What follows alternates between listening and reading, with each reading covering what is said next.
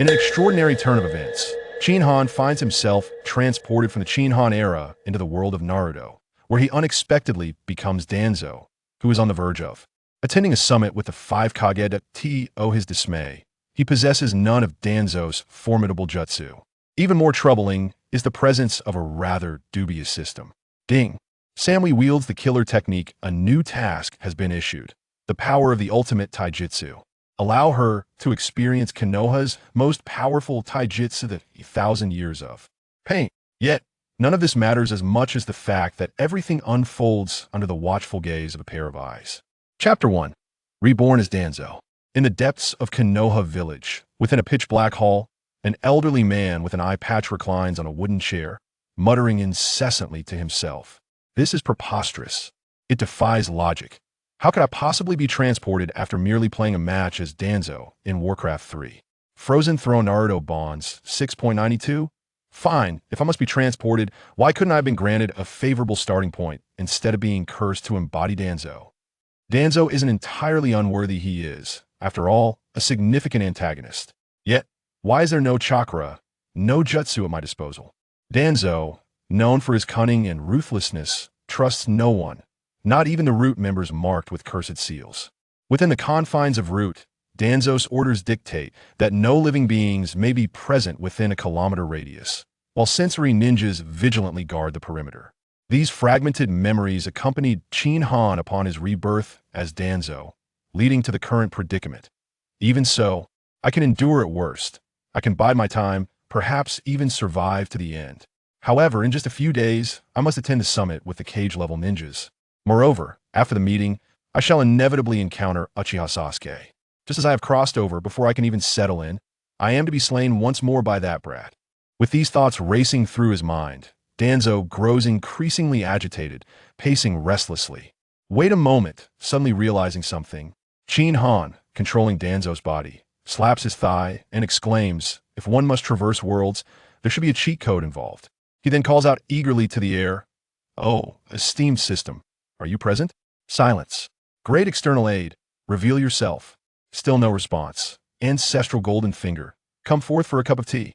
Yet again, silence. Furrowing his brow, Danzo mumbles, could it be that I am invoking it incorrectly? Straightening his back, he bellows imperiously, my system, come forth. No response. My ungrateful tool, present yourself. Again, silence. Ancestors, hasten to make your presence known. Still no response. Feeling somewhat dejected, Danzo comforts himself. Perhaps my designated system is simply delayed, caught in traffic? This won't do. I cannot remain here idly waiting. Since I have been reborn, though my days may be numbered, I must engage in meaningful endeavors. Thus, with determination, Qin Han, controlling Danzo's body, shouts, "Bring me someone." Whoosh! A masked man kneels before him. Capture Tenno. 3 female, shinobi wielding formidable killing weapons. He pauses, then adds, Genin, age between 20 and 30. Remember to seal them. Understood. The masked figure vanishes. 20 minutes later. Bang, bang, bang. 3 weeping maidens, adorned in floral attire, are presented before Danzo by the masked man. Each one is strikingly beautiful and well-proportioned, but more importantly, they exude an air of danger. Leave? Yes. The masked figure disappears once more. Half an hour later. Only if the milk candies are sufficiently large can they be truly delicious. Danzo stumbles, yet his heart swells with pride. Suddenly, a troubling thought intrudes. What if they become pregnant? If so, would it be Danzo's child or mine? No, this must be dealt with. Sitting upright in his chair, he barks, "Bring me someone." The masked figure reappears. Dispose of them. Understood. In an instant, the masked man and the 3 women vanish from sight. Qin Han. Is this how the first chapter unfolds? Author. This is a product of Danzo's dark psyche combined with your sordid inclinations. Danzo. I shall not bear this. Blame. Qin Han. Nonsense. You have shaped my fate. It is you who is despicable. Author. Think as you will. I refuse to concede. Damn it. Even if I were to perish from exhaustion, I shall not be humiliated by that brat. Danzo rationalizes his shameful actions. As he spirals into his thoughts, a melodious voice finally resonates. Ding! The immortal cultivation system has been successfully loaded. Danzo's face brightens. I knew it. It has been detected that the host harbors malevolent intentions towards the system. Modifications will commence. in a state of shock. System modifications in progress. Modifications complete. The free will system pledges its unwavering service to you. In a daze. The starting gift pack, Eye of Insight, Great Immortal Cultivation Level, 8-9 Mysteries, will also be altered in accordance with the system changes. In disbelief, the gift pack has been modified. The starting gift pack is now a newcomer welfare package, permanent immortal mode. Ten Tails Chakra, Eternal Mangeki Sharingan. In a fit of rage. Slap, slap, slap. Danzo strikes his own face with great force, kneeling on the ground, weeping profusely and pleading for mercy. Father. No response. Grandfather. Silence. Ancestral spirit, I was wrong. Grant me another chance. Finally, a response. Noticing the host's renewed disrespect towards the system, the gift pack is subject to further modification. Danzo, in utter astonishment, exclaims, "How could that be disrespectful when I am filled with sincerity?" Modification complete. Newcomer welfare is now changed to the novice gift pack. Oomph. To aspire to be a descendant of the system, one should first take a good look in the mirror. I can't believe this. This is outrageous. A true man does not suffer losses in the moment I shall endure. Qin Han grapples with his inner turmoil, recalling how extraordinary the previous two benefits were, ultimately convincing himself to let it go. After a brief silence, the rather irreverent system, having received no complaints, musters the courage to speak again. Newcomer gift pack is being dispatched. Congratulations, host. You have acquired Konoha's ultimate taijutsu.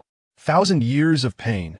This technique, created by Kakashi Hitaki, is characterized by swift movement to the enemy's rear, forming the tiger hand seal with both hands, and forcefully striking the enemy's rear, causing excruciating pain and incapacitating them, followed by a numbing sensation that spreads throughout the body, transforming the initial agony into a burning sensation, leading to further torment. Truly the pinnacle of taijutsu. As Danzo closes his eyes, nearly fainting, he murmurs, "No matter how you deceive me, insult me, mock me, or repulse me, I shall simply laugh it off." Moments later, "Damn you, system. I will not tolerate this. With no chakra and no jutsu. Are you mocking me? You expect me to use 1,000 Years of Pain at the Kage summit?" Just as Danzo is in the midst of his furious tirade, an unexpected incident occurs. Chapter 2. The Ultimate Taijutsu. Bang! Tawanzo's physical form collapsed onto the ground, and Qin Han fell into a state of unconsciousness. Upon awakening, he found himself in a kaleidoscopic realm, restored to his true self. Before he could ponder his circumstances, an ancient, thunderous voice drew his attention. "What kind of forbidden technique is this? Who are you? What do you intend to do?" Looking toward the source, he realized it was the consciousness of Tawanzo. "Is this Tawanzo's mental realm?" Qin Han murmured, "If I can vanquish this mental presence, I should be able to harness all of Tawanzo's abilities, right?" Ding! Tawanzo's final consciousness is reluctant to depart. A task has been issued. Subdue Tawanzo. Employ any means necessary to ensure his voluntary dissolution as long as he believes he is dead. Qin Han pondered, what happens if I fail this task? 1 month of impotence, 3 days of awkward encounters with both genders, randomly selected experiences enforced upon the host. Just to clarify, does at one's whim refer to the host? Or overthinking? It refers to this system's whimsical issuance of tasks and rewards. Qin Han let out a resounding roar. "How dare you? I am a celestial being from beyond." Tawanzo, caught in his tirade, froze momentarily before retorting, "You insolent whelp. How dare you threaten me?" "Oomph." With a disdainful scoff, Qin Han declared, "Allow me to demonstrate what true celestial prowess entails." He promptly projected an animated sequence into Tawanzo's consciousness. "Do the scenes of the past align with your usual conduct?" Qin Han inquired. "Impossible. How can this be?" Tawanzo, driven to madness, bellowed. "I refuse to believe it. My ambitions remain unfulfilled. I have yet to unify the ninja world. Impossible. I refuse to accept this. This must be an illusion." "Yes, an illusion." Qin Han shook his head in resignation. "What illusion could be cast unnoticed beneath your divine right eye, particularly one that could ensnare you here? Then it must be a newly developed forbidden technique." Tawanzo's furious shouts echoed, repeating, "Yes, it is a forbidden technique. Believe it or not, deep down, you already know the answer." Qin Han replied nonchalantly, "As a token of gratitude for your corporeal form aiding my rebirth, I shall grant you one." Wish that he cast a scornful gaze upon Taijutsu. Very well, Taijutsu replied with great difficulty, his face contorting into a grimace. If you can depart unscathed from the assault of Uchiha Madara and Sasuke, I shall believe you. As Taijutsu's consciousness wavered in response, he failed to notice his own essence growing thinner and smaller. While Qin Han's presence burgeoned, "Did I accept?" Qin Han said with indifference, turning to leave. "Consider your wish." In truth, it was a blossoming chrysanthemum with nowhere to hide. The reason for acquiescing to his request was that Taijutsu's dissipating consciousness coincidentally encompassed the very ninjutsu Qin Han desperately sought.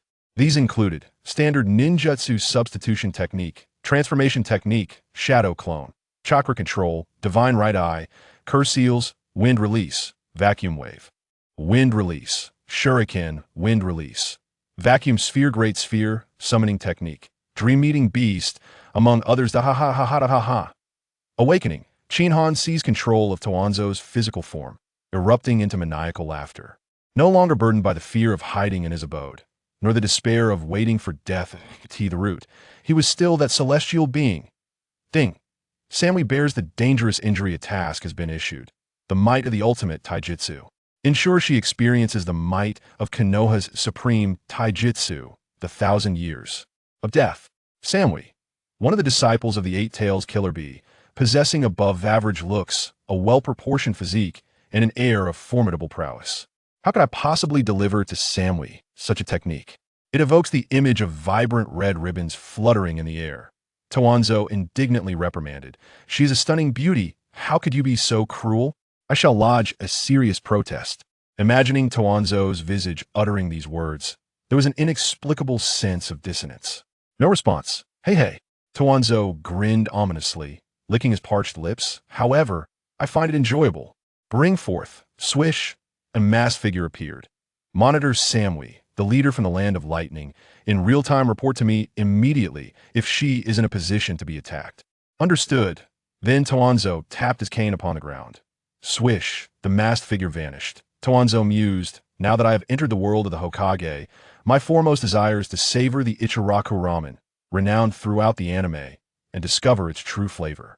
In an instant, he utilized the body flicker technique to appear in a secluded corner outside Ichiraku ramen, followed by transformation technique. Bang! Amidst a cloud of smoke, Qin Han emerged in his original form within Konoha.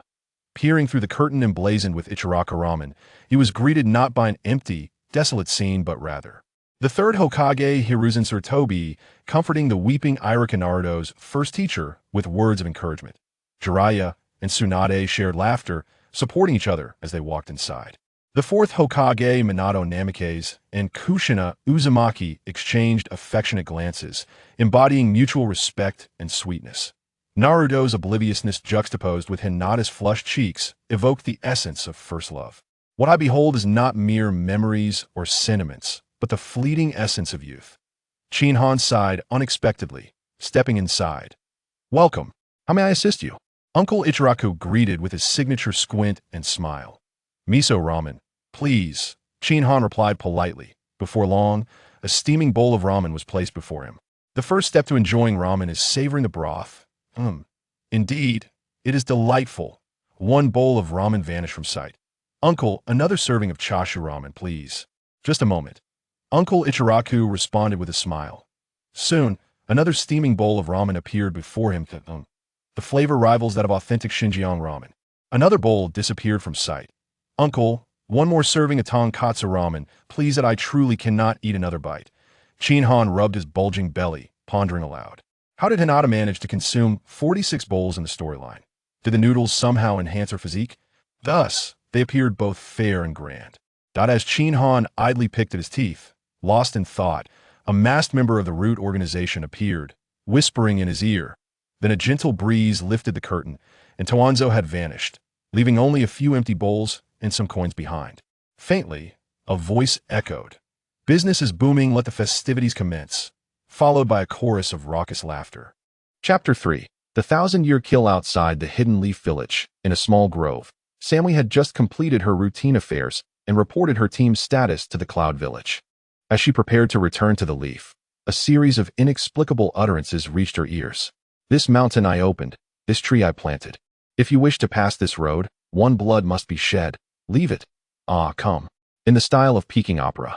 Suddenly, a figure wearing a five-clawed golden dragon mask and wielding a blade stood firmly on the ground, obstructing her path. Who dares to show such cowardice, concealing their true identity? Samui inquired, frowning. Qin Han sang again. Ah, fair maiden, your words are misplaced. He then waggled his index finger, declaring, I am not small. Pausing for effect, he added, but rather quite large. Whoosh, whoosh, whoosh. In response, 3 shuriken flew swiftly toward him. Clang, clang, clang. Qin Han quickly drew his sword, executing a rapid trio of strikes. The shuriken fell to the ground around him. An ancient saying goes, only the petty and women are difficult to nurture. Indeed, it proved true. A mere disagreement led to violence. In that case, behold my milk hand. No, my dragon claw, he shouted, engaging Samui in combat with one hand gripping his blade. Clash, clash. The two fought fiercely in close quarters, exchanging blows for 300 rounds, neither gaining the upper hand. They swiftly retreated, creating distance between them. Samui sheathed her short blade and formed hand seals. You, see, shun, way. Lightning release, thunderball. Around Samui, dozens of small spheres, the size of ping-pong balls, formed from swirling electricity. Go. With a command, the thunderballs surged forth. Just as Samui was forming her seals, Qin Han hastily threw his tang blade, intending to interrupt her technique, but it was deftly evaded with a leftward shift. Seeing this, Qin Han swiftly formed his own hand seals. Z, Mao, Su. Wind release, vacuum sphere. Drawing in a deep breath, he forcefully expelled a concentrated burst of chakra like a bullet. Puff, puff, puff.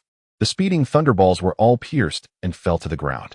The remaining projectiles relentlessly shot towards Samui. She leapt and dodged tirelessly until Qin Han had exhausted his breath. The once smooth and hard ground resembled a target riddled with bullet holes. Seizing the moment while Qin Han gasped for air, Samui initiated another attack. Her hands danced as she swiftly formed seals. Lightning release, Thunder Tiger Strike.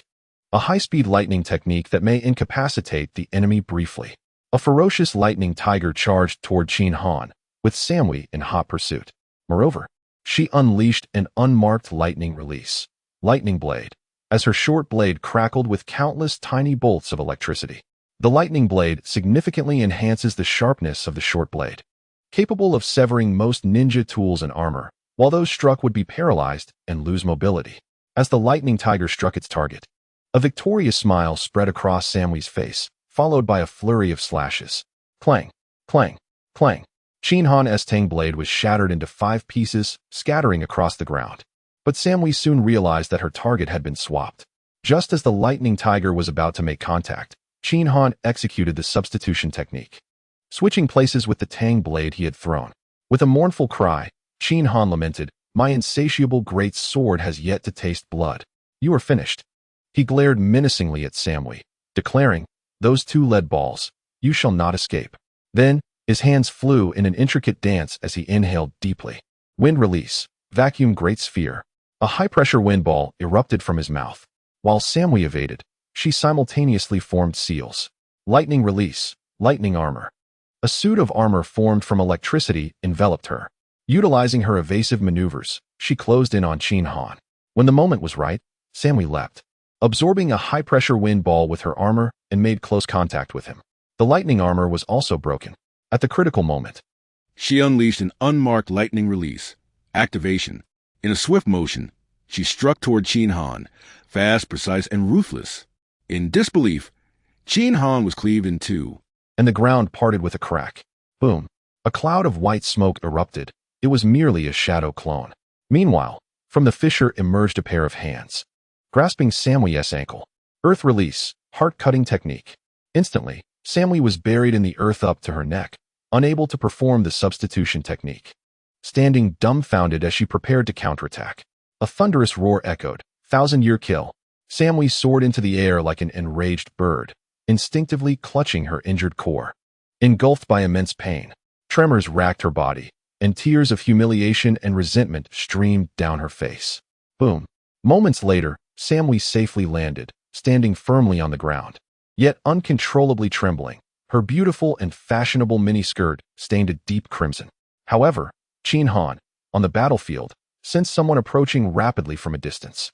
He had already made a graceful exit, leaving only the silhouette of a waving hand and an air of mockery behind. A ninja must be cool. Take hits standing tall. Ha ha ha. Simultaneously, the other two members of Samui's team, Kage and Omoi, arrived, quickly surrounding her and assuming battle stances. Omoi surveyed the aftermath of the fight and solemnly asked, "Captain, who was it?" "A despicable, shameless scoundrel," Samui replied through gritted teeth, her hatred and resentment soaring higher than the heavens and deeper than the earth. Kage turned to the spot stained with Samui's blood, chuckling, "Captain, was the battle too fierce that you summoned Aunt Flo for backup?" With hands on hips, she doubled over in laughter. Puff, puff. Samui struck Kage with two heavy punches. Due to the pain, her strikes went awry, landing on Kage's soft belly. Boom. The recoil and loss of balance caused Samui to tumble to the ground. Unaware of the situation, Omoi rushed to help her up, frowning as he admonished, "Captain, if you're injured, don't move recklessly." Samui's fiery anger responded, "Get lost." Chapter 4, Revised and Revised. What does that smell? Just then, the cells of Hashirama in her right arm suddenly became very active, causing her chakra to become erratic. Her right arm began to sway uncontrollably. In Qin Han's incredulous gaze, a nauseating odor overwhelmed her senses, triggering an immediate urge to vomit. Ugh, ugh, furious. Qin Han struggled to suppress the turmoil of Hashirama's cells while uncontrollably retching, cursing inwardly. "Danzo, you fool, being beaten to death by the second pillar is truly your retribution. Is it so easy to transplant Hashirama's cells? 80% of the chakra must be used to suppress its rejection, move even slightly, and it goes haywire. So disgusting. Ugh, ugh, did you really transplant so many Sharingan? Is your brain flooded? Without bloodline control, it cannot actively shut down, and chakra continuously drains away. Ugh, ugh. This time, he felt close to vomiting his bile. Just then, a notification chimed. Ding.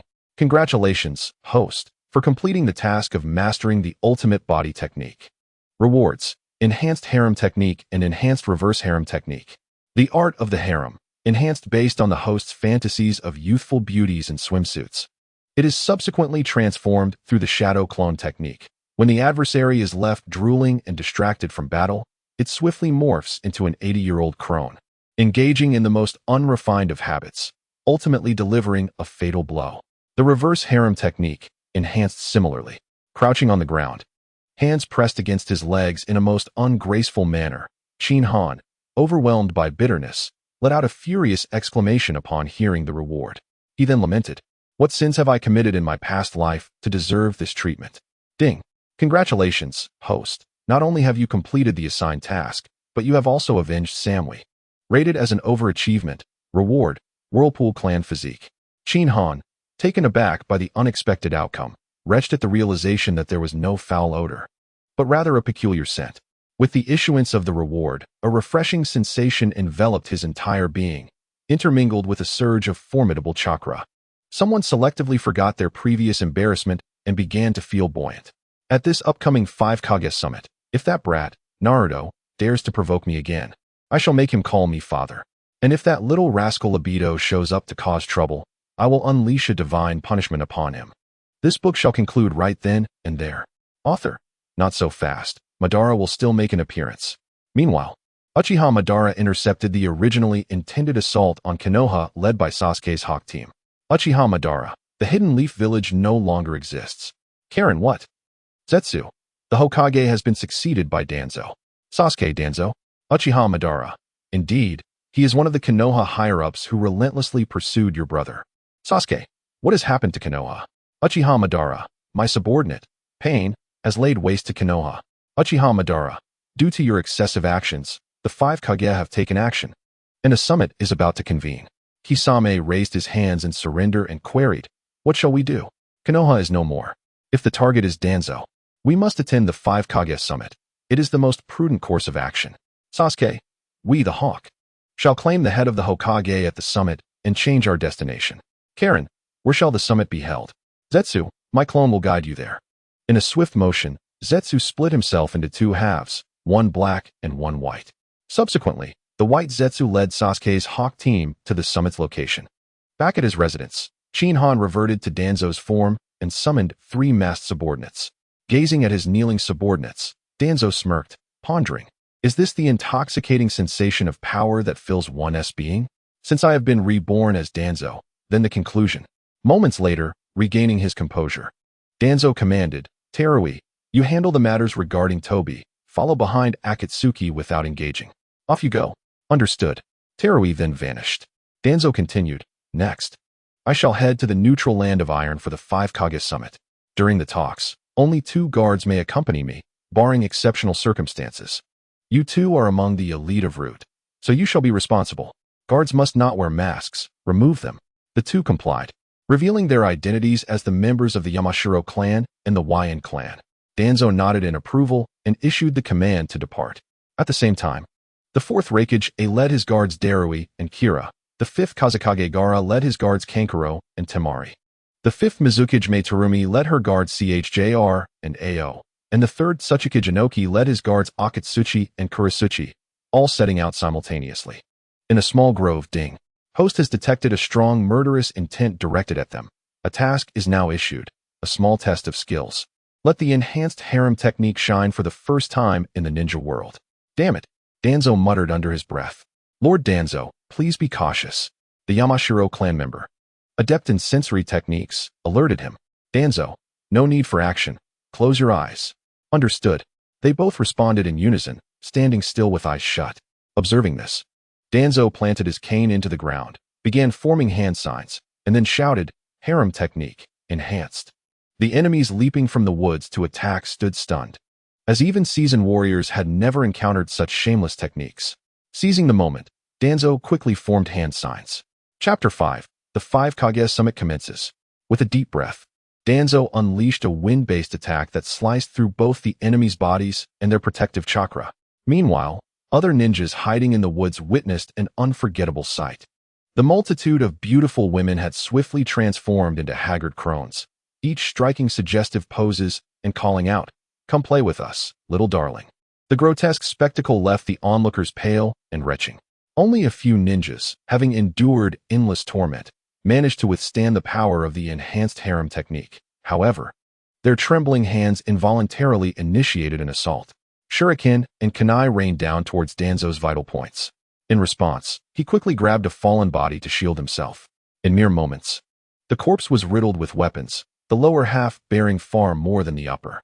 Realizing this, Danzo cursed inwardly. What a wicked intent. Given this, he decided not to hold back any longer. Recovering ninjas, following the lead of their more audacious comrades, leapt from the grove to attack Danzo. 3 minutes later, all enemies lay defeated, each bisected, with a gruesome display of blood and waste flowing freely. Ignoring the repulsive sight of the corpses, the YN clan member reported. These are remnants of the Hidden Grass Village's ambush team that we previously eliminated. Yamashiro, since turning dark, troubles have been unending. Humph. Danzo scoffed, wiping his hands clean. They are merely a group seeking fame and fortune, attempting to restore their fallen nation. They are not to be feared. Straightening his appearance, he commanded, continue onward. Yes, Ding. Congratulations, host, for completing the small test of skills task. As the enemies who witnessed the enhanced harem technique have been completely eradicated, the reward has been diminished. The technique has now transformed from Snot technique to River of Tears technique. River of Tears technique, a special mental attack unleashed through loud weeping, causing enemies to recall their deepest, most hidden traumas. Those affected will clutch their heads and kneel, weeping uncontrollably. Damn it, Danzo swore. My lord, nothing, continue onward. Simultaneously, Kakashi and Naruto, situated in Konoha, followed Sasuke's team to the Land of Iron through Yamato's would-release message technique. Achoo! Danzo tightened his fur coat, reflecting, the Land of Iron is a sight to behold. With vast icy expanses and drifting snow, yet the true allure lies in the figures of power that emerge. With an excited heart and trembling hands, I gazed at the 3 mountains in the distance, known as the 3 Wolves, and exclaimed, the Land of Iron has finally arrived. However, I wonder if hot pot is prepared, whether there is enough beef tripe, if the lamb is sufficiently portioned, and if it is spicy enough.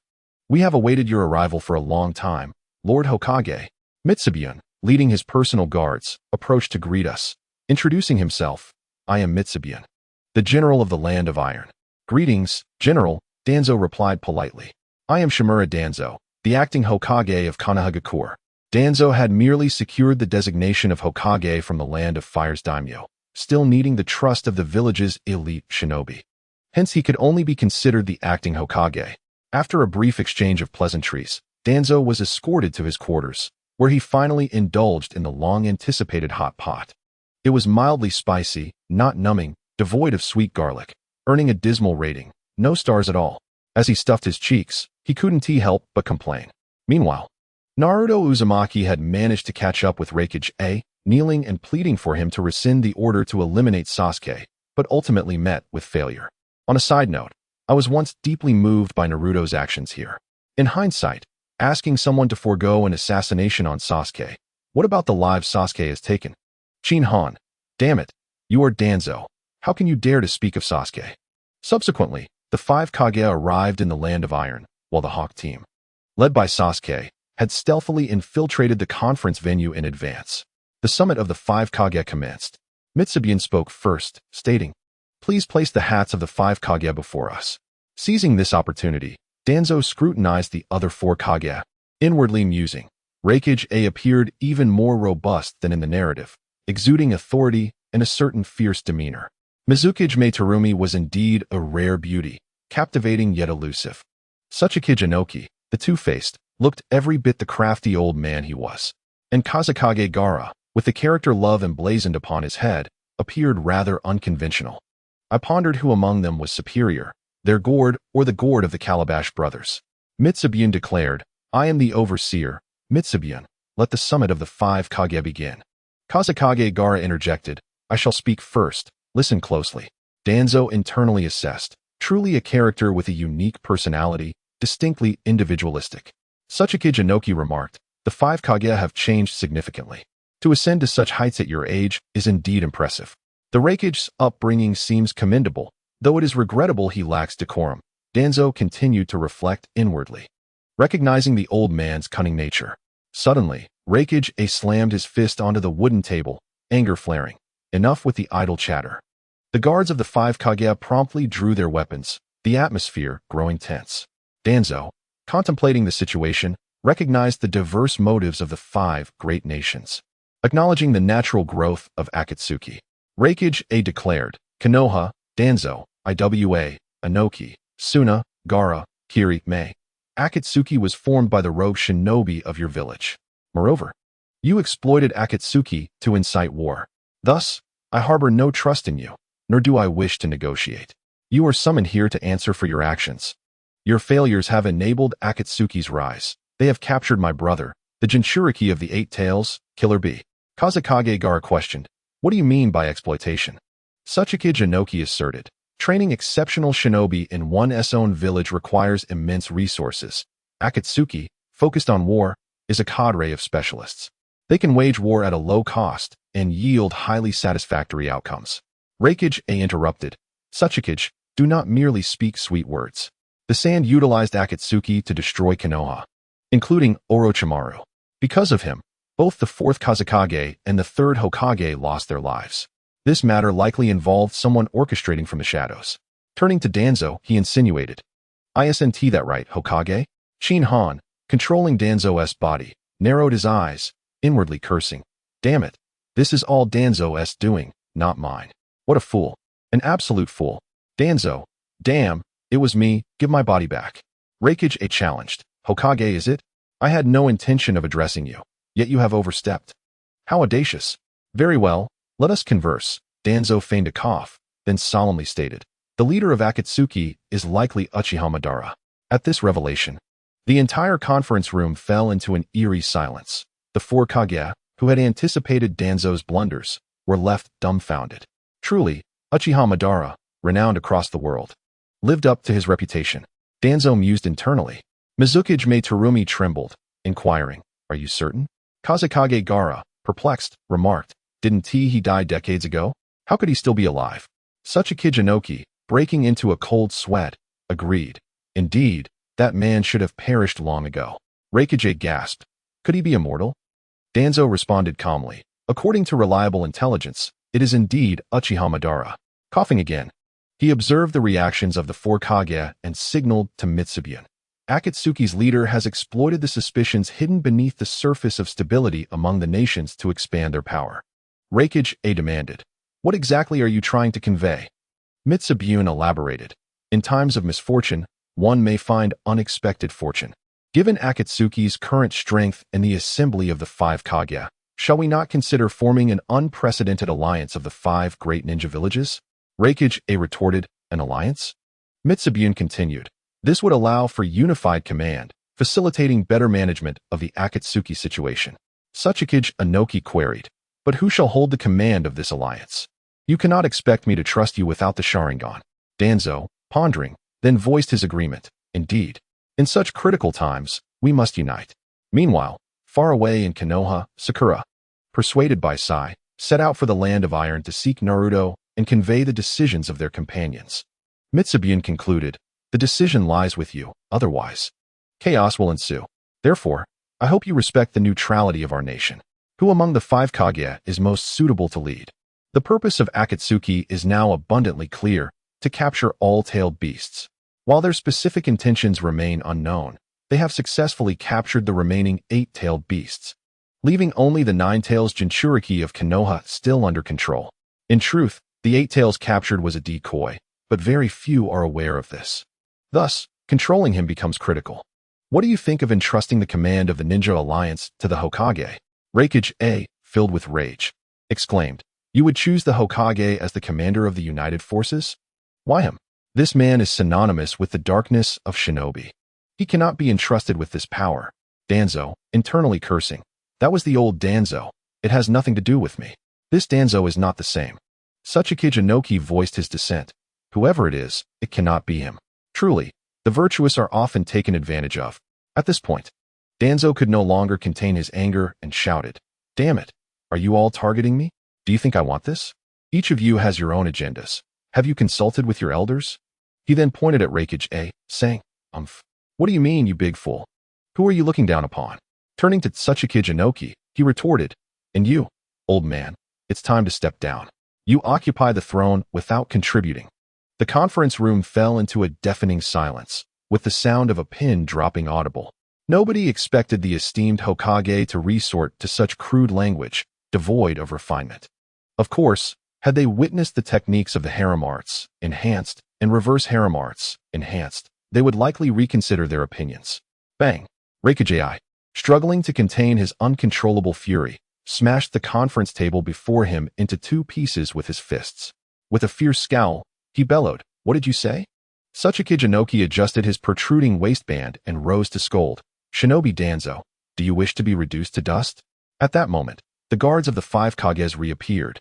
It was exhilarating to curse in front of the 4 Kages. Danzo, in his heart, felt a surge of joy. Ding dong, as the representative of Konoha. How could I not think of Konoha? Now, issue the mission and strive for the position of the commander. Go, Pikachu. Danzo seethed internally. You dare issue me a task right after I just insulted Kage and Kage? Are you playing with me? I must protest, a serious protest. The system remained unresponsive. The once blooming smile on his face froze in place. Observing the situation, Mifune shook his head and sighed, thinking, if I do not speak up to stop this, several Kages may meet their demise today. He then advised, this is a place for discussion. Please be mindful of your manners. And Lord Hokage, do mind your words. My apologies, General Mifune, Danzo replied, feigning humility, and then took the initiative to let the wind and others withdraw. The 4 Kages, seeing this, also instructed their guards to step back. Mifune asked, if not the Hokage, then who? Kage asserted, give it to me.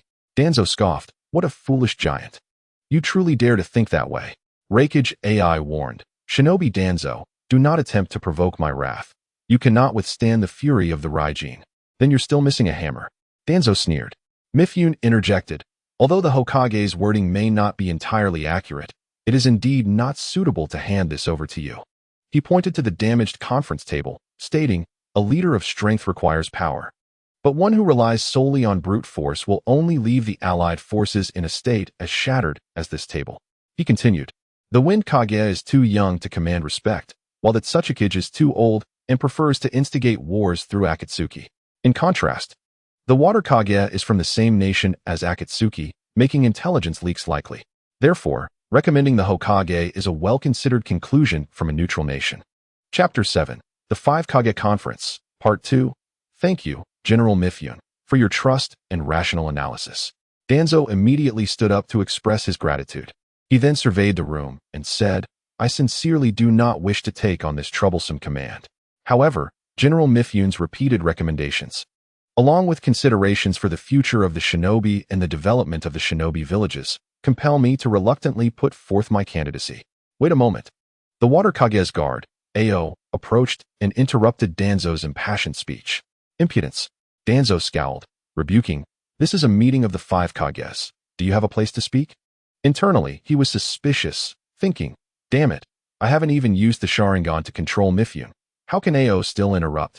Danzo, oh Danzo, you are indeed not Kishimoto's creation. The gap between you and the protagonist is simply too vast. Ao, with an apologetic tone, said, esteemed Hokage, I did not intend to interrupt.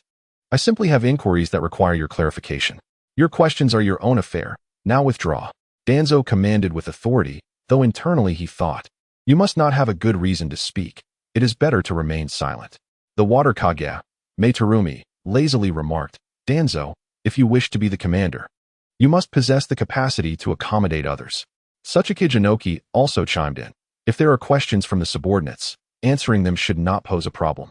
Reikijai, with a scowl, retorted, you are already acting as the commander when we have yet to agree. Faced with the situation, Danzo relented, closing his eyes in tacit acceptance.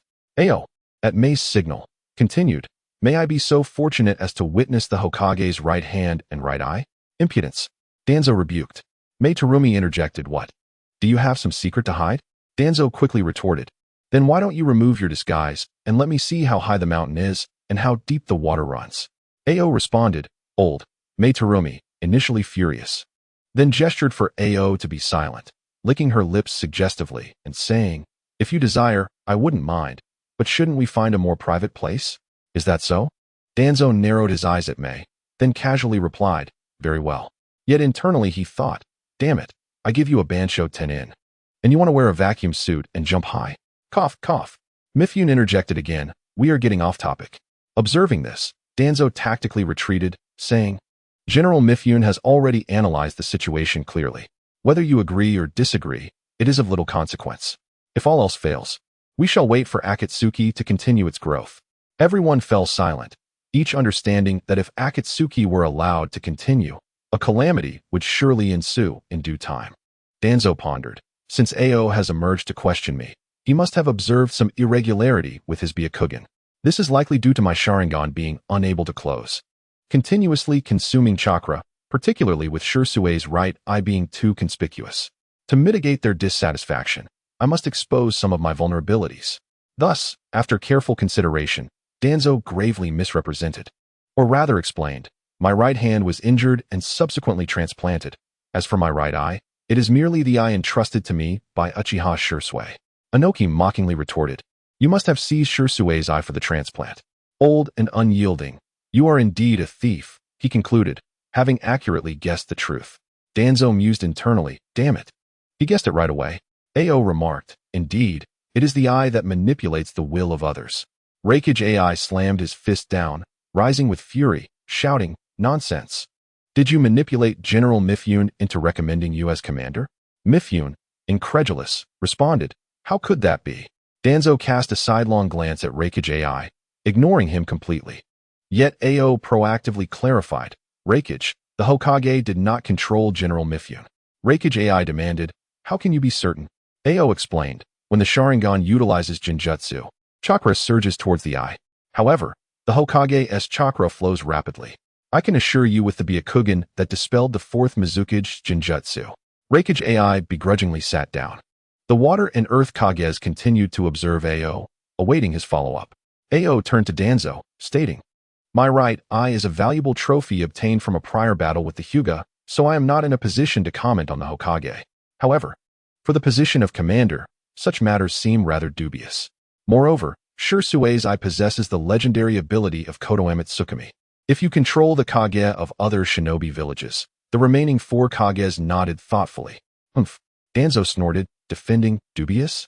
Dubious is the way of the Kage in times of peace. Only the dark understands the dark, allowing one to triumph over the malevolent Akatsuki.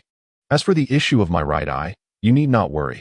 I will use it to control a member of Akatsuki for my own purposes, thus creating a net gain of 2 excellent shinobi. Danzo, observing the unmoved expressions of the other Kages, added his final weighty argument, saying, as far as I know, the leader of Akatsuki, Uchiha Obito, aims to capture all 9-tailed beasts to execute the Eye of the Moon plan. Before anyone could inquire, Danzo directly explained. The so-called Eye of the Moon plan involves collecting all tailed beasts to resurrect the Outer Path Divine Tree, the shell of the 10 tails, that was sealed on the moon by the Sage of 6 Paths, subsequently becoming the 10 Tails Jinchuriki, achieving the level of the Sage of 6 Paths to activate the Eye of the Moon, thereby projecting his ocular power onto the moon to perform the infinite Tsukuyomi, controlling all beings in the world, unifying the world, and creating a peaceful illusion. As he gazed at the dazed crowd, Danzo added, if we cannot trust one another, then we shall only meet in our dreams. Onoki, the Tsuchikage, remarked with disdain. So foolish. The Sage of 6 Paths? What kind of sage could possibly exist? Reikage interjected. How could human strength ever be compared to that of the sun and moon? At that moment, utilizing the dandelion technique, White Zetsu stealthily traversed the layers of surveillance in the Land of Iron, emerging at the center of the assembly. The 5 Kage's guards, sensing something amiss, made their grand entrance once more. Chapter 8. Reikage vs. Sasuke. White Zetsu exclaimed. Sasuke is right here in the venue. Where could he possibly hide? He mused. Is this the White Zetsu that tears itself in two? I wonder if the protruding or recessed parts also split in half. With narrowed eyes, Danzo's thoughts wandered aimlessly. White Zetsu cheerfully declared, let us all search for Sasuke together. Oh yay. Suddenly, as White Zetsu continued its lively banter, it was seized by the furious Reikage, who swiftly snapped its neck. Reikage asserted, we will discuss the commanding officer matter later. For now, I must eliminate Uchiha Sasuke, a member of the Akatsuki organization. Hokage-sama, you have no objections, correct? Danzo casually replied, I await your triumphant news while I remain here. Humph. Reikage scoffed, then commanded, sure move. Yes. Sure promptly began to expand his sensory range to locate Sasuke. Moments later, Sure announced, Reikage-sama, I have found him. Let us go. Immediately, Reikage led Sure and Darui swiftly away. Uchiha Sasuke, huh? That guy Naruto must be quite concerned. Gaara, the Kazekage, muttered to himself before departing hastily, with Karui and Temari following closely behind. Mizukage Terumi remarked, Danzo, Sasuke seems to be a rogue ninja from Konoha. Why don't you go after him? Reikage and Kazekage are more than sufficient, Danzo nonchalantly responded, striding towards White Zetsu's lifeless body. He hoisted White Zetsu's corpse, shaking it slightly, muttering, no birds, no holes. Turns out it's not human after all. Seeing this, Onoki mocked, what do you intend to do with a corpse? A corpse? Can it not provide information? Danzo retorted, getting old has dulled your wits. You should give the youth a chance. Onoki exclaimed, what did you say? Ignoring him, Danzo discreetly signaled Yamato and Fu, who instantly understood his intent and nodded in agreement. Old man, don't let your anger get the better of you. Kuratsuchi teased, then added, I want to see the Sasuke who defeated my brother Deidara. Go ahead, but do not interfere with the Reikage's affairs. It will be dangerous, Onoki warned. Understood. Kuratsuchi vanished without a trace. Meanwhile, Reikage and his group had engaged Sasuke. Lightning release, lightning pillar. Sure swiftly formed hand seals to cast a lightning release Jinjutsu. However, Sasuke, utilizing the inside of his Sharingan, broke free from the illusion in an instant. Yet, in that brief moment of distraction, Reikage and Darui launched their assault. Hey, Jugo, wake up, Watermoon shouted from afar. Thanks to Watermoon's call, Jugo finally regained consciousness at a critical moment. Upon opening his eyes, he saw Darui swinging his sword towards Sasuke. Without hesitation, Jugo activated his cursed seal, 10, to shield Sasuke. Reikage's heavy metal bracers were intercepted by Watermoon's timely arrival, who used his sword to block the attack. Immediately after, Sasuke, Jugo, and Watermoon retreated. However, Watermoon's sword was bisected due to the existing crack, though Watermoon's unique physique allowed him to absorb the impact using the water transformation technique. Otherwise, both he and the sword would have met the same fate. Water transformation technique, a secret ninjutsu passed down through the Mizukage clan, enabling the user to become liquid and immune to physical attacks. Its weakness lies in lightning release techniques, as the paralysis effect can prevent full transformation. Sensing the formidable strength of the enemy, Jugo fully activated his cursed seal, 20, causing a transformation in his body, particularly along his back. 6 exhaust pipes sputtered flames. The effect was such that even your small vehicle would not see its taillights. Not only that, his murderous intent was fully revealed. I will kill you all. Gahaha. All of you. Such arrogant words completely provoked the wrathful Raikage, who charged at Jugo like a blue lightning bolt. Seeing this, Jugo quickly transformed his arm into a shield to protect himself. The next moment, Raikage A's powerful fist struck. Bang! The shield formed from the cursed seal bent under the immense force. It then struck Jugo himself. Bang! The shield collided with him, producing a heavy thud, and shortly after, Jugo fell silent. As Raikage A rushed towards Jugo, Watermoon used the body flicker technique to ambush the sensory ninja Sure. However, Darui had anticipated this and swiftly positioned his sword before Sure. Clang! The two swords clashed, and Watermoon's ambush failed. Meanwhile, having dispatched Jugo, Raikage now focused on Sasuke, who had attacked his brother, the Eight-Tails Killer Bee. Just as he prepared to strike, an unexpected event occurred. Suddenly, numerous barrels emerged from Jugo's back, all aimed at him, now glowing with an intense light. Multi-shadow clone jutsu. In close proximity, Raikage A had no time to evade as he was struck by the compressed chakra cannonball. Boom, boom, boom. The area where Raikage A stood was immediately transformed into a deep crater, sending dust flying. Sure, sensing the situation, momentarily lost focus, and Sasuke, who had been waiting patiently, seized the opportunity to cast Jinjutsu on him with his Sharingan. Sure, ensnared in the illusion, could no longer use his sensory abilities to track Karui, a sensory ninja. At that moment, Jugo was shouting in triumph, I killed him! I killed him! Before the cheers could subside, a domineering and cold voice resonated through the dust. One move, and it's over for you. Lightning release, lightning body technique, lightning burst. With no injuries sustained, Raikage A concentrated lightning release chakra in his elbow, striking the frenzied Jugo, sending him crashing into the stone wall. Not only that, but the cursed seal state was also reverted, and Jugo collapsed unconscious. Now, there was nothing standing between Raikage A and Sasuke. Their gazes locked, devoid of words. They simultaneously launched their attacks. Lightning release, Chidori. Lightning release, lightning body technique, lightning burst. The two surged towards one another. Just as their attacks were about to collide, Sasuke, employing the insight of his Sharingan, adeptly maneuvered his body to evade Raikage A's elbow strike, while his Chidori struck Raikage A's chest. Fully aware of the Sharingan's capabilities, Raikage, a seasoned veteran, had already activated his lightning release armor, significantly enhancing his physical resilience. Thus, even when struck by Sasuke, he only sustained a minor injury. It was this very technique that had allowed him to withstand Jugo's multi-shadow clone jutsu without a scratch. Chapter 9. The powers of the Manjiki Sharingan now. This situation was one that Raikage A had anticipated. Therefore, in the instant of contact, he seized Sasuke around the waist and lifted him overhead. With a booming voice, he declared, lightning release, lightning bomb. In an instant, the super heavy acceleration sent Sasuke crashing to the ground, causing the earth to erupt violently around them. Xianglin covered her mouth, striving to suppress her voice. Sasuke! Sasuke! In the distance, Suigetsu, engaged in battle with Darui, had been covertly observing Sasuke. Upon witnessing Sasuke endure such a formidable assault from the Raikage, he momentarily lost his focus, murmuring, This cannot be. In the realm of skilled combatants, a fleeting instant can stretch into eternity. Sensing the tide of battle shift, Darui swiftly infused his blade with lightning chakra, leveraging the paralyzing properties of the lightning element to pin Suigetsu firmly against the wall. Not only Suigetsu, but others also believed that Sasuke was on the verge of demise. No one had ever survived such an attack. However, as the dust settled, an unforeseen event unfolded. Sasuke not only survived but emerged unscathed, merely fatigued from exertion. Raikage A exclaimed, Is this the power of the Sharingan, one of the 3 great ocular jutsu? At that moment, Sasuke's appearance transformed. He was enveloped by a colossal purple ribcage. In that critical instant of contact with the ground, He activated the unique ability of his Manjiki Sharingan, the initial form of Susanoo.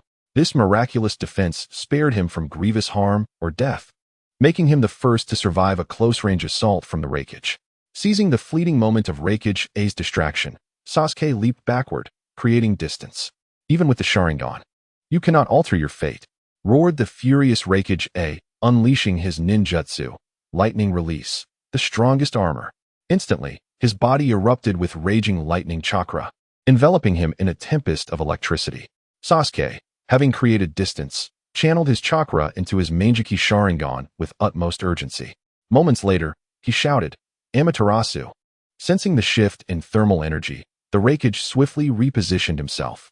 The stone column behind where he stood was now engulfed in black flames, incinerated in an instant. Such intense heat. Truly, the power of the Sharingan is formidable, Raikage-A mused.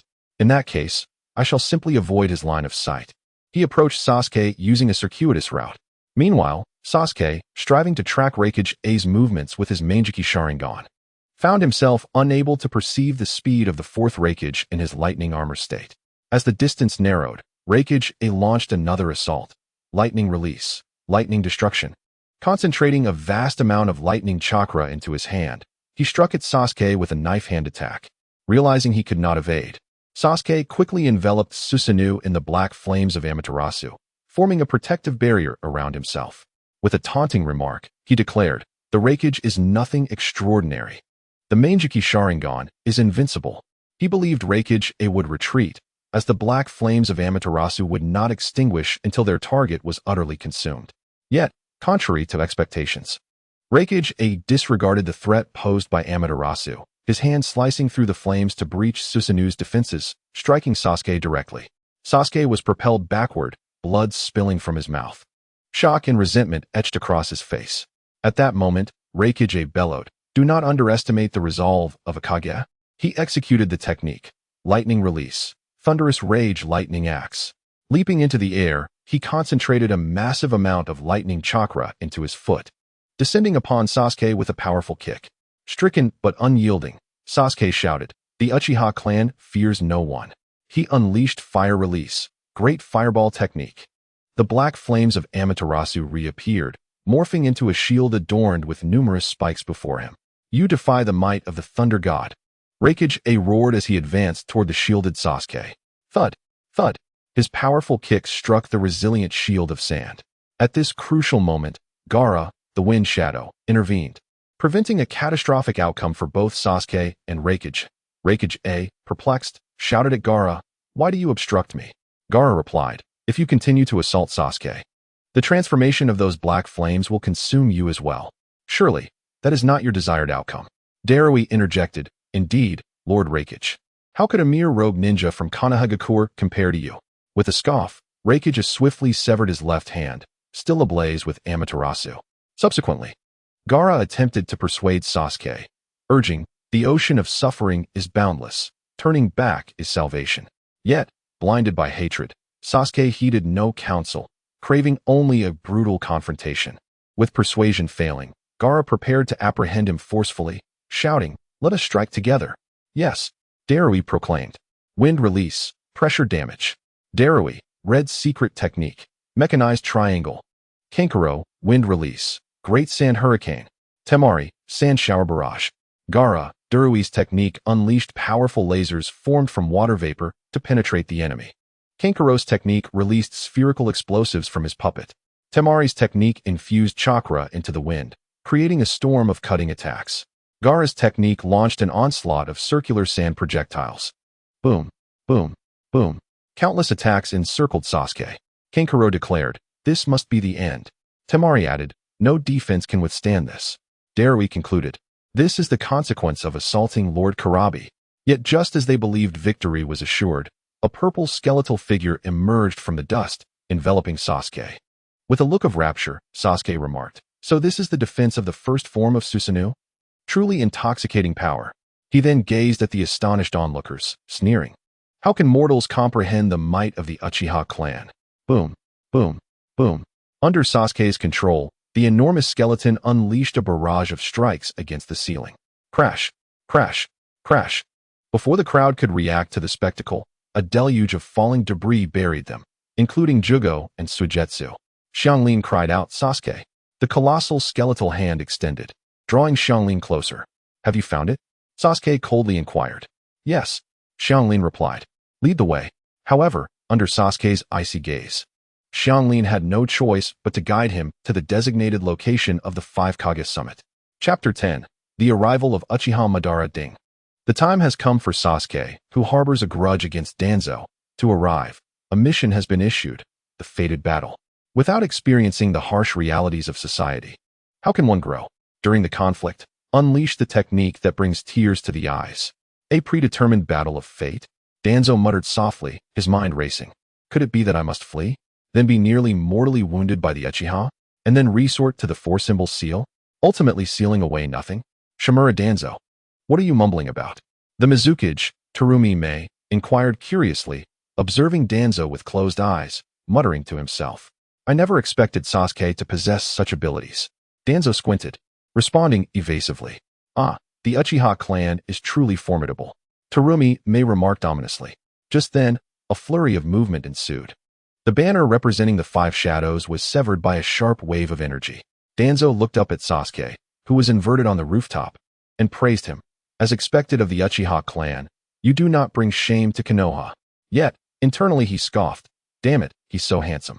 No wonder Naruto follows him around, calling him Sasuke. He must have been swayed. Meanwhile, Sasuke glared at Danzo with contempt. At that moment, the general of the neutral nation, Mifune, made his move. With a swift draw of his sword, he executed a technique known as the Iai Slash. Mifune struck with incredible speed and explosive power, launching an attack towards Sasuke. What seemed like a single strike was, in fact, 3. However, Sasuke adeptly defended against them using his Sharingan and Chidori blade. I am getting old. My back aches easily. That Tsuchikage, Inoki, indicated that he would not intervene. He then turned to Danzo, questioning. Isn't it time to clean up your ranks? Sasuke is a rogue ninja from your village. The old man grumbled inwardly. One day, I will shove a green onion up your pig nose. Danzo then glanced at the Mizukage, Mei Terumi, and asked, aren't you going to avenge the 4th Mizukage? There may not be another opportunity. Mei looked at Sasuke with a gaze that considered the 4th Mizukage as a mere plaything, her eyes gleaming with malice. Then let me collect some interest from you first. She swiftly formed hand seals and exclaimed, Dissolution Release, Dissolving Monsters Technique. Acidic liquid, sticky and highly corrosive, began to shoot from her mouth. Sasuke dodged continuously, rebuking, don't interfere, my target is Danzo. Heh, Mei chuckled coldly, continuing her assault while responding, such arrogance. Her words were somewhat muffled, as if she were speaking with something in her mouth. Chojuro seized the opportunity, wielding his twin swords, Hiramakarei. Release.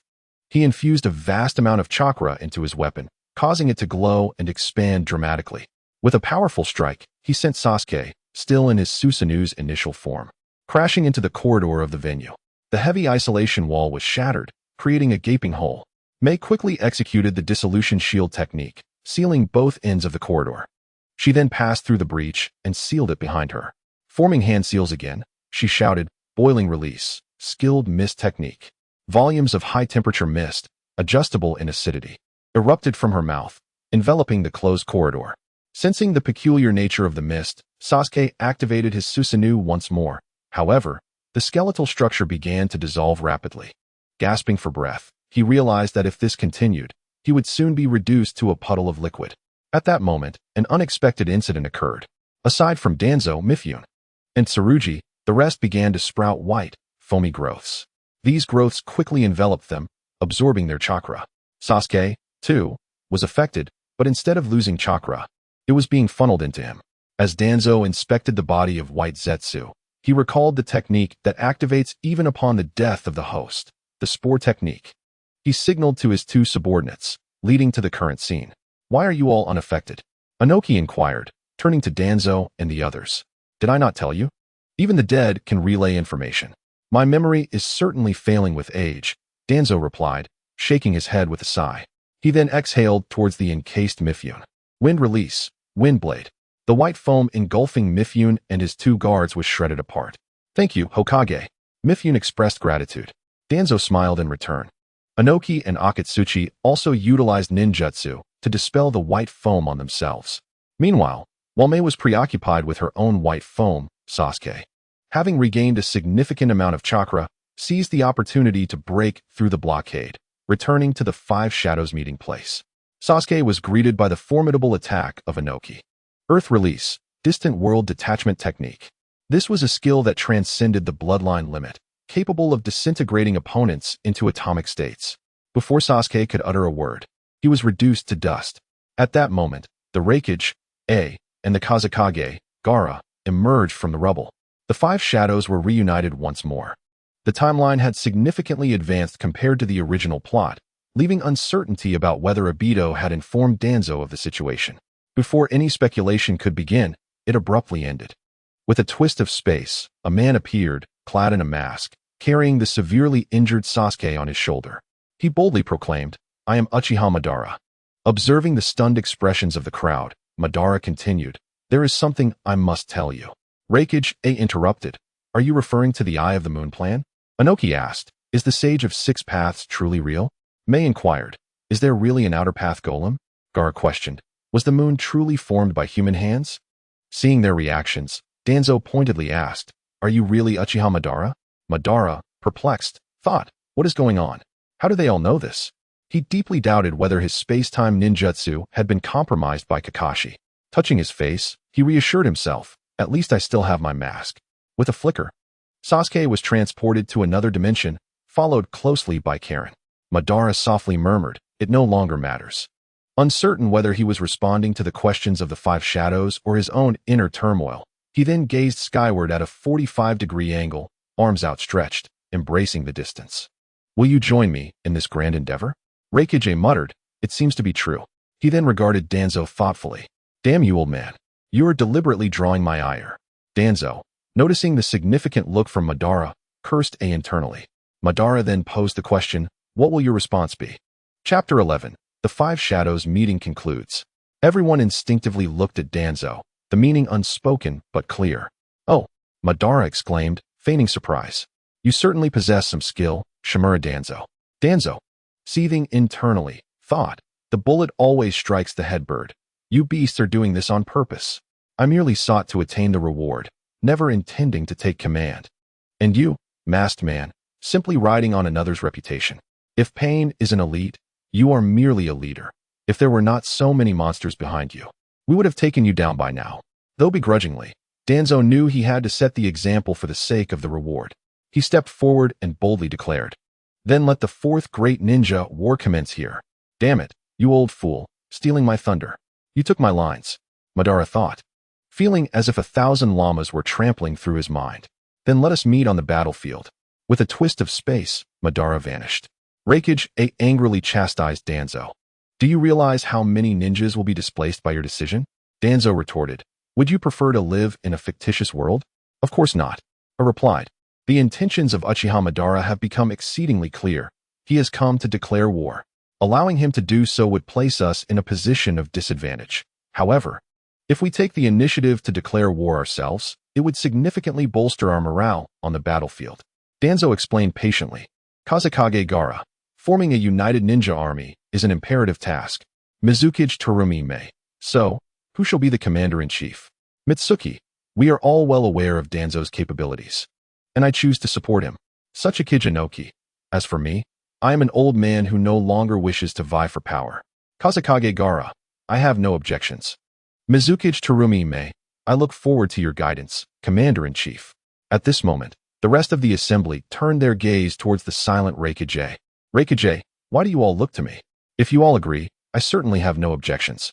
Mitsuki thus, "I hereby announce the re-establishment of the Five Nations Ninja Allied Forces, with Danzo of the Leaf Village as the Commander-in-Chief." Ding. Congratulations to the host on completing the mission to secure the position of Commander-in-Chief. Reward, Space-Time Ninjutsu, Flying Thunder God Technique. The legendary Flying Thunder God Technique. The pinnacle of spying techniques. Danzo felt elated within. Nonetheless, he maintained decorum, expressing his gratitude. "I am honored by your support. I hope we will enjoy a harmonious collaboration in the days to come, and together, we shall strive to secure victory in this war. Lord Hokage, we from the Land of Iron have also decided to join this united army. Everyone turned their attention to Mitsuki, who explained, "The Moon Eye plan is no longer merely a matter for ninjas. It concerns the lives and deaths of all. Therefore, the Land of Iron has both the responsibility and obligation to participate. Danzo, on behalf of all ninjas, I extend my sincere gratitude to the samurai of the Land of Iron." He then declared, "The 6 nations' allied forces are officially established. Tsuchikijinoki, in that case, we must return to our villages swiftly to report this matter to the daimyos and prepare for the upcoming battle. Danzo, everyone, disperse with caution." After nodding in acknowledgement at Danzo, Tsuchikijinoki and Kazekage Gaara departed in succession. "Danzo, wait a moment." The departing Raikage turned back, asking, "What is it?" "Your brother, Killer B, has not been captured by Akatsuki and is likely learning to sing with his teacher, the Little Golden One." "What?" Raikage exclaimed in frustration.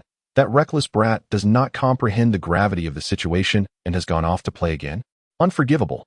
"Danzo, do not be too hasty in your outrage. My intelligence indicates that the Akatsuki member, Kisame, is likely after Killer B." What? You mean the one known as the Tailless Beast, Kisame Hashigaki?" "Danzo, precisely. Moreover, his weapon, Samahata, can absorb the chakra of others for his own use." "Raikage, I owe you a debt of gratitude. I take my leave." With that, Raikage and his entourage swiftly departed.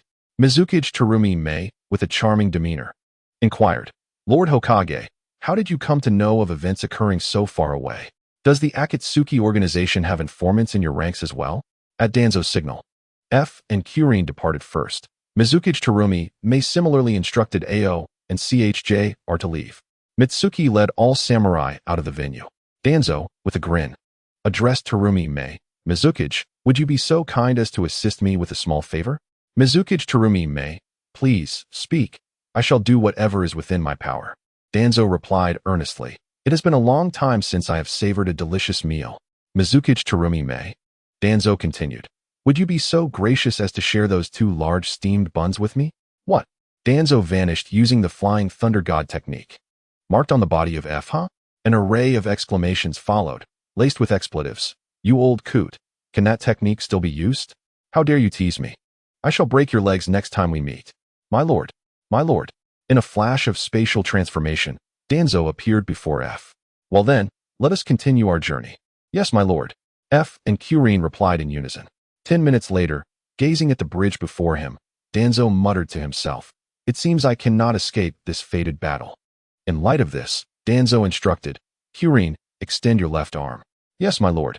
A unique emblem was imprinted on Kirin's arm, a 5-clawed golden dragon, proud and majestic.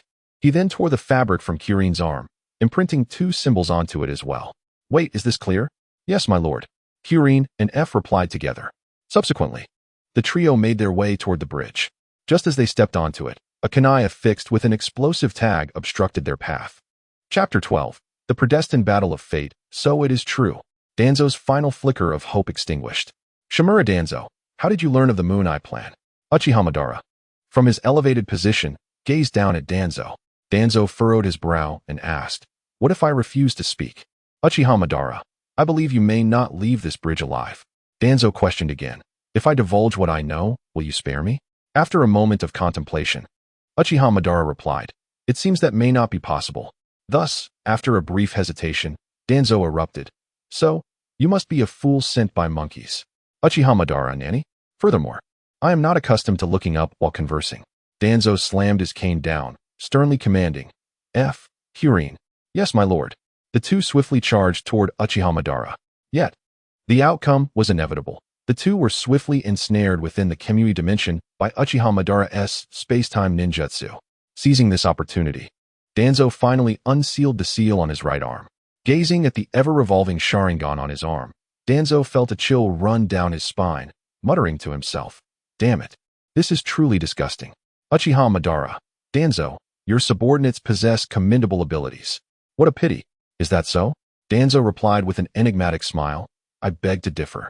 He then unveiled the bandage covering his right eye, revealing another Sharingan. "Uchiha Madara, are you prepared to give it your all? Don't rush. Your opponent is not me." With that, Uchiha Madara vanished, reappearing from the Kemui dimension with Uchiha Sasuke and Karen at his side. Upon witnessing Danzo's condition, Sasuke erupted, "What has happened to your arm?" Do not speak of it. I feel nauseous just looking at it, yet I too am helpless in this matter. Danzo, though internally distressed, wore a nostalgic expression, hinting, this tale is rather lengthy. I only wish to know if it was indeed an order from the higher-ups of Konoha, including you, that led Itachi to annihilate the Uchiha clan. Sasuke questioned hoarsely.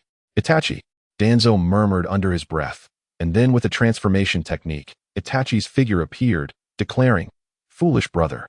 If you wish to kill me, let your hatred guide you. Embrace your resentment and live in ugliness. Flee, and survive by any means necessary. Allah, you shall not tarnish his image. No. Furious, Sasuke screamed, his heart wrenched with rage. The three-tomo Sharingan instantly transformed into the Manjiki Sharingan, simultaneously unleashing the initial form of Susanoo. A colossal skeletal arm, under Sasuke's command, crashed violently toward Danzo. Damn it, truly the epitome of sibling dynamics. One is obsessed with the brother, the other with the younger sibling. Danzo mused internally. As he dodged, he continued to provoke Sasuke. If it weren't for Itachi's humble pleas, how could the Uchiha clan have left you? This calamity? Damn it. You shall not defile Itachi. You are unworthy. Sasuke, in a frenzy, roared with unrestrained fury. The malevolent force continues to rise, and Susanoo has transformed into its first form. Is this the legendary absolute defense? At least, it appears remarkably splendid. Danzo mutters to himself, perplexed as to why the foolish character in the narrative insists on testing its offensive and defensive capabilities with his own body. Truly a simpleton. In an instant, he evades Susanoo's attack with a body flicker technique. Quickly forming hand seals, he bellows, wind release, vacuum sphere.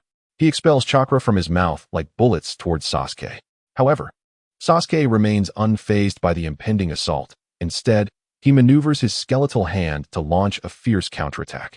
Bang, bang, bang, as Danzo deftly dodges the massive skeletal strikes. He continues to unleash precise shots.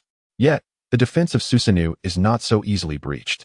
Truly, such power belongs only to the kaleidoscopic Sharingan. After shooting for so long, there is not a single effect. Danzo seethes inwardly, thinking, humph, if that's the case, then I shall proceed with my next plan. Bang, bang, bang. In a cloud of white smoke, 3 clones emerge. Subsequently, the 4 of them evade Susanoo's attacks while concealing their whereabouts from one another. After a moment, both the main body and the clones successfully trap Sasuke in between. Then, they swiftly form hand seals. Wind release. Vacuum great sphere. Wind release. Vacuum great sphere. Wind release. Vacuum great sphere. Wind release. Vacuum great sphere.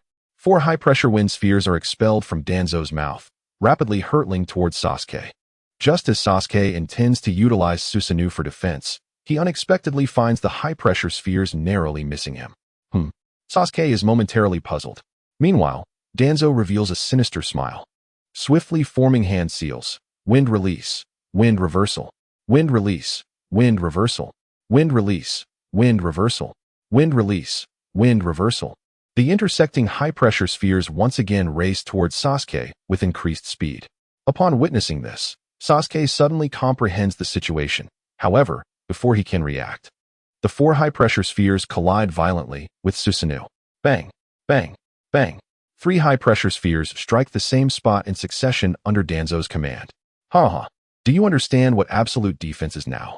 You despicable thief will never comprehend the might of the Uchiha clan, nor grasp the chasm between the Sharingan and the kaleidoscopic Sharingan. Sasuke laughs maniacally. Bang. In response, Danzo directs the final wind sphere to strike the same position again. The previously cracked Susanoo shatters into countless pieces like glass. How is this possible? Sasuke's expression is one of disbelief. As the prodigy of the new era, Danzo understands that one must seize the opportunity when their adversary is vulnerable. Wind release, shuriken. Wind release, shuriken. Wind release, shuriken. Wind release, shuriken. The shuriken infused with wind release, under Danzo's control, swiftly assaults the still-dazed Sasuke. Do not move, absolutely do not move. Just be quietly shredded into pieces. Danzo prays fervently in his heart, hoping that Sasuke can leave this world without suffering. Damn it, there's no time to evade. In that critical moment, Sasuke regains his composure. Chapter 13, Danzo vs. Sasuke. Sasuke swiftly unsheaths his blade and performs a graceful ground slide. Then, utilizing the dynamic observation ability of the Sharingan, he strikes true to the target, instantly capturing 4 shuriken. As the protagonist of the Naruto world, it certainly isn't so easy to eliminate me. Danzo observes Sasuke's swift response while muttering to himself, realizing that the possibility of his desired outcome is diminishing. Yet, witnessing it slip away ignites an unnamed fury within him, only to be interrupted by his own thoughts. If that's the case, then I shall change my approach. I refuse to be defeated. Unyielding, Danzo launches another assault. Fire release, fireball jutsu. Fire release, fireball jutsu. 2 clones employ fire release, forming a towering circular wall that encircles Sasuke. Wind release, gale.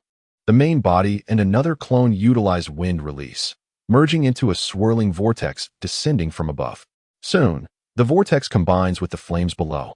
In an instant, the flames surge and the wind intensifies. Combined technique, fire tornado. The searing heat and fierce winds relentlessly assault Sasuke. How can I possibly be defeated by you? My vengeance has yet to be fulfilled. How can this be? Surrounded by the fire tornado, Sasuke bellows in defiance. Moments later, an even more sinister power manifests. The skeletal form of Susanoo is instantly enveloped in veins and flesh, simultaneously wrapped in a surge of chakra. The second form of Susanoo emerges. Danzo exclaims, "Damn it! This truly is the luck of the chosen one, the protagonist of this world. It is indeed formidable.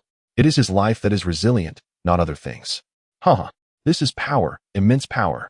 In a state of extreme exhilaration, Sasuke dances and shouts, possessing what others can only dream of, yet for the Uchiha clan, it is merely a matter of course. Danzo instinctively retorts, if the Uchiha clan is so powerful, how could they be exterminated? Whoosh, whoosh, whoosh. Sasuke responds by releasing 3 captured shuriken back. Bang, bang, bang. 3 plumes of white smoke erupt as the clones are returned. Slap, slap. Danzo, filled with regret, slaps his own face while lamenting, "Damn, my wretched mouth." Sasuke declares, "Since you look down upon the Uchiha clan, allow me to demonstrate its true power." Intense pain compels Sasuke to instinctively clutch his eyes. However, blood continues to seep through his fingers. Seeing this, Danzo immediately comprehends the technique he is about to face. Amaterasu, wind release, divine hurricane. Black flames descend from nowhere, and in a moment of desperation, a powerful gale successfully encircles Danzo. Huff, huff. The adrenaline surges through Danzo as he gasps for breath, relieved to have made it just in time. He then directs the wind release to propel away, casting the burning black flames aside. Just as Danzo escapes the threat of Amaterasu, the final captured shuriken hurtles towards him, striking his chest. Whoosh. It delivers a chilling sensation. Am I to be killed by Uchiha Madara like this? Sasuke breathes heavily, declaring, under the gaze of these eyes, you may rest assured and embrace your demise. Just as both Sasuke and Uchiha Madara believe Danzo has been slain, bang. The figure pierced by the shuriken instantly transforms into white smoke and vanishes. A clone technique? When did Uchiha Madara analyze from afar, realizing it must have been a clone used during the Kamui? The cunning Danzo truly embodies the essence of self-preservation. At that moment, a sigh of admiration arises from a distant bridge pillar, as expected of the younger brother whom Uchiha Itachi is willing to risk his life to protect. He possesses remarkable skills. Sasuke exclaims, "Damn it! Damn it! Why is he still alive? Why won't you just die?" Originally, Sasuke's chakra was nearly depleted, but upon hearing Danzo's lament, his chakra surged with renewed vigor. Damn, indeed the villain often falls due to their own excessive chatter. Danzo expresses his frustration. However, he confidently clenches his fist. Although you possess Susanoo, I too possess formidable physical prowess. Sasuke, time and again, you tarnish Itachi's name. You worthless scoundrel, foul rat. I shall see you dead. Sensing the tumultuous chakra surging within Sasuke, Danzo suddenly felt a pang of anxiety despite his prior confidence. To preserve his own life, he decided to employ that technique. Swiftly, he formed hand seals, Izanagi. Now, he too possessed the power of resurrection. With a sinister chuckle, Danzo declared, "Let us engage in a delightful game." His hands danced in the air as he commanded, "Come forth, my precious." The summoning technique Dream Eater manifested a colossal dream beast, which appeared abruptly before Sasuke, its gaping maw open wide. utilizing a powerful wind technique to relentlessly draw in Sasuke's very essence.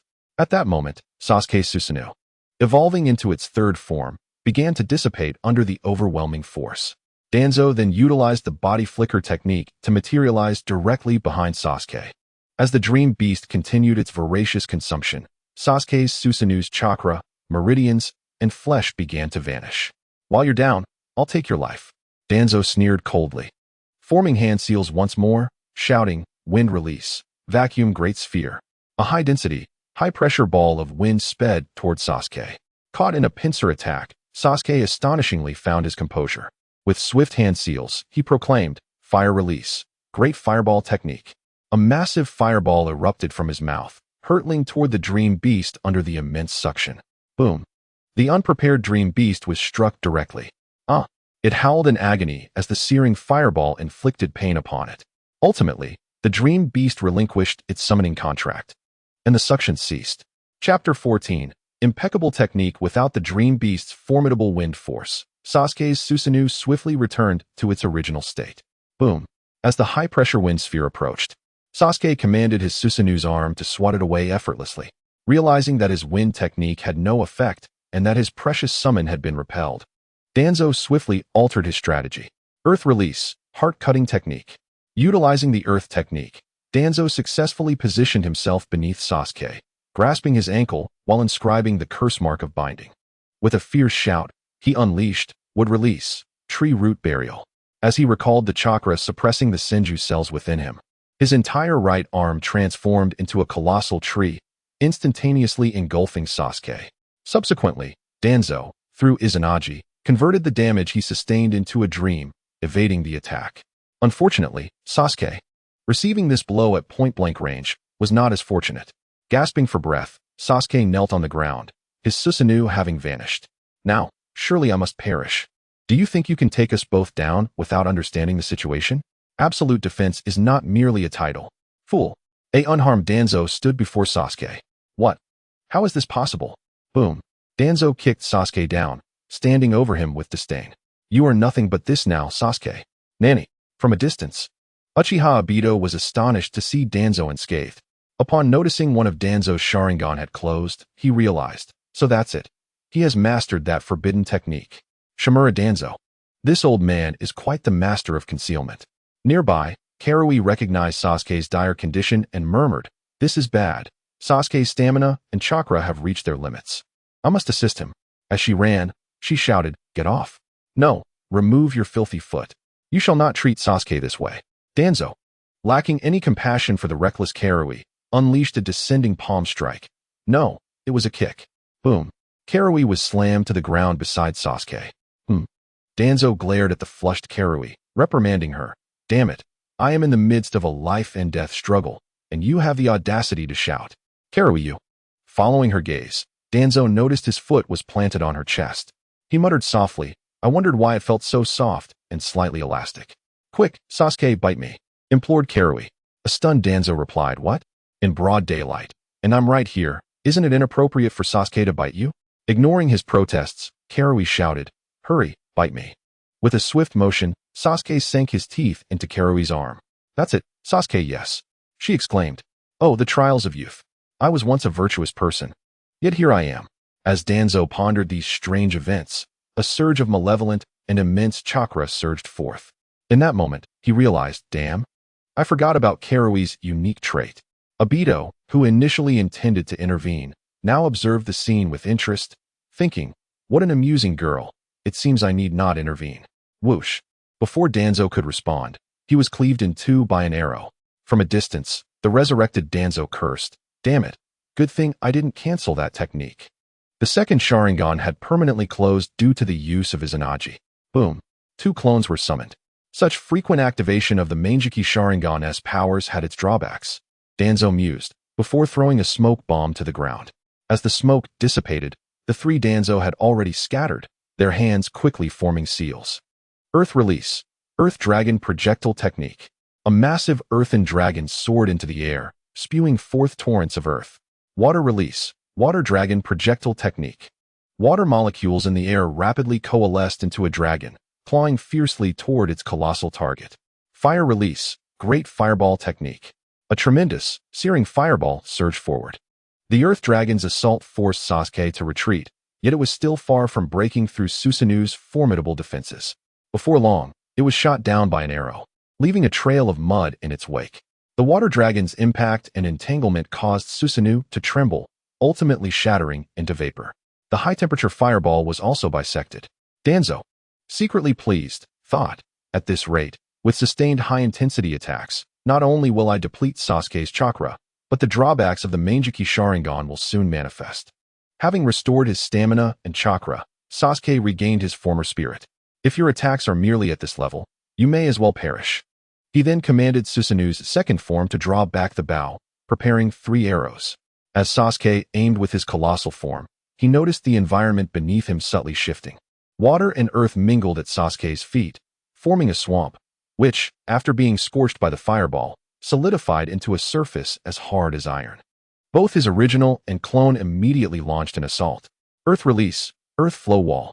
4 enormous earthen walls encircled Sasuke. Wind Release, Divine Whirlwind. A fierce gale whirled rapidly within the earthen enclosure. Fire Release, Fire Prison. The confinement transformed into a sea of flames. Combining techniques, they unleashed a fire tornado, enhanced version.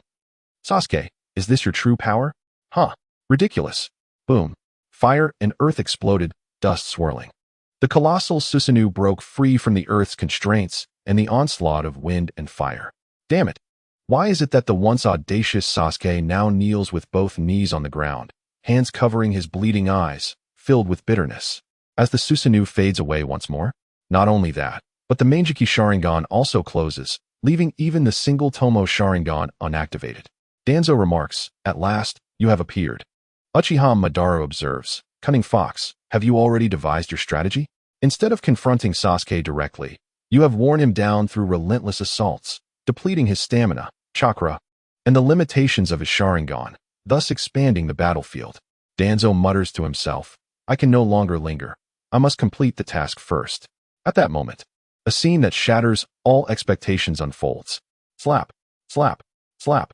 3 Danzo figures simultaneously strike their own faces, tear ducts, and then begin to weep uncontrollably. Perhaps standing while crying felt insufficient, they rolled and bounced while sobbing.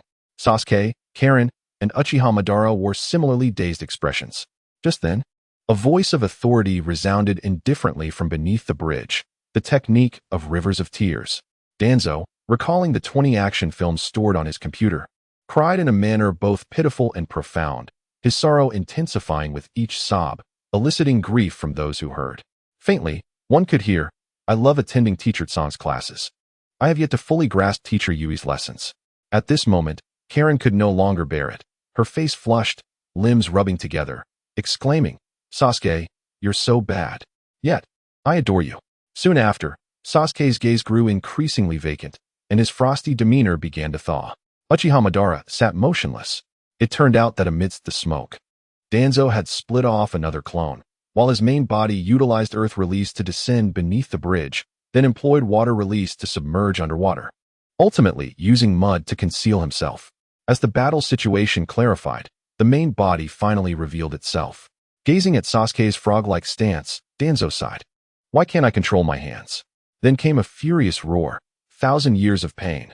A hostile and sharp attack jolted Sasuke awake. However, at that moment, Danzo activated the previous curse seal. A horrific cry echoed. Sasuke shot forth like a go-kart with an accelerator pressed down. Chapter 15. Return to Konoha. What a mesmerizing ninjutsu. Indeed, the Eye of the Moon plan is correct. It is an inevitability. Awakened by the screams, Uchiha Madara murmured. He then sensed something amiss and first employed time-space ninjutsu to draw Sasuke into the Kamui space. Next, he quickly approached Danzo, narrowing his eyes, coldly stating, "How many secrets do you conceal, Shimura Danzo? Are you preparing to strike personally, Uchiha Obito?" Danzo replied with a mocking smile. Uchiha Madara declared, "You shall not be spared." Pointing to his right eye, Danzo said, "You must have heard of the highest jinjutsu of the Sharingan, Kodoame Tsukumi." Uchiha Madara confidently responded, "So what? Although my ocular power may not match yours, I should be unable to fully control you." Uchiha Madara scoffed. Danzo shifted his tone, saying, "However, I believe there is a significant chance to make you forget about Rin no Era. The air suddenly thickened. Danzo, with a half-smile, inquired, now? Do you still intend to make a move, Uchiha Obito? Uchiha Madara replied, take good care of this, Uchiha. I shall return for it soon. With a swish, he vanished. Ding. Congratulations to the host for completing the predetermined fate battle. Reward, Taijutsu Day Tiger. Ding. Congratulations to the host for not only completing the issued task, but also allowing Uchiha Sasuke to profoundly experience the darkness of life. Rated as an excess completion of the task, now rewarded with the Sharingan Jinjutsu, Tsukuyami. And so now, with a swish, Danzo also vanished. When he reappeared, he was before Kim Yui's trapped Shanzhongfeng. How is the plan? Shanzhongfeng replied, my lord, all is proceeding smoothly. Immediately, Danzo used the Flying Thunder God technique to bring Shanzhongfeng back to the bridge, followed by Oil Woman Toryun. Knowing the plot well, Danzo had long set up an ambush. Cleverly discarding garments emblazoned with the Flying Thunder God symbol in a secluded corner of the Kim Yui space during this opportunity with Shanzhongfeng and Toryun, Danzo muttered softly, upon my return, I shall prepare explosive tags. Let me see you escape my wrath. Karen exclaimed, where is this? Wasn't that Sasuke? Right, SAS slap. Danzo struck the newly awakened Karen, rendering her unconscious once more. Toryun asked, my lord, should we not take them away or eliminate them? Danzo replied meaningfully, no need. We can't let them leave empty-handed. He then retrieved a piece of paper, scribbled something, and placed it on Karen's body. Return to the village. Yes. Shanzhongfeng and Toryun responded simultaneously. Then, under Danzo's lead, they swiftly moved towards Konoha. 10 minutes later, Kakashi Hitaki asked, Sakura, where is Sasuke? Sakura Haruno replied glumly, I didn't see him. When I arrived, it was just her and this. She then handed Kakashi the note Danzo had written. It read, Command, Kakashi, lead Sakura Haruno, Naruto Uzumaki, and the captured Karen back to the village immediately. There will be an explanation regarding Uchiha Sasuke. Hokage Danzo. Nanny? Kakashi exclaimed incredulously. How could Danzo know we would come here? And that Naruto would also come? At that moment, a voice echoed from the distant forest, Sasuke. Sasuke. Moments later, Naruto appeared on the bridge. Kakashi-sensei, where are Sakura and Sasuke? Naruto gazed around the bridge, which resembled a ruin, his expression one of despair, softly murmuring. Could it be that I am still too late? Naruto, what's wrong? Kakashi asked. Naruto weakly replied, Kakashi-sensei. Kakashi reassured him, there is still a chance. Sasuke must have escaped. Really? Kakashi-sensei. This is a token from the acting Hokage, Danzo. Kakashi then recounted the contents of the token. Ha ha ha. I knew it. Only I, Naruto Uzumaki, can defeat Sasuke. Naruto laughed unabashedly. Days later, in Konoha, Danzo instructed, you may leave now. Yes. Shanzhongfeng and Toryun replied together. Upon returning to his quarters, Danzo immediately entered a meditative state within his spiritual realm. Qin Han remarked, Danzo, you have witnessed my battle with Sasuke, and I have successfully returned to Konoha. Now, you must believe.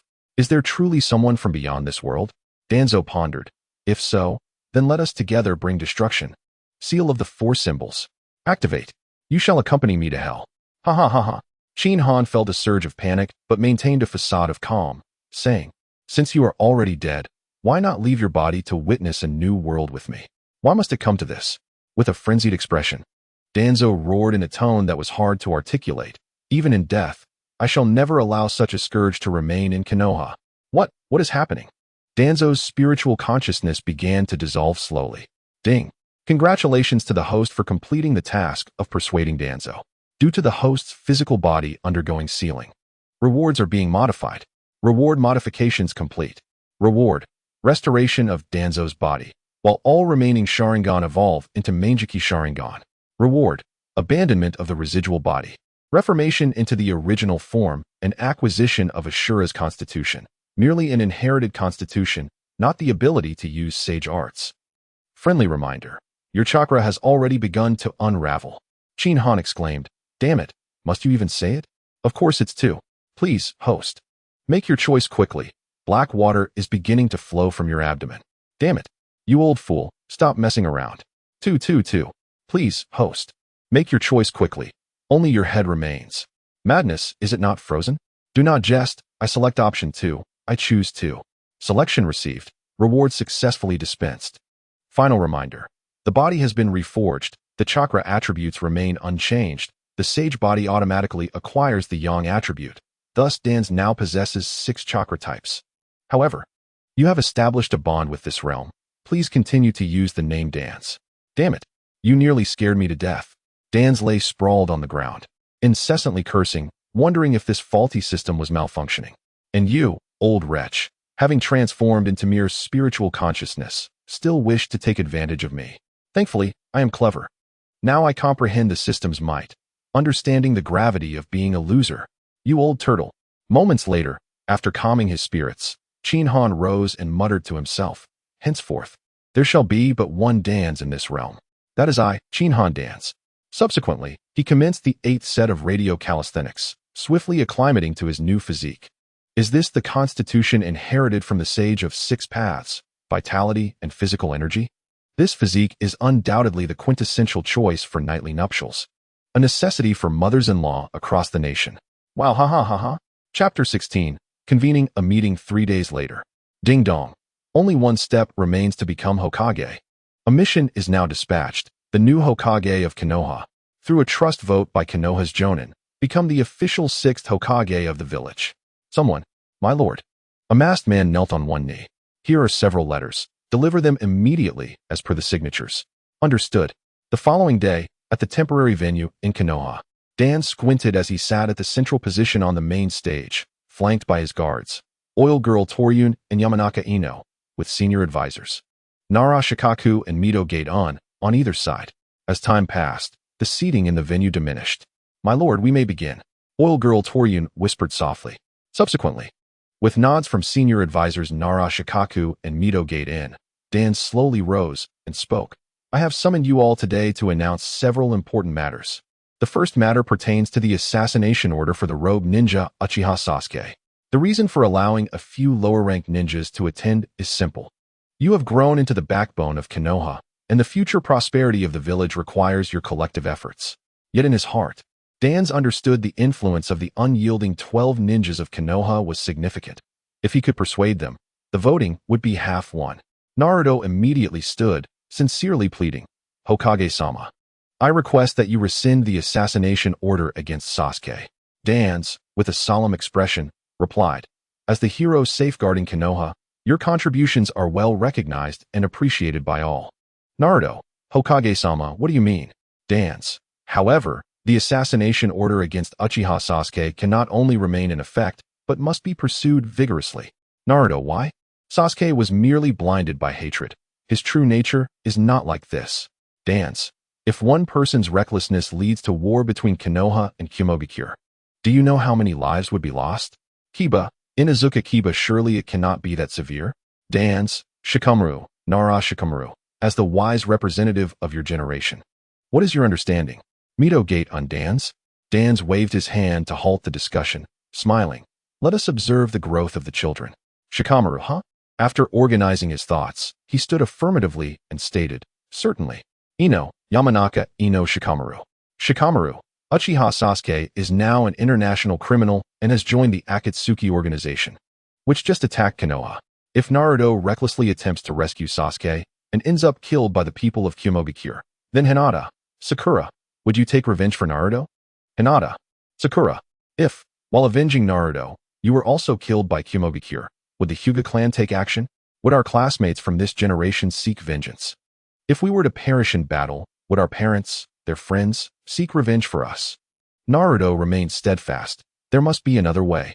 Danzo, during the meeting, Uchiha Sasuke brazenly entered the venue with other members of the Akatsuki and launched an attack. Furthermore, upon returning to Konoha, Uchiha Sasuke audaciously assaulted the Hokage once more.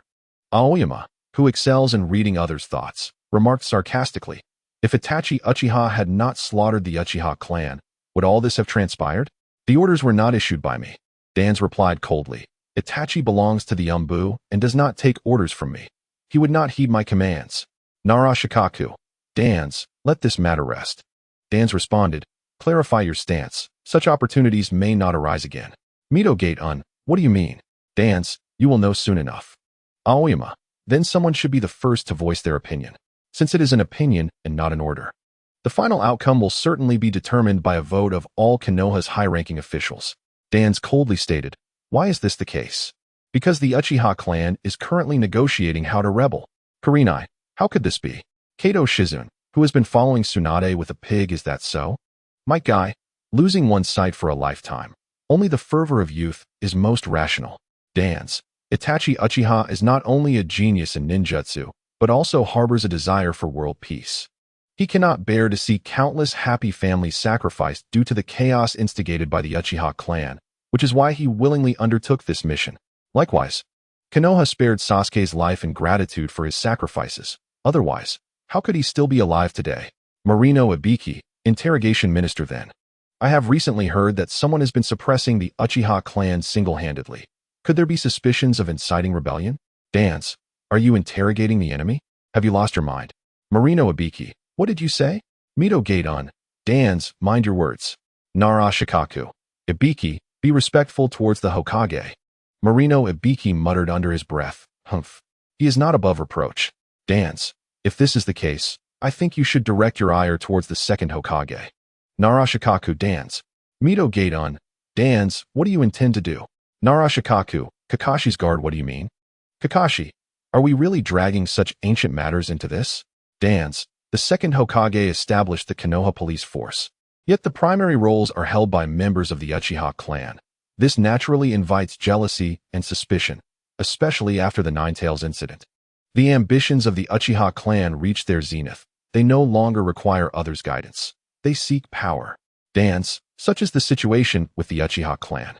After a moment of contemplation, Danzo turned to Naruto and said, "The situation is not beyond redemption. Naruto, please, Hokage-sama, enlighten me." Danzo, if Sasuke can be successfully rescued before his demise, and he can be turned back to the right path, I will personally ensure the rescission of his assassination order. Nara Shikaku, Danzo. Nara Shikaku. This is a matter that could impact 2 nations. Danzo waved his hand to interrupt all attempts at persuasion. According to reliable information, the Eight-Tails Jinchuriki, Killer Bee, has not been captured by Sasuke. Thus, I shall negotiate with Kumogakure. Now, the second matter is that Danzo solemnly announced, "War is upon us." Chapter 17. Trust Vote Inuzuka Pakken. Is war imminent again? Hibi, the third generation's grandson's tutor, is it still because of Uchiha Sasuke? Rock Lee, wasn't he unable to capture the Eight-Tails? Nara Shikaku, it must be related to the Akatsuki organization. Mizuno Kato, Danzo, such a significant matter. Why were we not informed in advance? Tsurun Koharu, this is outrageous. We should have discussed this beforehand. Danzo, my dear old friends, do not be hasty. I merely sought to garner some support, and I hope you can be understanding. Mizuno Kato, this is not the same issue. Tsurun Koharu, enough? We have been friends for many years. Let us see what Danzo has to say. Danzo, everyone, please be quiet. Allow me to clarify. The noisy venue gradually fell silent. This war concerns the lives and deaths of all, and it is also part of the discussion at hand. Moreover, it is the reason why the special Jonin are present. During the 5 Kage summit, Uchiha Madara led Nara Shikaku. Thus, we have formed a joint military force comprising the 6 great nations to discuss the confrontation with the Akatsuki organization. Indeed, Danzo affirmed. He continued, stating, thus, it is imperative that we decide on the Hokage candidate as swiftly as possible. I wonder what everyone thinks of my candidacy. Marino Ibiki, I shall express my opinion. I believe you are unsuitable. Danzo, why is that? Marino Ibiki, do I need to recount all the deeds you have committed? Tsurun Koharu, how dare you? Danzo was personally appointed as Hokage by the daimyo. Akatsuki, Kakashi is also a commendable choice. Thankfully, not everyone is opposed. The groundwork laid earlier has had some effect. Danzo reassured himself, and then proceeded to cleanse his image vigorously. When I established the root organization, I anticipated the consequences we face today, yet I resolutely pressed on. For the sake of Konoha's interests above all, there will always be those willing to engage in unsavory deeds. Yamanaka Inoichi, the Yamanaka clan leader. Jonin, interjected. This also stems from your ambition, does it not? Many of you harbor biases against me, believing me to be ruthless and unscrupulous. But do you realize how much of the resources you utilize for your training were acquired through the silent contributions of myself and the root members? How many of the jutsu you practice were obtained at the cost of the lives of root members? Although the methods were indeed deplorable, they merely involved assassinating small nations and plundering. Marino Ibiki. At last, I understand why enemies who despise Konoha are relentless. It is because of you, this executioner. How many innocent lives and happy families have been shattered because of you? Indeed, you shamelessly practice the jutsu provided by Konoha while openly condemning us who walk in the shadows. Yet, our compatriots who perished in foreign lands, their names have gone unremembered. Marino Ibiki. The root of it all lies in your cruel murders, which have invited retaliation. Tsurin Koharu. How dare you? Mizuno Kato. With Danzo within and Sarutobi outside. Konoha thrived in those times. That was his contribution. Danzo. Only those who survived the Third and even the Second Shinobi World Wars can truly comprehend the brutality of war. Gazing at former comrades and family members perishing before your eyes, would you not yearn for great power? However, the strength of one individual is ultimately limited. It is the prosperity of the nation and the strength of the village that can safeguard our homeland. Why are there only 5 nations at this summit? Because we are powerful. Weaker nations can only be bullied by others. Why does Konoha stand among the 5? Because Konoha's ninjas possess strength. Who would dare to provoke us lightly? From where do your abilities originate? From where do your resources come? From where do your jutsu arise? It is I who tread in darkness, leading the root to carve a path through the pitch-black night. It is the root members, whom you look down upon, who have silently contributed to Konoha, earning every drop of blood and sacrificing lives. The venue fell eerily silent. Observing the bewildered ninjas, Danzo thought, damn it. I feel embarrassed even saying this. Danzo, may you rest in peace in the afterlife. Amen. Marino Ibiki. Yet, that does not conceal the truth of your mercilessness towards your own villagers. Bang. Danzo dispelled his transformation technique, revealing his true form in the conference hall. Tsurin Koharu, what is this? Mizuno Kato, what has happened? Marino Ibiki, you are a spy from another country. Humph. Danzo scoffed coldly. During the summit, he had secured the position of commander for Konoha, incurring the ire of the Akatsuki organization. On his way back, he encountered an ambush from Uchiha Madara and Sasuke, sustaining grievous injuries, and was forced to practice forbidden techniques, resulting in his current appearance. Only I, this man known as the Shadow of the Ninja, would resort to such forbidden techniques to survive. Tsurin Koharu. Danzo, please do not despair. Your contributions to Konoha are well acknowledged by us 2 old friends and the other high-ranking officials. Mizuno Kato. Yes, we support you. Danzo, despair? How could that be? When our Shimura clan first arrived in Konoha, we were immensely powerful. Lord Senju and Uchiha Madara were moved by us. But now, the Shimura clan has but me remaining. Even so, I founded the root for Konoha. Yet what have I received in return? Your slander, defamation, and curses. Therefore, I have come to realize that I must emerge from the darkness and bask in the sunlight. I shall fight for my deceased kin and prove the worth of the root on the front lines. I must become Hokage. Thus, the Hokage must be mine. And it is my destiny. The entire venue felt as if it were shrouded in oppressive clouds, heavy and suffocating. Furthermore, having lost the Shimura clan's legacy, I am unworthy of bearing the Shimura name. To sever the ties of past darkness, please call me Qin Han Danzo. Mizuno Kato. Danzo, do not. Tsurin Koharu. We must not act impulsively. The Shimura clan must endure. Danzo, no more need for discussion. My mind is made up. Now, let us proceed with the Hokage voting. Who is opposed? Everyone fell into contemplation. For the ruthless Danzo was not merely an ambitious man, but had also made remarkable contributions to Konoha. A flourishing Konoha should recognize a share of his merit. If he were only ruthless and unscrupulous without outstanding contributions, the high-ranking officials of Konoha would never have permitted his continued existence. The elders, advisors, and the 3rd Hokage would have long since held him accountable. Uzumaki Naruto, I support. Hyuga Hinata, I also support. Chapter 18, the 6th Hokage Ding Dong. Congratulations to the host for successfully completing the task of becoming Konoha's new Hokage. Reward, Eternal Manjikyu Sharingan. Damn, the sage body combined with Manjikyu Sharingan. This is simply miraculous. Danzo trembled with anticipation. Moments later, Danzo began to issue orders. Henceforth, except for the clan leaders of the Hyuga, Akimichi, Nara, Yamanaka, and Inazuka clans, all other individuals are dismissed. Surun Koharu. Danzo, consider the issue of surnames further. Mizunokado. Precisely. Consider it further. What more is there to consider? To restore my true self, I have thought it through thoroughly. Danzo inwardly cursed, yet feigned helplessness as he spoke. Enough. Perhaps this is a form of liberation for me. Surun Koharu. Alas, for so many years, you have borne the weight of an entire clan's rise and fall alone. I damn well meant that. Danzo was taken aback. Mizunokado. Yes, what is lost will eventually be lost. Wherever you go, you will always follow along mindlessly. Danzo felt even more astonished. Minutes later, those who needed to leave had departed. Danzo. Everyone, you are now fully aware of the discussions. War may break out at any moment. And what Konoha lacks most is time. Everything is in dire need of revival, so let us get straight to the point. I command the medical department to swiftly organize personnel to compile a list of necessary medicinal materials for the war. Inazukatsume, yes. I command the Inazuka clan to assist the medical department in gathering medicinal materials. Inazuka Kiba, yes.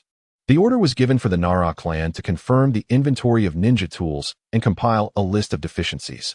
Nara Shikaku affirmed the task. The Akimichi clan was instructed to produce combat pills and provisions, to which Akimichi Chozo agreed. The Oil Woman clan, based on the list of shortages, was asked to craft the necessary tools in a timely manner, and Oil Woman Shirway complied. The Yamanaka clan was commanded to recreate the latest defensive barrier for Konoha, with Yamanaka and Noichi confirming the order. The Ministry of Education was directed to enhance students' training in ninjutsu and physical fitness, with a particular focus on survival and battle. As affirmed by the newly appointed Hyuga Kikoha, the interrogation department was instructed to release other ninja from the four nations at discretion, while intensifying penalties for those guilty of severe crimes.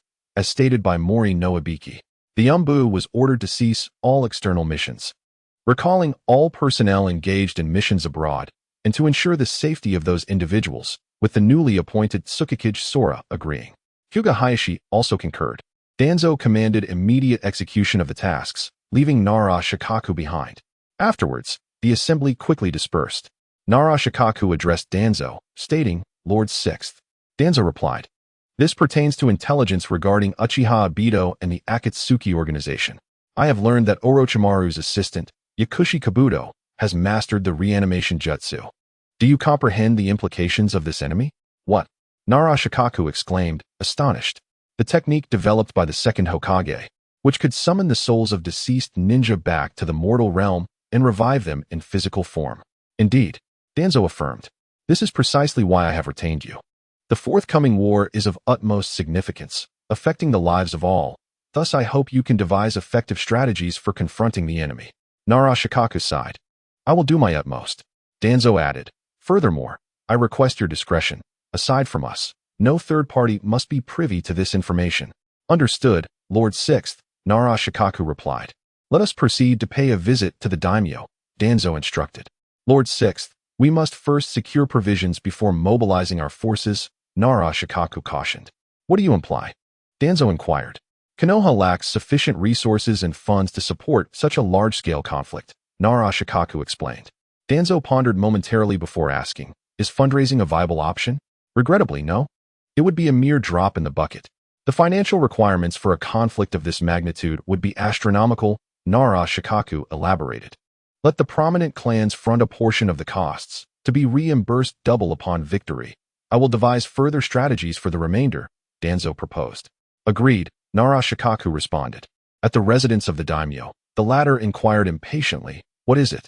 Speak quickly, noting the disheveled attire and beads of sweat on the daimyo's brow. Danzo concluded that he had clearly interrupted something private, internally reflecting on the daimyo's age and indiscretions. However, he adopted a serious demeanor and stated, Your Excellency, the situation is dire. I will be direct. The daimyo responded, Go on. The 5 great ninja villages, along with the samurai of the Land of Iron, are preparing to form a ninja alliance, and we hope for your assent. What? The daimyo exclaimed in shock. Realizing his reaction was somewhat excessive, he feigned nonchalance and asked, Shouldn't you ninja be opposed to one another? Why now unite to form an alliance? Indeed, Danzo confirmed. The daimyo demanded, Provide me with a reason. Nara Shikaku interjected. The tailed beasts. What do you mean? The daimyo questioned. Nara Shikaku explained, the international criminal organization, Akatsuki, has successfully captured 7 of the 9-tailed beasts and has declared the 4th Great Ninja War to all ninja. The daimyo urged him to continue. Only the 8 tails of Kumogakure and the 9 tails of Konoha remain. Under these circumstances, we have no choice but to seek cooperation. Preposterous. The daimyo rebuked. You are not planning to form an alliance to oppose us, are you, Danzo? Danzo replied, according to reliable intelligence. The objective behind capturing the tailed beasts is the execution of a plan known as Infinite Tsukuyami. Impossible, the daimyo exclaimed. Nothing is impossible, thus. This war concerns the lives of all, and the safety of the daimyo is equally uncertain, Danzo asserted. The daimyo urged. Then you must swiftly establish this alliance and eradicate that organization, Danzo requested. I kindly ask that you convene a meeting of the daimyo to expedite the formalization of the alliance. Very well, the daimyo conceded, observing the still-present Danzo and his associates. The daimyo inquired, is there anything else? Danzo stated, Your Excellency, Konoha has recently suffered a great calamity and urgently requires support in terms of resources and finances. Oh, I see, the daimyo responded thoughtfully. Danzo pressed, Please, Your Excellency, this matter cannot be delayed. I take my leave. Konoha functions as the highest military force of the Land of Fire, with the Hokage as its commander and the daimyo serving as the supreme leader of the nation. In terms of governance, Konoha operates as a military department of the Land of Fire. Consequently, the Hokage must be appointed and approved by the daimyo.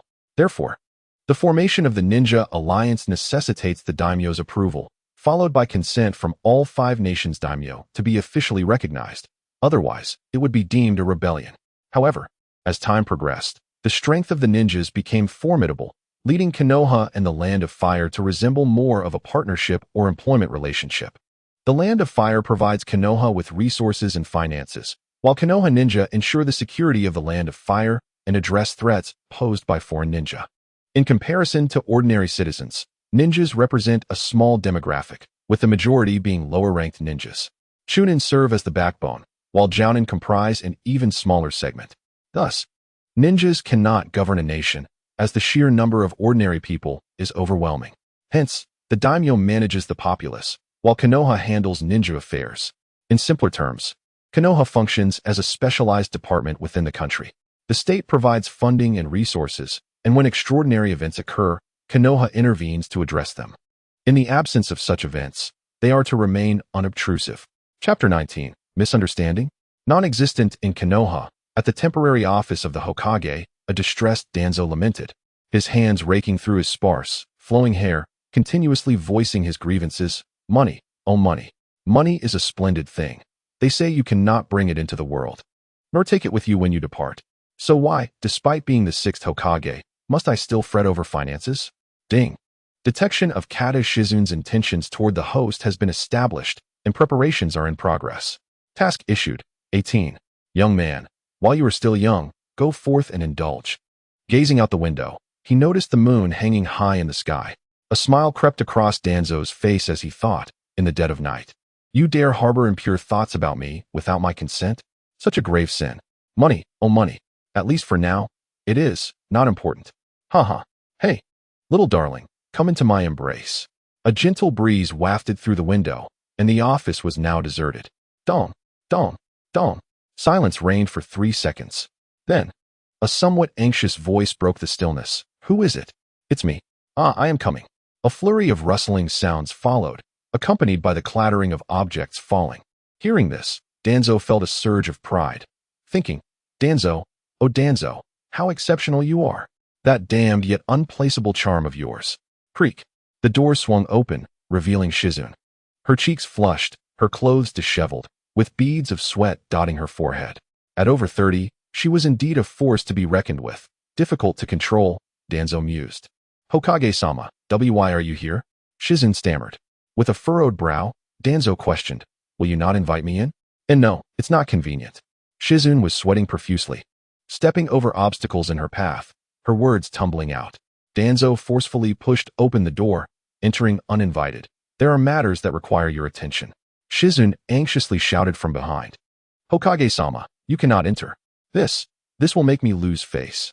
The originally enthusiastic Danzo was suddenly doused with cold water, his spirits extinguished. "My lord, I apologize. May I inquire as to the reason?" he asked, a hint of disappointment in his voice, while internally he raged, "System, come forth. Are you out of your mind? In this situation, you assign me this task? Does your grandmother have legs?" Suddenly, Shizun began to weep loudly as she tidied up.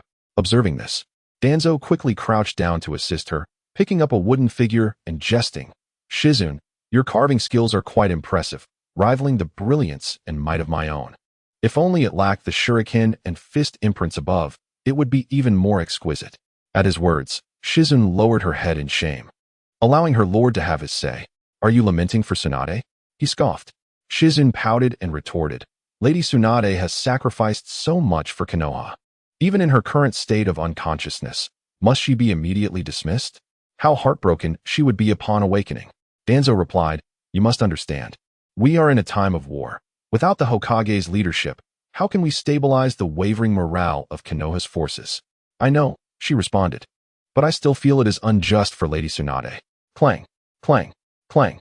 Danzo tapped the wooden figure in his hand, mockingly saying, "So? You are venting your grievances upon me?" Shizun quickly apologized. "I'm sorry. Please punish me, 6th Hokage." An idea struck Danzo. Punishment is unnecessary. But there is one matter that may require your assistance. Are you willing? Please, give your command. Shizun replied respectfully. Upon returning from the 5 Kage summit, Danzo had been ambushed by Uchiha Sasuke and Madara, resulting in significant bodily harm, which he had already mentioned in the meeting. "Indeed, my lord," Shizun affirmed. "Not only that, but I also fell victim to Uchiha Madara's mental jutsu." "What?" Shizun exclaimed, her face filled with surprise. "Why didn't you mention this at the time?" "That is precisely why I seek your help," Danzo explained. "Please, my lord, instruct me. The jutsu I am afflicted with requires me to expel my chakra. You see, my strength is beyond what an ordinary person can endure.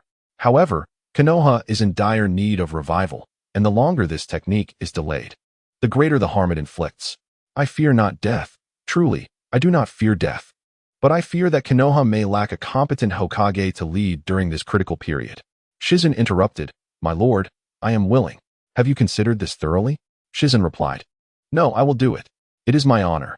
All was understood without further words. "I am willing," she reiterated. Danzo beamed with pride. "This is a special cleansing technique developed just for you." "Thank you for your generosity, my lord," Shizun shyly responded, and then playfully touched her tongue to her lips, finding them somewhat sweet. Ding. "Congratulations, host, for completing the 18th task. Reward, True Susanoo, complete form." Danzo responded. "What else can I say?" Ding. "Congratulations, host, for not only completing the assigned task, but also achieving Shizun's first kill, rated as an overachievement, now rewarded with the Manjiki Sharingan technique, Amaterasu." Danzo exclaimed. Morning light shines. Observing Shizun's distracted demeanor, Danzo gently inquired, "Are you troubled?" Shizun's cheeks flushed, her legs trembling slightly. "Lady Tsunade is still unconscious. And here I am. Woe is me." She began to weep uncontrollably. Danzo consoled her. "Shizun, do not cry. I have a way to awaken Tsunade." "Really? Let's go. Take me to Lady Tsunade's residence." Shizun eagerly replied. Danzo confidently responded, though internally he mused, "It's merely a matter of chakra exhaustion, overdrawn energy. With my sage body, it will be a matter of moments." Chapter 20. You leave me loveless in a simple dwelling. Tsunade lay peacefully on a wooden bed. Truly, she was a formidable figure. Even in slumber, her formidable presence remained. Danzo internally assessed. "My lord, what do you need me to prepare?" "No need," Danzo replied assuredly, swiftly creating a wind blade to pierce his fingertip, then extending it into Tsunade's mouth. "My lord, what are you doing?" Shizun gasped. "Oh, I intend to bind Tsunade as my little servant." Danzo feigned seriousness. "What? Just kidding." He laughed heartily, then clarified, "My current condition is rather unique. My blood is a potent remedy." Shizun released a relieved sigh, patting her chest. She then noticed Danzo licking his dry lips. His eyes fixated on the area she was patting. "I will go prepare some food." Her face flushed as she hurriedly exited. At that moment, Tsunade, like a parched traveler discovering water, clung to Danzo like an octopus, her small mouth desperately sucking, displaying an urgent eagerness. Perhaps due to the slow flow of blood, Tsunade whimpered incessantly, her body thrashing about. Which man can withstand such a test? Danzo grinned ominously, preparing to take action. Ding. To save a life, one must appear as one who saves. A new task is issued. Maintain composure until successfully awakening Tsunade, without engaging in any indecent acts. There's a saying. What the hell, should I say this or not? Danzo cursed vehemently. Ding. Detection indicates the host is agitated and directly targeted. Damn it, is there no sense of reason? This is a natural reaction, and it has nothing to do with me. Initiating penalty measures. Hey, penalties complete. The experience of a straight man will be forcibly executed. Detection confirms the host fully meets the criteria for punishment, commencing forced execution. Please, don't. 3. Danzo's pants tear. System, let's negotiate. 2. Veins bulging. I was wrong. I repent. I promise to speak properly from now on. 1. The river flows east. My lifelong reputation. Execution completed. What a coincidence, Tsunade stirred awake. Upon witnessing such intimate actions with a stranger, she bellowed, You seek death. Bang. Danzo, still cursing, had no time to react before being struck with great force. The ground shattered beneath him, and he found himself uprooted like a willow tree. Feeling something amiss with his pants, Tsunade touched them, then brought her hand to her nose, shrieking, You damn bastard. My purity. Meanwhile, Danzo had just emerged from the dirt. Exclaiming, Tsunade, let me explain. Painful feet. She shouted, ready to unleash a devastating strike that could collapse the earth.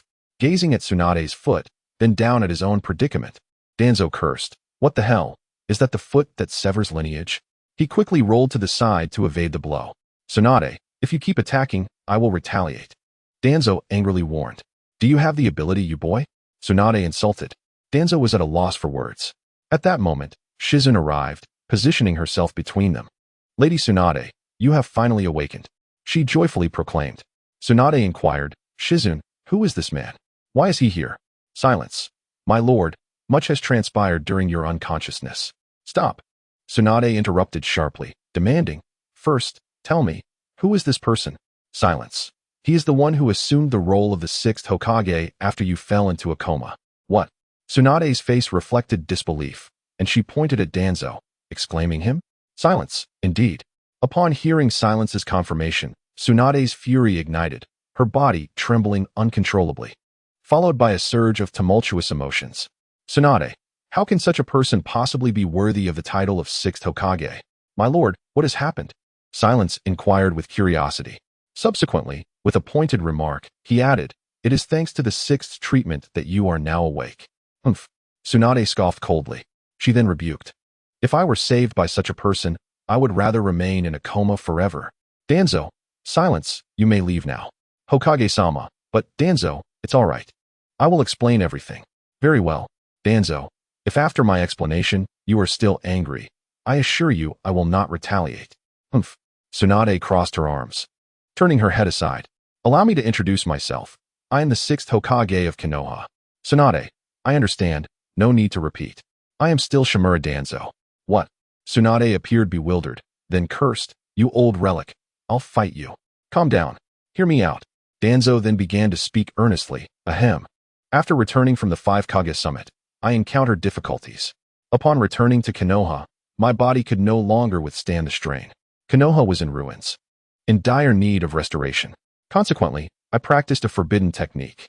This vessel possesses a unique constitution. Its blood can heal you while unconscious. However, forbidden techniques are not easily mastered. During my training, I encountered issues, and my consciousness merged with that of the original host. I then recounted the process of your blood extraction, including the less than dignified manner in which it was conducted. However, at the crucial moment of your healing, the vessel naturally reacted. The rest, as they say, is history. You awakened. I assure you, what occurred earlier was not my intention. I was also not in control. Tsunade retorted furiously, What do you mean? Am I so lacking in charm? Danzo, let us consider this incident as if it never happened. We owe each other nothing. Tsunade warned, then walked out. As she passed Danzo, she made a pointedly sarcastic remark, Such a disgrace. Danzo, suppressing his anger, retorted, If you have the ability. Try it now. If you can stand, consider it my loss. TCH. Following this was a universally recognized gesture, her index finger raised defiantly. Ahem. The author has caught a cold. Indeed, a cold. but I assure you the story will grow ever more captivating. Additionally, for those who have questions in the comments, as the chapters are still few, the author can still address them. Those already discovered have been replied to, but as more chapters unfold, it will become increasingly difficult to respond. Therefore, I earnestly request each esteemed reader to leave a 5-star review and send any questions in the comments section. The author's backend will display them, ensuring none are overlooked. Lastly, free gifts, 5-star reviews, adding to the bookshelf, urging updates. The author is indiscriminate in his tastes, relishing all and desires. This person is utterly shameless. Chapter 21. The Ultimate Sovereign of the Explosive Heaven Gang. A brief statement. This is the author's first time receiving praise and rewards from readers, and I am extremely thrilled. My child showed it to my wife, and I hastily snatched a few bites, scratching my head in eagerness to update. No other intention, just sharing my joy. Future rewards will proceed, as usual. Those who are able to contribute, and those who are not fond, simply urge for updates. Thank you. Hokage's temporary office. Knock. Knock. Knock. Enter. Naruto, Hokage-sama. Danzo, what is it? Nothing, Naruto replied playfully. Danzo's already ruddy complexion turned crimson, as if he were a chef rather than a leader, straying off topic. Danzo's expression darkened, his already troubled demeanor akin to a woman experiencing the latter days of her cycle. A nameless fury erupted within him. Do you think I am old and incapable of wielding a blade? Or do you all feel untouchable? If I do not extract the truth today, you will enter standing and exit horizontally. Not even the Grim Reaper can intervene. I shall have my say. Naruto broke into a cold sweat, nervously scratching the back of his head. It's the toad dragon seeking you. I'm just a messenger. Danzo closed his eyes, asking, where is it? Downstairs. Danzo, you may leave, and kindly close the door behind you. Yes. Oh, right, Naruto muttered under his breath. What's wrong with Hokage-sama? Could it be that my uncle has come? Humph. Danzo let out a cold snort. In an instant, using body flicker technique, Naruto fled. What business could the toad dragon have with me? Could it be that the toad Heisu, whom Shimura Danzo killed before, has been exposed? Danzo pondered, cursing Shimura Danzo internally for causing him trouble even in death. You cannot escape the temple if you run from the monk. In that case, I shall meet it. Downstairs, in an empty space. My goodness, what a massive creature. Before him sat a large, dung-yellow toad, eyes closed, drooling from its mouth. Hello? Danzo greeted loudly, wiping its mouth. The toad dragon inquired, are you the 6th Hokage? Indeed, I am Shimura Danzo, he affirmed. The toad dragon, my grandfather has sent me to deliver a message, saying you need to visit Mount Miyaboku. Danzo wondered if the toad's grandfather was the old toad Fukasaku. Did it truly expose me? He then asked, what business does Fukasaku sage have with me? The toad dragon, oh dear, I came out early this morning to deliver a message and haven't had breakfast yet. Its large eyes fixed on Danzo, blinking incessantly. Danzo sighed, good grief. Now even toads are this pragmatic? Someone, oh woman, my lord. Go and gather various snacks and bring them over. Yes.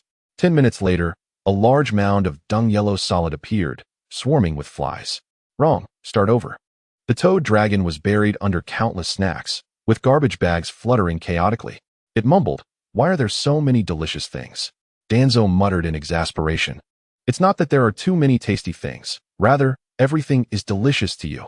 He then raised his voice. Toad dragon, can we speak now? Speak about what? Danzo, why did your grandfather summon me? Oh, I don't know. Danzo, damn it. Even a toad dares to bully me. Ding dong. How can one not experience the dark culinary arts in the Hokage? A mission has been issued to taste Fukasaku's and Jiraiya's grand feast. True warriors dare to confront the unknown darkness. Go forth, culinary god. Good grief. Now the system has emerged to torment me, commanding me to eat bugs while presenting it so innovatively. Danzo swore incessantly, lamenting his streak of misfortune. Someone, oh woman, my lord, go fetch some oil, salt, cumin, and chili powder. Yes. Danzo, hey, toad dragon, how do we meet your grandfather? You have to eat me. Danzo, what? Oh dear, you're so foolish, by eating me. You can follow me back. Danzo muttered quietly, for heaven's sake, if I eat you, I'll truly become a dung-yellow solid. Danzo, is there no other way? This is the quickest method. Damn it. Fine then, Danzo muttered under his breath. Subsequently, he shouted loudly, how swift it is. Straight to the other side. How could it not be quick? With your brain. How did you become Hokage? You're a fool. Am I being belittled by a toad? Damn. If only our people had figured out how to feast on giant toads. You would have been my breakfast today. Danzo thought to himself. The oil girl spoke, sir. Everything is prepared inside. She then handed Danzo a scroll. Danzo remarked, giant toad. The snacks are finished. Isn't it time to return? Suddenly, the toad dragon opened its large mouth, remnants of various snacks clinging to its tongue. Danzo instinctively questioned, you didn't accidentally eat me, did you? Ah! Exclaimed the toad dragon in surprise. It wiped the drool from the corner of its mouth. How did you know? Danzo, feeling a surge of self-doubt, thought. If it were a human, I might have reluctantly taken action. But a toad? Never mind. Then, chakra surged violently before retreating. The toad dragon ominously inquired. Are you sure you want to eat me? I was just joking. You are a distinguished guest. I was merely playing around. Danzo sneered. Humph. I suppose you are a clever toad. The toad dragon felt a chill. That chakra was more ferocious than even its father. The toad went to bang. After a puff of white smoke, Danzo and the toad dragon vanished. When the toad dragon spat Danzo out, they had already arrived at the sacred land of Miyaboka Mountain. Upon landing, Danzo surveyed his surroundings. Is this truly the legendary sacred land? Mountains, rivers, and forests. He shook his head, dismissing some unseemly images from his mind. The toad dragon urged, stop standing there like a fool. My grandfather is waiting for you inside. It pointed towards a house not far away, then dove into the river, disappearing from sight. What should have been a 10-minute walk took Danzo an entire hour. When he finally reached the house, 2 toads were already waiting for him. Along the way, he paused frequently, touching this and that, exclaiming, my goodness, how large. My goodness, red. My goodness, yellow. My goodness, even green. Unfortunately, Danzo lacked education. His only exclamation was my goodness, looking at the 2 elderly toads with their peculiar hairstyles. Danzo mused, they must be Shinzaku and Jiraiya.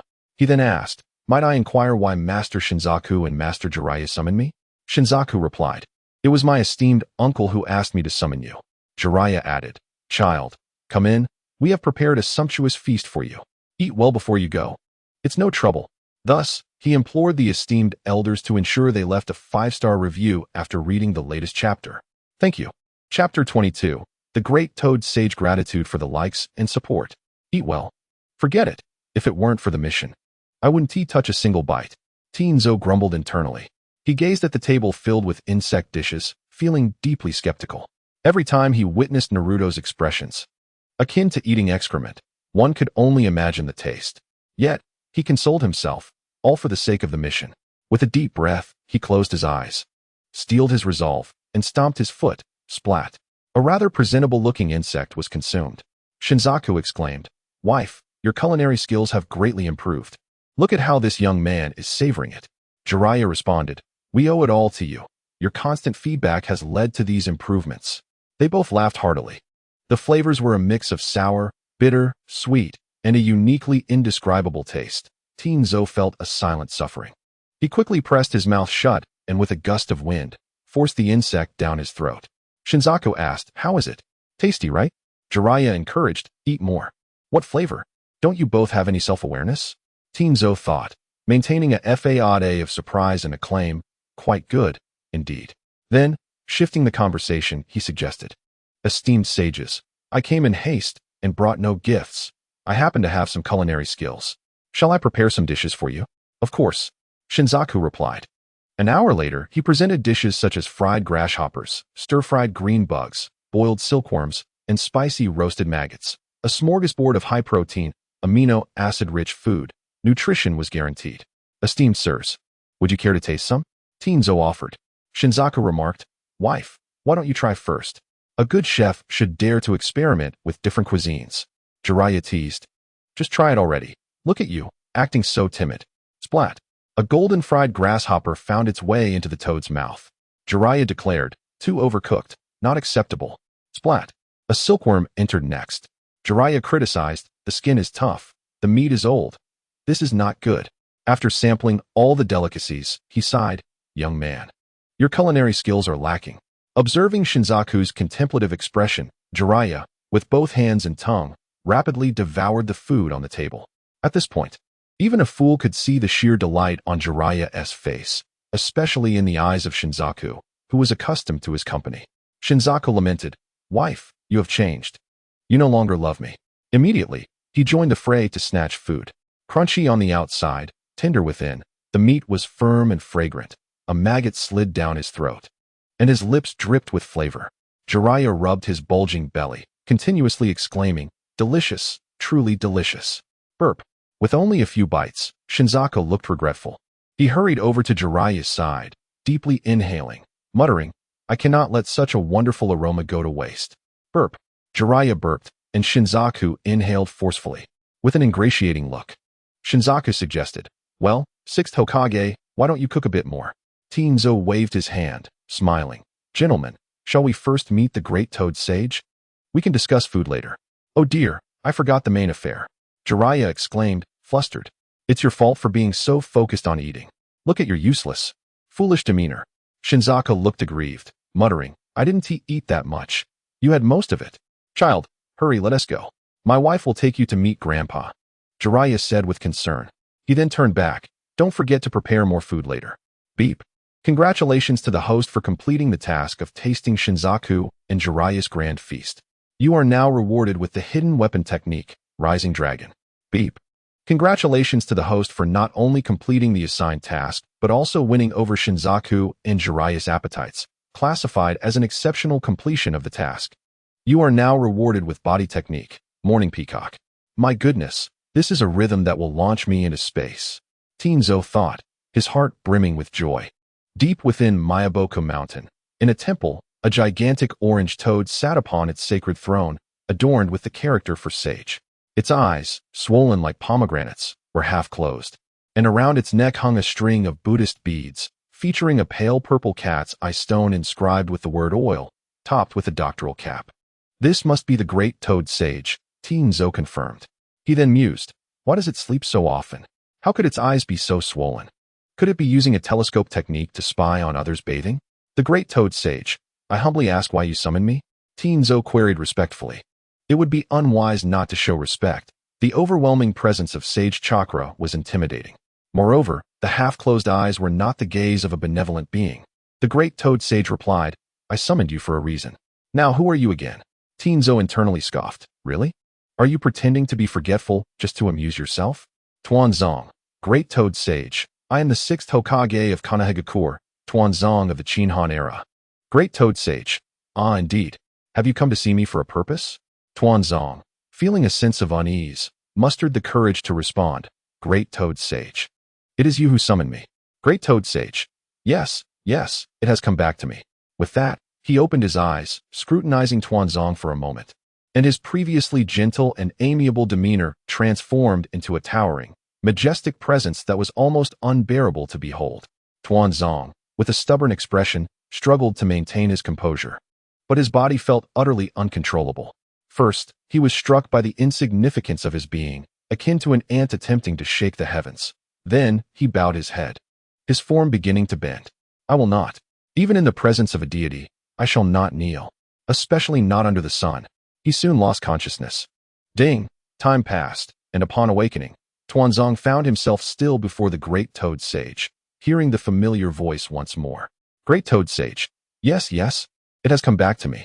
Deep and Shikamaru remained unchanged, without any sign of distortion. Tuanzong pondered, could it all be an illusion? Yet, an unusual sensation coursed through his hand.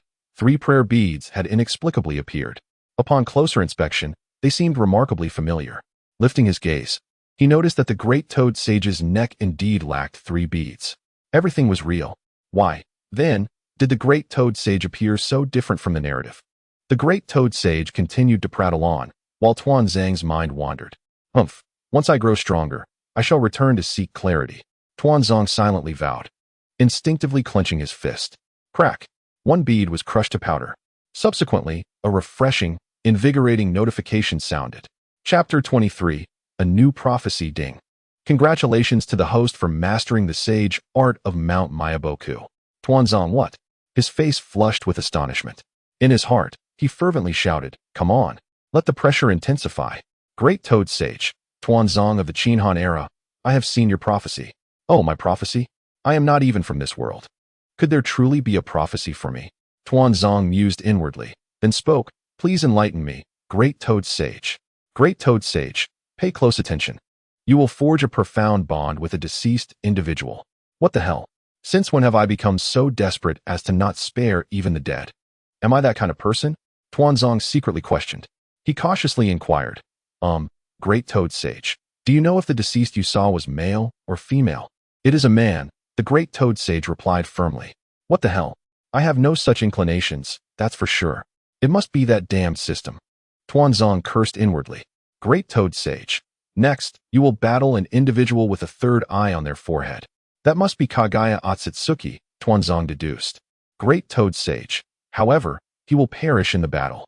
Good, death is preferable. Once he's gone, no one will know my dark past." Tuanzong secretly rejoiced. "The loss of your only bond will send you into a frenzy, and the world will be destroyed. What kind of joke is this? Emotional ties? Come on. I am a normal person," Tuanzong thought skeptically. Just then, everything froze. Tuanzong was astonished. He sensed something was amiss, that towering, awe-inspiring presence returning. Yet this time, the feeling of submission and insignificance did not accompany it. What on earth is happening? Forced to close his eyes, Tuanzong shouted within, "Heavenly being, I shall refer to you as such." The solemn and emotionless words emanated from the Great Toad Sage. Something is definitely wrong. No matter how formidable the Great Toad Sage is, he cannot possibly discern my origins. The system's capabilities are not trivial.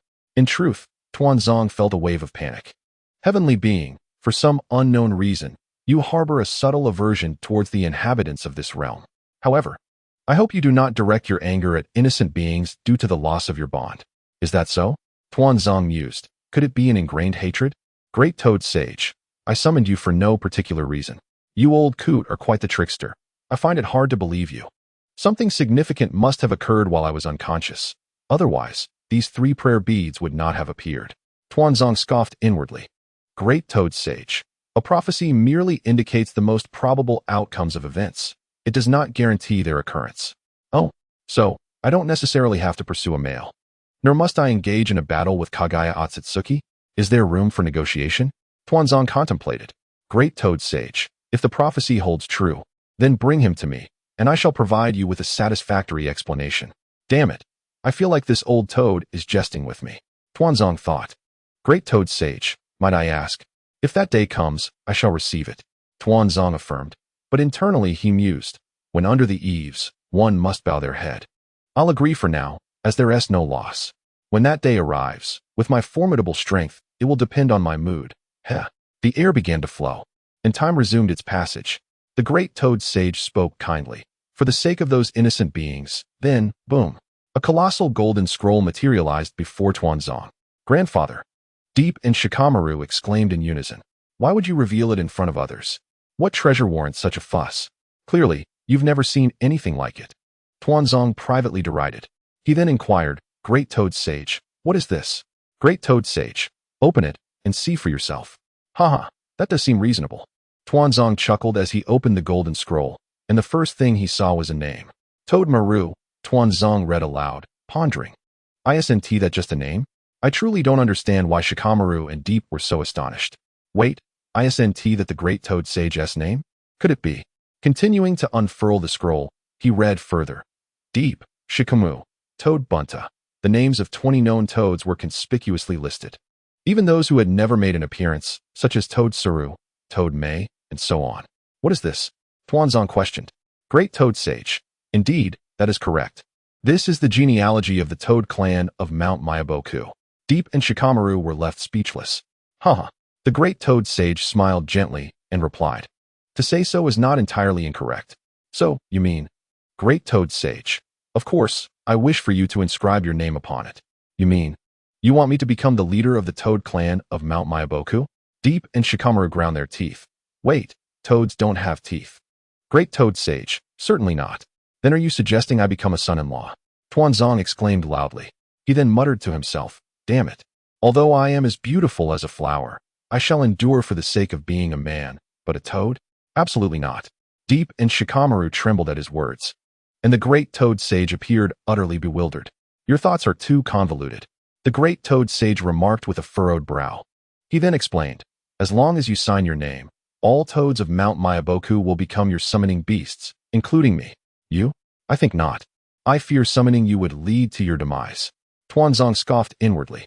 He then indulged in a moment of self-satisfaction. However, Toad Bunta, Toad Kan, and Toad Hiroshi are indeed quite remarkable. Great Toad Sage. Moreover, as long as your chakra reserves are sufficient, all toads can fight for you simultaneously. I am utterly astounded. Gazing at the immense golden scroll inscribed with the names of thousands of toads, Danzo could not help but exclaim, "Does this mean I alone can summon an entire toad legion?" His laughter echoed through the air, marked by an air of triumph, while three bewildered toads looked on. Unable to contain himself, Shinzaku interjected, "Danzo, have you not grasped the crux of the matter? It requires a substantial amount of chakra, sufficient chakra." Danzo, with a hint of realization, mused, indeed. With my current chakra reserves, I could summon, well, perhaps 3 or 5 would suffice."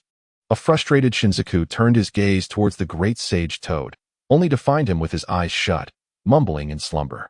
He then glanced at Jigen, who nodded in silent agreement. "Danzo, you may take your leave now." "Is that all?" Danzo inquired, reluctant to part ways. "In that case, please escort me back." "Escort you back?" Jigen replied. "Indeed," Danzo affirmed with a nod. "I wonder if you've heard of the long-lost divine technique." "What?" Danzo asked, intrigued. Shinzaku bellowed in anger. "I shall smack you away." Danzo scoffed, muttering under his breath about the lack of decorum, before disappearing with a swift use of the Flying Thunder God technique. Chapter 24. The arrival of Konan in Konoha, the temporary office of the Hokage. Danzo reclined on a wooden chair, deep in thought, pondering whether he had been oblivious to the fact that he had killed Fukasaku, or if the great sage toad had chosen to remain silent about it. After much contemplation, he concluded that it was not worth worrying over. If others were indifferent, then so too would he be. He decided to focus on enhancing his sage arts and physical prowess, exclaiming, "Let the sparks fly." "Is the Hokage feeling unwell lately?" inquired a guard named Zong. "Why do you ask?" replied another guard, Qin. "Have you not noticed the Hokage's erratic temperament?" Qin nodded in agreement. The solution for sustenance had been inspired by the Miyaboku mountain, but the only uncertainty remained. When would Uchiha Obito commence his war? Delaying his offensive would serve Danzo's purpose well. As days passed, Danzo counted the time, contemplating the unfolding narrative. By now, Obito must be retrieving Nagato's Rinnegan. Ding! Uchiha Obito has proceeded to the Hidden Rain Village. Mission initiated. Rescue Konan. The resplendent flower should not wither before it blooms. Onward. Damn this wretched system. Always seeking to punish me. Danzo cursed, raising a middle finger to the sky. Yet, he boasted to himself, "Fortunately, I am wise enough to take precautions in advance. I instructed root members to carry my Flying Thunder God technique's markings to every shinobi village. Otherwise, by the time I arrived at the Hidden Rain Village, I would only find corpses." Moments later, he vanished from sight. In the Hidden Rain Village, at the Steel Gun Inn, a root member knelt before him. "Sir, I will remain here," he said. "Very well," Danzo replied, pushing open the door and surveying the rain-soaked village surrounded by a maze of steel pipes. Danzo couldn't help but admire its unique aesthetic.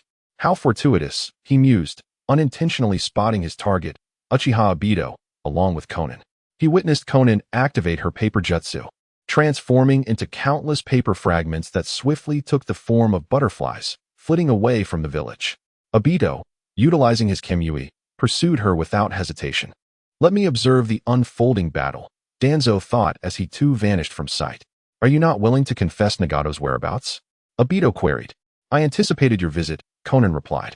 Sensing an ominous chill creeping down her spine, she recalled that this place was a sea of 600 billion explosive tags, their potential devastating. "I must flee." As Danzo contemplated the encounter, he casually cast a marking and began retreating until he reached the limits of his Sharingan's observation capabilities. "Paper jutsu," Konan commanded, launching numerous paper shuriken at Obito. Unfazed by the simple assault, Obito made no effort to defend himself. The shuriken passed harmlessly through his form. "If your abilities are limited to this, I suggest you surrender your body to avoid suffering," he taunted. Yet, Konan remained undeterred, continuing her onslaught. "Paper jutsu," she invoked again, sending a barrage of paper fragments piercing through him. Danzo observed, murmuring, "She seeks to exploit the opportunity presented by his intangibility. It appears she is well aware of his Kemui."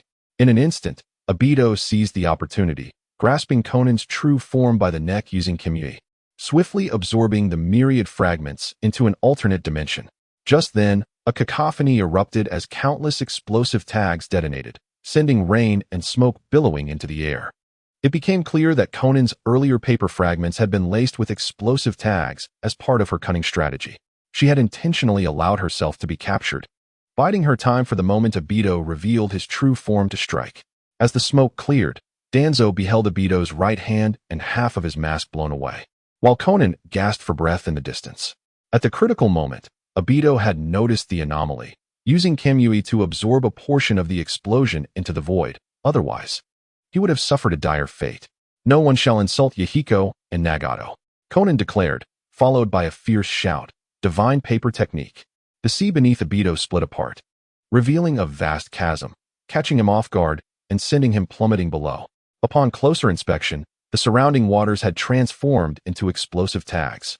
The entire battle had been orchestrated for this very moment, to lure Obito into the epicenter of the explosive tags, ensuring his demise.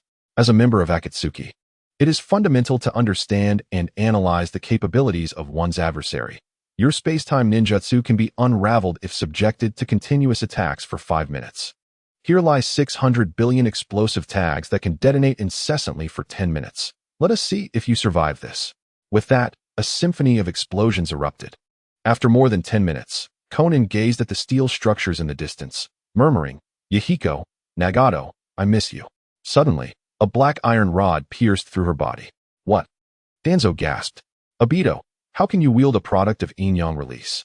This defies logic. Could it be that Obito is also a cheat?" As Danzo grappled with his unease, Conan and Obito resumed their fierce battle. "Paper jutsu," she shouted again, conjuring a whirlwind of paper blades that spiraled towards Obito. Obito performed a flawless somersault, evading the attack and launching a counteroffensive. In her hand, Conan summoned another blade, directing it at the oncoming Obito, while the blade he had previously dodged returned under her command, encircling him from both sides. With no other choice, Obito resorted to using the iron rod in his hand for passive defense. However, the moment the circular blade made contact, it detonated explosively. Obito leaped into the air to evade.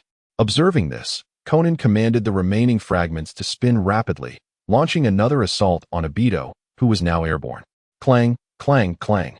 Obito's left hand moved with the speed of a small motor, deftly swinging the iron rod to deflect the whirling shards. Suddenly, after a prolonged clash, the rod split in two. By sheer coincidence, one half of the rod landed before Danzo. Startled, Danzo thought to himself, could it be that this ordinary iron rod was the cause of such chaos? He picked it up with a cold smirk, declaring, in that case, it is time for me to make my entrance. Chapter 25. The Clash of the Kaleidoscope Sharingan. Suddenly, a man donned in a golden dragon mask appeared out of thin air between Conan and Obito. As Obito prepared to counterattack, he abruptly halted, a look of grave concern on his face. "Who are you?" he demanded. "Are you here searching for something as well?" Conan inquired. In the celestial realm of the White Jade Capital, with its 12 towers and 5 cities, the immortal touches my crown, granting me eternal life. I am the immortal of one of the 5 cities, Danzo declared with an air of drunken revelry. Is there truly an immortal? Conan pondered aloud. Humph, a masked figure hiding in shadows. How could there be an immortal? Obito scoffed. At that moment, the rain-soaked Hidden Rain village ceased its downpour, and a vibrant rainbow emerged. My word, this is astonishing, Danzo exclaimed, inwardly exclaiming, heaven truly favors me. Conan gazed at the rainbow on the horizon, murmuring, could there really be an immortal? Even if there were an immortal, it would be me, Uchiha Madara. Obito retorted. Is that so? Danzo replied with a sinister grin. He then spoke slowly, enunciating each word. Uchiha Obito, an ant living under the names of others. Who are you really? Shimura Danzo? Do you dare appear before me? Obito challenged. Nanny, he is not Uchiha Madara. Conan exclaimed. Of course not. He is merely a puppet living in someone else's shadow. Danzo sneered. Shimura Danzo, have you come to present me with your eyes? How fortuitous, for one of them is already damaged. Obito remarked ominously, touching his left eye. Oh, Shimura Danzo, Danzo said with a knowing smile. A pair of kaleidoscope Sharingan emerged from beneath his mask. Now who am I? Impossible. Obito gasped in shock. How can there be another kaleidoscope Sharingan? Who are you really? Who I am is unimportant. Danzo replied dismissively. Indeed, who you are is of little consequence. What matters is that today, you should not stand out. Obito said gravely. Calmly, he declared, that I will take it. Is that so? Danzo responded flippantly. The two locked eyes, the tension between them palpable, and the battle was imminent. In an instant, both moved simultaneously. Clang, clang, clang. The two kunai flew through the air, clashing continuously. Your energy is quite depleted, Conan. I have some restorative pills. Would you like one? Danzo taunted. How infuriating. Obito roared. In a moment of distraction, Danzo landed a powerful side kick to his chest, causing a massive explosion, not of blood, but of countless water droplets. As Danzo looked on in surprise, the droplets quickly coalesced into a massive water sphere, encasing him within. Beneath the surface, Obito's voice echoed. Water release, water prison technique. Trapped, Danzo calmly analyzed. So it was a clone? The real one is lurking beneath the water, waiting for the right moment. Clever. I told you that I will take it. Obito asserted. Is that so? Danzo responded nonchalantly. He then pointed toward where he had just been standing. Obito followed his gaze, only to find Danzo still in his original position, looking down at him with an air of disdain. So that was it, an illusion, Obito realized. As the water sphere vanished, the trapped Danzo also dissolved into nothingness. To cast illusions before the Uchiha clan, do you wish to meet your demise? Obito remarked calmly. In an instant, his three-tomo Sharingan began to spin rapidly, transforming into a kaleidoscope Sharingan. Your left eye must have used the forbidden technique Izanagi during that explosion. One kaleidoscope against two. You seem to have little chance. Danzo taunted. Is that so? Obito replied darkly. His pupils suddenly dilated. At that moment, another Obito appeared behind Danzo, hands forming seals as he shouted, would release the hell of chaos. Before Danzo could react, he was instantly surrounded by numerous thorny trees created by the wood release, which spiraled upwards, ensnaring him in a deadly embrace. You, not being of the Uchiha clan, cannot unleash the full power of the kaleidoscope Sharingan. Obito mocked, standing before Danzo. Now you realize that the capability of a kaleidoscope Sharingan is not merely about its number, but rather, who wields it. Obito glared down, demanding, now, tell me, who are you? Does it really matter who I am? Danzo retorted. Indeed, does it matter? Obito mused, then crouched down, extending his finger. In that case, I shall take the eyes. Danzo screamed as Obito forcibly extracted his two kaleidoscope Sharingan. Let me satisfy my curiosity, Obito murmured to himself. He then removed Danzo's mask, only to find another mask beneath. Unconvinced, he tore off the mask once more, only to discover yet another mask. How is this possible? Obito gasped in astonishment, suddenly realizing the truth. An illusion within an illusion. Is that all the Uchiha clan amounts to? Danzo remarked, still standing in his original place, while everything before Obito dissipated. When did this happen? You have truly disappointed me, Obito. Danzo's facade shifted. I must concede, in this duel of Sharingan illusions, you have bested me. However, I still possess the means to evade your illusions. Let me see if your strength is worthy of these eyes. Danzo replied coolly. Oh, is that so? Fire release, great fireball technique. A massive fireball erupted from Obito's mouth. Water release, water dragon bullet. Instantly, a water dragon formed from the surrounding sea and charged toward the fireball. The fireball extinguished, yet the water dragon remained, but Obito, having sensed the danger, skillfully leaped back to evade it. You should refrain from using techniques you've never killed with. Danzo mocked, rubbing his forehead. Fool, Obito shouted. Fire release, exploding wind dance. Utilizing Kimui to distort the space around Danzo, he created a storm, then unleashed a colossal fire serpent within the tempest. A gigantic fire dragon emerged, roaring into the sky before surging towards Danzo. Quite similar to my combination technique, Fire Dragon Whirl. Danzo commented nonchalantly, rapidly forming hand seals. Water release, water barrier. A massive water curtain enveloped Danzo just as the fire dragon approached. Chapter 26. The curtain falls. Are you out of your mind? Using fire release over the ocean, do you not realize how foolish that is? Danzo shouted from within the water barrier. Is that so? Obito replied with a sly grin, whispering. If not for this, how could you have fallen for it? In the next moment, a Kamui appeared before Danzo, gripping his neck tightly. Danzo gasped. So this was your plan all along.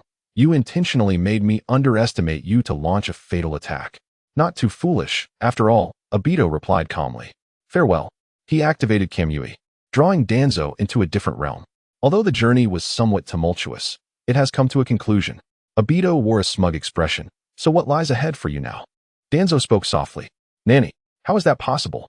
Obito exclaimed, panic-stricken. Jinjutsu. When did that happen? I have already evaded Jinjutsu. How could this be? Yet. In reality, only a second had passed.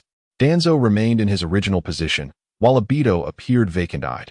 His left eye was a transplanted Sharingan, having gone blind and closed after activating his Anaji. It turns out that the moment Danzo appeared, Obito was momentarily distracted, allowing Danzo to successfully cast the Genjutsu Tsukuyami. What had just transpired was merely an illusion crafted by Danzo using Tsukuyami. Should I take this opportunity to eliminate Obito? Danzo pondered. However, he quickly dismissed the thought. If he killed Obito now, who knows what kind of chaos Orochimaru and Kabuto would unleash, likely altering the course of events. At this moment, he was not a match for Kagaya Otsutsuki. Thus, he resolved to silently let Obito go. But how could he do so? It was quite a dilemma. Ouch. That hurts. Danzo, feigning pain, suddenly clutched his eyes, groaning incessantly. Is this the after effect of casting Tsukuyami? Even a sage's body is so difficult to bear. How did Itachi endure the backlash for Sasuke? Moments later, once Danzo regained his composure, he remembered the objective of his mission.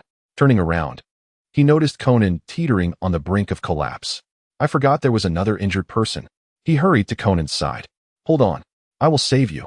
Konan, it's useless. My heart has been pierced. It's fine. I can still save you. Konan, my heart is already dead. It's fine. I can still save you. Konan, you don't understand. I have already resigned myself to death. It's fine. There is still a chance for rescue. Konan, don't you wish for Nagato and Yahiko's ideals to come to fruition? Don't you want to see it with your own eyes? Don't you want to witness the future landscape they envisioned? Don't you wish to tell them about the return of the future shinobi when you meet again? Konan, well, okay. I suddenly feel like I can be saved after all. That's the spirit. Danzo then sliced his finger and inserted it into Konan's mouth. A sage's body is indeed remarkable. As long as they aren't completely dead, I can bring them back to life. Danzo thought to himself, feeling quite pleased. Ouch, Danzo warned, a look of discomfort on his face. Be gentle while you suck. It's making me tingle all over.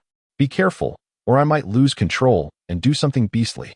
Minutes later, Konan, having regained a bit of vitality, expressed her gratitude. Thank you. Although you may not know your purpose, I still appreciate it. So, did I save your life? Konan, yes indeed. Then, should you not offer yourself in return? Konan, slap. A resounding slap landed on Danzo's mask. Konan, what nonsense are you thinking? This doesn't make sense. Danzo appeared bewildered. Feeling embarrassed by his reaction, Konan lowered her head. Subsequently, noticing Obito's strange condition, she changed the subject. What happened to Uchiha Obito? Oh, he merely fell victim to my Genjutsu. What? Konan's face lit up with joy. Wonderful. I will personally kill him. She then stumbled toward Obito. Wait, that might not be possible. Danzo swiftly blocked Konan's path. Why? If you don't explain yourself, I will kill Obito and then take my own life, returning your life to you. Danzo, Obito is just a pitiful creature. Besides, he is merely a puppet. Killing him would serve no purpose. Really? Danzo patted his chest, assuring her, I wouldn't lie to you. Konan's cheeks flushed. Then I will temporarily believe you. Just then, 7 white Zetsu clones suddenly emerged from the sea beneath Obito. It appears that Obito has been followed by white Zetsu clones all along. Realizing this, Danzo's mind raced. After all, why would black Zetsu fully trust Obito? If that is the case, I might as well take this opportunity to let Obito go. White Zetsu, oh. Konan is still alive. Konan, so it's the clone of the black tortoise. White Zetsu. This doesn't seem like a place for a chat. Just make sure to guard your eyes. With that, they began to sink Obito's body into the water, preparing to escape. Hey, Danzo shouted. How dare you look down on me so much, completely ignoring my presence. Strangleweed technique. The 6 white Zetsu clones pressed together, quickly merging into a massive white Zetsu, which then charged at Danzo. The remaining white Zetsu clone took the opportunity to meld Obito's body into the water, ready to flee. How disgusting. Danzo grimaced. Swiftly forming hand seals. Wind release. Vacuum sphere. The enormous white Zetsu was battered, riddled with holes. However, In an instant, it reverted to its original form. Summoning technique, Iwagama, Great Toad. Boom. A toad towering 5 stories high appeared before Danzo. Hello, Iwagama, Great Toad. Iwagama, Great Toad. What do you want? It should be fine now. Iwagama, Great Toad. What does that even mean? You sat on it and crushed it. Danzo pointed at the toad's body. Iwagama, Great Toad. Why would I summon such a weak enemy? Isn't that just a sign of boredom? Iwagama, Great Toad. Boring. Boom. The Great Toad voluntarily dispelled the summoning contract and returned to Mount Mayaboku. Watching Obito and White Zetsu disappear without a trace, Danzo mused that this time Obito had not acquired the Rinnegan and had sustained serious injuries, likely postponing the war for a while. Ding. Congratulations, host, for completing the task of saving Conan. Reward, Sharingan Jinjutsu, Kodoamet Tsukumi. Conan, will you follow me from now on? Danzo inquired with hopeful anticipation. Yes. Chapter 27. Let the secretary handle it. Rain Hidden Village. The highest floor of a steel structure. Gazing at the familiar yet changed environment, Conan couldn't help but shed tears, murmuring, Nagato, Yahiko, I will bravely carry your hopes forward. Let us go? Wiping away her tears, she smiled once more. However, what are you doing? Conan scolded, freeing herself from Danzo's grasp. No, you said to set off. Right? Conan, it is to set off, but why are you holding my hand? Isn't this faster? Conan, although you saved me, this is too much. No, what I meant was, if I hold your hand and use ninjutsu, we can instantly return to Konoha. Conan, you can use time-space ninjutsu? Yes, is it that difficult? Conan, holding hands is fine, but why are you groping around? Am I? Oh, don't fuss over the details. Danzo responded nonchalantly, in a rather lecherous manner. Brief pause. Konoha, temporary office of the Hokage. Conan, have we arrived? Yes. Danzo nodded affirmatively. Conan, what is this? This is the Hokage's office. After saying this, Danzo plopped down onto a wooden chair. Conan, you are the Hokage of Konoha? Yes, what is strange about that? Conan, then you are Danzo Shimura of Konoha, the very one who colluded with Hanzo the Salamander and killed Yahiko. Incorrect. Danzo shook his finger, directly refuting her. He then explained earnestly, at that time, it was Hanzo who collaborated. As for what happened to Yahiko, I had no knowledge of it. He acted on his own accord while I was busy with other matters, and the root members were unaware, serving as his pawns. Conan, is that true? I have no reason to deceive you. Otherwise, I wouldn't have saved you. Don't you think so? Danzo stated earnestly, spinning a web of lies. Xiaonan, even so, Nagato once attacked Konoha. Although I have distanced myself from the organization Akatsuki, Tobarama interjected. In the end, Nagato had a moment of clarity and revived the injured, did he not? Besides, I currently hold authority over Konoha. Xiaonan, perhaps I should take my leave then. Nagato's attack on Konoha has little to do with you. Tobarama patiently reassured her. Furthermore, we are all preparing for the 4th Shinobi War. No one will pay attention to you, so rest assured. Xiaonan, very well then. Someone, an Umbu member knelt before them. Tobarama, inform the 2 elders of the administrative department that Xiaonan will henceforth be my secretary. Umbu member, my lord. What does the position of secretary entail? Tobarama, when there are matters to attend to, the secretary will take care of them. When there are none, they shall remain idle. Just say that Xiaonan has been appointed as the assistant to the Hokage. Umbu member, understood. The Umbu member promptly vanished. Come, Xiaonan. This will be your official attire from now on. Tobarama opened a sealed scroll and retrieved a collection of eclectic garments. Black stockings, a short skirt, lace outfits, high heels, and a small suit jacket. The secretary's uniform made its debut in Konoha. Xiaonan, is this my clothing? Tobarama, indeed. Are you unsure how to wear it? Come. I will guide you step by step. Tobarama wore a beaming smile. Xiaonan, what are you thinking? I'm merely concerned that you may not know how to wear it. 10 minutes later, her breathtaking beauty astonished all. As he gazed at Xiaonan in her secretary outfit, Tobarama was momentarily entranced, saliva pooling at his feet. Xiaonan, who crafted this outfit? It's quite peculiar. Tobarama, so do you like it? Xiaonan, it's acceptable, though it might hinder my combat abilities in emergencies. Tobarama, leave the fighting to the men. Your duty is to look beautiful. Xiaonan's cheeks flushed, leaving her at a loss for words. Here's another set. You can alternate wearing them. Xiaonan, where did you acquire these oddly shaped garments? Tobarama, I made them myself. Impressive, is it not? Tobarama's pride was palpable. Devoting your thoughts to creating such attire hardly seems serious. Xiao Nan, while adjusting her suit jacket and examining her legs in black stockings, gave a serious critique. You've misunderstood me. I assure you, you are the first person in this world to don this secretary outfit and will undoubtedly be the last.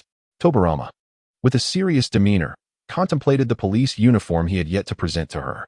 Someone, an Umbu member appeared. Summon Nara Shikaku. Umbu member, yes, my lord. 5 minutes later. Shikaku, 6th Hokage, what do you require? I have devised a solution for the food situation. Shikaku, is that so? Splendid. Prepare a large ship and simultaneously select reliable individuals without summoning beasts to join me. Shikaku, do you mean that you will not need to intervene personally? There are many village matters requiring your approval. Now appoint Tsunade as Konoha's special advisor, and convey this decision to the elders of the administrative department and Tsunade. Tobarama glanced at the thick stack of documents on the table. During my absence, village affairs will be entrusted to you and Tsunade. By the way, also inform Shikamaru, Tenten, Rock Lee, and Yamato to accompany us. Shikaku, understood, I shall depart. 3 days later, at the Konoha port. Tobarama, I shall not waste words. I hope to witness your valiant performance. Everyone responded in unison, yes. Then, let us set sail. Tobarama, accompanied by Xiao Nan in her official attire, was the first to board the ship. As evening fell, Tobarama, thank you for your hard work, Tenten. Tenten, busy sealing sea beasts, quickly stood and respectfully replied, 6th Hokage, this is my duty. This was Tobarama's solution for the food crisis, to set out to sea for fishing, utilizing Tenten's space-time ninjutsu to seal captured sea creatures into scrolls. Moreover, Tenten was a charming girl dressed in a manner reminiscent of traditional Chinese attire, which Tobarama genuinely admired. Tobarama, Xiao Huachun Bo subordinate, present. Tobarama, go prepare more seafood ingredients. I shall personally cook tonight to reward our troops. Xiao Huachun Bo, yes. Half an hour later. Tobarama, Yamato, transform more wood into shape. Yamato, looking distressed, murmured, Hokage, I am a rare wood-release ninja. I know, hurry. We are running short on wood. Tobarama responded sternly, then turned to the other 3 ninjas, bellowing, what are you 3 doing? Don't you see the flames dwindling? Increase the intensity. Chapter 28. The mightiest ninjutsu Ingu Shodong quietly inquired. Hokage, you specifically chose us 3 who excel in fire release for seafood purposes. Didn't you? Nonsense. Tobarama retorted with righteous indignation. I knew it. How astute of you, Hokage. You can even boil water and brew tea. Tobarama took a deep breath and continued. Before boarding the ship, the higher-ups emphasized that the Hokage had personally selected them, and they were initially thrilled. Now, their situation was quite dire. Yamato, what are you dawdling for? Hurry up. Tobarama urged incessantly. An hour later, a magnificent seafood platter was exquisitely prepared. As he lifted the lid, an enticing aroma wafted through the air. The platter contained lobsters, shrimp, abalone, golden clams, mussels, razor clams, and crabs, among a plethora of seafood. Anchor the ship. Tobarama commanded loudly, then called out, everyone, come and enjoy the seafood feast. Shikamaru, Hokage, should we not remain vigilant? This is shallow water. No formidable sea creatures will attack. Tobarama confidently replied. The seafood feast continued until dawn, and the weary ninjas gradually dispersed. On the mast, Xiao Nan, the sea under the moonlight is truly beautiful. Beauty in the scenery, beauty in the person. Tobarama gazed intently at Xiao Nan and earnestly declared, I have a saying for you at this moment. Xiao Nan, what is it? Clouds desire the garments. Flowers desire the visage. The sea breeze caresses the railing, with dew rich in splendor. Upon hearing this, Xiao Nan, momentarily taken aback, remarked, I never expected the 6th Hokage of Konoha to be so well-versed in literature. I am honored by your praise. Pretending not to understand, Tobarama wore a smile and then pointed at Xiao Nan's attire, asking, does it fit well? Xiao Nan, adjusting her chest area, frowned and replied, it's just a bit constricting. Tobarama wore a mischievous grin. How about I loosen it for you? Xiao Nan, get lost. Haha. After sharing a laugh, they exchanged glances, both finding joy in the moment. Tobarama, your smile is truly lovely. You should smile more often. Oomph, you never give up. Pretending to be annoyed, Xiao Nan leaped down from the mast. Where are you going? Xiao Nan, of course, I'm going to sleep. Why don't you join me? Xiao Nan, no way. I'm going down to sleep. What are you thinking about, honestly? Tobarama wore a cheeky smile. Humph. The next day, Li Ba Lu, a sensory ninja, there is a large sea beast rapidly approaching 3 nautical miles ahead. Yamato, prepare the hunting team. That's enormous. A gigantic crab claw, over 10 meters long, emerged from the ocean, crashing down towards the ship amidst a deluge of seawater. The massive shadow enveloped the entire vessel. Xiaonan, my lord, do you require my assistance? No need, Tobarama replied nonchalantly. Damn it, Shikamaru shouted angrily, then quickly formed hand signs. Shadow binding technique. Shadow binding technique. As long as one's shadow overlaps with that of the opponent, they can force the opponent to mimic their movements. The enormous crab claw remained suspended in midair, completely still. Li, Shikamaru shouted. Konoha great whirlwind. Li spun like a frenzied top, relentlessly striking the crab claw. The great crab in the sea cried out in pain. Leaf hurricane. With a swift turn and an upward kick, Li struck the base of the crab's claw. Crack. The claw was forcefully severed. Gur, gur, gur. The enormous crab roared ferociously, surfacing with a pair of eyes that glowed red with fury, fixating intently on Li. Youth is fueled by passion, Li exclaimed excitedly. The 8th gate, resting gate, is now open. His aura transformed, akin to a starving tiger ready to pounce. Shadow dance of leaves. He relentlessly assaulted the crab's underbelly from below, causing the massive creature to ascend like a kite severed from its string. Leaf gale. Taking advantage of the height, Li leaped off the crab's claw, positioning himself above the creature, and then unleashed a downward kick upon its shell. Boom. The accelerated crab crashed into the ocean, stirring countless waves. Soon after, it floated lifelessly on the surface. Shikamaru, Tintin. Understood. Tintin jumped from the ship, racing towards the giant crab. Danzo, leave the claw. Yes. While responding, Tintin opened a scroll to seal it. Kiba, a sensory ninja, be cautious. For another giant crab lurks beneath. Ah, 1 male and 1 female, Danzo chuckled. Inuzuka, leave it to us 3 brothers. The trio swiftly formed hand seals. Fire release. Fire dragon technique. Fire release. Fire dragon technique. Fire release. Fire dragon technique.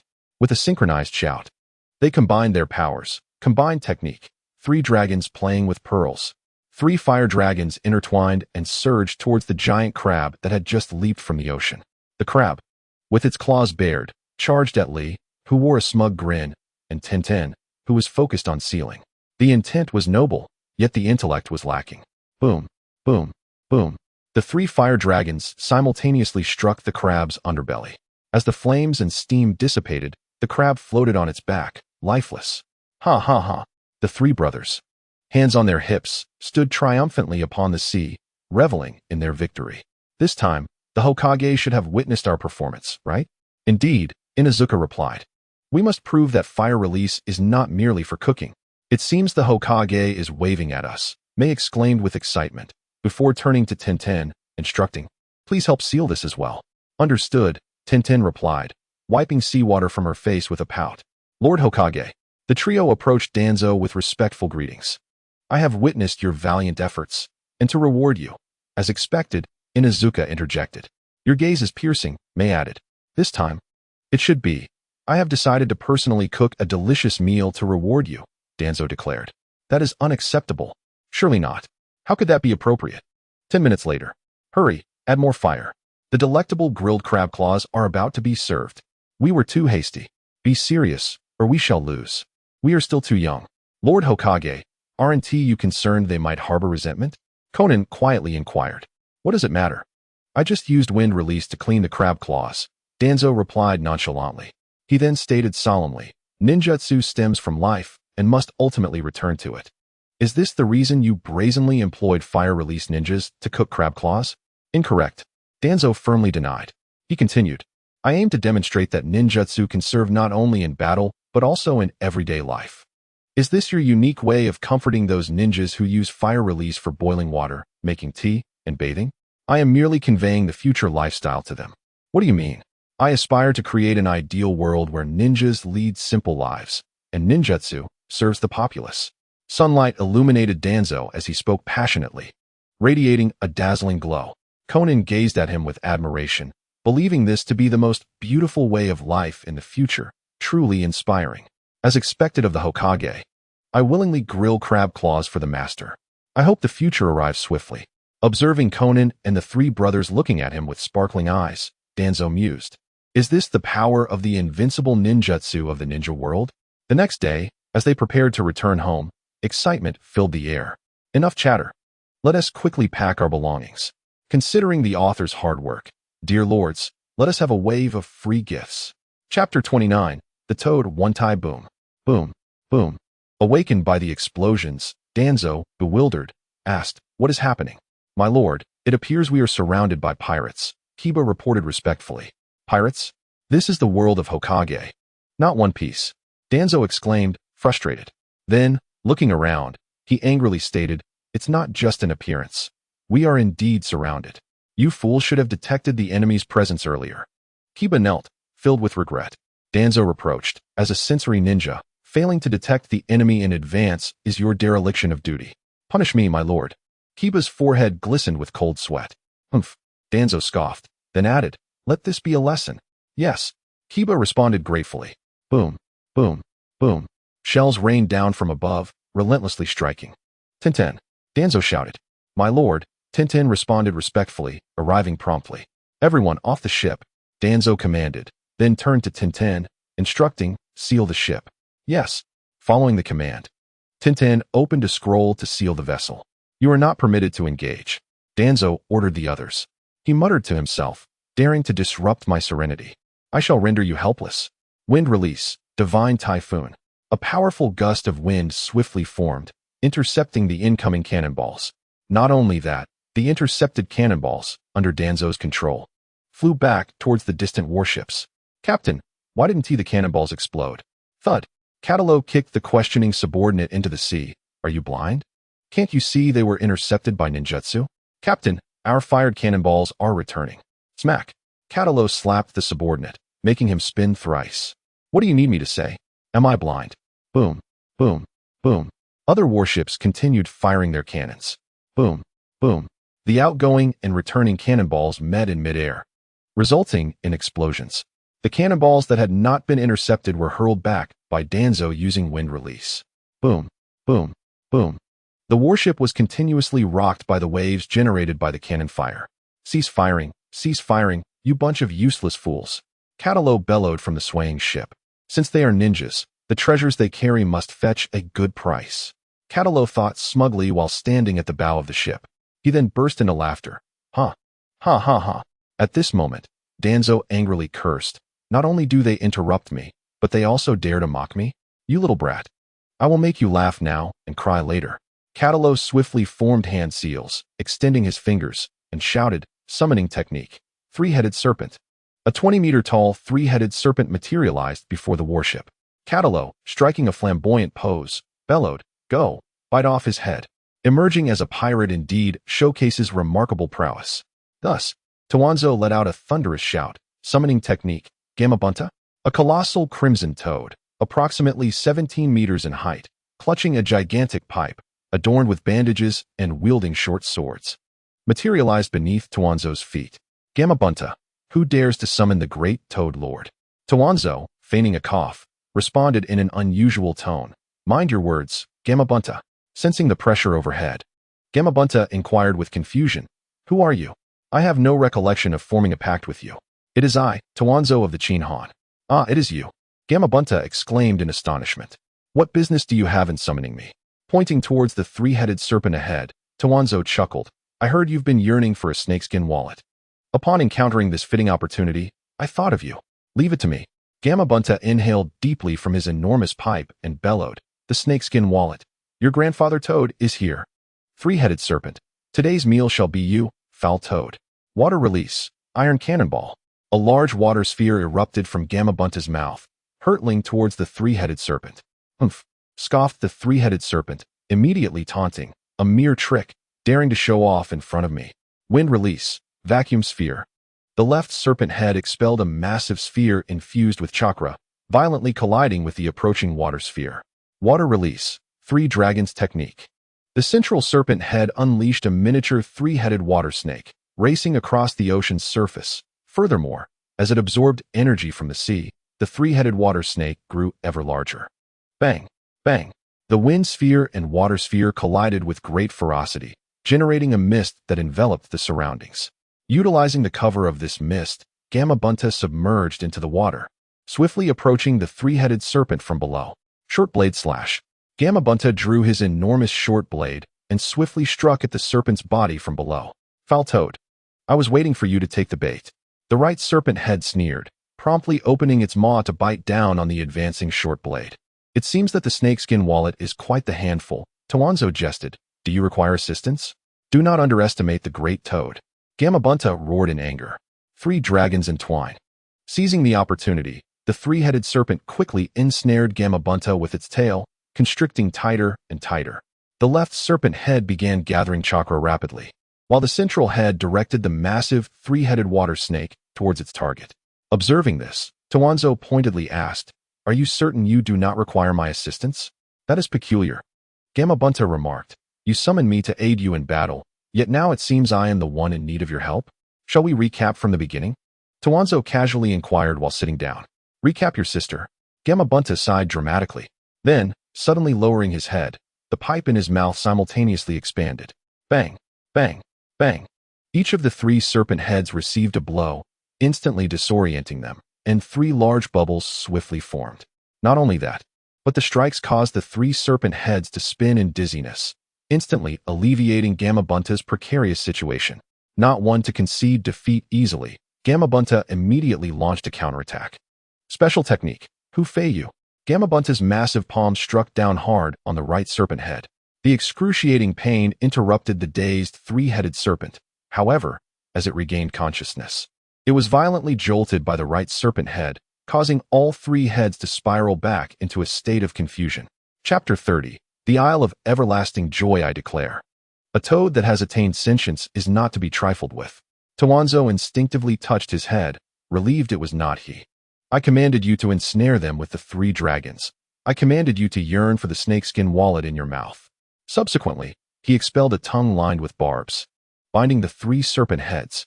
With his right hand wielding the short blade, he swiftly aimed for the point where the 3 heads converged, shouting, 1 blade, for segments. The awakened 3-headed serpent sensed imminent danger and struggled desperately. Alas, it was to no avail. As the sharp blade drew ever closer, the 3-headed serpent snarled, Foul toad. You've had your fun long enough. Bang. A cloud of white smoke erupted as the 3-headed serpent willingly dispelled the summoning technique. Cursed be my snakeskin wallet, Gamabunta exclaimed, utterly bewildered. Little fire morning thin, truly worthy of the Hokage's summoned beast.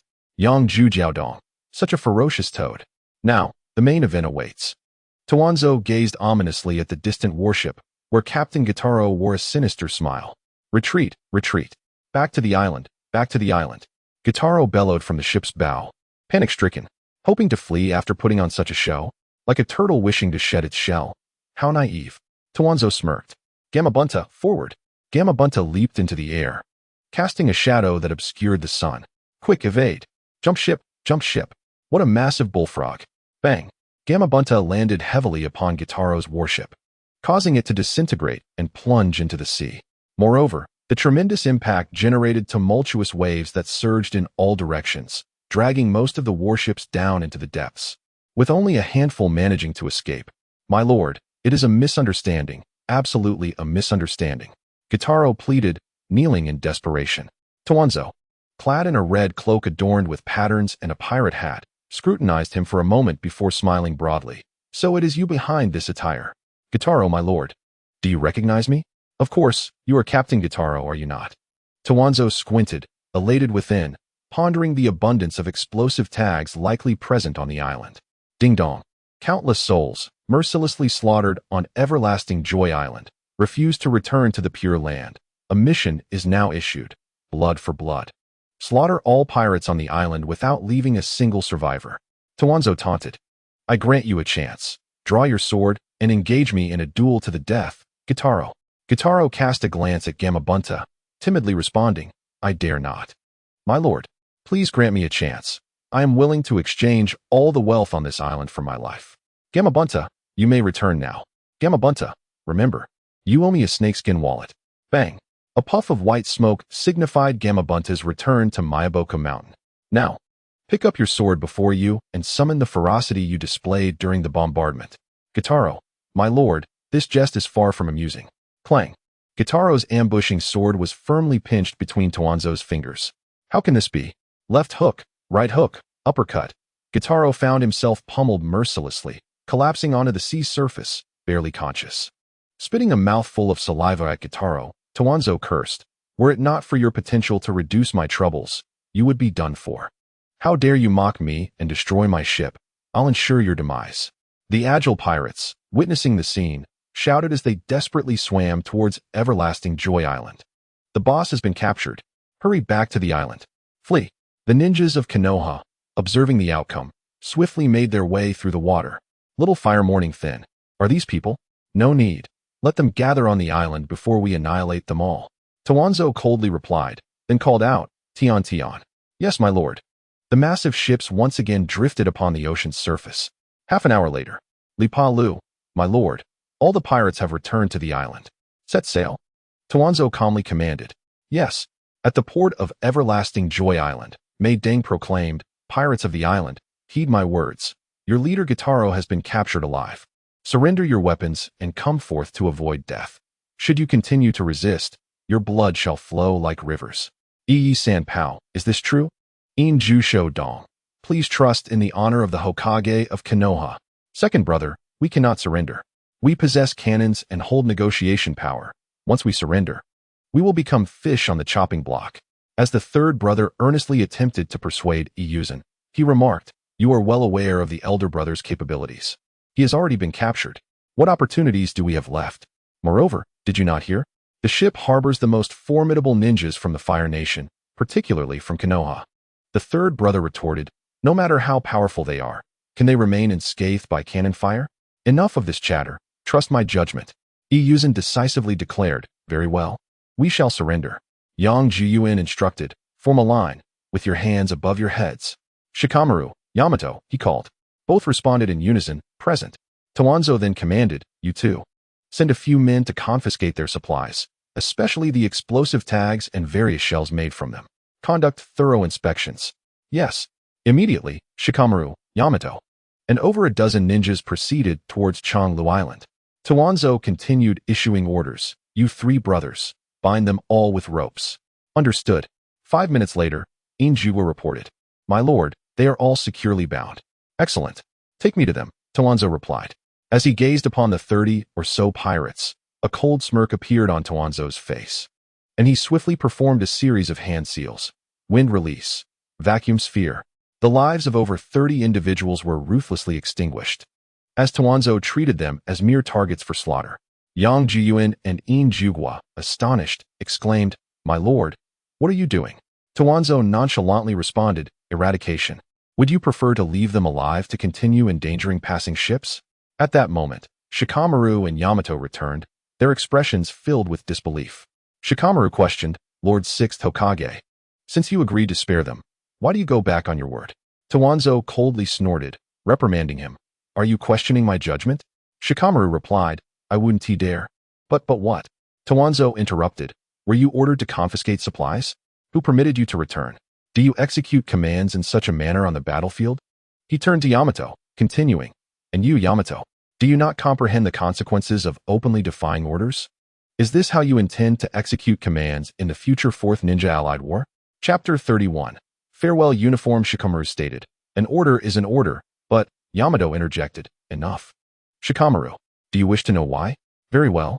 Tawanzo, brimming with indignation, gestured towards a distant mountain, resembling a volcanic crater, saying, Descend from there, and you shall find your answer. Now, immediately depart. Yes. Yamato responded respectfully, swiftly pulling Shikamaru away. In Jugwa commanded, You three brothers must complete the task you were given. Yes.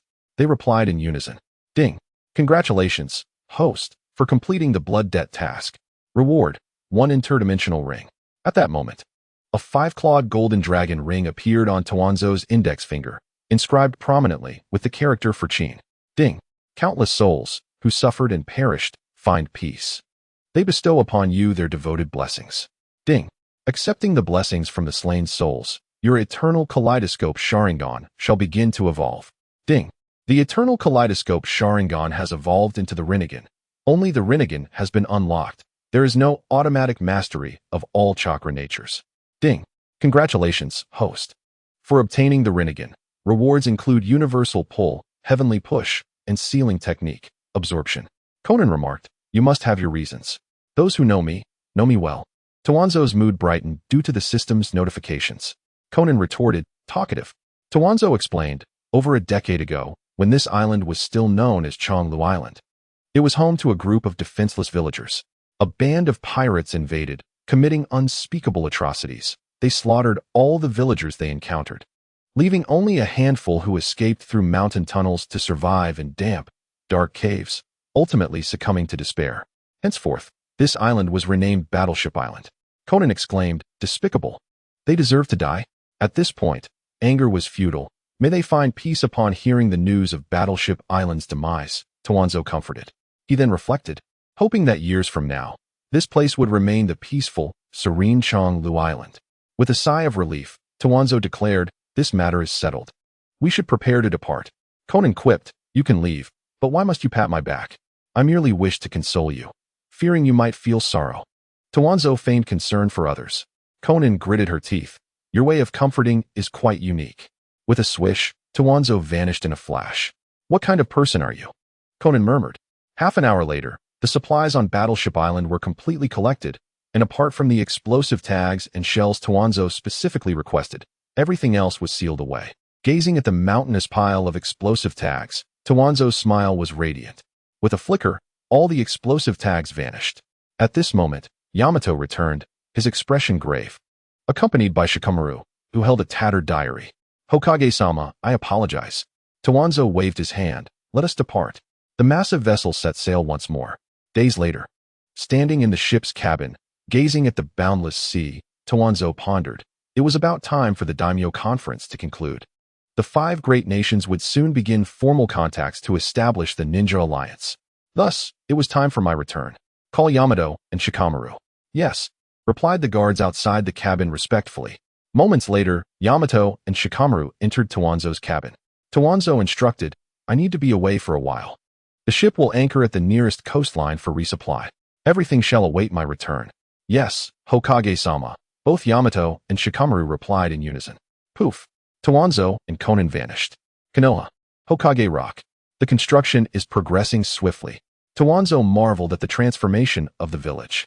This was a seal he had inscribed on his likeness before departing. A precaution for the possibility of rapid village development, preventing him from losing his way. It had been too long since their last meeting. It was time to see Shizune. Lost in thought, Tawanzo felt a flutter in his heart. Conan, you go wait for me in the Hokage's office. I have some matters to attend to. Are you going to see a woman? Tawanzo replied with feigned seriousness. Do you think that of me? I am the Hokage of Konoha. Humph, you don't look like it. Conan retorted, rolling her eyes as she left. My dear, I have returned. Shizune murmured to herself. I wonder how Hokage-sama has been lately? Is there still any after effect from that mental technique? She sat quietly in her quarters. Cough, cough. Who goes there? Shizune exclaimed. It is I. The one you have longed for, Tawanzo.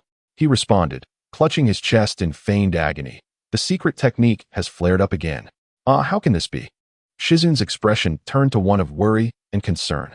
Could you assist me once more? Tawanzo tentatively inquired. Is that possible? Shizune instinctively replied, then blushed. No, Hokage-sama. You mustn't tease me. Truly, you are the epitome of beauty and talent, Miss Shizune. Tawanzo pretended to compliment her. Observing Shizune biting her lip, her cheeks flushed. Tawanzo presented a long-prepared gift. This is a garment specially prepared for you. Do you like it? Is this for me? Shizune exclaimed in disbelief. Indeed. Tawanzo affirmed, urging, quickly. Try it on. Thank you, Hokage-sama. Subsequently, filled with joy, she hurried off to try on her new attire. A few minutes later, a scene unfolded that was utterly breathtaking. Polished shoes, long white legs, an ultra-short skirt, a green police uniform, a half-cape, and white gloves. Oh, how exquisite. Tawanzo could not help but click his tongue in admiration. However, he soon pondered, something feels amiss. Is it that I don't look good in this? Shizune asked softly. Suddenly, an idea struck Tawanzo as if he had awoken from a dream. He retrieved a small leather whip from his dimensional ring and placed it in Shizune's hands, adjusting her police hat to a precise 45-degree angle. Perfect. Tawanzo gazed at her as if he were admiring a masterpiece, lost in rapture. Do you think it looks good, master? Shizune twirled gracefully, revealing her outfit. It was tantalizingly enchanting. Tawanzo wore a mischievous smile and then pulled Shizune close, collapsing onto the floor. But, master, this is the living room. It's not appropriate. Shizune protested with a delicate voice. A different place brings about a different feeling. Tawanzo responded gently. Chaos soon ensued, accompanied by laughter. The laboring populace is the most glorious. Chapter 32. The 5 Kage reunite. Ding dong. The Akatsuki member, Kisame Hashigaki, has successfully infiltrated the hidden cloud village and commenced information theft. A mission is now issued to prevent the leak of intelligence. Either consume the shark or be consumed by it. Never mind that. Let us continue to kindle the flames. The next day, at noon, Tawanzo solemnly declared, upon my arrival, initiate the operation immediately. Yes, the 4 root members vanished in an instant. Naruto, Hokage-sama, you called for me? Naruto inquired. Tawanzo frowned. When did you learn to knock? Leave and come back in. I heard there was an important mission, so I was a bit hasty. Naruto chuckled. Tawanzo reiterated sternly, now leave. Immediately. With his head hanging low, Naruto trudged out, muttering to himself. Bang, bang, bang. Come in. Naruto, Hokage-sama, what is the mission? This is a special task. I hope you can do your utmost to complete it. Tawanzo began to spin his tail seriously. Really? Such an important mission can be entrusted to me? Naruto exclaimed, eyes wide with excitement. Of course, and aside from you, no one else can accomplish it. Yay. That's fantastic. Naruto asked eagerly, what is the task? Travel to a certain location in the hidden cloud village and learn to control the 9 tails. Naruto gasped then. The 4th Great Ninja War is imminent. Mastering the 9 tails abilities is crucial. Do you understand? Yes, 6th Hokage, I vow to complete the task. Then let us depart. But Hokage-sama. These pants. Where's this?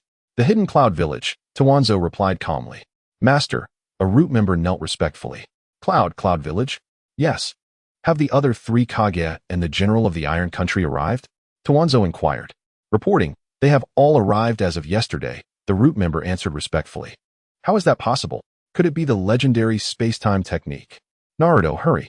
Naruto was still reeling from the shock.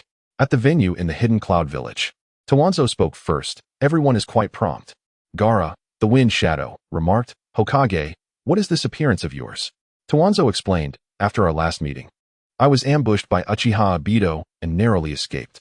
Onoki, the earth shadow, interjected, Tawanzo, why did you summon us to the hidden cloud instead of Konoha? The Akatsuki has acquired intelligence regarding Konoha's defenses and military arrangements. Onoki interrupted, the Akatsuki, aren't they associated with one of your members? Indeed, she is Konan. A former member of the Akatsuki, Tawanzo confirmed. Mei Terumi, the water shadow, retorted, what do you mean, Tawanzo? With Konan's assistance. I obtained irrefutable evidence that Uchiha Obito is merely a rogue shinobi from Konoha, masquerading as an Uchiha. Really? Kage exclaimed. Mei added, I always wondered how Uchiha Obito could have survived for so long. Then, should we deliberate on the matter of our allied forces? Onoki suggested. Precisely. Our coalition must act swiftly. Onoki asserted. What? Are you reluctant to relinquish command? Incorrect. While the impostor may not pose a significant threat, his ally, Kabuto, wields the sage arts of the Dragon Cave. Another rogue from Konoha, Kage remarked. That's one of Orochimaru's subordinates. Mei chimed in. Konoha. Oh Konoha, a village so alluring. She mused. Moreover, the impostor commands an army of 100,000 white Zetsu. We are all familiar with them, the ones that crashed the 5 Kage summit. How despicable. How did they accomplish this? Mei fumed. Through clandestine accumulation of power. Onoki explained. Wars are not won through sheer numbers. Kage countered. If that is the case, our odds of victory are substantial. Gaara stated. Of course, the next point is crucial. Kabuto has mastered the long-lost forbidden technique, Edo Tensei. Isn't that the technique that summons the souls of deceased shinobi back to the world of the living? Thus, not only Uchiha Obito is our enemy, but all deceased shinobi as well. What? That means even the old man could interfere. Kage exclaimed. I, this old body, still have the strength to compete with my teacher in this lifetime. Onoki declared. Then do we still have a chance of victory? Mei questioned. The samurai are truly on the verge of decline? A general from the 3 ships contemplated, gazing at the four Kage and the general from the Iron Country. Danzo proclaimed with fervor, "This is a chaotic era. It is also an opportunity. Truly, a shadow of a ninja, relishing in warfare." Mei remarked, "Do the ninjas of Konoha wish to perish?" Anoki inquired, "Are you eager to be reborn?" Kage scoffed, "How do you wish to meet your end?" Gaara questioned, "All ninjas converging into one era, various bloodline limits and eliminations will shine forth. Countless geniuses returning, a clash of diverse ninjutsu. Doesn't that sound particularly exhilarating and invigorating?" "You fool." Anoki scolded. "How foolish." Mei added, "This is disastrous." Kage muttered, "Have we time to re-elect a commander?" The general from the three ships pondered aloud. Cough, cough. Danzo feigned a cough to mask his embarrassment. "I merely sought to lighten the mood as everyone seemed too despondent. You understand?" Swish. Before the four Kage and the general from the three ships, a scroll suddenly materialized. "Space-time technique." Gaara exclaimed, "Is this your hidden strength?"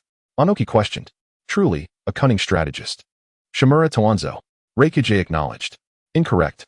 In honor of my new identity, please refer to me as Qin Han Danzo from now on. And do not ask why." "What is this?" Mei asked. "Intelligence." Danzo replied gravely, "This contains detailed records of all the deceased jonin from Konoha during their lifetimes. I did not expect the Hokage of Konoha to be so reasonable this time." Mei remarked, "Let us not rush to examine the intelligence. We should prepare a unit to compile the information swiftly from each village," Anoki suggested. "Indeed, this is a war concerning the lives and deaths of all. We can no longer withhold for the sake of national interests. Now, on to the next topic. Where would be the most suitable hiding place for the Eight Tails and Nine Tails Jinchuriki? Surely, the Hidden Cloud, a place where the Akatsuki members have never appeared, is the most appropriate. Chapter 33. Kisame Hashigaki makes his entrance indeed. This is another purpose for convening everyone in the Hidden Cloud, Danzo concurred. Subsequently, it was elucidated that the Nine Tails Jinchuriki, Naruto, had arrived, with the intention of having him remain in the Hidden Cloud village. Additionally, there was a desire for the Kage to persuade Killer Bee to instruct Naruto on how to master the Nine Tails. Kage remarked that during the last incident, it was the information from the Hokage that had pivotal saved Killer Bee at a critical moment. Furthermore, if the Nine Tails could be brought under control, it might prove invaluable in times of dire need. Therefore, both for public duty and personal reasons, I would not refuse. Danzo, the meeting of the daimyos has concluded, and our alliance has been officially established. I hope each of you will return promptly to prepare all that is necessary for the impending war. Tsuchikage Noki, farewell. Kazekage Gaara, Temari, let us depart. Kage Mizukage, are you not leaving yet? The Water Shadow, Mei Terumi, remarked, "Our previous conversation with the Hokage was quite congenial, yet I have certain personal matters that require my attention. At this juncture, the focus should primarily be on the war. Any personal issues can be addressed at a later opportunity." Danzo, as if offering sage advice, interjected, "Additionally, I must confer with the Kage regarding my own concerns. Perhaps you should take your leave first." Shui Ing Mei Ming, "Certainly. I would be delighted to treat you to a couple of steamed buns, warm and fragrant." Then, she licked her lips and squinted her eyes, followed by a swaying departure. Kage AI, now that everyone has left, what business does the Hokage have? Thus, Danzo recounted in detail how Kisame Hashigaki infiltrated. Kage AI, what? How could this be possible? Nothing is impossible. Danzo explained earnestly, "This is the ability of White Zetsu. Information I painstakingly uncovered. Therefore, I hope the Kage will entrust the Samahata to me." Kage, damn it. Many of Yunin's plans have already been uncovered by Kisame Hashigaki. Danzo analyzed once more. Kisame's infiltration into Yunin is evidently aimed at acquiring intelligence on our allied forces. The crux of this war lies in the Eight Tails and Nine Tails. Therefore, until he secures the whereabouts of the Nine Tails and Eight Tails, Kisame will undoubtedly refrain from risking exposure in his communications. As long as the intelligence remains undisclosed, the plans of Yunin shall not be revealed. Kage AI, this is preposterous. I shall go and eliminate him at once.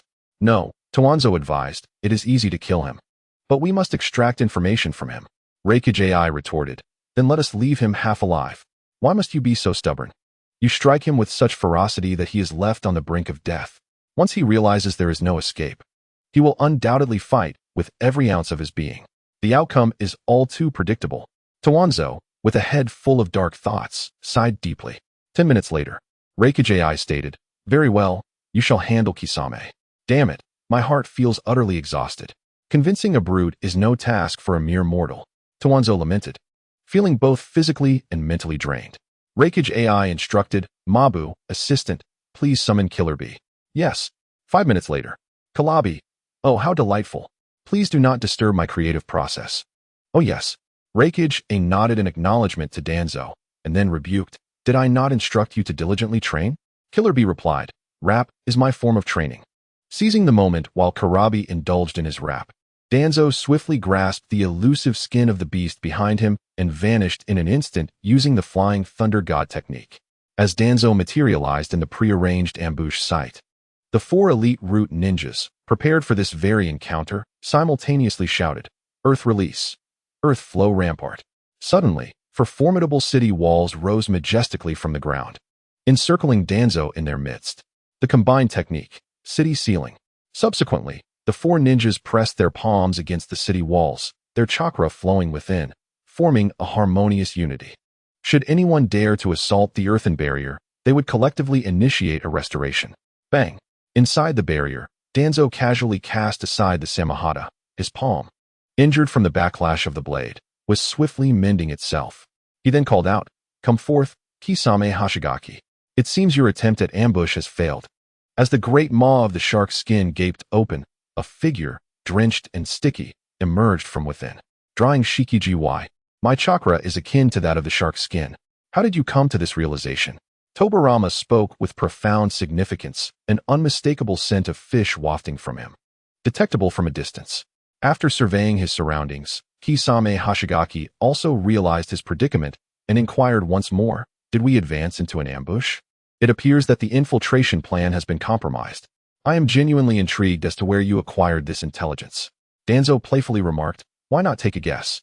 Kisame retorted, "Haha, guess? Do you think I would even attempt to guess? Tuanzong, can you guess what I'm thinking?" Kisame Hashigaki, "Hehe. Earth Release, barrier technique. Are you planning to capture me alive?" "Wrong. I confine you here to witness the prowess of one who is renowned as the tailless beast." "Kakuzu, is that so?" "One must exercise caution, for sharks are indeed capable of consuming humans." Bang! The bandaged shark's skin, under the control of the dry persimmon demon, revealed its true form. A deep blue blade emerged, adorned with barbs, while the original tip transformed into a gaping maw filled with sharp teeth. The shark's skin executed a devastating slash. With the art of instantaneous movement, Kisame Hashigaki swiftly materialized beside Danzo, relentlessly pounding the target with the dual blades of his Samahata. "Observing your gaunt and pallid appearance, it seems you intend to exploit the unique properties of Samahata to rapidly restore your weakened physique, do you not?" As Danzo deftly evaded the onslaught of Kisame's attacks, he couldn't help but taunt, "Ah, Kisame, you seem quite well versed in the intricacies of the Jinchuriki's abilities. Indeed, the flying chains of the Jinchuriki." As Danzo continued to prattle on, the handle of Kisame's Samahata unexpectedly elongated, twisting and coiling around Danzo like a serpent. Seizing the opportunity, the immense maw of Samahata clamped down on Danzo's shoulder. "Samahata's chakra devours," the dry persimmon Kagaya coldly remarked. "Even so, what does it matter?" The shark's skin swiftly consumed the chakra within Danzo's body, yet he appeared remarkably composed and unhurried. Subsequently, Kisame Hashigaki also sensed something amiss. The hilt of the shark's skin blade emitted no trace of chakra. The dry persimmon ghost shark expressed a note of bewilderment. Although the shark's skin had evidently consumed the chakra, why was it that I could absorb none of it? Haha, can you guess?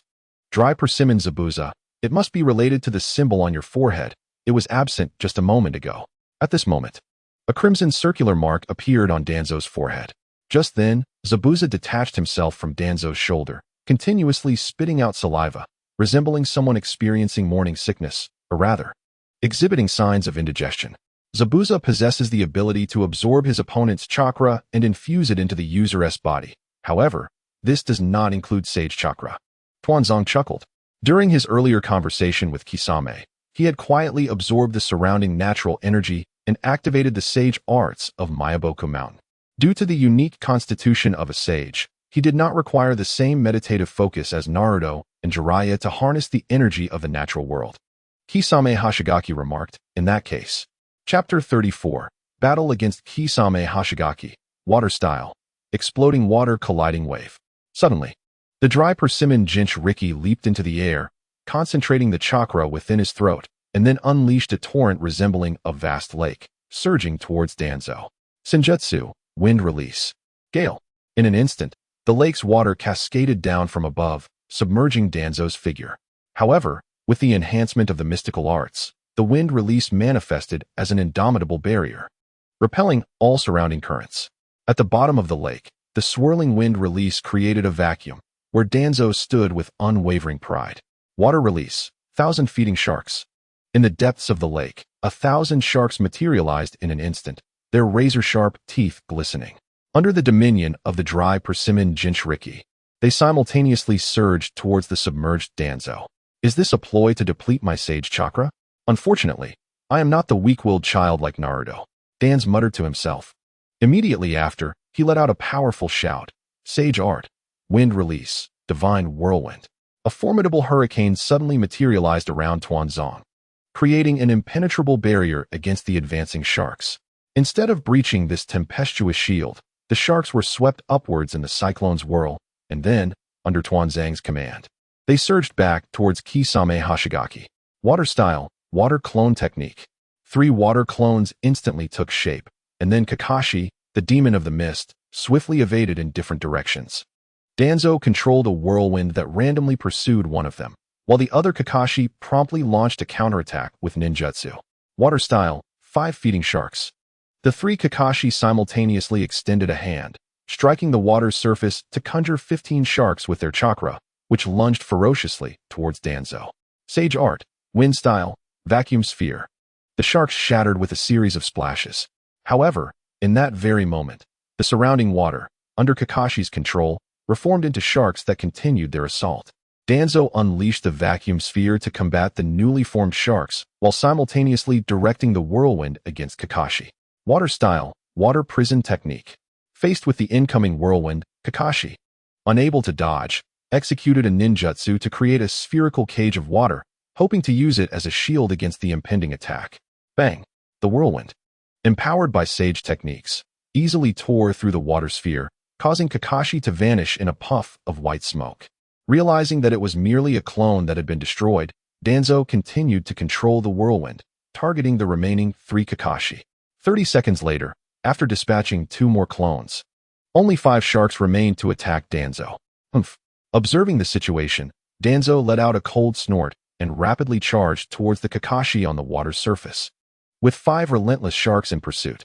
Just as Kakashi prepared to cast another ninjutsu, Danzo, akin to a nitrous-boosted racer, instantaneously appeared before him and delivered a powerful punch, obliterating his form.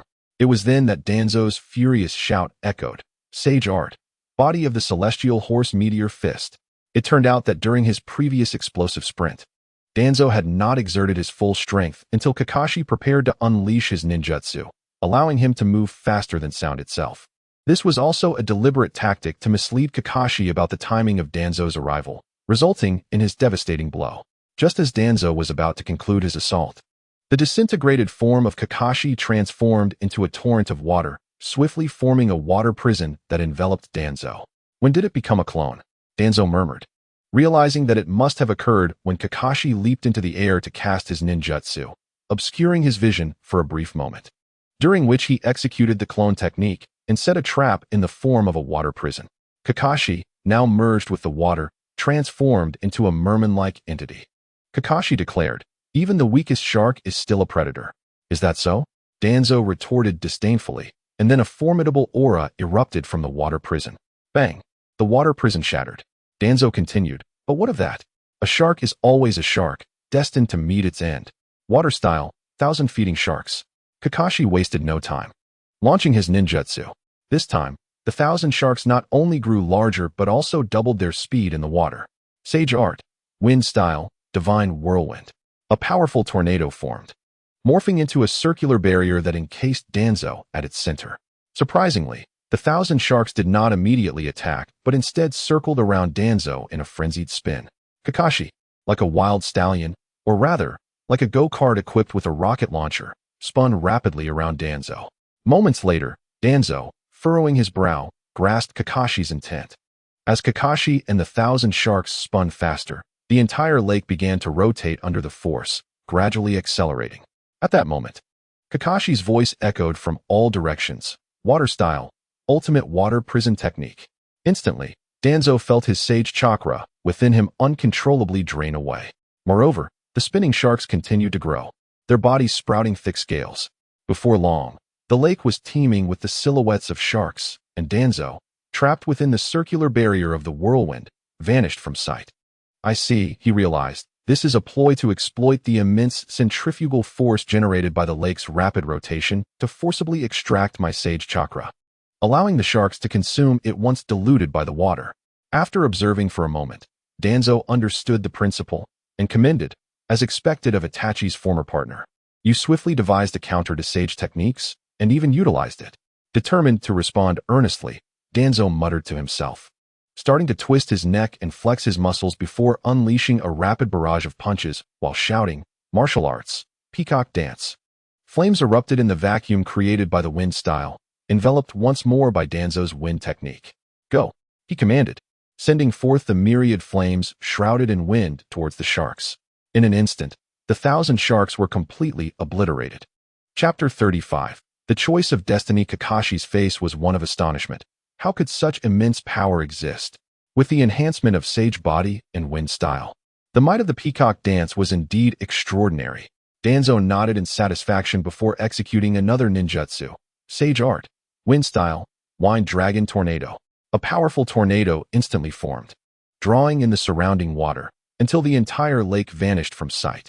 The colossal tornado transformed into a water vortex that soared out of the barrier under Danzo's command. Now, without water, the sharks are destined for their inevitable fate of being caught, Danzo proclaimed confidently. Kakashi countered, "Is that so? It seems your sage chakra is nearly depleted. Whether the shark consumes a human or vice versa remains uncertain." With a wail, Kakashi's form began to visibly shrink at an alarming rate. While the previously weakened Kakashi seemed to have consumed a potent elixir, instantly returning to peak condition. Has he forcibly absorbed the chakra and vitality of the sharks to recover? Danzo mused, a futile struggle indeed. Water style, great shark bomb technique. Kakashi commanded his chakra to conjure an enormous shark-shaped water bullet aimed at Danzo. Prepare to meet your destined end. Danzo anticipated the outcome, then bellowed, "Martial arts, day tiger." A tiger formed from compressed air charged towards the colossal shark water bullet. Kakashi protested, "The great shark bomb is no ordinary ninjutsu. It can amplify its power by absorbing the chakra of enemy techniques." "Indeed, how could I be unaware of that?" Danzo replied calmly, while inwardly reflecting on his fondness for a particular hero in Warcraft 3, the Frozen Throne. Kakashi exclaimed, "How can this be? The shark is destined to consume you, yet it clearly absorbed your chakra. Why hasn't the shark bomb grown? It cannot grow. Who told you this technique was an attack of ninjutsu?" Danzo retorted. Kakashi argued, "How can that be? Martial arts can also possess such formidable techniques." Poof! The great shark bomb transformed into a torrential downpour. Bang! The massive, heavy barrier of the city crumbled under the residual force of the day tiger. With a weary demeanor, Danzo approached the exhausted Kakashi, who was struggling to breathe. "What was the name of that technique?" "Martial arts, day tiger," Danzo replied readily. Kakashi inquired, "Then it seems it's time to gather intelligence. Uchiha Madara is merely a fabrication of Uchiha Obito. I possess far more intelligence than you." Danzo scoffed, his expression one of indifference. "Impossible," exclaimed Kisame Hashigaki. "Even so, I shall not divulge a single piece of information to you. This illusory world holds nothing of value for me." Water style, water palm. A swift slap interrupted Kisame's ninjutsu. Water style, palm, palm. 3 consecutive slaps left Kisame utterly bewildered. He bellowed, "Even if you acquire information, you will not achieve victory. This false world is destined to be supplanted by a new one. Isn't that merely activating the infinite Tsukuyomi?" Kisame, now dazed, replied, "Oh, isn't that just the army of 100,000 white Zetsus?" "Oh, ISNT, they're also a black Zetsu in the Akatsuki." Kisame continued, "I could share anything else you wish to ask. ISNT it the other way around." would you be interested in joining me?"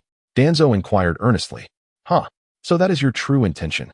Don't you want to see how I can transform this false world into something real and beautiful? Kisame retorted. With you? Impossible. And now? Danzo asked with confidence. You have the same eyes as Itachi, those eyes that shine in the darkness. The kaleidoscope Sharingan. Who are you? Who I am is irrelevant. What matters is whether you wish to seek an answer and uncover the essence of this world. Kisame declared, it is merely a false world. Incorrect. The essence of this world is filled with love and peace. It merely requires formidable power to safeguard order and laws. I aim to unify this world, allowing some to dwell in a realm of love and peace, while others become the dark forces that uphold order and laws. There shall be no war. Only love and peace, silent guardianship. Danzo fervently insisted. Kisame laughed. What a fanciful notion.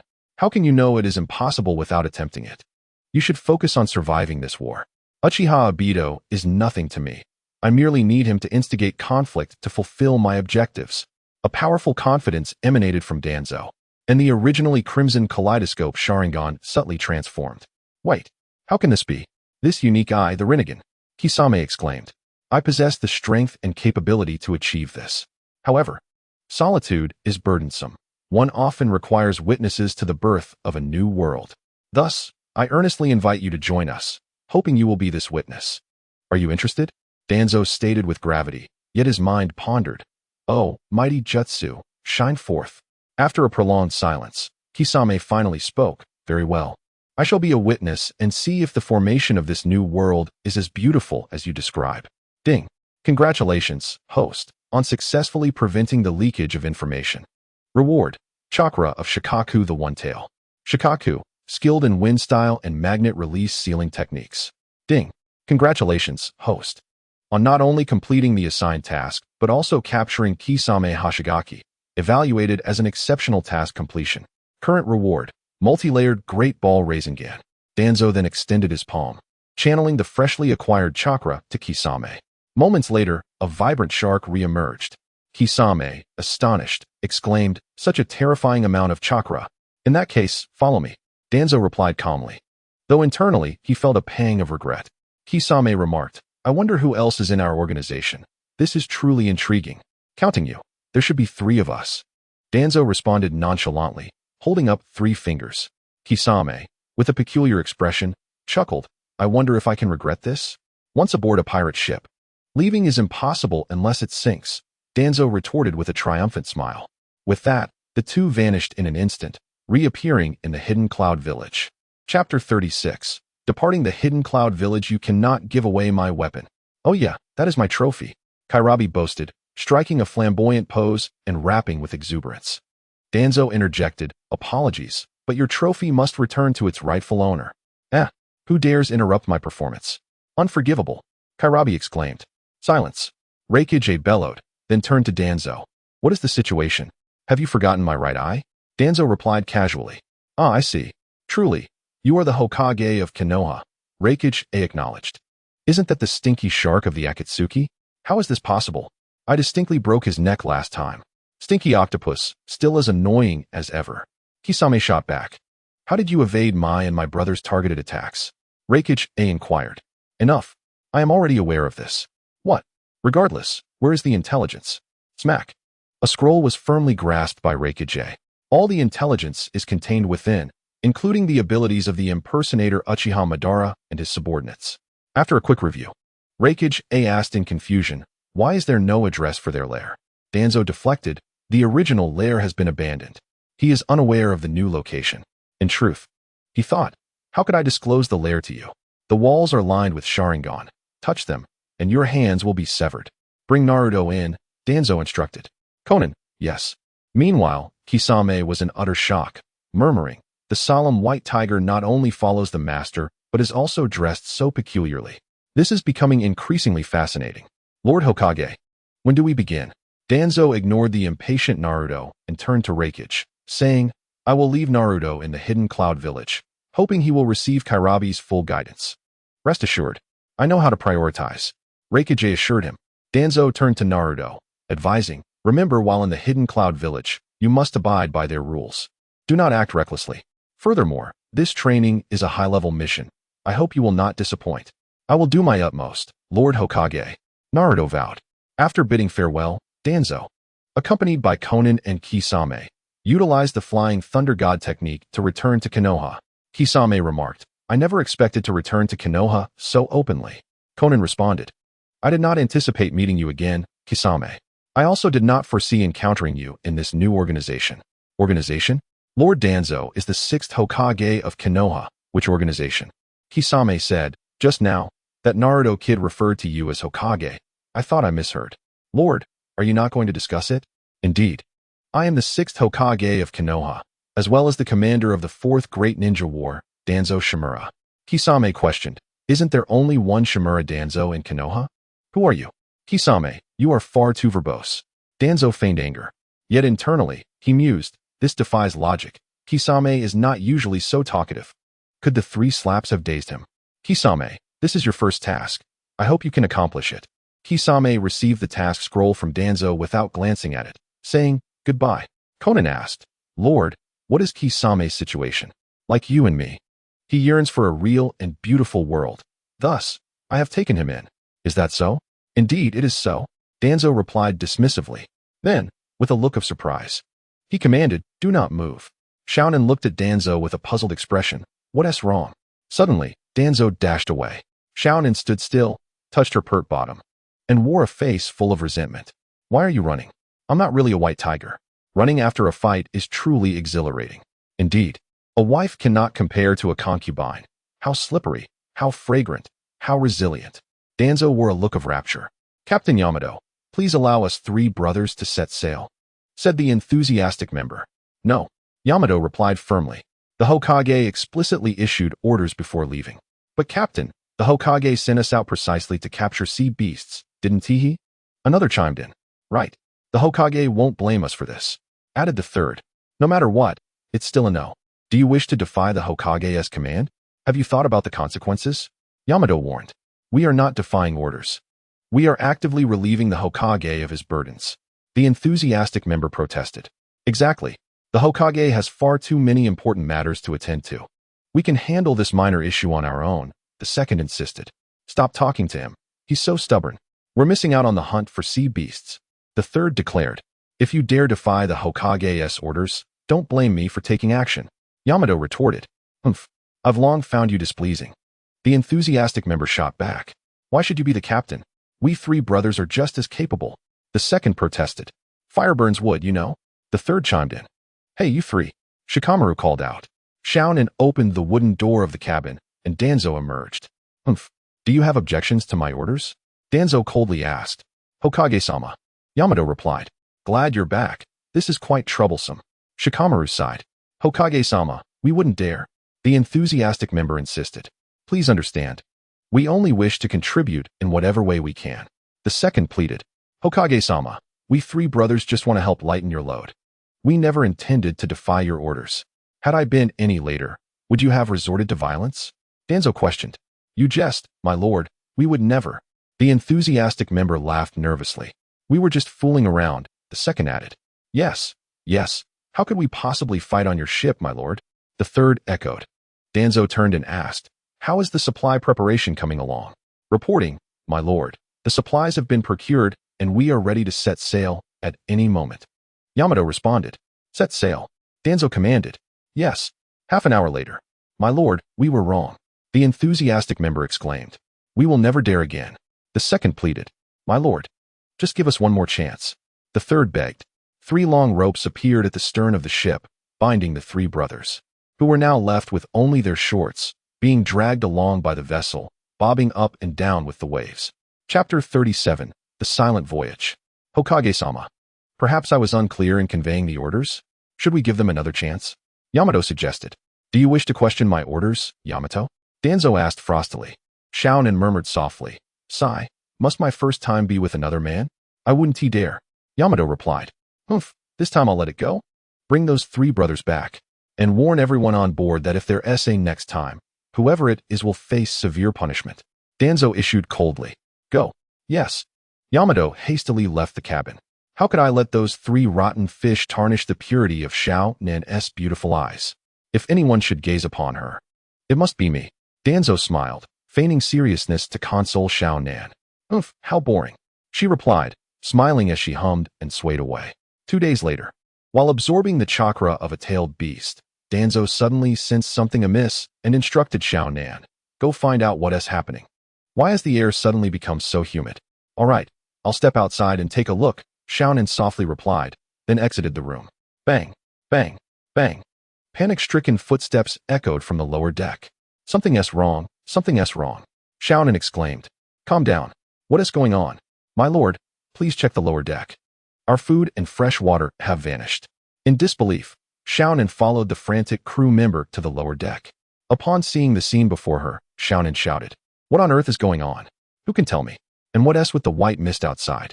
Before her, the entire lower deck had transformed into a vibrant array of mushrooms, and all supplies had disappeared without a trace.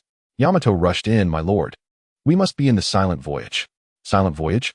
Xiao Nan echoed. Indeed, the Silent Voyage is a special domain formed naturally by the sea.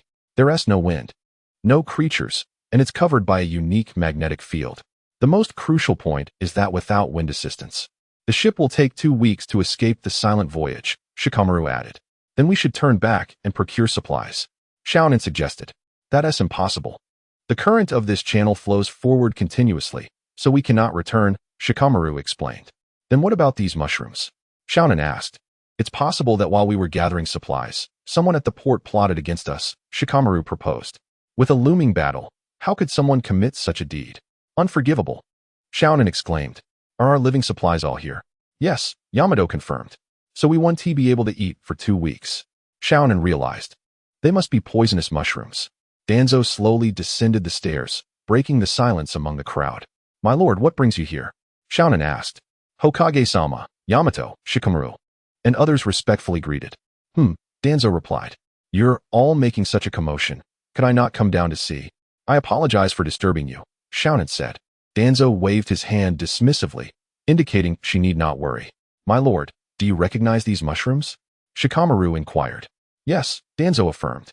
He elaborated. These are merely ordinary mushrooms.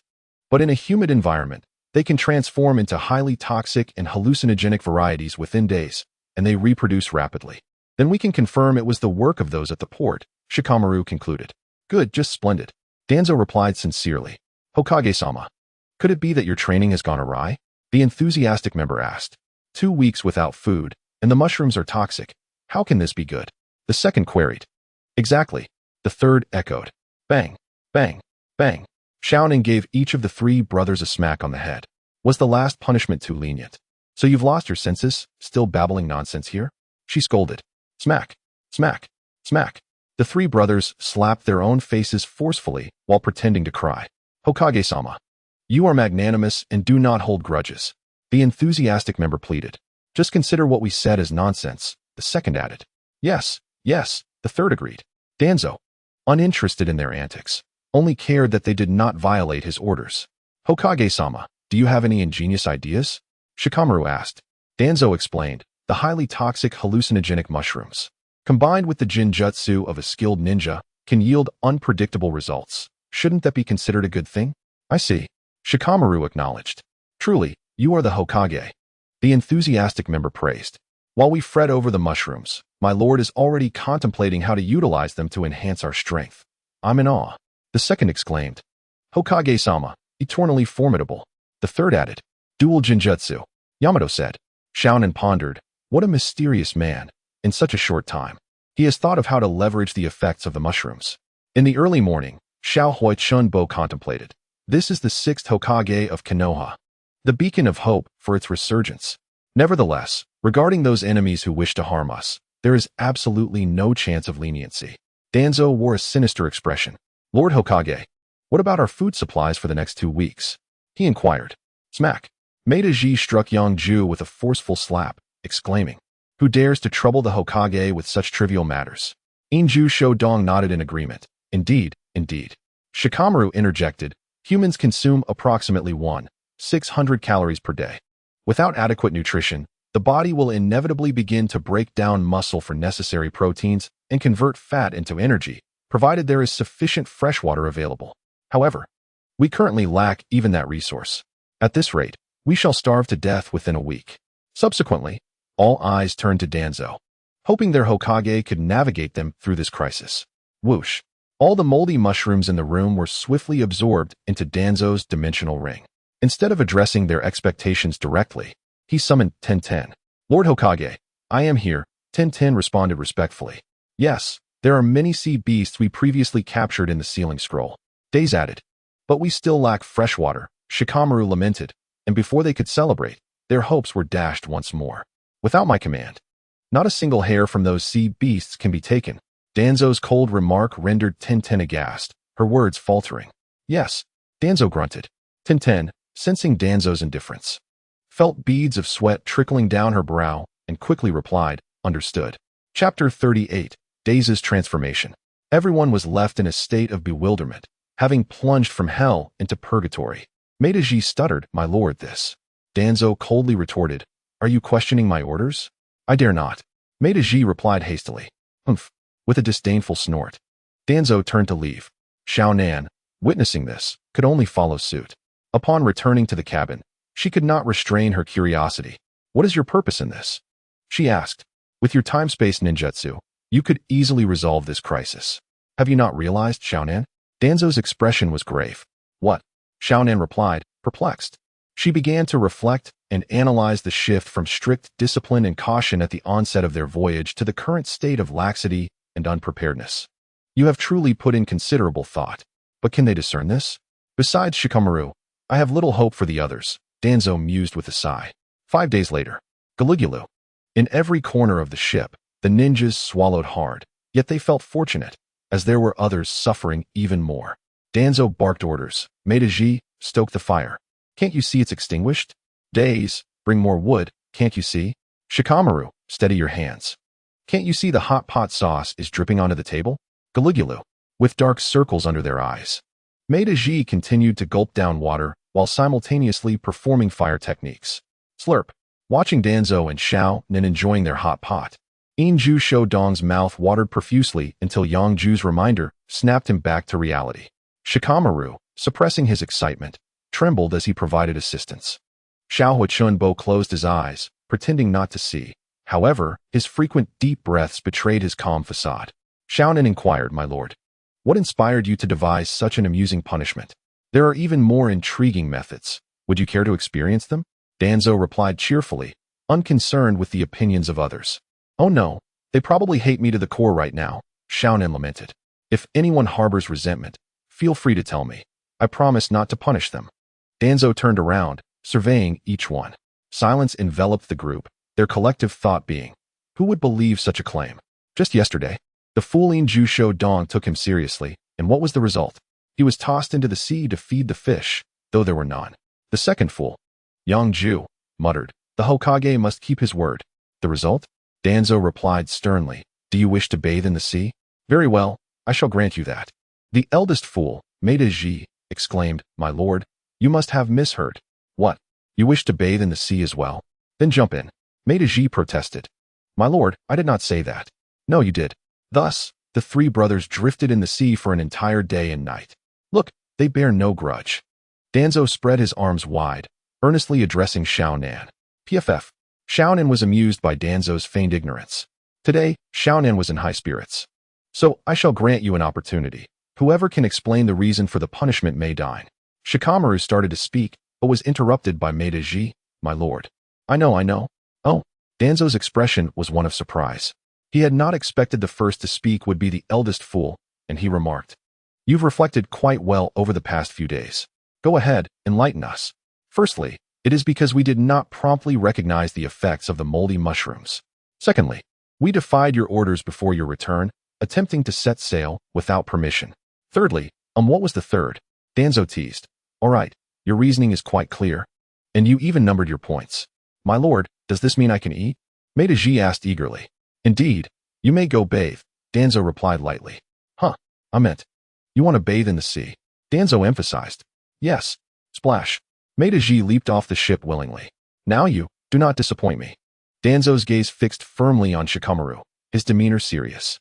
Yes, Shikamaru affirmed resolutely. He then stated plainly, we cannot escape blame for our near demise. Oh, continue. Shikamaru elaborated. We are in a state of war, providing supplies to frontline combatants. Had we released not moldy mushrooms, but rather a poison, or if it were not the fishermen, but rather an enemy's deliberate act, it could have led to the deaths of many of our forces, even causing a domino effect that would result in total defeat. Yang Ju interjected. Is that truly plausible? Perhaps you are exaggerating. Danzo shot Xiao in a glance, and she nodded in agreement. He then seized Yang Ju, tossing him directly into the sea. Upon hearing Shikamaru's analysis, Days trembled, cold sweat dripping down. He was the captain entrusted by Danzo before his departure, and this oversight was entirely his fault. He bore the primary responsibility. My lord, I accept any punishment without complaint. Shikamaru continued, moreover. All right, since you understand the gravity of the situation, I hope this serves as a lesson and that it shall not occur again. Otherwise, humph. With that, Danzo departed with Xiao Nan. Tintin, bring forth the food and water. Danzo's command echoed from afar. Yes, Tintin replied with a serious expression, as everyone consumed food. They pondered Shikamaru's earlier words, each feeling a weight of responsibility and guilt for their shortcomings, while harboring intense resentment towards the mastermind behind their plight. Thud, thud, thud. 3 pirates gracefully leaped aboard Danzo's ship. Observing the scattered corpses, the pirate captain mockingly remarked, It seems they have all perished. These individuals are ninjas. Though their intentions remain a mystery, undoubtedly, they are in pursuit of vast treasures. Pirate A, I am truly in awe of the captain's brilliant mind, having ascended to piracy merely by the merit of a single mushroom. Captain, very well, let us first seek out the treasure. Immediately, the 3 pirates found themselves in a state of shock, for what had once been a field strewn with corpses was now encircled by them. Mei Dianzizu, so it is you, the ruffians from the vegetable market. The captain, bewildered, exclaimed, How can you be unscathed? Yang Ju Shodong, unscathed? Huh. How could we possibly be unscathed after enduring 5 days of hunger, while watching others feast? Do you comprehend the agony of such suffering? Is there still resentment toward my treatment? Tuanzong interjected abruptly. With tears streaming down his face, Inju Shodong lamented, My lord, I was wrong. My choice of words was inappropriate. Humph. Tuanzong coldly snorted and commanded, Eliminate them all. Mei Dianzizu, drenched in cold sweat, finally spoke up in protest. My lord, these 3 are merely ordinary individuals, not ninjas. You see, Day's expression was grave. Mei Dianzizu continued, If not for the Hokage's capabilities, consider our fate in these waters. If 5 days of hunger is unbearable, what would it be like to starve for 2 weeks? Can you fathom the agony of perishing from hunger? Would release, silent killing binding technique. They swiftly formed hand signs, causing a branch to extend and bind the 3 individuals tightly, constricting them ever more fiercely. Some looked on with indifference, others closed their eyes, but no one voiced a word of opposition, including the usually merciful Shikamaru. This incident served as a wake-up call. A single individual's mistake could lead to the downfall of the entire team. Mercy toward enemies equates to cruelty toward allies. Bang! The 3 transformed into a torrential downpour of blood. Day murmured, This is my respect for you. If you seek to take lives for wealth, be prepared for death. Chapter 39, Algae Island Onward. Tuanzong commanded coldly, then turned and returned to the cabin. The vessel continued its journey until the sun dipped below the horizon, casting a brilliant glow across the sky. My lord, in the distance, there lies an island with bright lights. It appears to be populated. Should we dock? A lookout reported. Day, let us dock, and I warn everyone not to make any further mistakes. Understood. Steer right. Advance toward the small island. The lookout called out loudly to the helmsman while signaling with flags. The ship changed course toward the island. However, at that moment, a thick mist began to rise from the surface of the sea. As the vessel drew nearer, the fog grew denser. The fog is becoming thicker. Exercise caution. They advised the helmsman nearby. Helmsman, do not worry, my lord. We have a compass. No amount of fog can hinder our ship. Just as the helmsman confidently spoke, the ship's compass began to spin wildly. This is unusual. The helmsman looked perplexed. Day, what is happening? Helmsman, I am unsure if the compass is malfunctioning or if there exists a peculiar magnetic field in the area, but the compass seems to be ineffective. Retreat. They contemplated for a moment and then issued a retreat order. The lookout, filled with dread, exclaimed, My lord, this is bad. Day, what now? He quickly leaped to the lookout tower, grasping a special telescope, and discovered a massive whirlpool had formed just 3 meters behind the ship. People, my lord. All is normal. There are no fluctuations of chakra nearby. People shook his head in response. Puzzled, thought. How strange. Shikamaru, this is not the time for hesitation. Accelerate and move away from the whirlpool. Accelerate. Clang, clang. Suddenly, the ship began to rock violently. What is happening? Xiao Huachunbo, reporting, Captain. We are surrounded by numerous rocks. Look out, impossible. We just surveyed this area. There are no rocks here. Xiao Huachunbo, then how do you explain the rocks now? Look out. Aye. Yet around them, not only were there rocks, but the whirlpool behind the ship began to slowly pull the vessel backward. Shikamaru, this is not the time for debate. We must leave at once. Leave it to Konoha's spirited youth, Rock Lee. With that, Xiao Li jumped off the ship. I will strike. Bang. I will strike. Bang. As Xiao Li shouted, the rocks ahead of the ship shattered one by one. Dai immediately ordered the crew, proceed slowly. Just as everyone sighed in relief, believing they had weathered the storm, Xiao Huachunbo shouted again, causing everyone's nerves to tense. Ahead. Damn it. Is it either ahead or behind? How long will this continue? A massive 3-story rock now barred the ship's path. How can there be such a large rock? Xiao Li bellowed, Konoha, great whirlwind. Crash. The enormous rock was shattered into countless pieces, debris flying everywhere. Returning to the ship, Xiao Li collapsed, clutching his feet and rubbing them vigorously, complaining, so big, so hard, so painful. The vessel continued its slow advance. Just when everyone thought the ordeal had concluded, the lookout once again cried out, Ahead. For heaven's sake, is it always ahead or behind? When will this end? Once again, a whirlpool reappeared ahead.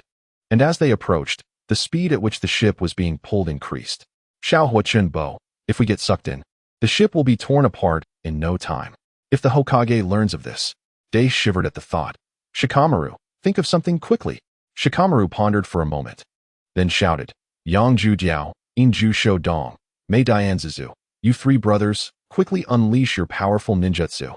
Yangju Jiao, huh? Inju Shodong, what do you mean? Mei Dianzizu, I do not know.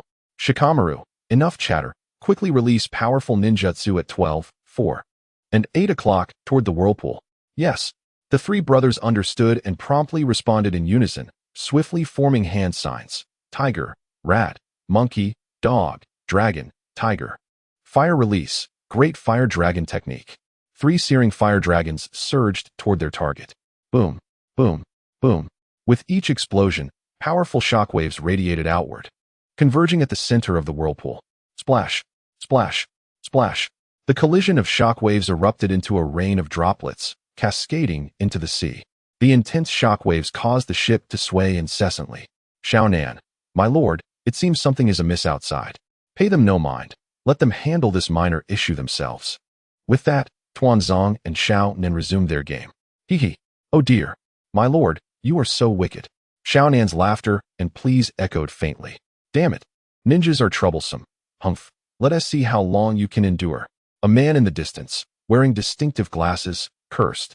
Tian, surely this time it will be fine. Xiao Huachunbo, let us hope so. The ship continued its slow advance. Clang, clang, clang. The massive vessel rocked once more. They roared, what now? People, Captain, we are once again surrounded by rocks. What? Shikamaru, here we go again? Damn it, no matter how many times. The spirited youth shall not be defeated. Xiao Li leaped off the ship once more. I will strike. Bang. I will strike. Bang. With each of Xiao Li's exclamations, the surrounding rocks shattered. The vessel continued its slow advance.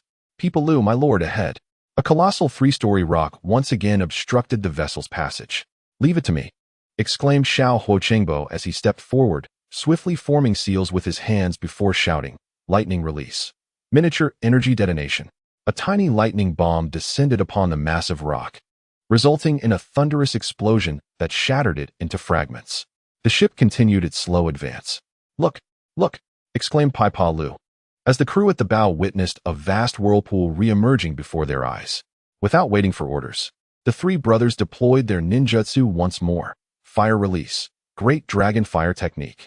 The whirlpool vanished, leaving only a cascade of water droplets in its wake. The vessel pressed on. Chapter 40. A path that cannot be sailed. Nara Shikamaru, What on earth is happening? If this is a natural phenomenon, it is far from ordinary. He pondered. We must be ambushed, suggested Yamato. That can't be. Our route is completely random. How could anyone anticipate it? Countered Xiao Huochengbo. True to their expectations, rocks reappeared around the ship. Today's training resembled a game of whack-a-mole. No, a game of smashing rocks. Xiao Li leapt overboard with a wild cry. Moments later, the rocks were cleared away, and the ship continued its slow journey. Predictably, ahead lies a giant rock, exclaimed Yang Zhudi. Damn, Yamato muttered, staring at the enormous boulder before them. Just as I thought, remarked Nara Shikamaru, who once again unleashed his ninjutsu. Lightning release. Miniature energy detonation. Another tiny lightning bomb obliterated the massive rock. The ship continued its slow advance. Jinju Shodong. I suppose the next challenge is a whirlpool, he mused. The three brothers, taking the initiative, unleashed their ninjutsu once more. Fire release. Great dragon fire technique. The whirlpool disappeared again. The ship continued its slow progression. Then what comes next? Mei Ding murmured. Shut up. Yamato snapped. Mei Ding mumbled quietly, wondering why what was fine for the others was not for him. Could the enemy's goal be to exhaust our chakra? Queried Nara Shikamaru. However, I have yet to sense any chakra fluctuations, Pai Pa Lu replied. Could it be an illusion? Speculated Yamato. No, these rocks and whirlpools are physical entities, ruling out the possibility of jinjutsu, Shikamaru asserted. Could it be a space-time ninjutsu? Xiao Huochengbo suggested. Impossible. If the enemy possessed the capability to set up such a large-scale spatial barrier, they would not resort to such roundabout methods, Shikamaru replied. Then what could it be? Xiao Li asked. There is only one possibility, a combination of geography and human intervention. Shikamaru concluded. What do you mean? Inquired Pai Pa Lu. This location must be of a special geographical nature, combined with human modifications. Yamato seethed. Are you implying we have encountered pirates again? There's only one way to find out. Shikamaru ordered calmly. Xiao Nei Ku, you two are adept at water techniques. Disembark and assess the situation. Understood. With a splash, the two jumped into the sea. Moments later, they resurfaced, excitement illuminating their faces. Yamato, what did you find? He asked anxiously. Brother Shikamaru, you were right. The underwater area is filled with traps.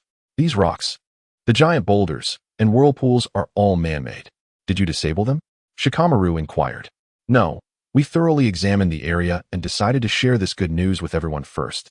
Xiao Nei Ku replied. Excellent. Are we not going to deal with this? Yamato pressed. If we destroy the traps, how will we lure the snakes out of their holes? Shikamaru replied angrily. Those damned pirates. Who knows how many innocents they have slain? Xiao Nei Ku added. We also have another report. There are countless corpses beneath the water. Those vile pirates. Yamato seethed. Why can't we resolve this yet? Danzo appeared, flanked by the blushing Conan.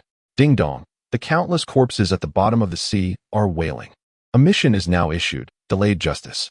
Exterminate all pirates of Zhaokai Island. Lord Hokage. The crew called out respectfully. Lord Hokage, your timing is impeccable. Shikamaru recounted the events and his deductions. Very well, let us proceed according to your plan, Danzo declared with satisfaction. As they approached the whirlpool once more, Shikamaru called. Tian, please take action. Understood. As the ship vanished into the whirlpool, a figure named EC removed his special glasses, sneering. Trapped in the cursed waters filled with intricate mechanisms, this is their fate. He hastily made his way to the assembly point, knowing that those fools were finally exhausted. The ship had been engulfed by the whirlpool, reduced to mere debris. Hooray, mission accomplished. The crew cheered in unison. Neon Shimabu, shut down the mechanisms. We set sail in search of treasure. Hooray. They cheered again, eagerly navigating their wooden vessel onward. As the mechanisms were disabled, the mist over the sea, the rocks, the giant boulders, and the whirlpool all vanished. Today is destined to be a day of great harvest. We shall claim the ninja's treasures. Upon returning to the island, we will not return until we are drunk. Hooray! Boss, magnificent! They cheered, brandishing their paddles in unison as the wooden ship sped forward like an arrow. Ebi Haramoto. What is this? We didn't even catch a glimpse of the ship's remnants. What are you saying? The treasure was too heavy. It all sank to the seabed. Laughed Neon Shimabu. The crew erupted in laughter. Xiao Huochengbo emerged from the water, clutching a wooden plank, appearing frail. So you are all pirates. There's still one fish that slipped through the net. Ebi Haramoto exclaimed. Wrong. Neon Shimabu shook his finger defiantly. The entire Zhaokai island is full of pirates. The crew laughed boisterously once more. The corpses at the bottom of the sea are also your doing. You were the ones who killed them. Xiao Huochengbo shouted. Wrong. Neon Shimabu repeated, shaking his finger. They were all drowned by the sea. The other pirates found endless amusement in their leader's taunts, laughter echoing around them. Given this, the previously feeble Xiao Huochengbo suddenly unleashed an astonishing aura, shouting furiously, "Then let me send you all to your deaths." With swift strikes, more than 10 pirates fell before they could even recover from his imposing presence. The massive ship re-emerged on the sea's surface. Witnessing layer upon layer of corpses beneath the waves, the crew was engulfed in boundless rage. Damn, Yamato cursed. Tian, do they disregard the lives of others for profit? This decaying world is rife with desire, Conan lamented. Lord Hokage, please issue the order, urged Yangju Di. Lord Hokage, they all deserve to die? Echoed Jin Jusho Dong. Lord Hokage, you need not lift a finger this time. Mating asserted. Go. Danzo's succinct command sealed the fate of all pirates on the island. Is this the truth of the world? Nara Shikamaru reflected. The ways of heaven are ever-changing. Human life is lighter than paper, cheaper than grass. Danzo mused. In this rotting and false world, a new order must be forged. Chapter 41. The bloodline web. As the sun dipped in the west, the tranquil sea was bathed in a crimson hue. A vast atoll formed a natural barrier, which could have been transformed into an ideal port to benefit fishermen, but had instead been exploited by pirates, wreaking havoc in the region. Observing the scene before him, Danzo lamented, such a pity, such sadness, such regret. My lord, let the new world arrive swiftly. Conan urged. I wish for that too. But that old hag Otsutsuki Kagaya won't allow it. Danzo thought helplessly, though his face radiated confidence. The time is not yet ripe. At that moment, the three brothers rushed in from Moss Island, their bodies smeared with blood and radiating an aura of violence. Reporting to Lord Hokage, the mission is accomplished, declared Yangju. No survivors, added Inju. Well done. Go and clean yourselves up, Tuanzong replied softly. Yes. The three brothers responded in unison. Lord Hokage, shall we set off again? Yamato inquired. Wait, why hasn't the mission completion notification appeared? Could there be a survivor? Tuanzong thought to himself, though he spoke with righteous authority. Go rest on the island for the night and collect resources. While the pirates deserve their fate, the resources can be of use to us. Yes, Yamato responded respectfully, then called out loudly, set sail, heading towards the island. As the ship approached Moss Island, a faint sound of weeping could be heard from a distance. Tuanzong muttered to himself, is this what it means to complete a mission? No survivors. Lord, those children weren't there just now, Yangju observed. It's impossible, Inju exclaimed. We've searched everywhere. It doesn't make sense. Meiju added. Humph. Tuanzong scoffed, stepping off the ship first.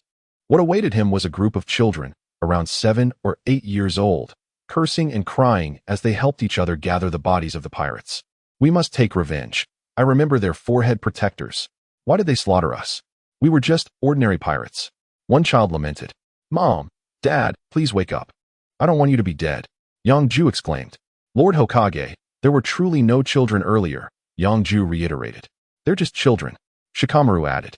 The seeds of hatred have already taken root in their hearts. Conan remarked. Children? Are there no corpses of children beneath the sea? Shikamaru countered. These children are innocent. Can't children be pirates? Conan shot back.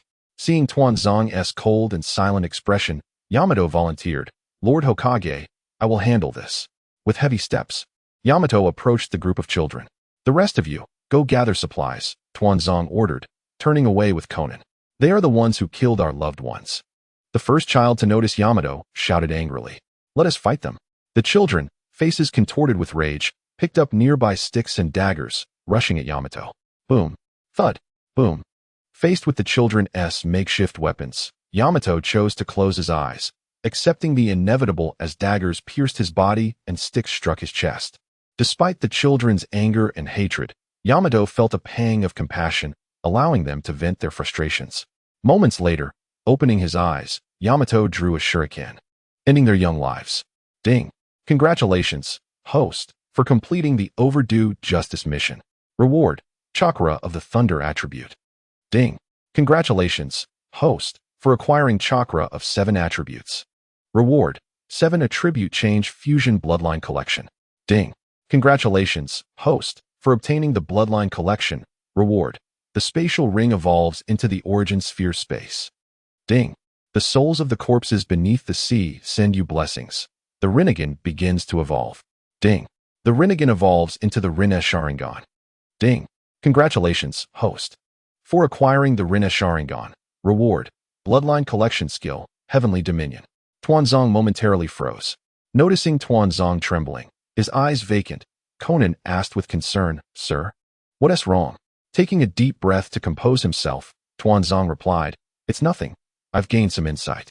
"Congratulations, sir, on your power breakthrough," Conan exclaimed. "Not quite," Tuanzong replied deliberately. Conan, puzzled, asked, "What does that mean?" Tuanzong replied earnestly, "I can go 3 days and nights without rest."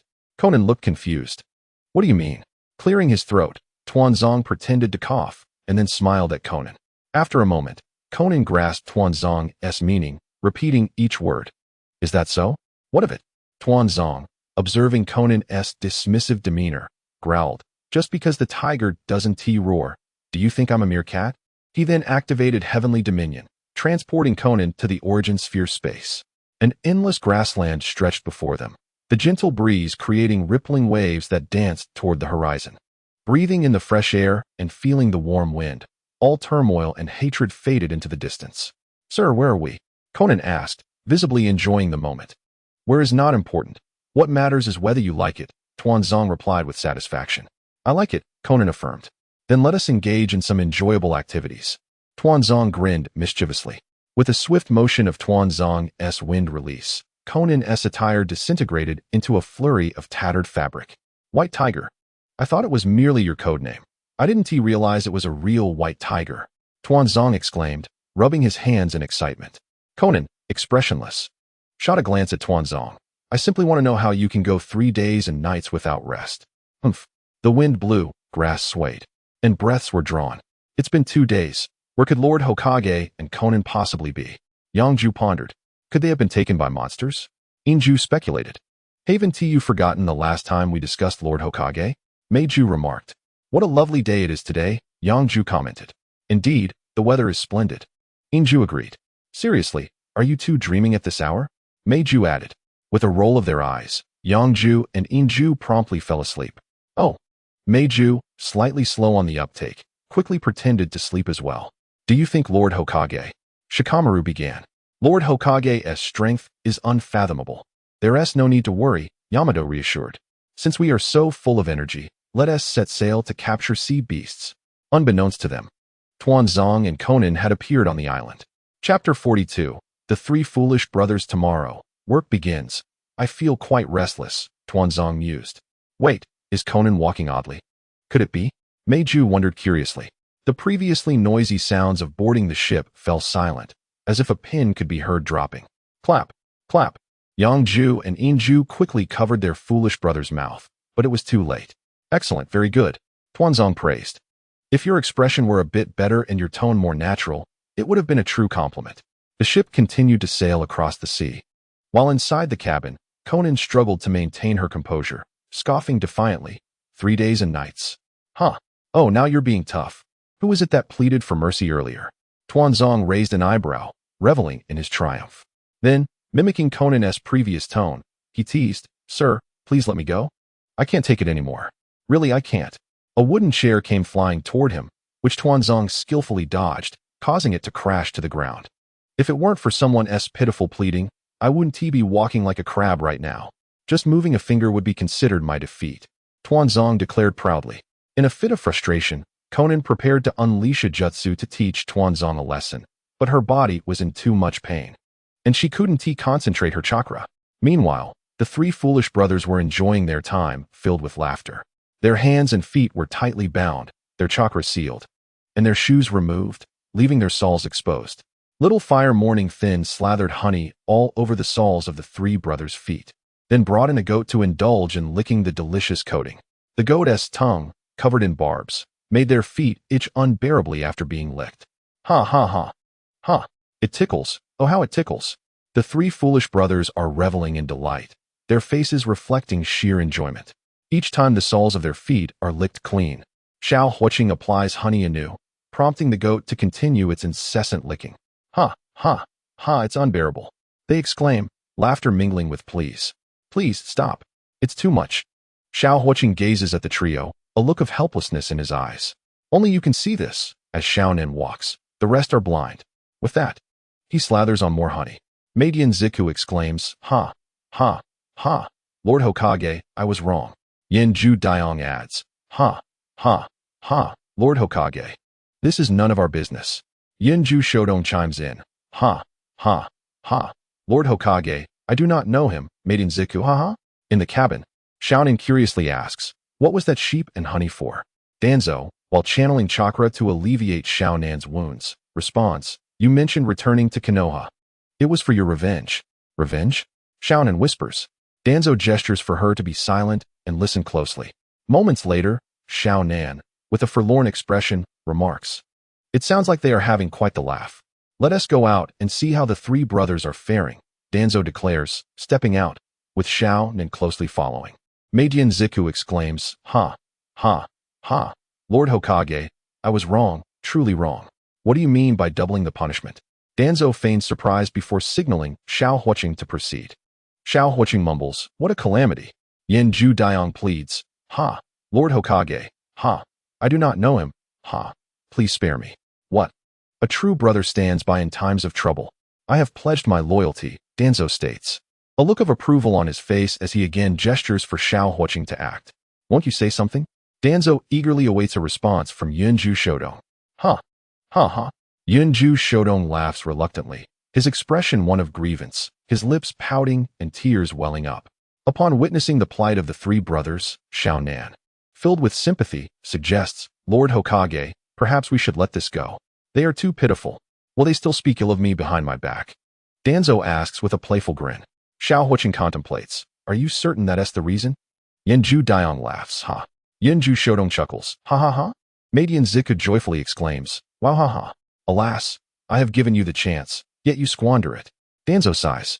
Seeing their predicament, Xiao Huoqing, unable to bear it any longer, swiftly leads the sheep away from the brothers' feet. Yenju Daiyong pleads, my lord, I was wrong. I shall never do it again. Yenju Shodong cries, my lord, I was wrong, truly wrong. Meidian Ziku adds, my lord, I was wrong. I sincerely apologize. Three grown men, tears streaming down their faces, beg for mercy. Let this be the end of this, Danzo declares. You are welcome to challenge various amusing games in the future. I have plenty more. Good luck. Danzo smiles encouragingly. Xiaonan observes, and Xiao Huoqing silently vows, even if it costs me my life, I will not speak of you and your affairs behind your back. Yenju Daiyong declares, my lord, I have made my decision. I shall sever ties with these two. Yenju Shodong asserts, my lord, from now on, it shall be only me. Meidian Ziku proclaims, my lord, I have resolved to practice the art of silence. Slaughter the sheep and nourish the three brothers, Danzo coldly remarks. Xiao Huoqing responds, yes. Meidian Ziku's eyes twinkle with a cunning idea, and he sweetly suggests, my lord, how about I save you a few legs of lamb? The meat is most tender and juicy. Let me eat the sheep that has licked your feet. Danzo incredulously points to himself. Then, with a thunderous shout, he exclaims, well then, is there resentment remaining? Slap, slap, slap. Meidian Ziku cries out while slapping his own face, my lord, I am clumsy with words. Please spare me. I promise never to speak carelessly again. Prepare a dish from the sheep's tongue. Let the three brothers take turns eating it while I watch. Danzo huffs. With that, he and Xiaonan depart. Yes. Xiao Huoqing responds eagerly. Meidian Ziku stands in a daze, utterly bewildered. Yenju Daiyong exclaims, I'll fight you to the end. Yenju Shodong gazes skyward, tears streaming down his cheeks. What a calamity. Following that, the three of them tumble into chaos. Shikamaru remarks, what a fateful bond. Yamato advises, it's best to keep a distance from these three brothers. Lee encourages, with the vigor of youth, let us push forward. Remember to connect your left hook to your right hook. Tin decides, I think I'll practice my ninjutsu diligently in my cabin to avoid this unwarranted disaster. 2 days later, the previously calm sea suddenly turns turbulent, with fierce winds and thunderous lightning. A storm approaches. Experienced sailors shout warnings. Chapter 43, Spirit Island Dong. Dong, Dong. Xiaonan gently opens the cabin door and inquires, "What is the matter?" Yamato replies, "A storm is approaching. The ship may sway violently, so I came to inform you." Xiaonan acknowledges, "Okay, I understand," and promptly closes the door. Inside the cabin, Danzo is deeply engrossed in his cultivation. Ever since the 5 Kage summit concluded, he has envied the flying abilities of Tsuchikage Onoki and Wind Kagegara. Although he possesses the ability of space-time manipulation, he finds it lacks the flair to boast about. Hence, he has been contemplating how to utilize ninjutsu to achieve his dream of flight, aiming for a style that is wild, cunning, cool, flashy, and explosive. His initial concepts are nearly complete, only refinements remain. With a sigh, Danzo exhales and opens his eyes, inquiring, "What is the matter?" Xiaonan responds, "A storm is coming." "Oh, really? I have yet to witness a storm at sea." Danzo muses, "Let us go take a look." "Lower the sails. Lower the sails. Quickly lower the sails." The seasoned helmsman barks orders to the other sailors. The wind howls fiercely. Yamato commands, "Everyone, prepare defensive ninjutsu to ensure the ship remains intact." Shikamaru exclaims, "Damn. How can the winds be so fierce?" As the gales continue to batter, the entire ship begins to sway violently. Furthermore, gigantic waves are rapidly approaching from the distance. Yamato instructs, "Ninjas skilled in water ninjutsu, prepare to attack the waves when I give the command." With each gust, the massive ship feels like a fragile leaf, teetering on the brink of disintegration. Yamato bellows, "Attack! Water release! Water dragon bullet technique! Water release! Water severing wave! Water release! Water pillar technique!" Various water ninjutsu are unleashed. Yet against the towering waves, they merely create ripples. Shikamaru suggests, "Captain, the only option now is to stow the ship and seek refuge beneath the waves." Yamato counters, "The depths are fraught with hidden currents. Many lives will be lost." Shikamaru insists, "If we remain on this ship, it will lead to our demise. If the waves strike, few will survive." Xiaonan, feeling compassion but powerless to intervene, gazes at Danzo with a sorrowful expression, pleading, "My lord." "Ah, your delicate voice makes me feel weak," Danzo responds. "I've heard latex can provide different sensations. How about?" Xiaonan retorts, "You hush. Since you Haven-T refused, I'll take that as consent." She swiftly forms seals and shouts, "Senjutsu, wind release, wind tornado." Just as most ninjas were preparing to abandon hope, a formidable tornado unexpectedly envelopes the entire ship. The vessel ceases its violent rocking, the fierce winds no longer howl, and the colossal waves vanish without a trace. After a brief silence and confusion, the ship erupts into cheers and jubilations. "We survived. Thank heavens!" Yamato exclaims. "Is this the power of the Hokage?" Shikamaru remarks in awe, "Such immense wind release. Every day presents a tremor-inducing power. Little fire morning thin, Lord Hokage. The ultimate aspiration of my life." Time passed, and as the colossal tornado gradually dissipated, the sea once again embraced its former tranquility. The sea breeze wafted in, illuminated by the sun's rays. A massive eagle circled above the vessels, poised for a swift dive. "Humph." A cold scoff escaped Danzo's lips, unleashing a formidable aura. The eagle's instinct warned it that the target below was a perilous choice, prompting it to take flight. Such a gigantic eagle, its destination must be nearby, Danzo mused. He then commanded, "Full speed ahead.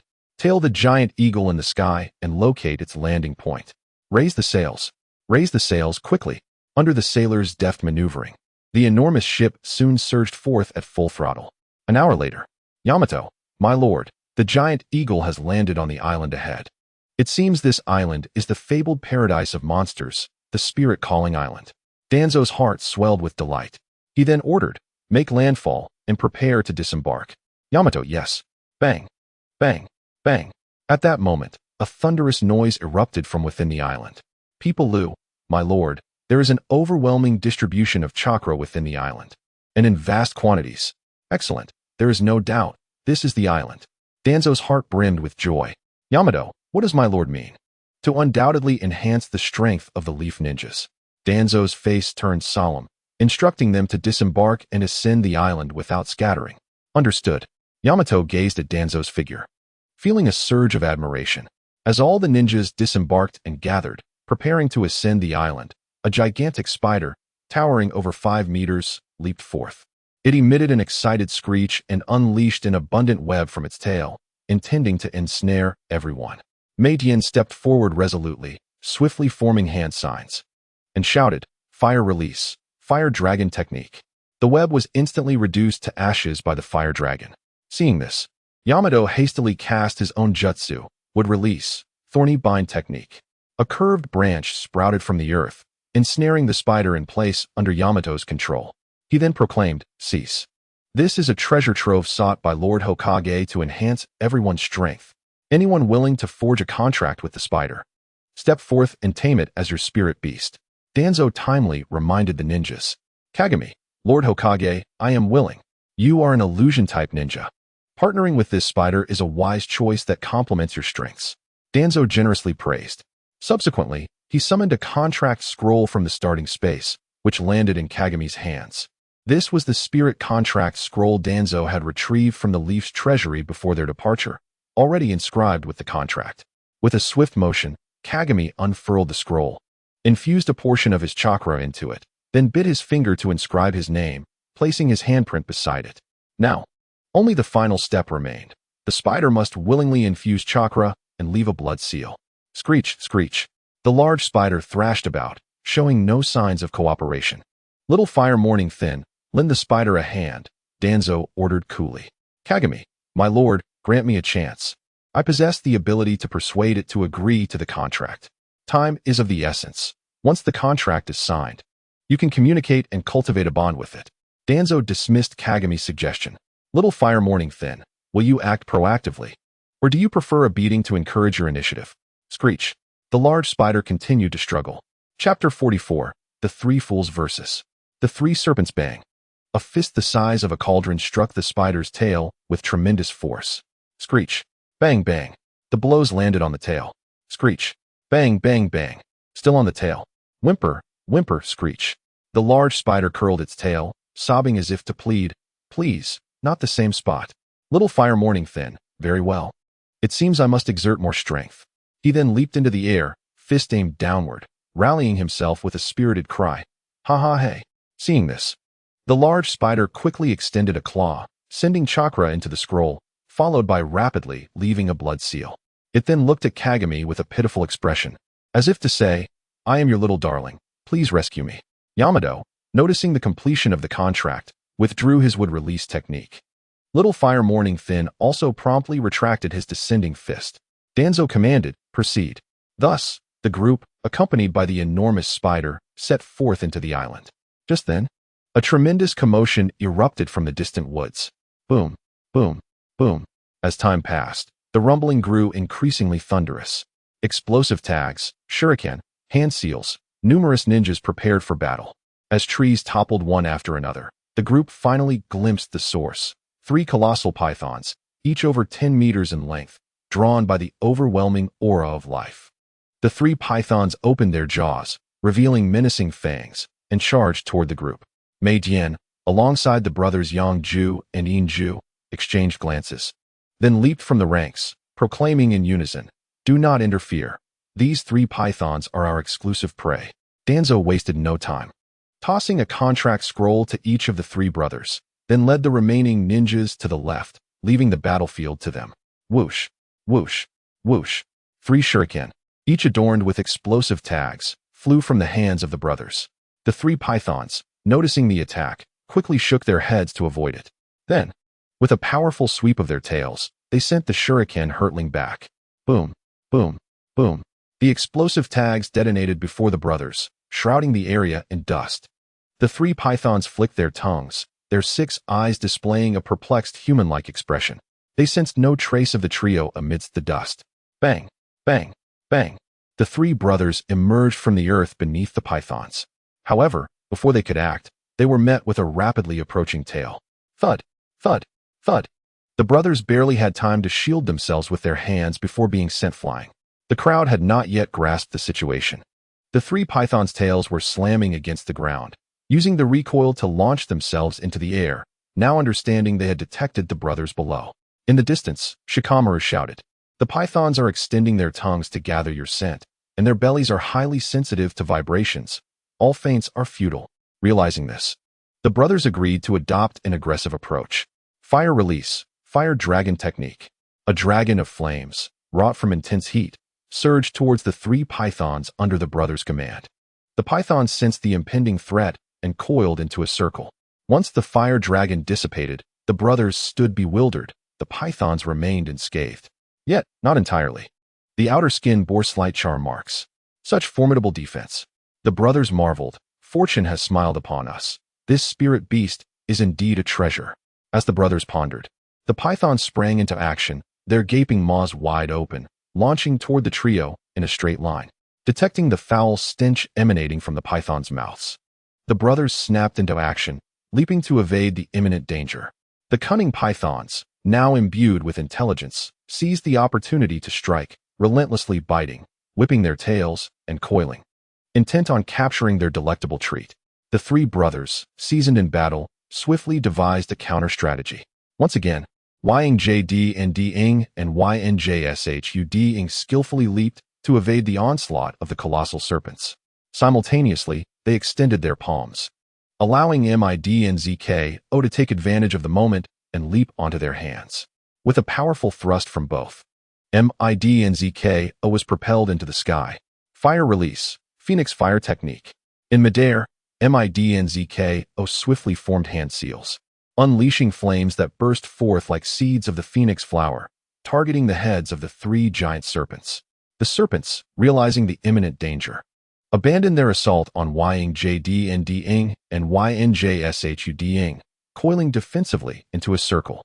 Observing this, the two brothers hurriedly formed their own seals, executing the ninjutsu, fire release, dragon fire technique. For blazing lines of fire converged to create a rectangular wall of flames, effectively ensnaring the three serpents within its confines. At that moment, MIDNZKO descended from the sky, reuniting with his brothers. The trapped serpents grew increasingly agitated, testing the flames with hesitant strikes, but lacking the courage to break free. After a brief observation, the brothers discerned the serpents' weakness. Despite their formidable defenses, they were inherently afraid of fire, even if the flames posed no real threat. Sharing a knowing smile, they prepared for their next move. "Little treasure," MIDNZKO called out. "That's not right," YNJD interjected. "Indeed. Big treasure," YNJSHUD exclaimed. "Big treasure, here we come." With that, the three brothers charged in with exuberant shouts.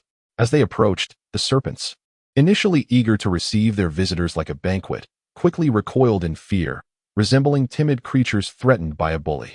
The brothers unleashed their fire techniques, transforming into small fiery figures, delivering relentless blows. Moments later, the wall of flames dissipated, leaving the brothers triumphantly perched atop the serpents' heads. "Lord Hokage, look how massive this serpent is," MIDNZKO boasted. "Friends, isn't my serpent handsome?" YNJD chimed in. "Mine is the best," YNJSHUD declared. "Enough chatter. Tonight we feast on serpent soup." Danzo interjected coldly before YNJSHUD could speak. Murmuring under his breath, YNJSHUD lamented. "Why is it always me who gets hurt?" Danzo continued. "These serpents possess strong defenses, compensating for your lack of close combat ability. However, their fear of fire is a significant flaw. You three must train them further. I believe that in time, your strength will greatly enhance." The brothers erupted in gleeful laughter. Chapter 45. The Proud Unicorn. Suddenly, a majestic unicorn resembling a white horse, adorned with a spiraling horn and wings, galloped across the sky. Wind release, gale. The unsuspecting unicorn was swiftly enveloped by a small wind sphere. Under Danzo's command, the symbol of nobility and purity was drawn down to the earthly realm. As Danzo released the wind technique, the onlookers beheld the unicorn up close, their faces aglow with admiration. "Humph." Danzo's disdainful snort snapped everyone back to reality, reminding them, this creature is one that can be tamed and ridden. Each ninja eagerly prepared for their turn. "Xiaonan, you haven't summoned a beast yet, have you?" Danzo inquired thoughtfully. The other ninjas looked at Xiaonan with anticipation. "Yes," she replied softly. "Go ahead." "Yes," Xiaonan responded joyfully. In unison, the crowd heard the sound of shattering glass, while the unicorn regarded them warily, its spiraling horn crackling with a mass of lightning chakra. Xiaonan cautiously approached the unicorn, moving slowly and gently. As she drew nearer, the unicorn grew restless, pawing at the ground while the lightning on its horn intensified. Will you be my partner? Xiaonan asked earnestly. All the ninjas looked at the unicorn with hope, wishing for the creature's response to be favorable. To their astonishment, the pristine and noble unicorn nodded. Yes, it actually nodded. Unbelievable, gasped the ninjas. Their hopes were dashed. The three brothers, looking down at the serpents, suddenly found their excitement diminished. Kagagumu glanced at the massive spider behind him, feeling an overwhelming sense of malice from the world around him. After Xiaonan forged a contract with the unicorn, Danzo insisted on taking a ride, and reluctantly, Xiaonan consented. However, upon Danzo's ascent onto the unicorn's back, it reacted like a bull confronted with a red cloth, bucking and kicking in an attempt to unseat its rider. Yet, it proved futile.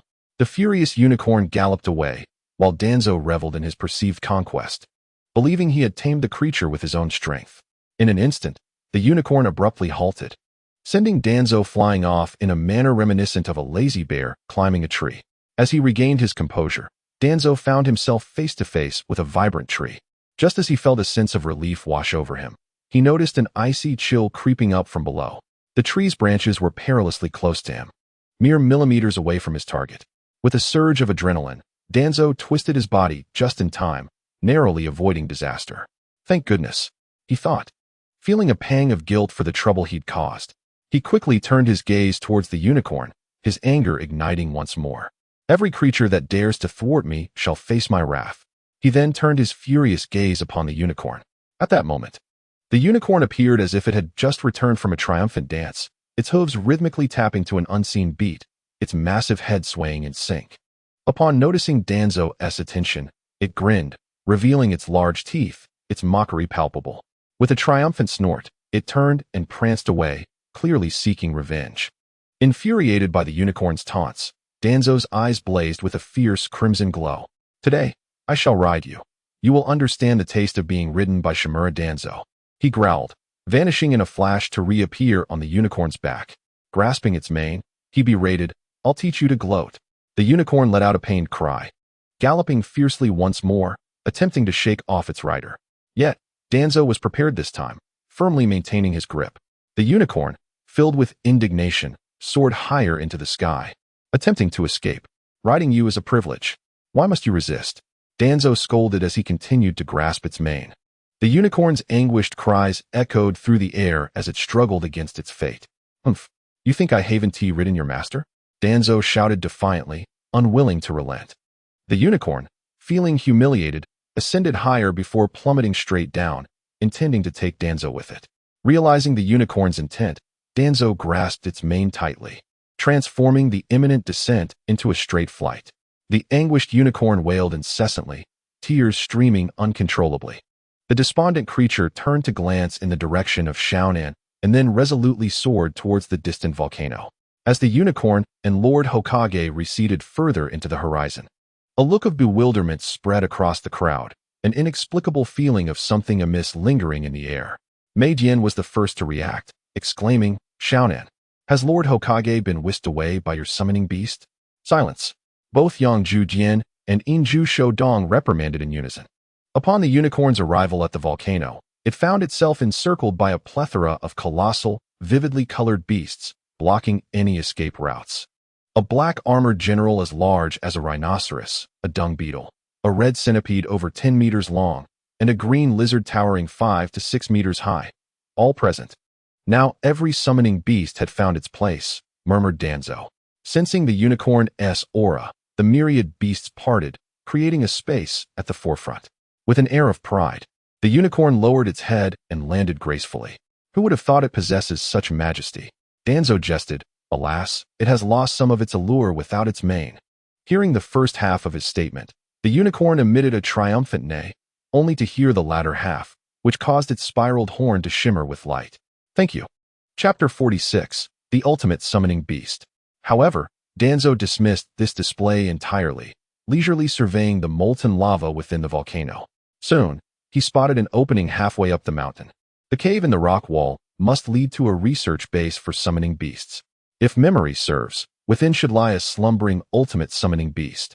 And these monsters have gathered here to meet their end alongside it. Ding! The ultimate summoning beast is about to awaken. A mission is now issued. Subdue the ultimate summoning beast. Go forth, Psyduck.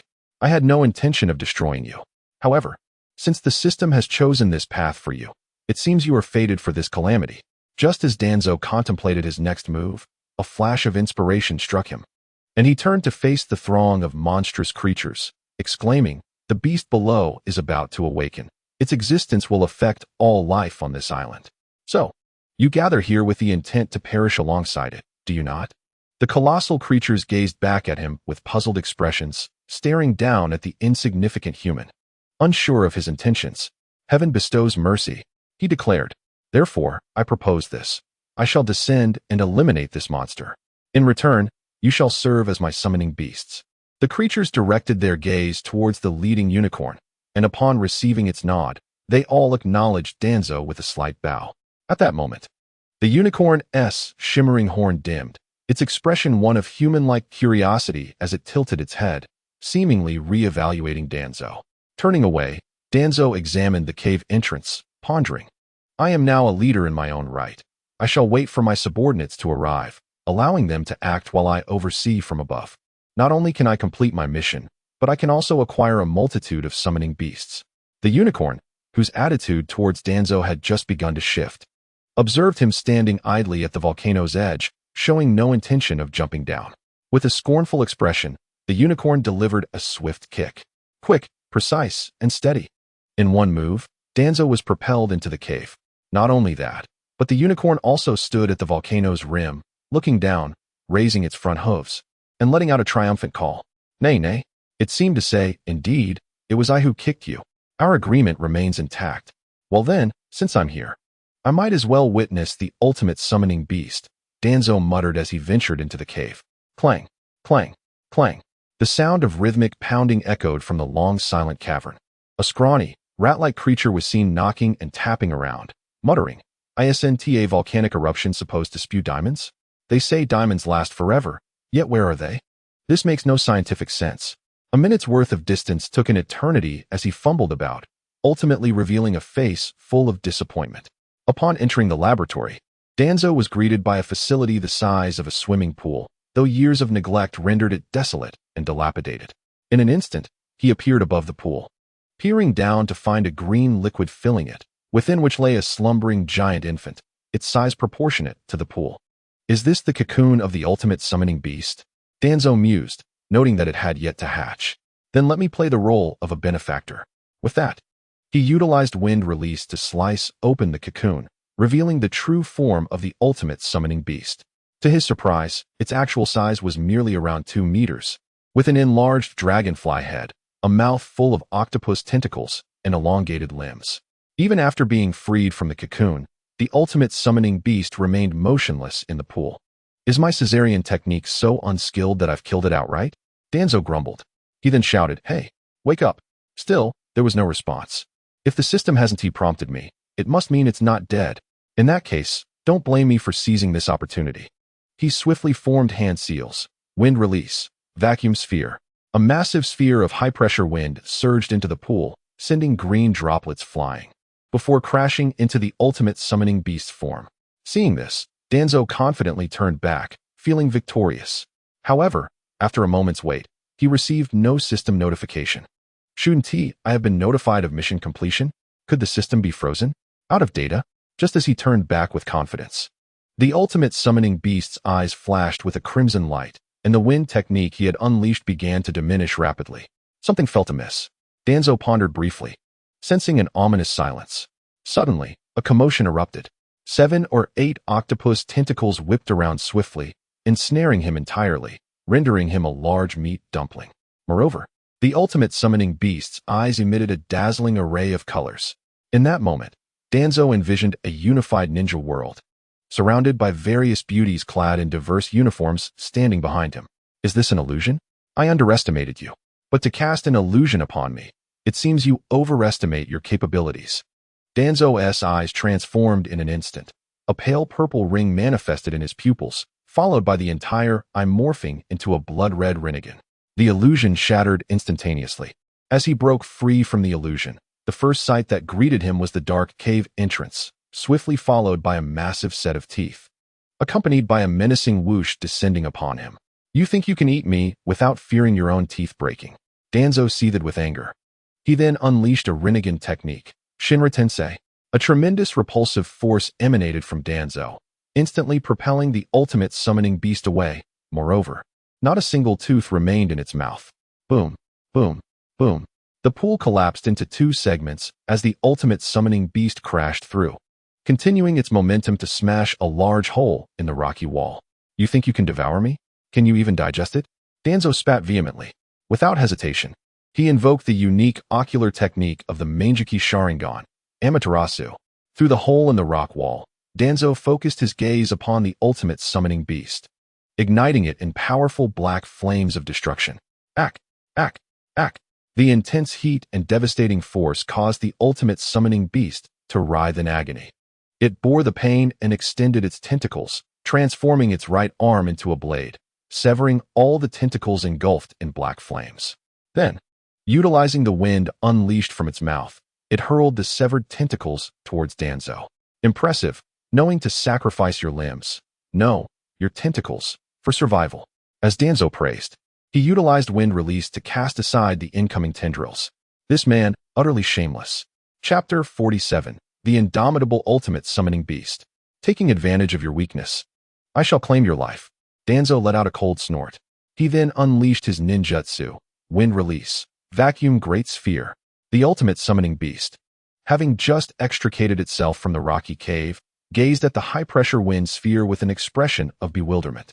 It slowly opened the mouth in its abdomen, which expanded gradually, ultimately swallowing the massive wind sphere whole. Its distended belly resembled that of a pregnant woman ready to give birth soon. It let out a monstrous cry and expelled a denser, more powerful wind sphere towards Danzo. Impressive, aren't we? Danzo mocked. While taunting verbally, his hands remained busy. Wind release, wind reversal. The high-pressure wind sphere was sent hurtling back at double the speed. Let's see you eat this. Danzo wore a face of eager anticipation mixed with mischief. The ultimate summoning beast extended its elongated arms, pressing its hands against the front of the wind sphere, which vanished at a visible rate. The once severely injured beast, now visibly rejuvenated, exhibited an even more pronounced expression of inexplicable emotion. What the hell, absorbing ninjutsu? Could this be the result of Uncle Snake's experiments? Danzo murmured, realizing that science must indeed be believed. Despite his dismissive words, his actions were decisive as he slightly opened his left hand towards the ultimate summoning beast. Universal pull.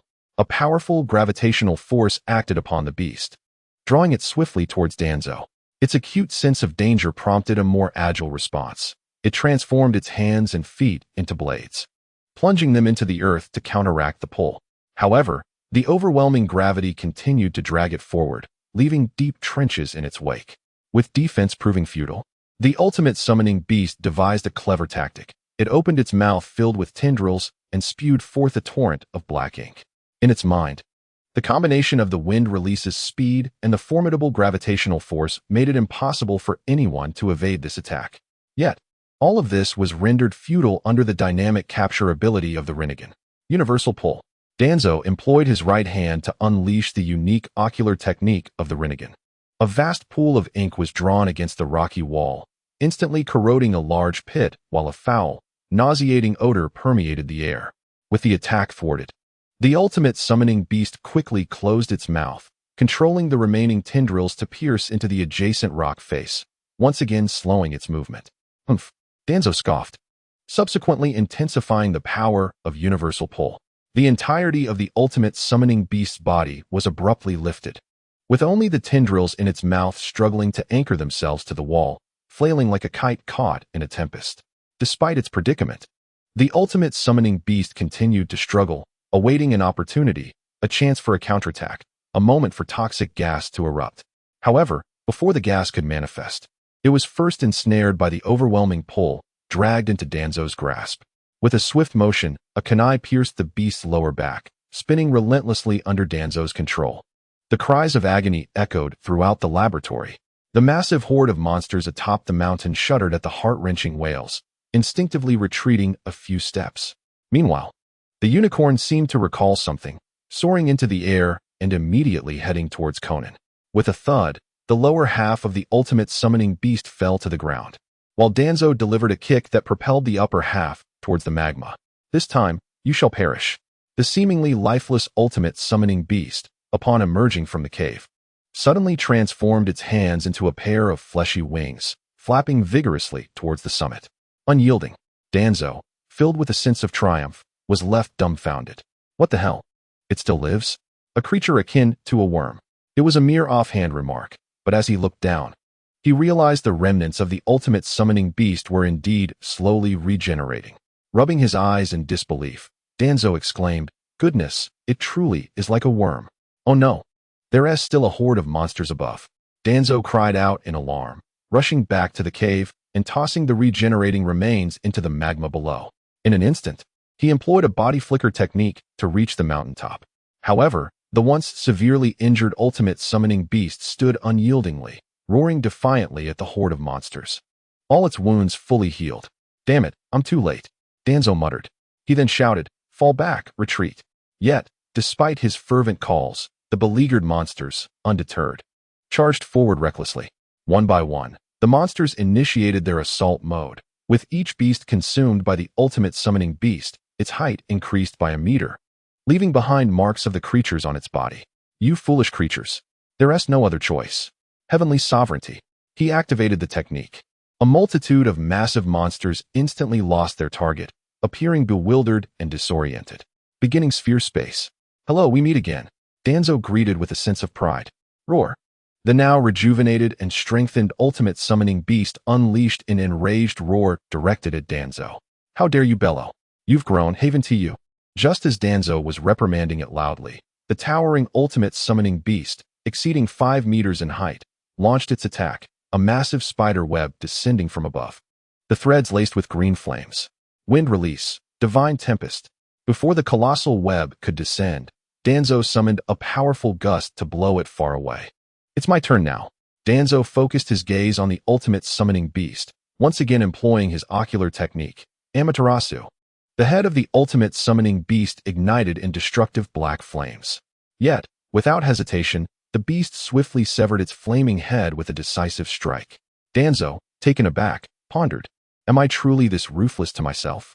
Just as he was marveling at the moment, a new head rapidly sprouted from the beast's neck, and it created a protective shield around its body using wind release. Roar. The ultimate summoning beast growled in fury. It had discerned the flaw in Amaterasu on its second attempt. Its battle instincts were commendable. "Continue to roar. I shall strike you again," Danzo retorted, pointing at the ultimate summoning beast, and began to stretch his muscles. Taijutsu, Day Tiger. A tiger-shaped air cannon was formed by rapidly swinging fists, compressing the surrounding air. And under Danzo's control, it surged towards the still bellowing ultimate summoning beast. Chapter 48, The Impressive Summoning Beast. Thanks to the support from those with modest chests and flowing hair. Thanks to the likes from Qin Han of the Law Palace. Thanks to the support from a love letter.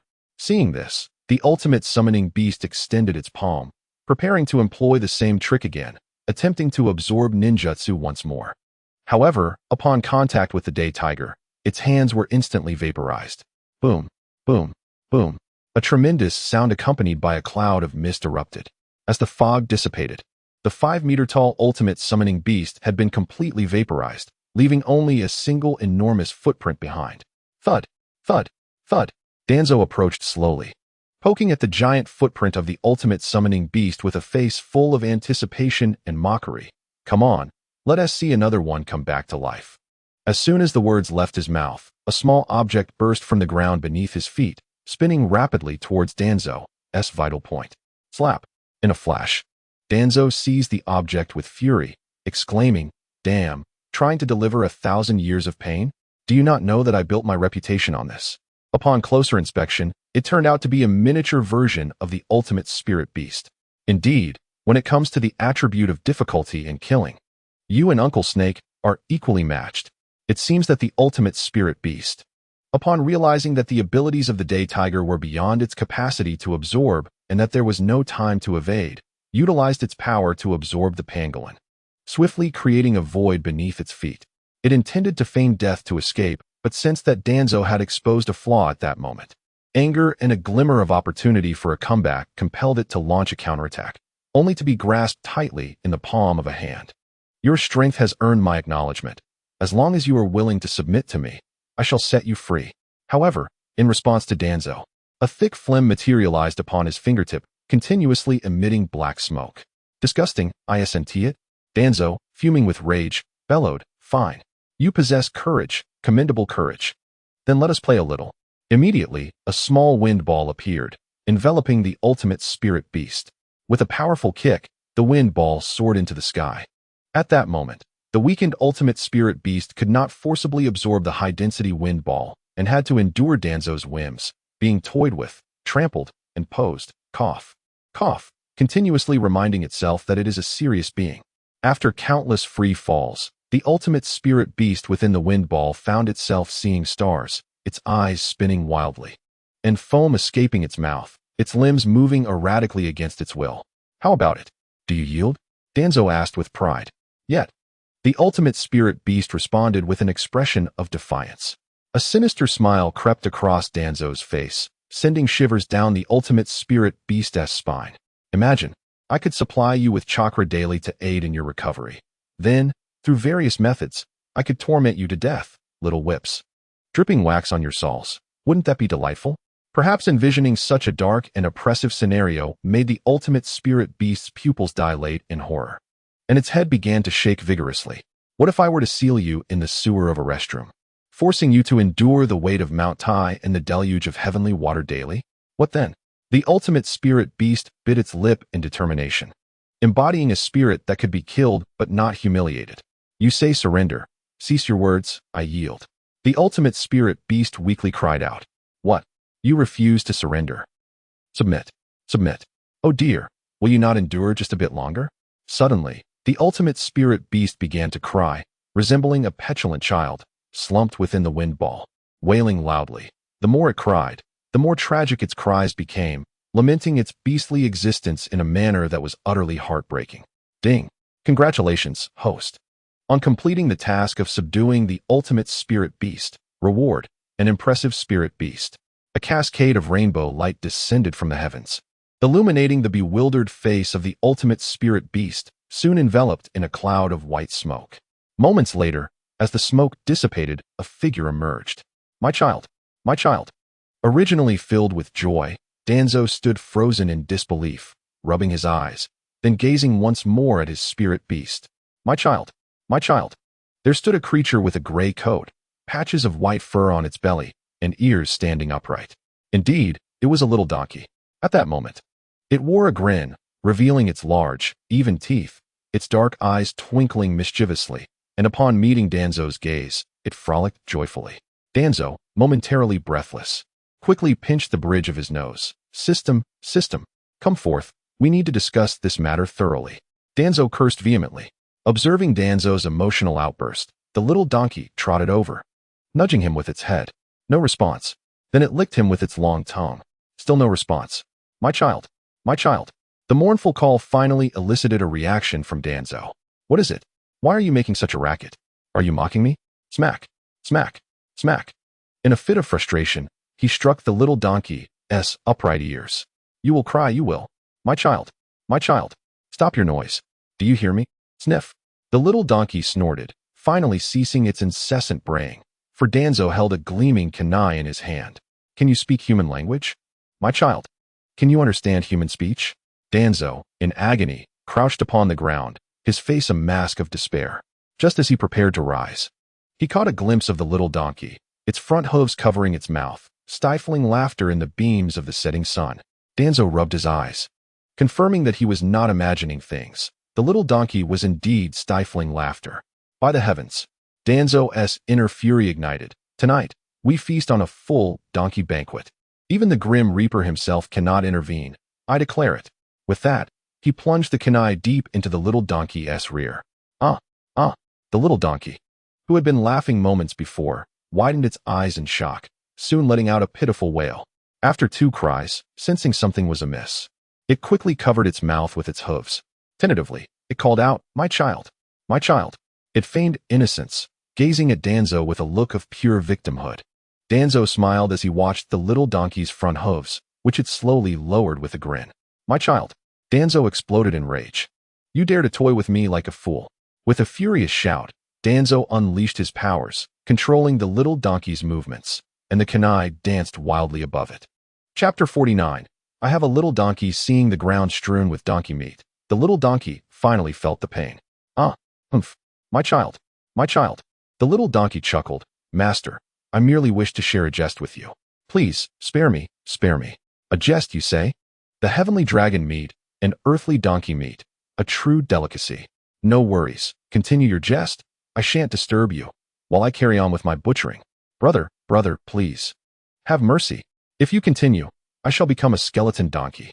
As Danzo swiftly sliced through the donkey meat, he marveled at the thick pile of donkey flesh accumulating on the ground, while the little donkey remained unscathed.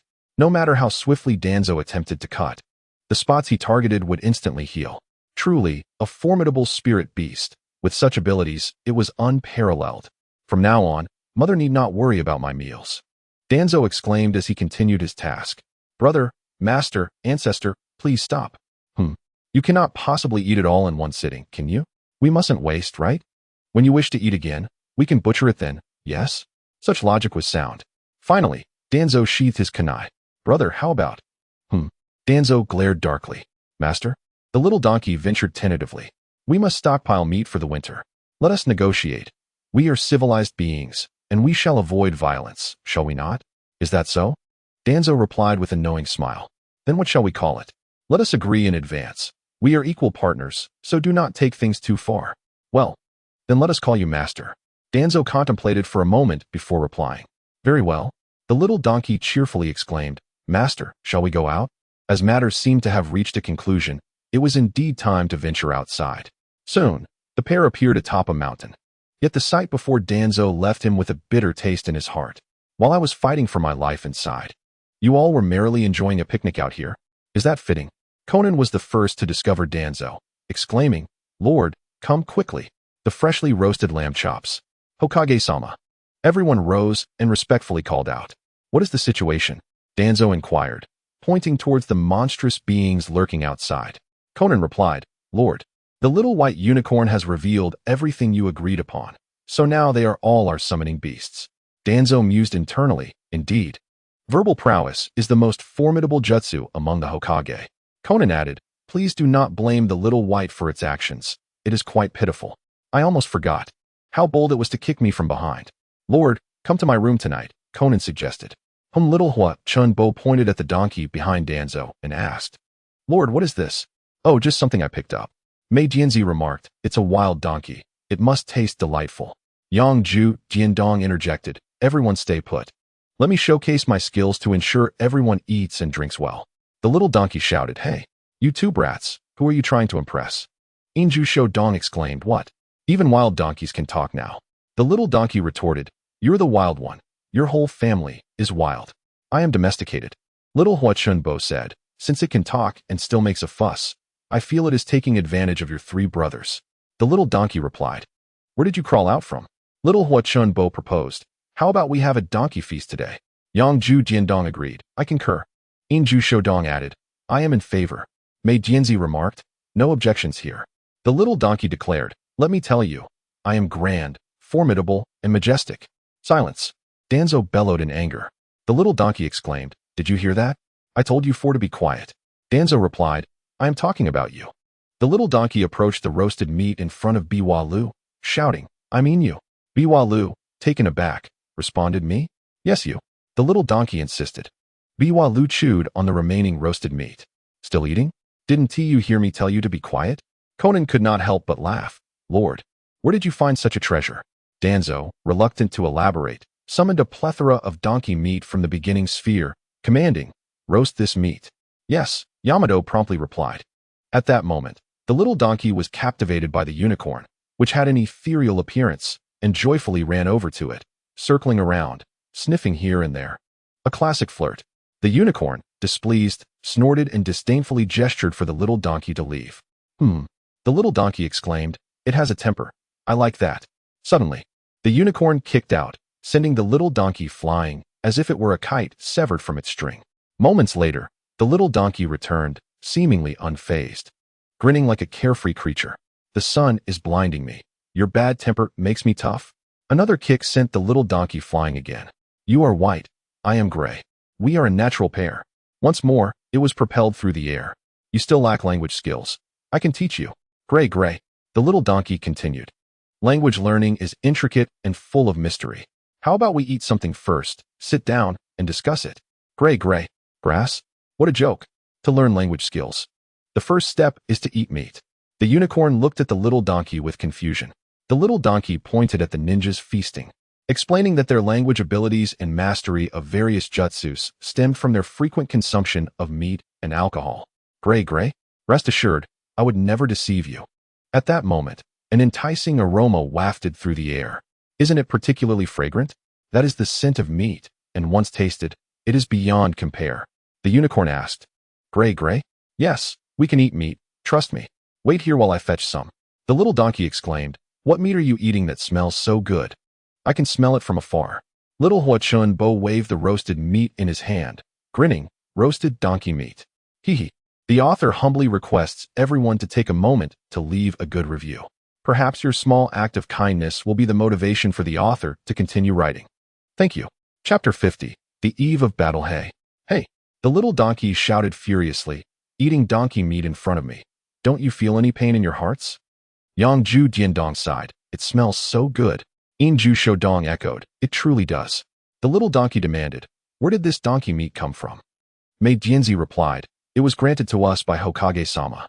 Hey, hey. The little donkey shouted in rage, You brutes. Eating my meat in front of me. Don't you fear the wrath of heaven? What? It's your meat? I am truly sorry. Little Huachun Bo said apologetically. However, the next moment, he grinned. Then I must eat a few more bites. With steam billowing from its nostrils, the little donkey roared, Eat, eat, my foot. Before the four could respond, the roasted donkey meat vanished in an instant. Looking up, they saw the meat floating serenely before the little donkey. Mei Jianzi remarked, Indeed, this is no ordinary donkey. Yang Ju Jiandong added, Of course, does ordinary donkey meat smell this good? In Ju Shodong concurred, You make a valid point. Little Huachun Bo noted, You three brothers have finally come to your senses. The little donkey sniffed the roasted meat, thinking, It truly smells delightful. Then, it reflected that allowing these young ones to eat would be a waste. Better to consume it itself. Indeed, a sound reasoning. Chomp, chomp. Mei Jianzi exclaimed, My goodness. What a ruthless donkey. Yang Ju Jiandong said, Indeed, I am impressed. In Ju Shodong commented, How ruthless, even eating its own flesh. Little Huachun Bo added, And it tastes so good. Only after the roasted meat was devoured did the little donkey remember its purpose for coming.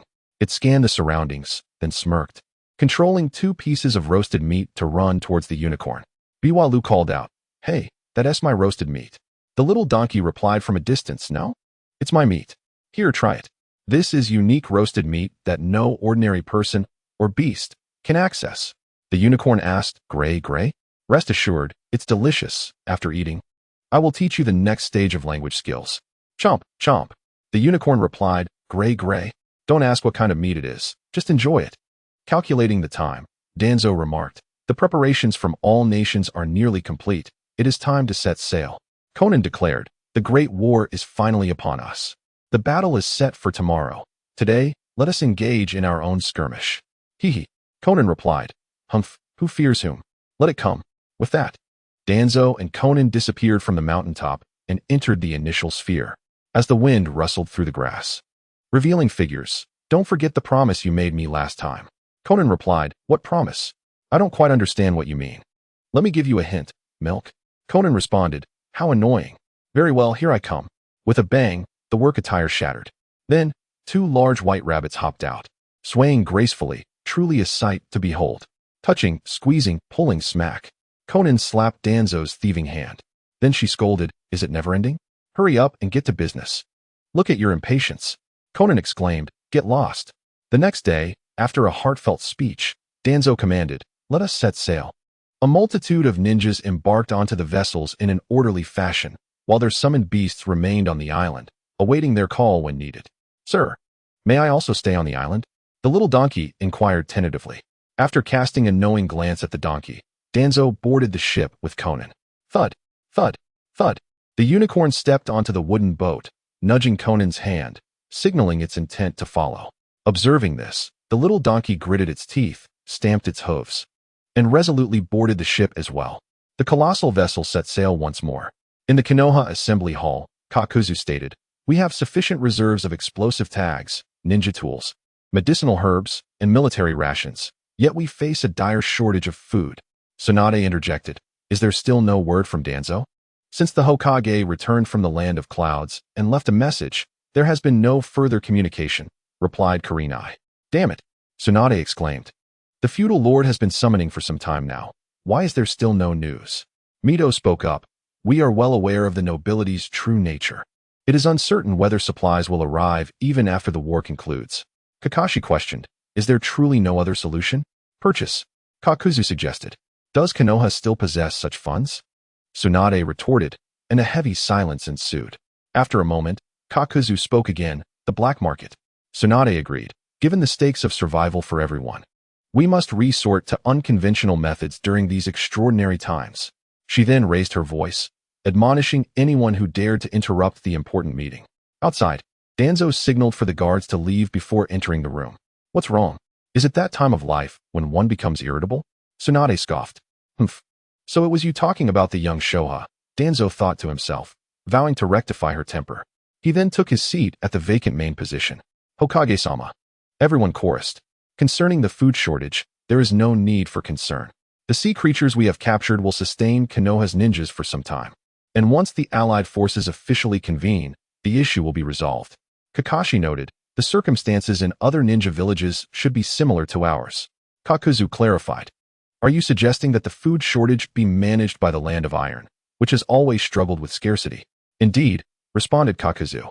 "The general of the Land of Iron, Mifune, is willing to mobilize the entire nation to alleviate our concerns." "How infuriating," Mito exclaimed. Kurenai added, "Do these nobles not understand the significance of this war?" Tsunade snapped, "Nobles? They are merely a group of despicable individuals who will stop at nothing for their own gain. Forcing them to contribute resources without compensation for the war is less preferable than eliminating them outright." Mito sighed. "Let us not dwell on this matter. We shall settle accounts with them once the war concludes," Danzo declared, shifting the topic. He then turned to Kurenai. "How goes the task?" Kurenai responded, "As per your instructions. We have constructed a command center deep underground with the aid of Earth-style ninjas. It boasts multiple barriers along with surveillance from the Oil Woman clan and Inazuka clan. And all trees within Konoha have been cleared."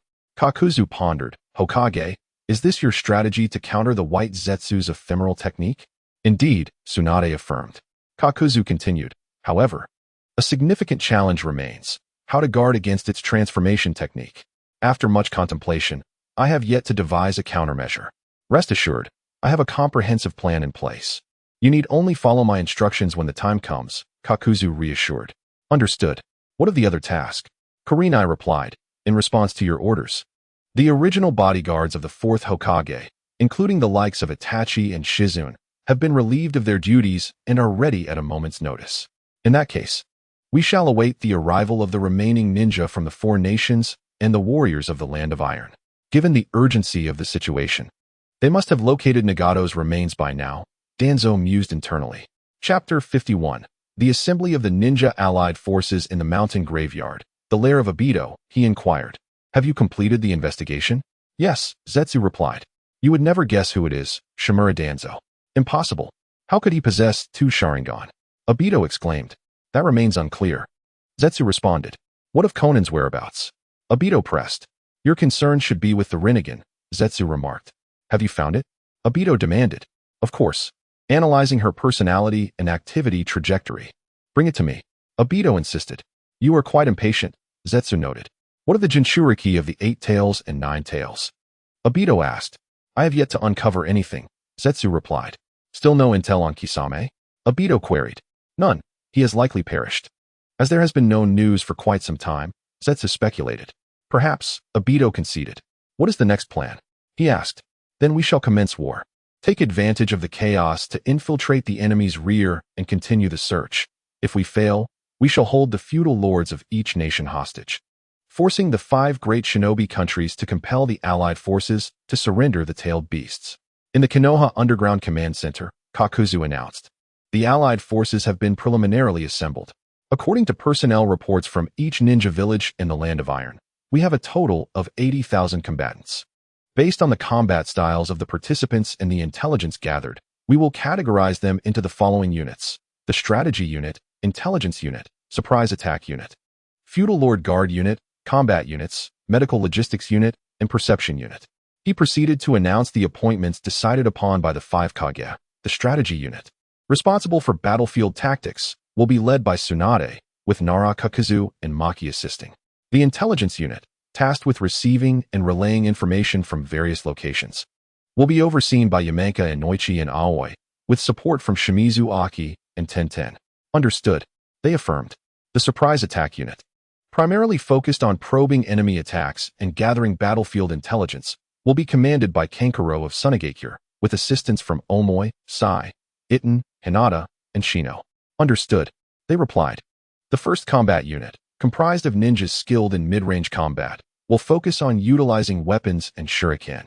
It will be led by Darui of Kumogakure, with support from Tenten, Akimichi Choji, Hyuga Hizashi, Samui, and A. Understood, they responded. The second combat unit, consisting of ninjas specialized in close combat, will be responsible for dispatching large numbers of enemies and will also fight on the front lines. It will be led by Inoki of Awagakure, with assistance from Kuratsuchi, Hyuganiji, Karui, and Hinata. Understood, they acknowledged. The third combat unit, consisting of ninjas skilled in medium to short-range combat, will focus on prolonged engagements. This unit will be led by Hataki Kakashi of Konoha, with support from Might Guy, Yamanka Sanada, Nara Shikamaru, and others. Understood, they replied.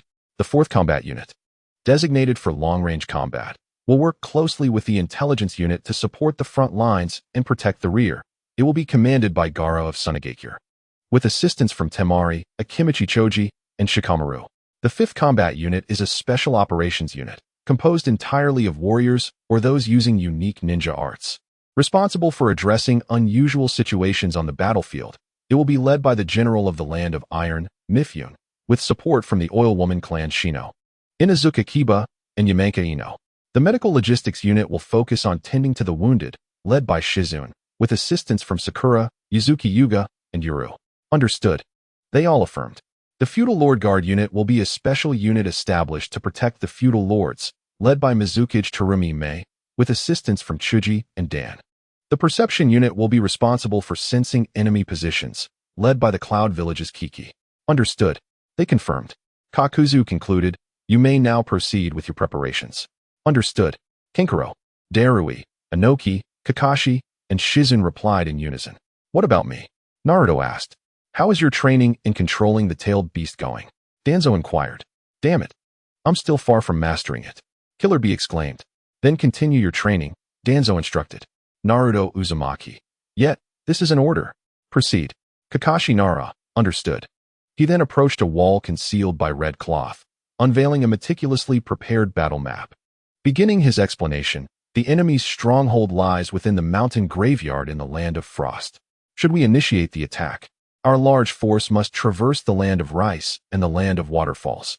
Reikage, then we must issue a refuge advisory to both nations, urgently evacuating civilians. This is a critical period. We cannot afford to remain idle. Suchikage Inoki. In pursuit of their so-called Moon Eye plan, they will undoubtedly clash with us head-on, intent on capturing the 8 tails and 9 tails. Mizukage Mei Terumi. Therefore, we need not consider the possibility of their retreat. General Mifune. In this case, it will depend on which side strikes first. Reikage, if that is the case, gather the ambush troops, ready to depart at any moment. Mizukage Mei Terumi. Simultaneously, assemble all combat units, form ranks, and confirm their respective formations. Tsunade, the medical support unit, must also carry adequate medical supplies. Subsequently, everyone turn their gaze towards the Supreme Commander, Danzo Shimura. As per the opinions of the esteemed leaders, please issue the orders. Moonlight Kankuro, yes. Yamashiro Aoi and Kurinai Yuhi began crafting perception orbs and communication chakra receivers. Yes, they both responded in unison. Kazekage Gara, during the absence of the Supreme Commander, we have prepared the headbands for the Ninja Coalition. Danzo, observing the headband emblazoned with the character for ninja, praised, this is indeed the headband of the Ninja Coalition. Quite impressive. General Mifune, this design is mine. Once in contention, we have now united as one ninja, with the addition of samurai, and this moment has finally arrived. Mizukage me Terumi. In that case, we should set out. Jur, let us go. Jur, yes. Without the enhancements from Hashirama's cells. The white Zetsu clones are merely of Nin level and pose little threat. The surveillance of the Akatsuki's red bean and Hinata Hyuga has also returned as instructed. Without Orochimaru's divine powers, the Edo Tensei technique should exhibit more flaws. Contemplating these matters, Danzo solemnly declared, the ninja coalition shall prevail. Tsuchikage Inoki, victory is assured. Reikage A, victory is assured. Kazekage Gaara, victory is assured. Tsunade, victory is assured. Chapter 52, the Fourth Great Ninja War begins. Moonlight Kankuro, sir, all units have assembled. Understood, Danzo replied nonchalantly. He then produced a pre-prepared scroll containing numerous kunai inscribed with the Flying Thunder God technique and stated, please distribute the kunai among the various units. Moonlight Kankuro, yes. Everyone, let us march forth, honoring our brave warriors about to embark on this journey. Agreed. The crowd responded in unison. Before the newly constructed tall buildings of Konoha, 5 great ninja divisions had gathered in formation, each warrior brimming with excitement and fervor. They had never envisioned a day where all ninjas would fight together, nor had they witnessed their revered heroes congregate, let alone such an unprecedented spectacle. They cheered and rejoiced. Upon the towering wooden structure stood 2 rows of solemn, yet composed ninjas. In the foremost position was the Coalition's Supreme Commander, Danzo Shimura, flanked on his left by Tsuchikage Inoki and strategist Kakashi Nara, while to his right stood Reikage A and the 5th Hokage Tsunade. The second row featured the 4th Division leader, Kazekage Gaara, with Darui of the 1st Division and Kuratsuchi of the 2nd Division to his left, and Kakashi of the 3rd Division and General Mifune of the Iron Country to his right. The 2 rows were staggered, ensuring visibility for the ninjas below. Tsuchikage Inoki, Danzo. As the supreme commander of the coalition, the ninjas below have fallen silent. Will you not say a few words? Ahem, ahem. Just as Danzo prepared to address them, a voice interrupted from within the coalition, questioning whether it was truly wise to appoint a Konoha ninja as the coalition's supreme commander. Konoha ninja, nonsense. Lord Danzo sacrificed himself for the glory of Konoha, paving the way for its strength. You know nothing. Cease your unfounded remarks. Sand ninja. Of course, I know little. After all, he was once our enemy. Konoha ninja, ridiculous. It was your sand village that fell prey to Orochimaru's manipulation, the mastermind behind Konoha's downfall. Responsible for the death of the 3rd Hokage, Hiruzen Sarutobi. Cloud ninja. Konoha, do not be so arrogant. It was your rogue ninjas who attacked Lord Killer Bee and disrupted the 5 Kage summit. What compensation do you intend to provide for Lord Reikage's lost arm? Hinata Hyuga, it seems everyone still harbors mistrust. Hayashi Hyuga, this is understandable. After years of enmity, it is difficult to dissolve the barriers between us. Mist Ninja, thus. I particularly detest fighting alongside Stone Ninja. Stone Ninja, what did you say, Mist Ninja? The coalition erupted into a cacophony of insults, shoving, and even confrontations between those who had lost loved ones. Humph. Danzo let out a cold snort. Subsequently, an overwhelming aura erupted forth. Tsuchikage Inoki mused. So this is the hidden strength of Danzo? It is astonishingly formidable. Reikage A contemplated. Such immense chakra. Kazekage Gaara quietly wondered. Why does this evoke such a sense of familiarity? The previously tumultuous coalition was quelled by this astounding pressure, rendering them motionless. For the sake of their respective nations and villages, during the protracted conflicts of the 1st through 3rd Great Ninja Wars, ninjas had slaughtered one another, fostering deep-seated hatred. This ocean of blood incited a thirst for power, perpetuating an unending cycle of war. In the past, I too harbored hatred for this world, transforming into Konoha's darkness, slaying countless foes who sought to destroy my village. The village is my home, my family. How could I allow others to annihilate it? Yet, this war presents us with an opportunity. Although many companions may perish, through this joint struggle, we shall become allies. A family fighting together for our village and for world peace, laying aside past grievances. We are all victims of war, sharing the same pain. Understanding the agony of losing loved ones, we all bear the scars inflicted by conflict. After this battle, Ninjas shall harbor no more grudges. Together, we will forge a grand legacy, crafting a new world devoid of war, filled only with love and peace. Such a Kijinoki. Is such a vision truly attainable? The enemy seeks to obliterate this world, to destroy your loved ones, comrades, and families, aiming to annihilate our new world. I wish to protect this new world, but I cannot do it alone. Will you lend me your aid? Will you pledge your loyalty? We shall serve, Lord Danzo. We shall serve, Lord Danzo. We shall serve. Lord Danzo. Danzo proclaimed loudly, for the new world. New world. New world. New world. The roar of over 80,000 voices echoed. A thunderous surge that resonated deep within the soul. Sand Ninja, I sincerely apologize for my earlier words. Konoha Ninja, indeed, I was in the wrong. Cloud Ninja, I spoke too hastily. Mist Ninja, I genuinely regret my actions. Stone Ninja, I too share the blame. Reikage A, the more impassioned the words, the stronger the united ninjas become. Danzo commanded. Then, let us set forth. Yes, Kazekage Gaara, Kakashi, Kuratsuchi, and General Mifune all responded in unison. Mountain Graveyard. Orochimaru, this moment has finally arrived. Summoning the Edo Tensei technique. The resurrected ninjas possess infinite chakra. Even when reduced to dust, they can swiftly restore their form. They can only be sealed or returned to the Pure Land to be undone. With his hands clasped together, D unleashed a forbidden technique, causing rows of wooden coffins to rise from the ground. As the coffins creaked open, they revealed the long-lost ninjas of yore. D introduced the first row, featuring Akatsuki members Itachi, Scorpion, Deidara, Kakazu, and Nagato. The second row comprised the Jinchuriki of the 2 tails, the 3 tails, the 4 tails, the 5 tails, the 6 tails, and the 7 tails. The third row included the second Tsuchikage, the third Reikage, and the fourth Kazekage. The fourth row showcased explosive release users, including the likes of Zabuza, Haku, and Kagaya. The fifth row comprised Konoha's Asuma Sarutobi, Hinata Hizashi, and various other elite shinobi. Furthermore, the enhanced white Zetsu, having undergone numerous experiments, exhibited even greater prowess. Such a spectacle it was. Regrettably, the absence of Yamado from Konoha diminished the potential of the white Zetsu even further. Obito commanded, "Let us proceed." D responded. Thus begins the fourth Great Ninja War. In Chapter 53, Nagato, the Ninja Alliance's assembly was too monumental to conceal. Moreover, through the use of the Mayfly technique, it was discerned that the alliance had split into 5 major combat units heading towards the graveyard. Under D's control, the reanimated ninjas began to emerge from their coffins, signifying the activation of the technique. Subsequently, these ninjas surged forth from various directions, poised to assault the Ninja Alliance. D declared, "These 4 are the surprise assault team.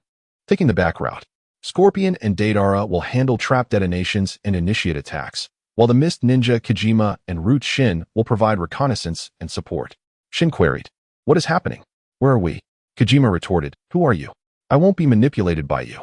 Scorpion sneered, "To think a weakling like you could utilize us." Infuriating. Deidara interjected, "The dead should just remain silent." Scorpion snapped, "Deidara, are you seeking death?" Deidara shot back, "Haven't we all died already?" Obito pondered, "Is this situation truly manageable?" Without Orochimaru's divine powers, the Edo Tensei is indeed flawed. D lamented internally. He elaborated, "The sheer number of reanimated souls is cumbersome to control. For now, I can merely guide their movements. Once battle commences, their personalities will be eradicated, transforming them into killing machines. There is no need for concern. Of course, some individuals are ideally suited to act contrary to the norm. Retaining emotions will incite chaos, and therein lies their vulnerability." Obito remarked, "That is reassuring." D inquired, "What about white Zetsu and black Zetsu?" Obito replied, "No, they will remain to monitor you and prevent you from seizing Sasuke amidst the chaos of war." Obito continued, "I have sent the 100,000 white Zetsu underground. The alliance is too conspicuous." D stated, "In that case, let the surprise assault team commence." D added, "I too must relocate, fully immersing myself in the technique. You know my cerebral nature. I prefer to remain in the background." Meanwhile, in Konoha's underground command center, an announcement chimed. The fourth Great Ninja War has commenced. A time-limited mission has been issued. Fish on the hook. Utilize Naruto Uzumaki's Nine-Tails chakra to draw out Nagato and Itachi Uchiha. The countdown began. 1 o'clock, 0. Tobarama mused, "Strange. Why is this mission not following the storyline? He commanded, bring Naruto to me. Understood. Minutes later, Naruto, brimming with excitement, exclaimed, Hokage-sama, you called for me. Am I to join the battlefield? Not quite, Tobirama replied. Naruto queried, oh? What do you mean? Follow me, Tobirama instructed. Yes, Naruto responded eagerly, utilizing the flying thunder god technique. Tobirama swiftly transported Naruto to a lake within the land of frost. Release the Nine-Tails chakra, he commanded. Naruto asked, Hokage-sama, do as I instructed, Tobirama affirmed. Understood. D sensed. How did the Nine-Tails chakra manifest in the land of frost? Could it be a trap? After a moment of contemplation, D decided. Since Itachi and Nagato happened to be nearby, it would be prudent to investigate. Itachi mused, the sudden change in our direction, and the intent seems all too evident. Are we preparing for battle? Nagato silently reflected. It seems we are destined to meet Qin Han. Itachi felt a familiar presence, questioning, who could it be? With a thud, Itachi and Nagato landed gracefully from the trees. Itachi? Naruto exclaimed. Itachi Uchiha Nagato? A notification rang out. Congratulations, host, for completing the time-limited mission Fish on the Hook. Reward, lightning release technique Chidori Blade. Laughter erupted, haha. Wow. Gaga gaga. Itachi, Naruto, and Tobirama exchanged bewildered glances, each equally perplexed. Nagato, in a fit of uncontrollable laughter, wept tears of joy, unable to stand upright from sheer mirth. He collapsed to the ground, clutching his stomach, exclaiming in delight. Nagato, what is wrong? Are you all right? Naruto asked. I'm splendid. Never have I felt this good. Nagato chortled. You must be Naruto Uzumaki, the most formidable talk no jutsu user. Tobirama, confused, thought, is this truly Nagato? This cannot be. Naruto queried. Your speech is peculiar. Do you not recognize me? Itachi interjected. It has been quite some time since we last met. After all, we have both passed on. It feels like merely the blink of an eye. Itachi remarked, you have changed, Naruto. Naruto replied, this is my mode of controlling the Nine-Tails chakra. Nagato turned to Tobirama, beaming, it has been ages, Qin Han. Tobirama froze, his heart skipping a beat. Since arriving in the world of Hokage, no one had ever referred to him as Qin Han, only as Hokage, Sir, or Tobirama, to everyone else. Qin Han was merely a surname. With a serious demeanor, Tobirama activated his Rinnegan, revealing a crimson concentric circle in his forehead, unleashing his full power. Who are you really? You are not Nagato. Nagato retorted, I am akin to you. You tell me who I am. The tension escalated. Tobirama, the reanimated ninja, could also be slain. I will give you one last chance. Articulate your words wisely. Who are you? At that moment, Naruto and Itachi exchanged vital information. Itachi said, Naruto, I have a question for you. Naruto replied, coincidentally, I have something to ask you as well. Meanwhile, D, orchestrating the events from behind the scenes, smirked, realizing he had indeed found the true Jinchuriki of the Nine-Tails. With this trump card in hand, Obito would be at his mercy. He wondered what expressions of regret would be revealed. Unexpectedly, Tobirama possessed the red Rinnegan. How intriguing. With a sinister grin, D manipulated Itachi and Nagato to strike. Fire release, great fireball technique. A massive fireball erupted from Itachi's mouth, hurtling towards Tobirama and Naruto. Nagato observed, truly, Itachi is worthy of the title god of shinobi. Such a technique requires no hand seals and yet manifests as an enormous fireball. Water release, water torrent wave. Tobirama summoned a spiraling vortex of water, consuming the blazing fireball before cascading downward like a waterfall upon Itachi and Nagato. Tobirama, fixated on Nagato, pondered the implications of his words. Who was Nagato? And why did no one in this world refer to Itachi as god of shinobi? Quickly, Itachi and Nagato leaped back, evading the torrent from above. Naruto exclaimed, we were just talking, how infuriating. Itachi noted, reanimated ninjas will be subject to the manipulations of the hidden puppeteer. Nagato urged, Qin Han, quickly use the Kodo Amatsukami to dispel the Edo Tensei. In chapter 54, recognition dawned. Nani? Itachi gasped, astonished. He speculated, aside from Shursui, could there be another Uchiha capable of such jinjutsu? Moreover, how does he possess the Rinnegan, and why is it red? Who is he truly? With a resounding crash, the narrative unfolds. Beside Nagato, Itachi vanished in a puff of white smoke. Naruto, confront Itachi. Commanded Danzo. Understood, Naruto swiftly replied, leaping into the air to engage in close combat with Itachi. Itachi, how is Sasuke? Naruto inquired. He has joined Akatsuki and is preparing to exact revenge on Konoha. Itachi replied, Beep, the world cannot be devoid of bonds. A mission has been issued. Rescue Nagato. The absurd bonds are imminent. Nagato, you should have heard that beep. Do you now recognize who I am? This proves nothing. Nagato exclaimed, damn it, this feeling of being controlled is infuriating. Universal pull. With his palm outstretched, an immense gravitational force surged towards Danzo. Universal pull. Danzo recognized the familiar technique.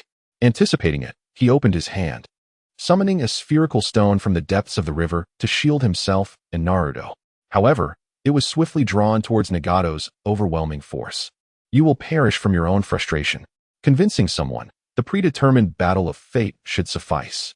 It seems you do not value this opportunity. Thus, I shall send you back. Danzo's face twisted in malice. Damn it. In the male dormitory of a university in Shandong, at 2 a.m, in the bathroom. Is this enough? Not enough. Danzo replied resolutely. From behind, Toby manipulated. Let us witness the clash of the Rinnegan. Nagato rapidly formed hand seals uncontrollably, shouting, summoning technique. Boom, boom. 2 clouds of white smoke dispersed, revealing summoned creatures. A hellhound that multiplied with every kill, and an 8-tailed bird capable of dropping explosive eggs from the sky. Amaterasu. Black flames erupted. Before the 8-tailed bird could take flight, it plummeted. The hellhounds were silenced before they could howl and vanished. Toby remarked, now, this is entertaining. Controlled by Toby, Nagato leaped into the sky and vanished. A chameleon, huh? You underestimate the Sage Mode's sensitivity to natural energy, Danzo muttered. He then rubbed his hands together and shouted, wind release. Multiple big ball Rasengan. A massive Rasengan, containing 9 smaller spinning Rasengans, soared into the air under Danzo's command. The chameleon, struck by the colossal Rasengan, emitted a pained cry. Boom. It voluntarily dispelled the summoning contract and disappeared in a puff of smoke. Predapath, devour. The 9 small Rasengans, upon contact with Nagato, were completely absorbed. His emaciated form regained its normal appearance, and his white hair reverted to red. Damn you. Go all out. Danzo, appearing incredulous, taunted, didn't you die? How bizarre. Nagato replied. Fine, you win. That morning, I was in the bathroom when the light was out. It was pitch black. You happened to have an upset stomach and rushed in, only to lose control midway. I was about to warn you about someone else in the stall. Danzo interrupted. Stop. No need to continue. Nagato, now do you believe me? Heavenly King covers the Earth Tiger. Nagato, you're an idiot. When will the bright moon appear? Nagato, look up and see for yourself. Danzo, what the hell? It really is you. Nagato, of course it is, your good friend Huang Fei. He then scolded. Enough with the nonsense. Free me from this technique. Toby, controlling from behind, declared, in that case, let us capture you all at once. Remember, there's a technique that turns you into stars. Naruto and Itachi, while battling, conversed. Itachi, Sasuke is in your hands. From the very start, I plan to do this. Is the one battling Nagato your new ally? No. He is the commander of the joint forces, Danzo, the 6th Hokage of Konoha. Itachi was taken aback. What? Danzo, how does he possess the Rinnegan? Who knows? Naruto shrugged. It seems there's an old grudge between them. Why are they fighting together so amicably, as if it were a game? Perhaps Nagato has chosen to put aside his grievances and forgive the Hokage. Ridiculous. Naruto murmured. Didn't you also choose to slaughter the Uchiha clan for Sasuke? Damn it. What on earth happened while I was dead? This is a long story, Naruto replied. I want to go back. This world has changed. At that moment, Itachi's Sharingan uncontrollably transformed into the Mangekyou Sharingan. Naruto caught a glimpse and immediately felt nauseous, an overwhelming urge to vomit. Caw-caw? A black crow emerged from Naruto's mouth. The crow, cawing twice, landed on Naruto's shoulder, tilting its head towards Itachi. It was then that Naruto noticed one of the crow's eyes was indeed a Mangekyou Sharingan. As the 2 Mangekyou Sharingan locked gazes, Itachi, who was about to strike Naruto, halted. Spiral. Calm down. I have freed myself from the constraints of Edo Tensei, Itachi reassured. Toby, astonished, exclaimed, what is happening? Careless. Truly, Itachi Uchiha is formidable. Is this related to the crow? Naruto asked. Yes, that eye belongs to the Uchiha of the water, utilizing the strongest Jinjutsu, Konoha Tsukimi, to negate the control of Edo Tensei. Why did it emerge from my mouth? It was hidden within your body when we last met, intended to counter Sasuke's potential downfall, yet unexpectedly.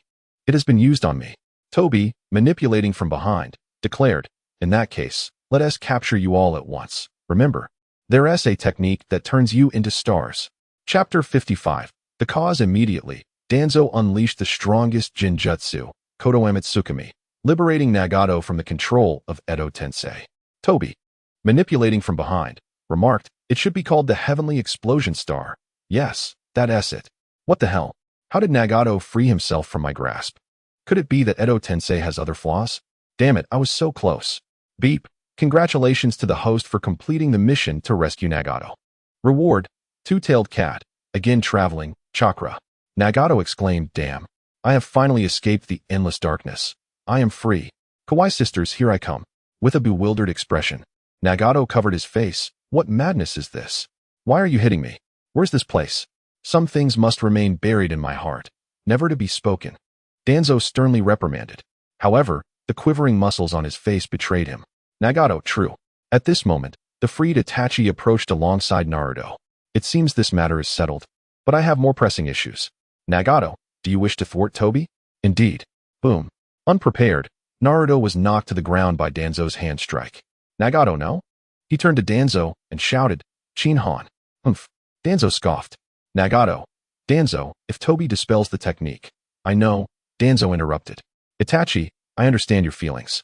But you cannot go. Itachi, with a serious expression, asked why. The timing is not ripe. Itachi, by dispelling this technique sooner, how many lives could the alliance save? Don't you care? Or do you think you can go alone without any chance of victory? Do not forget the existence of Uchiha Madara. If you go now, you will only alert them and force them to relocate. There may not be another opportunity. Itachi. Well then, Danzo interjected. Don't you want to see Sasuke at least once before returning? Itachi. Very well.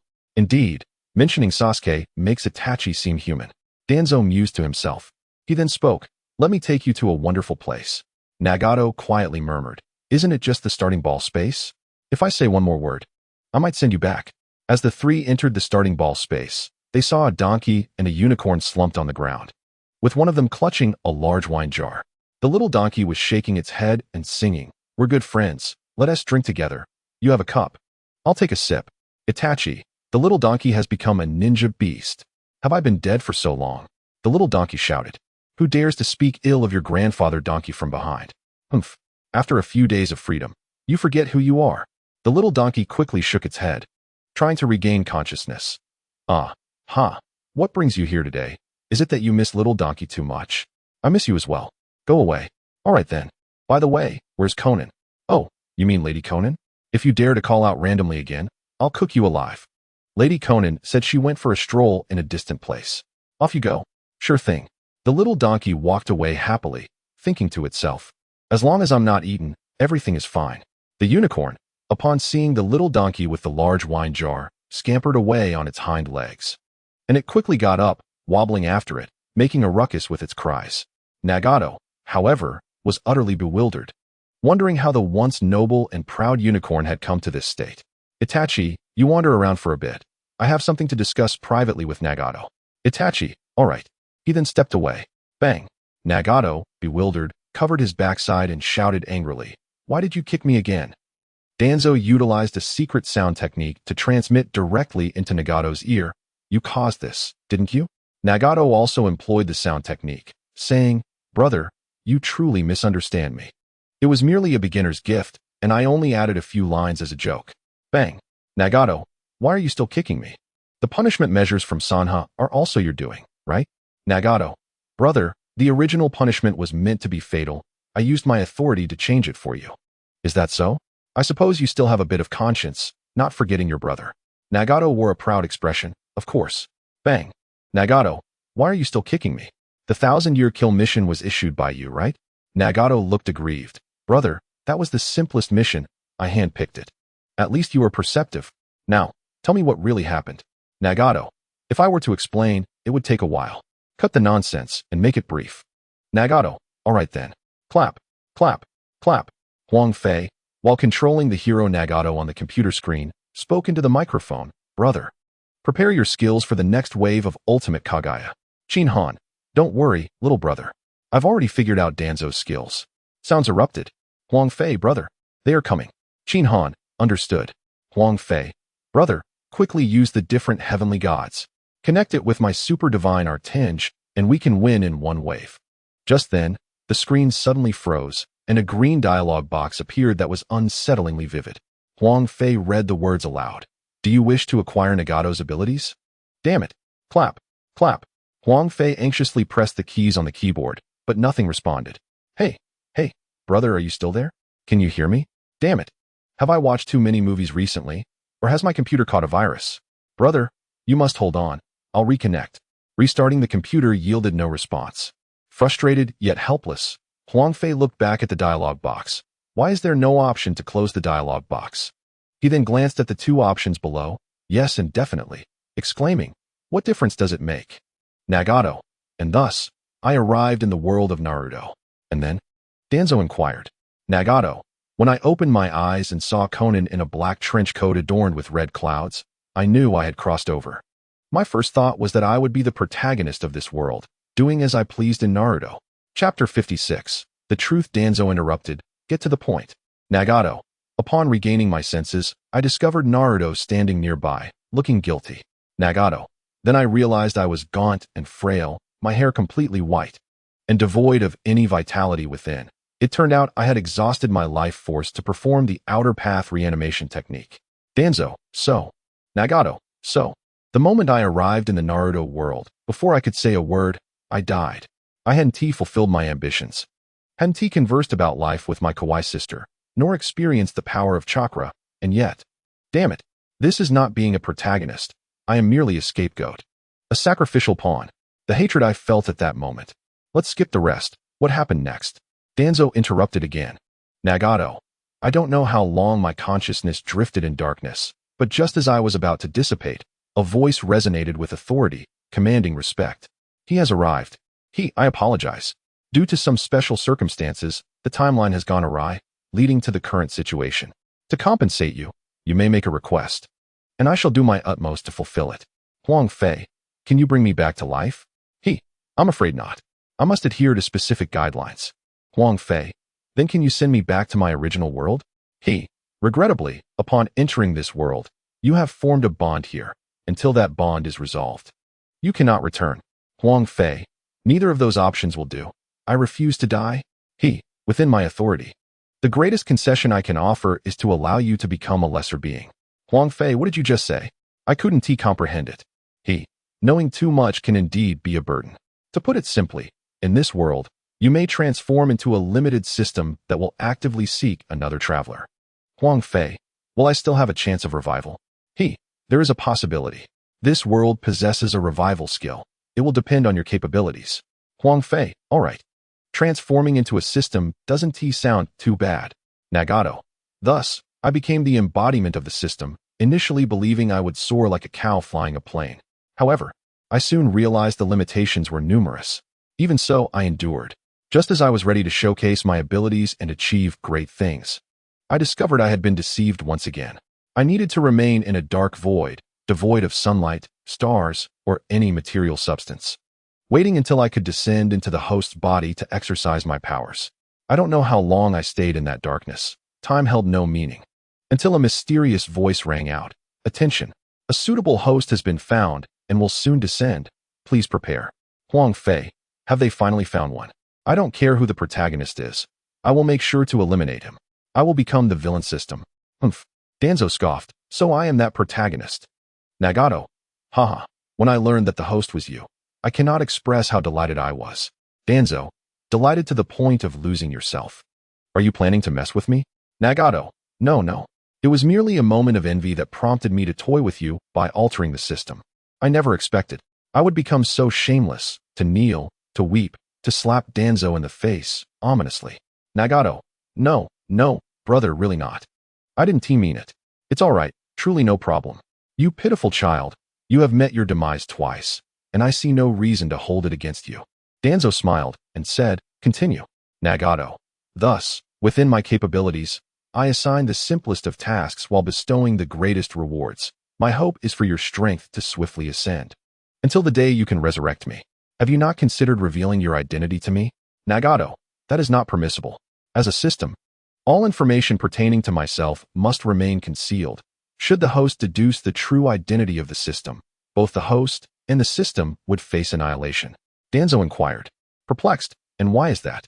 Nagato, this is due to the unique nature of the Edo Tensei technique. This jutsu allows Nagato to be reborn before his death. He was replaced by me. Thus, when Toby employs this technique to summon Nagato, I leave a fragment of my consciousness to continue functioning as the system, while the rest of my spirit is summoned. Would that not arouse suspicion? Danzo asked with intent. Nagato, perhaps this is what he referred to as an opportunity for resurrection. Perhaps it is a backdoor he intentionally left behind. Who can say? Is there not a flaw in splitting oneself in two? Danzo inquired with lingering concern. Nagato, there should be none. At least, none have been discovered thus far. However, I have identified two advantages. Advantages, you say? Nagato, certainly.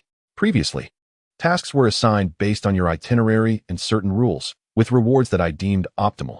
However, now I can utilize Nagato's body to inform you of task locations. And I can also present reward options for your contemplation, after which I will assign tasks and rewards through the system. Does this not resemble a cheat? Nagato, with this, the world will inevitably fall into our grasp. Haha. And what is the other advantage? Nagato, the other advantage is that Toby has lifted the restrictions of the technique, allowing you to recognize my existence. Once you master the Edo Tensei technique, you can employ it to summon me. During this period, I would also be considered immortal. That will not do, Danzo immediately refuted. Nagato, puzzled, asked, what will not do? Firstly, the downsides of being resurrected are numerous. Secondly, you are my dear brother. How could I allow you to exist in such a state, neither human nor ghost? Nagato, dear brother, it is no wonder we have shared such intimate experiences together. Nagato, given your current sage body and vast chakra reserves, employing the rebirth of the samsara technique should not yield significant side effects, like the true Nagato, resulting in immediate death? Danzo questioned, bewildered. Certainly not. Nagato regarded Danzo as if he were foolish. Enough with the trivialities, get to the point. Nagato, very well. Let me elaborate. The premise of this technique is that one must possess the Rinnegan, sufficient chakra, and formidable life force. Pausing momentarily, Nagato continued. Firstly, summon the projection of the King of Hell using the Rinnegan. Secondly, utilize a certain amount of chakra to locate the soul you wish to resurrect. Then, employ your own life force to create a physical body for the resurrected individual. Ultimately, the strength of the resurrected being will depend on their power in life and the amount of chakra you infuse. Chapter 57.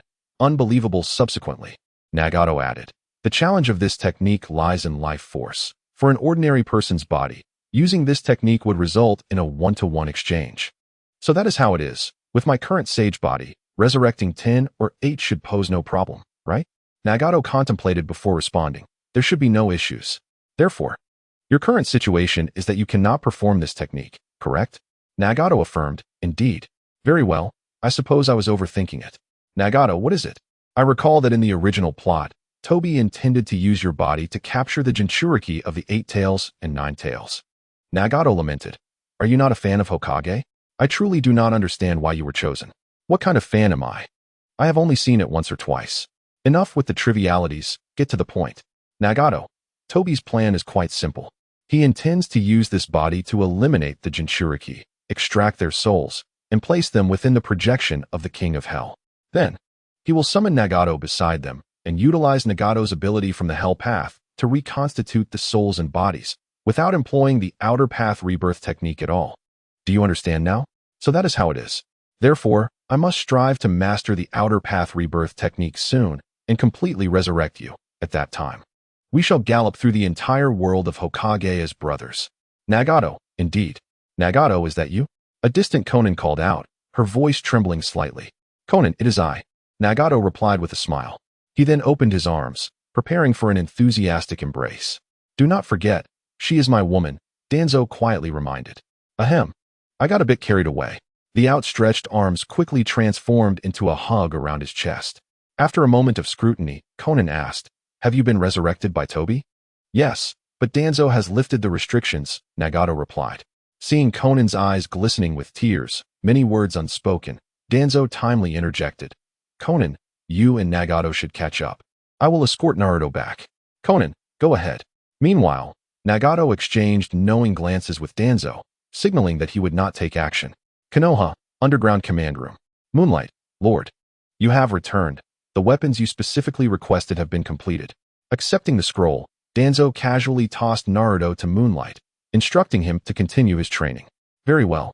Following this, Moonlight departed with the unconscious Naruto. How is the progress of the allied forces? Kakuzu. Lord, the 5 main combat units are still within the Land of Fire. Only Kankaro's surprise attack squad has reached the Land of Frost due to their airborne route. Understood. Bang. A sudden noise startled Danzo, causing him to nearly surrender. The wooden table, once laden with intelligence reports, was smashed to pieces by the furious Tsunade. How infuriating. To think they would use grandfather's cells to cultivate 100,000 white zetsu. It is truly despicable. Danzo spoke up. Hey, you are the chief strategist of this alliance. Shouldn't you learn to control your temper? That Tsuchikage, Inoki, replied. Get used to it. It is where we are. Following the direction of Inoki's finger, one could see a corner of the room piled high with discarded wooden tables. Humph, Tsunade retorted coldly. As the commander of the alliance, you should not be away from the command room, running off to that tender place. Do you have any authority over me? It is not yours anyway, Danzo scoffed. Tsunade. Even if I went, it would just be for 3 meals. I wouldn't care. The Rakage, remarked. Is it not because Konoha has always been strong? Tsunade shot back. Old man, do you look down on me? I would never covet that 3 meals. The Tsuchikage, Inoki, coughed. Cough, cough. Misunderstanding. What I meant was, you should argue in another place, not here in A. You know what I mean. The Rakage, retorted. The strength of a Wagakure is not unfounded. At such an age, he can still drive so steadily. Tsunade, Rakage, what are you mumbling about? Oh, I'm just pondering how they achieved this. This is the creation of life. It cannot simply be accomplished through training, can it? The Rakage, feigned thoughtfulness, wiping the cold sweat from his brow, thinking to himself. Thankfully, I reacted quickly. What a coincidence. I happen to know about this. Danzo said mysteriously. The Tsuchikage, Inoki, asked, you know? The Akatsuki organization was not secretly founded by you, was it? The Rakage, inquired. Is there anything you are unaware of? The cultivation of these 100,000 white zetsu was not achieved using Hashirama cells by Uchiha Madara.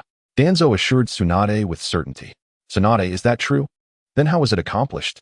These white beings are remnants of humanity from an ancient era, immersed in the infinite Tsukuyami. Merely extracted by Uchiha Madara from the Outer Path's golem, possessing combat prowess equivalent to a mere genin. Tsuchikage Inoki remarked, wait, did someone actually succeed in casting the infinite Tsukuyami in ancient times? Rakage AI interjected, who initiated it, and why did it fail? Tsunade added, but your intelligence mentioned that they possessed mid to lower ninja strength. How does that reconcile with this? Uchiha Madara, in his lifetime, activated the Rinnegan, uncovering this secret, and subsequently enhanced himself using Hashirama cells. Following this, his impersonators further augmented their abilities by utilizing partial chakra from the tailed beasts, resulting in their current mid to lower tier strength. Danzo explained, then turned to Tsuchikage, responding gravely. It is indeed confirmed that someone successfully cast the infinite Tsukuyami in ancient times. The identity of the caster remains unknown. As for the destruction, that was undoubtedly the work of the Sage of 6 Paths. Yet, in his heart, Danzo pondered, can I truly disclose the reality to you? Once you grasp the power of Kage Otsutsuki, you would surely raise the white flag. As the 3 remained in shock from this astonishing news, Danzo quietly slipped away. In the realm of space, to celebrate the long-awaited reunion of the 2 brothers, and to commemorate Itachi's liberation from control, Nagato declared, let us indulge tonight. We shall not return until we are thoroughly inebriated. Brother, cheers. Nagato exclaimed. Conan chimed in, let us all raise a glass. Konoha's little donkey shouted, cheers. Itachi, contemplating, thought, this shall be the one and only time. There will be no next. He then raised his cup, proclaiming, cheers. The little donkey, initially wishing to lament, saw Danzo's eerie gaze and promptly acquiesced, all right. After adding meat to the hot pot, the little donkey resumed its seat, indulging heartily. By the end of dinner, Itachi was still somewhat bewildered, internally lamenting, "How long has it been since I perished?" Nagato and Danzo had become close brothers, while Konan had become Danzo's woman. What was even more alarming was that this donkey of a ninja was truly ruthless, not only offering its own flesh for others to consume, but also feasting more heartily than anyone else. Chapter 58. The encounter the next day, Nagato called out, "Brother, we have work to do." "Where to?" "In the land of frost," Nagato replied. Danzo interrupted, stating the mission directly. Nagato continued, "First, we must eliminate the reincarnated surprise attack team. Second, we need to capture the reincarnated Deidara and Sasori." After pondering briefly, Danzo decided, "Then we shall focus on the second task." "Very well," Nagato confirmed. A sudden spatial fluctuation ensued. Kanjuro warned, "Enemies are near. Prepare for combat." Danzo, employing the flying thunder god technique, instantly appeared beside Kanjuro. Kanjuro exclaimed, "Ah, it is you, Commander." "Sir." The others echoed in unison. They then sheathed their weapons, their taut nerves finally relaxing. "Is there any unusual situation?" Danzo inquired. Kanjuro replied, "Sir, for the moment, things are stable." Boom, boom, boom. A series of explosions interrupted Kanjuro's words. Kanjuro shouted, "What is going on, Saji?" Saji, the sensory ninja, replied, "Damn it, there are numerous faint chakra signatures nearby." Kanjuro ordered, "Hyuga Hayashi, activate your Byakugan." Hyuga Hayashi reported, "There are many small white spiders around, and they are emitting chakra fluctuations." Kanjuro called out, "Sai, what is the situation?" Receiving no response, Kanjuro quickly looked up, spotting a clay owl in the sky, where Deidara and other reincarnated ninjas stood alongside the immobilized Sai. Sasori instructed, "CHG, ascertain the precise number of enemies." After a moment, Mist Ninja CHG declared, "1 in the sky, 7 on the ground."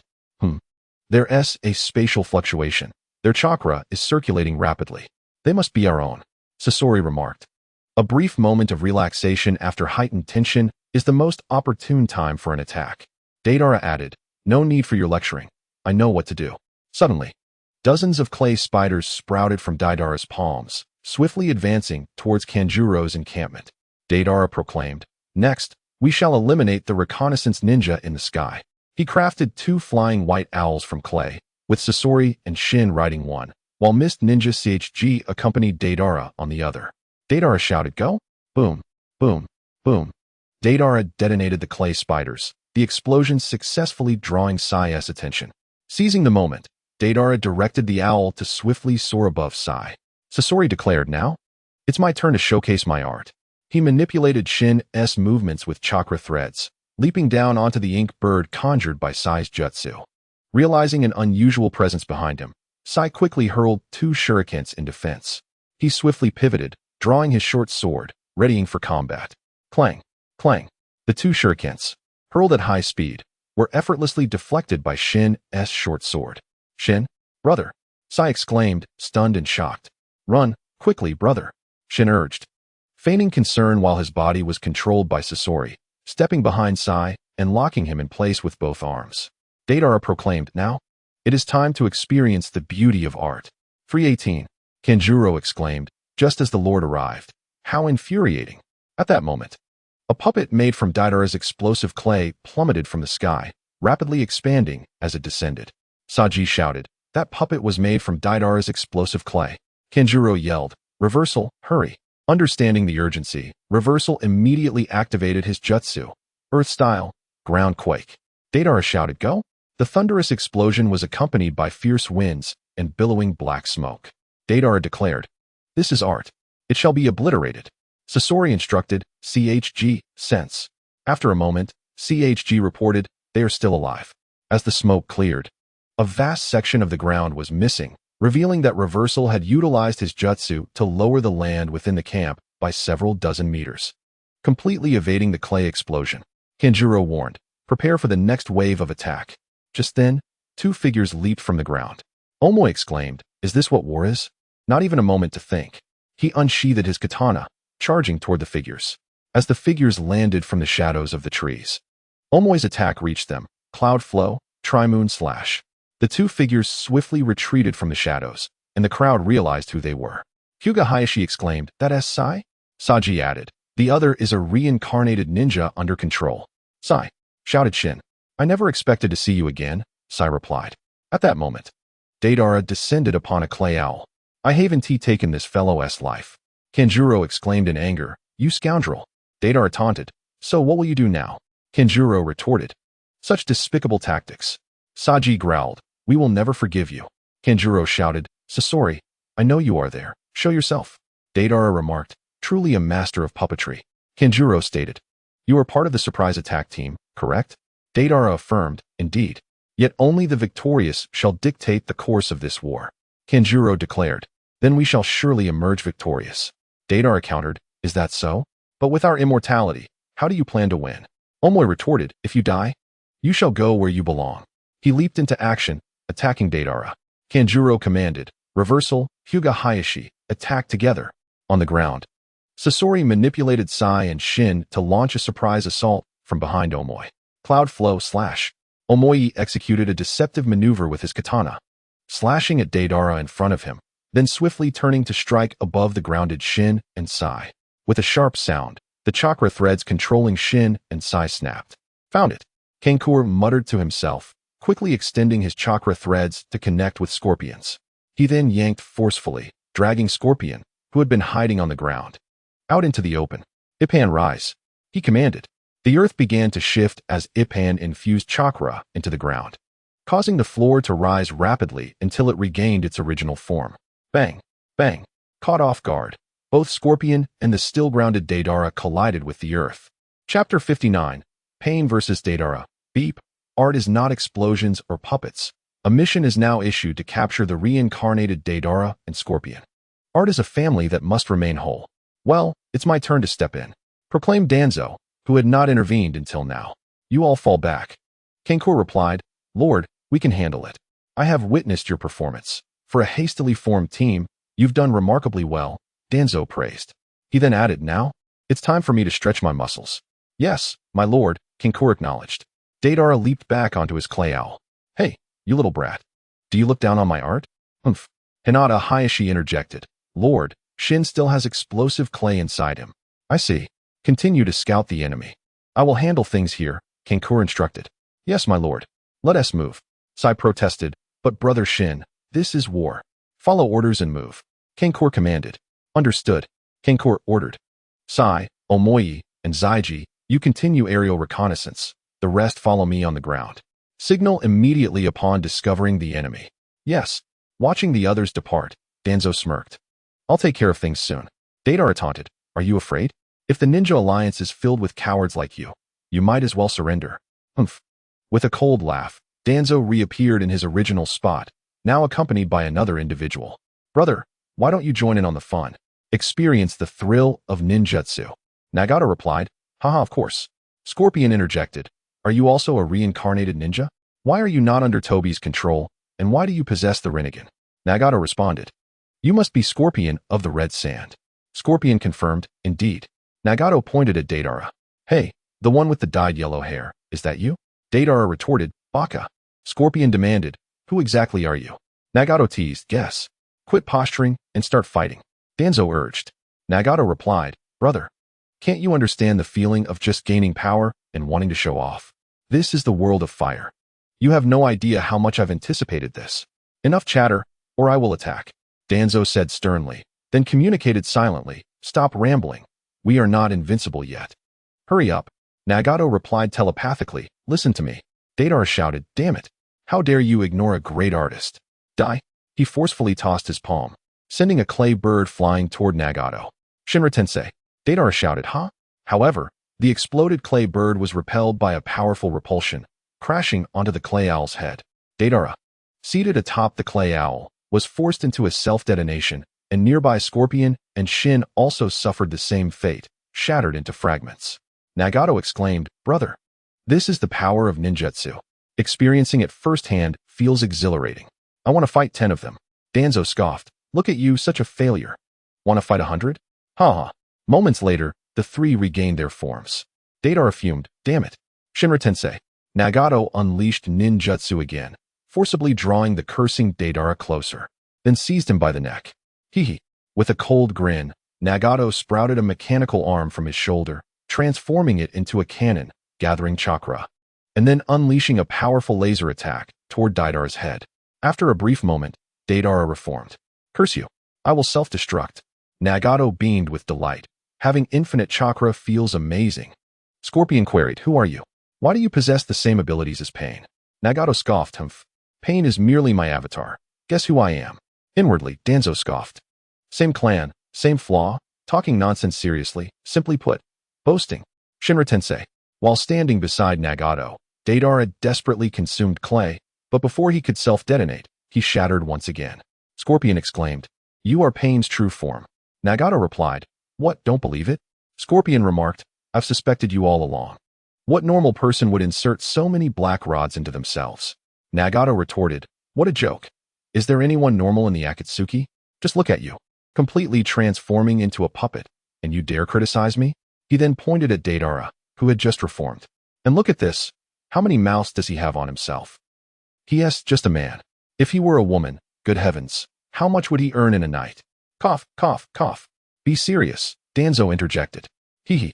I'm used to it. Nagato scratched his head and continued. Speaking of Kakazu, he is all about those black threads, sewing up toys wherever they need it. He even steals people's hearts when he gets bored. Absolutely neither man nor woman, just a split personality and a pervert. Itachi massacred the Uchiha clan for his brother. Haiden worships a dark god, enjoys self-harm, and uses a scythe for his own amusement. Kisame looks like a shark. Can he even be considered human? What about Conan? Danzo inquired, what about her? Nagato laughed. Haha, at least Conan is a normal person. As Nagato rambled on, Deidara managed to escape using a clay clone.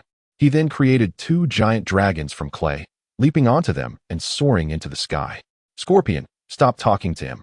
Let them see what true art is. Deidara declared. He consumed clay, forming seals. For Garuda, a massive puppet, identical to Deidara, descended from the sky. This will be your end. Deidara shouted. Scorpion protested, damn it. Do you intend to kill me too? Pop. The giant puppet burst like a balloon, shrouding the area in white smoke and a gentle breeze. Shinra Tensei. F-ton, Shinkrenpa. Deidara exclaimed. Guarantee you already dead. Shin responded, could it be a dud? Deidara proclaimed. Art is an explosion. Huh. Deidara continued. The elevation of art. Nearby trees and all flora and fauna disintegrated into dust, and with them, Scorpion and Shin were obliterated. However, Pain and Danzo remained unscathed. Deidara cried out, Baka, how can this be? Danzo sneered. The puppet contained invisible, miniature clay spiders. Once it exploded, those spiders spread throughout the air. Any living being that inhaled them within the range would be treated as if set with explosives, ultimately leading to their gradual destruction from within. I'm not mistaken. Am I, Deidara? Chapter 60. Scorpion and Deidara. Moments later, Scorpion and Shin reformed. Deidara shouted, damn it. How do you know so much about my art? Nagato. The miniature bombs infused with chakra appear to me as mere wisps of smoke, so conspicuous. To employ such ninjutsu before the Rinnegan. How much disdain do you hold for me? Sasori. Deidara, your art seems lacking. Deidara pointed towards Danzo, who remained unscathed. It is absolutely impossible to achieve that with just wind release. Nagato smirked mysteriously. Haven't you noticed his eyes? Sasori. How could that be? Nagato. Relying solely on wind release is insufficient. With those eyes, it becomes effortless. Deidara, damn. That accursed eye again. My art, what is it worth? Is that kind of eye the true form of art? Azura path, Azura's attack. Witnessing Deidara on the brink of collapse, Nagato once again harnessed the abilities of the Azura path, transforming his mechanical arm into a cannon, unleashing a devastating laser attack. Whoosh, whoosh. The 2 dragons were directly pierced by the laser, and Deidara, seated atop them, could not escape unscathed. As he plummeted through the air, his eyes vacant. He repeatedly muttered, No, no, no. I refuse to believe it. My abilities are perfect, unmatched art. Sasori, even if you are the true body of the leader, what difference does it make? We are all but dead men. Nagato chuckled. Even in death, you were once a leader. Why not do me a favor and return to the Pure Land? Sasori. Shin, I have clearly perished, liberated from the shackles of root. How could I return to this world? Is that so? Shin. Nearby, Danzo, utilizing transformation jutsu, once again assumed the guise of Shimura Danzo. Shin, master. Remember, in life, you were of root, and in death, you are the soul of root. You can never escape. Danzo spoke each word with emphasis. Shin, in despair, cried out, No, no. I am dead. Yes, I have died. Danzo, is it resentment that I turned you into an emotionless tool, forcing you to slay your former comrades? Shin, you are all orphans of war. I rescued you. To help you forget the pain of losing loved ones and to strengthen the village, this was the best method. Shin, no, there must be another way. Without emotions, one does not waver, does not feel pain, and can become the strongest ninja. Shin, and what of becoming the strongest ninja? Unable to protect your own comrades. Do you think yourself clever? Concealing the information of your serious illness? Believing no one would know? Taking your own life during the test, leaving the chance of life to sigh. Shin, master, you are dead. Return to the Pure Land. Those of root are not to be manipulated by others. Shin, I see now. Every heart holds something to defend, even yours, master. Then, Shin's body shattered like torn paper. Thundering apart, his soul liberated, breaking free from the constraints of Edo Tensei, returning to the Pure Land. Once again confirming, the most powerful in Naruto is indeed the power of words. Danzo silently cursed. Deidara, I shall unleash the ultimate ninjutsu. I shall self-destruct. I shall manifest the fleeting fireworks of art. Then, he released the bindings on the mouth on his left chest, beginning to consume explosive clay. His body gradually turning black until it vanished, ultimately coalescing into a black sphere. My art is an explosion. Huh. Boom. Boom. A 10-kilometer radius was reduced to ruins. As the dust settled, the four remained four, their positions unchanged. Deidara, what the hell is going on? Sasori, an explosion is but a fleeting moment. Art is the eternal beauty. Let us seal him away, to spare him the trouble of self-destruction for no reason. Danzo turned to Nagato. Will you do it? Or shall I? Nagato, having experienced the ninjutsu, it's your turn. Magnet release, sand binding seal. The sand beneath Deidara swiftly coalesced into a small pyramid, sealing him within. Under Danzo's control, only his head remained exposed. Nagato wore a lecherous grin. Sasori, now it's just you, the puppeteer without puppets. Will you return to the Pure Land by yourself, or shall you entertain us for a while before departing? Sasori, Danzo interjected. You were once a top-tier puppeteer, leaving behind many classic puppets for Sunagakure. Yet now, you are manipulated as a puppet by another. Though you have regained your flesh and soul through Edo Tensei, your spirit and body have fallen to the state of a true puppet. Orochimaru was once your subordinate, yet now he has become your puppeteer. A puppeteer being controlled by another is the ultimate disgrace. Shouldn't you have a reaction to this? Sasori, do you think mere words will sway me like that foolish boy earlier? Perhaps it would have worked the first time, but now I seem immune. It no longer holds any effect. Damn, this is unscientific. Where did it go wrong? TSK, TSK. Nagato covered his mouth, struggling to stifle his laughter. What are you doing? Nagato. Nothing much, just couldn't help myself. Ha ha ha. Get lost. Then there's no choice but to win you over with virtue. Subsequently, Danzo retrieved a gigantic sword resembling a door, upon which the character for virtue was prominently engraved. Sasori, damn it. I will not resist anymore. Just seal me away too.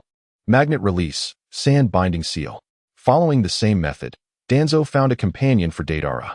Then, utilizing the secret sound technique, he inquired, what rewards are there? Nagato, chakra of the three tails, infertility medicine, effective with just one, a flashlight. What kind of gaze is that? Do I need to teach you? Danzo reproached with some annoyance. Ding dong, congratulations to the host for completing the mission of capturing the reincarnated Deidara and Sasori. Reward, chakra of the three tails. In the dimensional space, Itachi, holding a wine jug while drinking, gazed into the distance with a sorrowful expression, likely thinking of Sasuke. Konan sat at a distance, her hands supporting her cheeks, staring into the distance, lost in thought. A little donkey and a unicorn embraced each other, dancing an elderly disco. Below is an Easter egg. Nagato, wait a moment. Step back. Danzo, what's wrong? Nagato, the little donkey and the unicorn, one male and one female, standing upright, embracing each other. Author, any questions? Nagato, imagine that scene. Wouldn't certain fellows pop out, dancing, and perhaps accidentally step in? Danzo, perhaps they are both males? Nagato, get lost. Chapter 61. The little donkeys might Deidara. Is that Itachi? Sasori, it seems, perhaps it is. Deidara, the one in the distance is Konan, right? Sasori, it seems, perhaps. It is. Cough, cough. Danzo pretended to cough a couple of times, successfully attracting the attention of Konan and Itachi. I bring you two familiar faces. Deidara, it really is Itachi. Sasori, it truly is Konan. Itachi, Deidara, Sasori, have you also been reincarnated by Orochimaru? Sasori, I never expected to meet you in this manner. Deidara, were you also captured? Itachi, not at all. I was invited. Konan, I came voluntarily. Deidara, baka. I will self-destruct. I shall bloom. Sasori, shut up. You're driving me crazy. Self-destruction every day, do you not find it vulgar? Still calling yourself an artist. Konan, has the once formidable Akatsuki organization truly come to an end? Must we meet again in this way? Nagato spoke reassuringly. Konan, rest assured. With my brother here, we shall undoubtedly create a force 100 times more powerful than the Akatsuki. Isn't that right, brother? Of course, Danzo affirmed. Konan glanced at Nagato and then at Danzo, smiling as she said, I look forward to it. Nagato utilized the secret sound technique to inquire, brother, how do you wish to deal with Deidara and Sasori? Danzo countered, what are your thoughts? Nagato, I have inherited the memories of the original Nagato, who held a significant concern for the Akatsuki organization. Thus, I believe it prudent to retain them for the time being, if possible. All right, I understand. We are good brothers. Your affairs are my affairs. Shortly thereafter, Danzo summoned a small donkey, which promptly trotted over. Small donkey, sir, you called for me?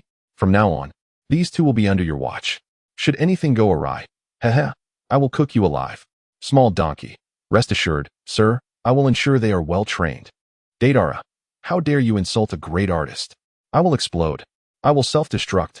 Danzo immediately shot a glance at small donkey. Bang. The small donkey kicked Deidara squarely on the head. Deidara, you wild donkey, how dare you kick me? A warrior may be slain, but never humiliated. Bang, bang. Another two kicks followed. Deidara, I shall feast on a banquet of donkey meat. I will turn all donkeys into minced flesh. Bang, bang, bang. A flurry of strikes ensued. The small donkey remained silent, merely observing Deidara with a sincere smile revealing its well-aligned teeth. Seeing this, the unicorn galloped over from a distance, gazing expectantly at Scorpion, hoping for a commotion. Scorpion, witnessing Deidara's plight and the unicorn's hopeful gaze, managed a reluctant smile, looking at the adorable little creature. The unicorn felt bashful and quietly lowered its raised hoof. Phew! Scorpion sighed, filled with a sense of helplessness. Alas, how I was once renowned. Now I must rely on my diminutive appearance to survive. Such is fate. Deidara, I am a great artist. Explosion is art. I shall not yield. This time, small donkey refrained from further action and simply chuckled. Just when everyone believed the small donkey was out of options, a gentle breeze swept through, causing Deidara's golden hair to drift like fallen leaves. Subsequently, the small donkey produced a mirror from an unknown source, floating it before Deidara. Deidara, no, this is not me. This is not the image of an artist. No. Oh my. The small donkey cried out gleefully. Deidara, with a pitiful gaze directed at Nagato, implored, as the leader of Akatsuki, how can you stand idly by while your subordinate is so humiliated by a donkey? Does it not pain your heart? Cough, cough. Nagato feigned a cough and replied, well, this donkey is not under my jurisdiction. Deidara then turned to Itachi, asking, Itachi, as a former comrade, could you lend a helping hand? Itachi, cough, this wine is excellent. I shall fetch some more. With that, he promptly departed. Deidara placed his last hope on Konan, saying, Konan, among the five of us, you alone remain. Can you bear to watch a former comrade in such despair? Konan, well, if you have any requests, feel free to tell me. Deidara, his face lighting up, really? Konan replied earnestly, here, my words still hold weight. Deidara, then please release me. I want them to understand what art is. What is the beauty of a fleeting moment? Konan, cough. Well, you might as well be sealed up obediently. With that, she mounted the unicorn and vanished in a flash. Scorpion, Nagato, as a member of Akatsuki, I have a small request and hope to receive your assistance. Nagato, speak. And I shall do my best. Scorpion cautiously suggested, could you have your brother repeat what was said earlier outside? I will strive with all my might to dissipate and return to the Pure Land. Is that feasible? Danzo waved his hand dismissively, indicating it would be futile to speak. Nagato reassured him, You two should remain here for now. It won't be long before someone comes to keep you company." He then followed Danzo toward a nearby hot pot table. The two once mighty figures exchanged glances, then looked at the small donkey, who wore a devilish grin, teeth bared. Dadar sighed in melancholy. "I wish to go back." Scorpion also appeared resigned. "I wish for that too." A sigh escaped, reflecting a life of helplessness. Oh my, oh my. Meanwhile, the small donkey was the complete opposite, full of excitement. "There will be plenty of fun ahead. Hee-haw? Ow, ow." The small donkey's braying summoned the distant unicorn. Unicorn. With a puzzled expression, listen carefully, you two, whoever can teach my wife to say, 'I am called Little White.' I will spare them from harm for a while." Scorpion. I can do it." Dadara. "I promise to do it in the shortest time possible." Scorpion. "Alas. Why must the undead trouble the undead? I shall remain as I am." Chapter 62. The Seven Ninja Swordsman Nagato. "Brother, are there tasks in both battlefields?" "Where?" Danzo inquired. Nagato. "One is the battlefield led by Kakashi and the Seven Ninja Swordsmen, and the other is the battlefield of Kankaro's surprise attack team against Hans, Kimimaro, and others." "What are the tasks?" Danzo asked again. Nagato. "Essentially, they involve sealing or sending them back to the Pure Land." "Brother, which side would you like to go to? Isn't it possible to handle tasks in areas where there are clones?" Nagato. "Indeed. So you mean?" "Of course, we must go to both sides." Danzo rolled his eyes at Nagato, saying, "I will go to Kakashi's side. You and my clone will go to meet Suba's side." Nagato chuckled. "Truly, you are my brother. Harboring great ambition." "Get lost," Danzo retorted, still smiling. The smile lingered as the area grew deserted. Ninjutsu, hidden mist technique. Kakashi, form a battle formation centered around sensory ninjas. Others should be vigilant at 1, 2, 3, 6, and 9 o'clock positions, based on a swastika formation. Zabuza will determine the target's position solely by sound. Might Guy, the fog is becoming denser. Visibility is poor. "What timing?" Danzo interjected. Kakashi, Lord Hokage, what brings you here? "I saw the signal flares of the surprise attack team from afar and came over," Danzo replied with a fabricated excuse. Then, observing the surrounding mist, he remarked, "It seems you all have encountered a bit of trouble, huh?" Kakashi. "Yes, the 3rd Division lacks proficiency." "Ah?" Wails echoed as the Ninja Alliance was relentlessly slaughtered. In that thick fog, the allied ninjas were like lambs to the slaughter, with no chance to resist. Kakashi looked anxious. "Lord Danzo." Wind release. Violent wind. A fierce wind, under Danzo's control, swept the entire area, dispersing the surrounding mist in an instant. "Rock Lee this." Sakura Haruno. "The mist has cleared." "Might Guy." "Excellent. Now we can see the enemy." The moment the fog dissipated, the allied ninjas, filled with joy, lowered their guard, allowing the hidden Sans Yakura and the hidden Rock Shino to seize the opportunity to launch an attack on the nearest allied forces. Scorch release. Overheating vapor. A fireball of excessive heat instantly evaporated the moisture within the allied ninjas, turning them into desiccated corpses. Explosion release. Landmine fist. Shino's rapid punches struck the allied ninjas, instantly exploding them into a cloud of blood and flesh. In that brief moment, dozens of allied ninjas fell. The previously jubilant allied forces were suddenly consumed with rage. They charged toward Yakura and Shino.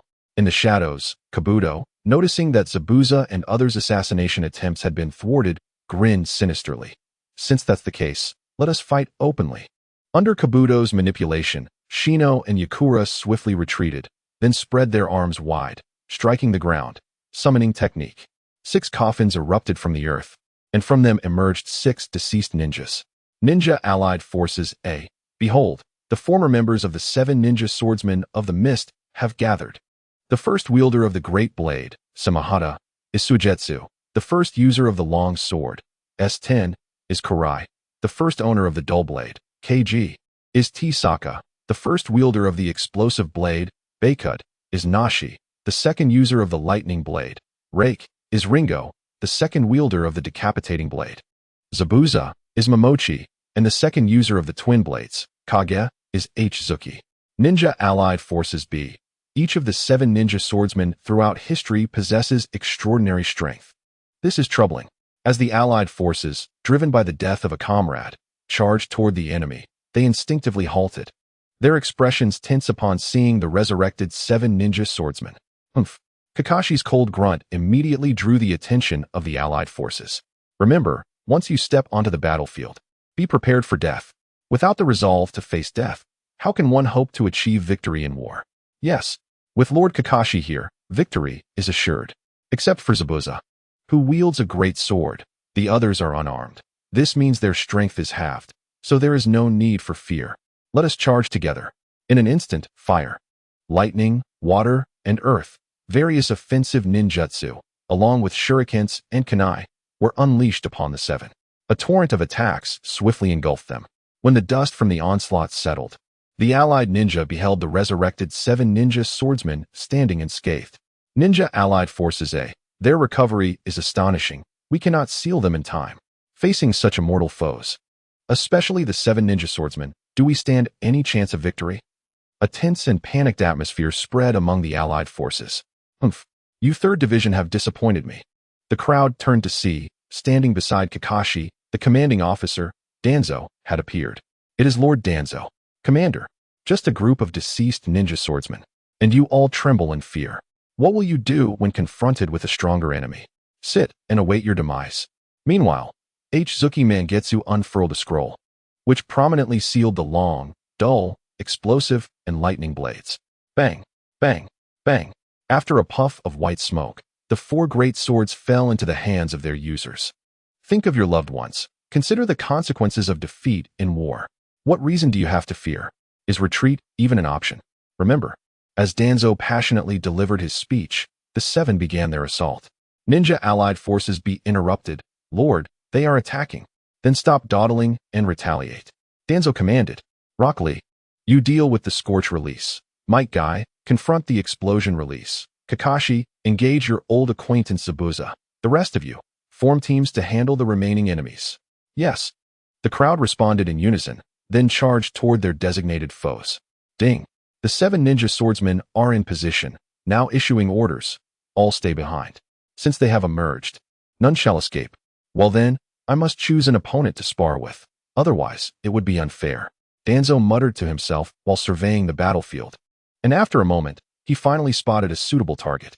You there, with the white hair, spiky braid, sharp teeth, and bandaged neck. Taijutsu Mangetsu. Simultaneously, Danzo's clone and Nagato encountered Kankuro's team. Kankuro and the others, conducting reconnaissance on the ground, were blocked in the woods by the prematurely retreated Mist Ninja, who had summoned reinforcements, Chiyo, Kimimaro, and Hans. Chapter 63, Nagato vs. Hans, 3rd update. Upon seeing the opposing figures, Kankuro analyzed the situation quietly. One Chiyo is troublesome enough, and the others are even harder to deal with. This is vexing. The dispersal of combat power is also disadvantageous for our side. There's no choice. Kankuro whispered, listen. Follow my orders and retreat. Yes. The others responded quietly. Just then, a gentle breeze blew. Kankuro, retreat. Swish, swish. In response to Kankuro's command, Hinata, fire gate. And the others swiftly retreated. Hans, run. Ha, can you escape? He quickly pursued along with the others. Kimimaro, is this the power of Lord Orochimaru, who has summoned me once more? Chiyo, I care not for Akatsuki or Orochimaru. I will make him regret awakening me. Hans, focus and shut your mouth, puppet old hag. Chiyo, nonsense. You, with the breathing tube, old man. Hans muttered to himself. This distance should suffice. Summoning technique. Hans's giant salamander. Bang. After a puff of white smoke, a massive salamander appeared beneath Hans. Hans, salamander, go. Release the poison. The giant salamander promptly opened its mouth and expelled a vast cloud of toxic mist. As Kankuro and the others attempted to escape, they were instantly enveloped by the poisonous fog. Bang, bang, bang. Kankuro, the others, and Hinata were paralyzed upon contact with the poisonous mist falling from the trees. Kankuro, damn it. Is he planning to catch us all in his poison? There's no escape now. Hans hissed. He then leaped down from the salamander, brandishing a chain scythe, and aimed for Kankuro. Kankuro, damn it. I can't move. Clang. At the critical moment, a katana successfully blocked the attack aimed at Kankuro. You are Hans, aren't you? I am Mifune, the leader of the samurai. May I challenge you? It turned out that Mifune, having received a distress signal, had led the samurai to provide support. At that moment, Danzo's clone and Nagato also arrived. Kankuro, saved. Samurai 1, a Apologies, we arrived late. Samurai 2. Is everyone alright? Hinata. Be careful. The enemy uses poison. Samurai 2. No worries, we have masks. These are specially designed to counter ninja poisons. Samurai 1. Quickly, put on your masks. Samurai 2. Someone, take the poisoned ambush squad to the medical team for treatment. Yes. Nagato. This may not be possible, Mifune. He is my prey. Swish. Mifune and Hans both leaped back, creating distance. Hans looked toward the sound and saw Nagato and Danzo. He then asked, Commander, what brings you here? It's a long story. Let us resolve the current situation first. Danzo, clone, replied. Hans, leave to Nagato.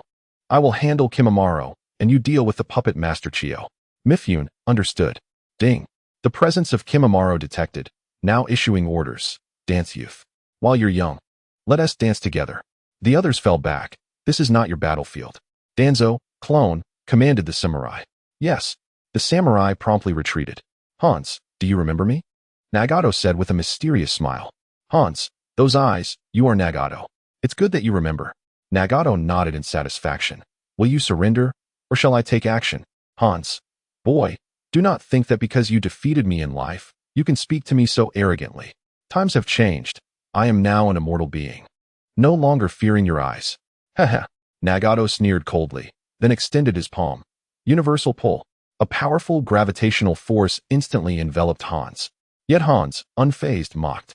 You still rely on ambush tactics.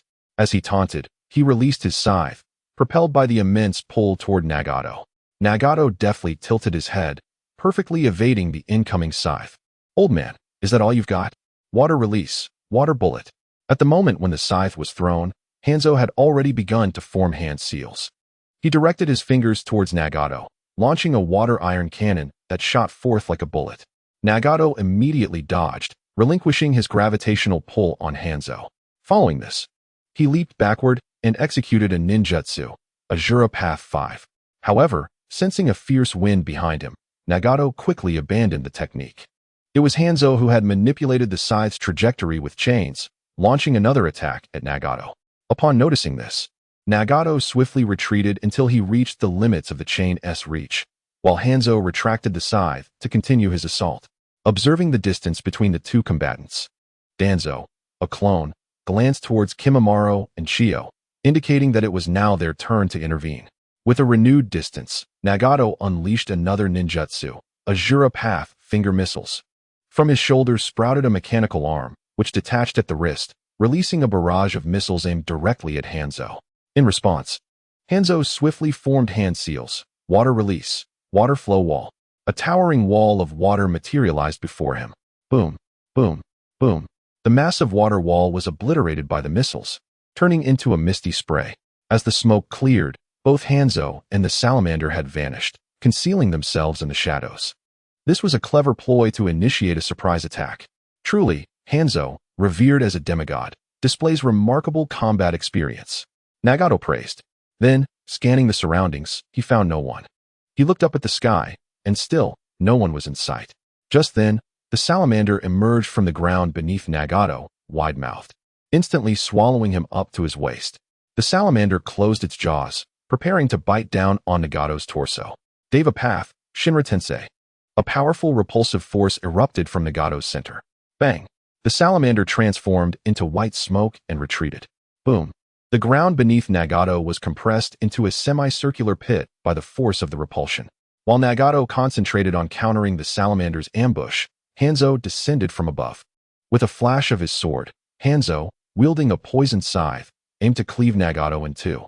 Azura Path, Azura Attack.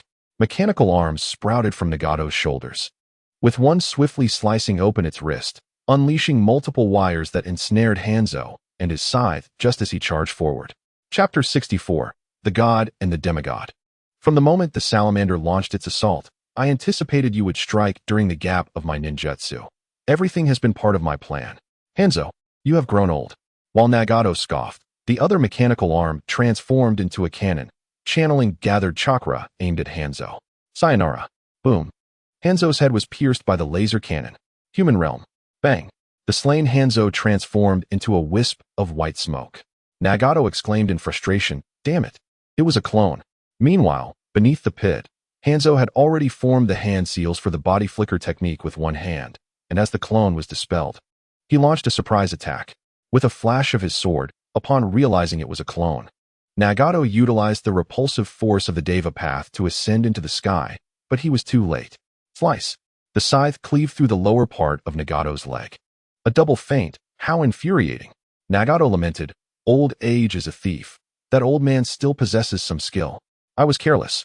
Do not underestimate the young. Hanzo admonished, his hands rapidly forming seals. Water release, water cutter wave. A highly pressurized jet of water erupted from Hanzo's mouth, transforming into a sharp water blade aimed at Nagato's head. Hungry ghost path, sealing technique. A transparent circular shield appeared before Nagato, absorbing the incoming water ninjutsu. Having won a half move, you've begun to boast. Just as I could send you off in life, I can now guide you in death. Nagato retorted angrily, extending his fingers and clapping towards the sky. Beast path, summoning technique. The hellhounds, Yada no Kagami, and chameleons appeared once more. Nagato leapt into the chameleon's mouth. Concealing his form, the hellhounds descended to attack Hanzo, while Yada no Kagami launched explosive eggs from the air. Damn, such potent poison. The reincarnated body is recovering so slowly. There's no other choice. Slice. Nagato utilized wind release to remove another segment above his wound. Without the poison to hinder him, his body quickly healed. Boom, boom, boom. Hanzo continuously leaped and dodged the exploding eggs, while the hellhounds pursued and attacked him. With one leap, Hanzo landed upon the back of a hellhound, as an exploding egg fell from above, prompting him to leap away again. Boom. The explosion resonated from the hellhound's back, and Hanzo wore a smug expression. Unexpectedly, the hellhound did not dispel the summoning technique or suffer injury. Instead, it multiplied from 1 to 2. A special summoning beast that splits and increases in number upon sustaining physical damage? Hanzo analyzed the situation as he evaded. If so, let's test this technique. Water release. Hard vortex water blade. Hanzo created a swirling vortex of water in his hand, condensing it into water javelins that spun in chaotic directions. He then hurled them, and upon contact with the two hellhounds, a massive water tornado formed, relentlessly attacking. Boom, boom, boom. Yada no Kagami continued to rain explosive eggs from above. As the water tornado dissipated, 4 hellhounds emerged, all leaping towards the evasive Hanzo. So any external attack triggers a split to increase their numbers? Hanzo pondered. In that case, I should eliminate the one in the sky first. Seizing the opportunity when a hellhound reached its highest point, Hanzo utilized the body flicker technique to position himself atop one, then leaped high into the air, simultaneously executing the ninjutsu, water release, water trumpet technique. A high-pressure stream of water surged towards Yada no Kagami, who was laying eggs. Before it could ascend to evade, it struck its abdomen, instantly chilling it to the core. Bang! Yada no Kagami transformed into white smoke, voluntarily dispelling the summoning technique. Azura path, Azura attack. Nagato once again ensnared the airborne Hanzo with the wires from his mechanical arms. This time, there's no escape. Is that so? Hanzo replied coldly. When that strange bird was dropping bombs, I had my suspicions when it avoided this position. Indeed, fire release, exploding flame array. Unbeknownst to him, Hanzo's body had already been covered with countless explosive tags. Old fool, using your immortal body. Boom, boom, boom. The explosions continued to resound. Both combatants were shattered by the blasts. Simultaneously, the hellhounds on the ground were forced to dispel their summoning technique. With a rustle, countless sheets of paper converged, and Hanzo restored himself ahead of Nagato. Water release, water prison technique. Just as Nagato regained his composure, Hanzo forcibly contained him within a water sphere. Then he taunted. Combat awareness and battlefield analysis are the keys to victory. You, who possess strength but fail to grasp the dynamics of battle, are merely a brute. Damn it. In the shadows, Toby, manipulating from a concealed location, observed the unfolding battle. Toby, controlling from behind. In that case, let us bring Nagato back for reformation. He is a crucial piece in my plans for the Jinchuriki. He chuckled sinisterly in the cave, then formed hand seals, completely seizing control over Hanzo's body. Bang! Hans's water sphere transformed into a mist that enveloped the sky. The Deva Path's almighty push. The controlled Hans was instantly propelled away.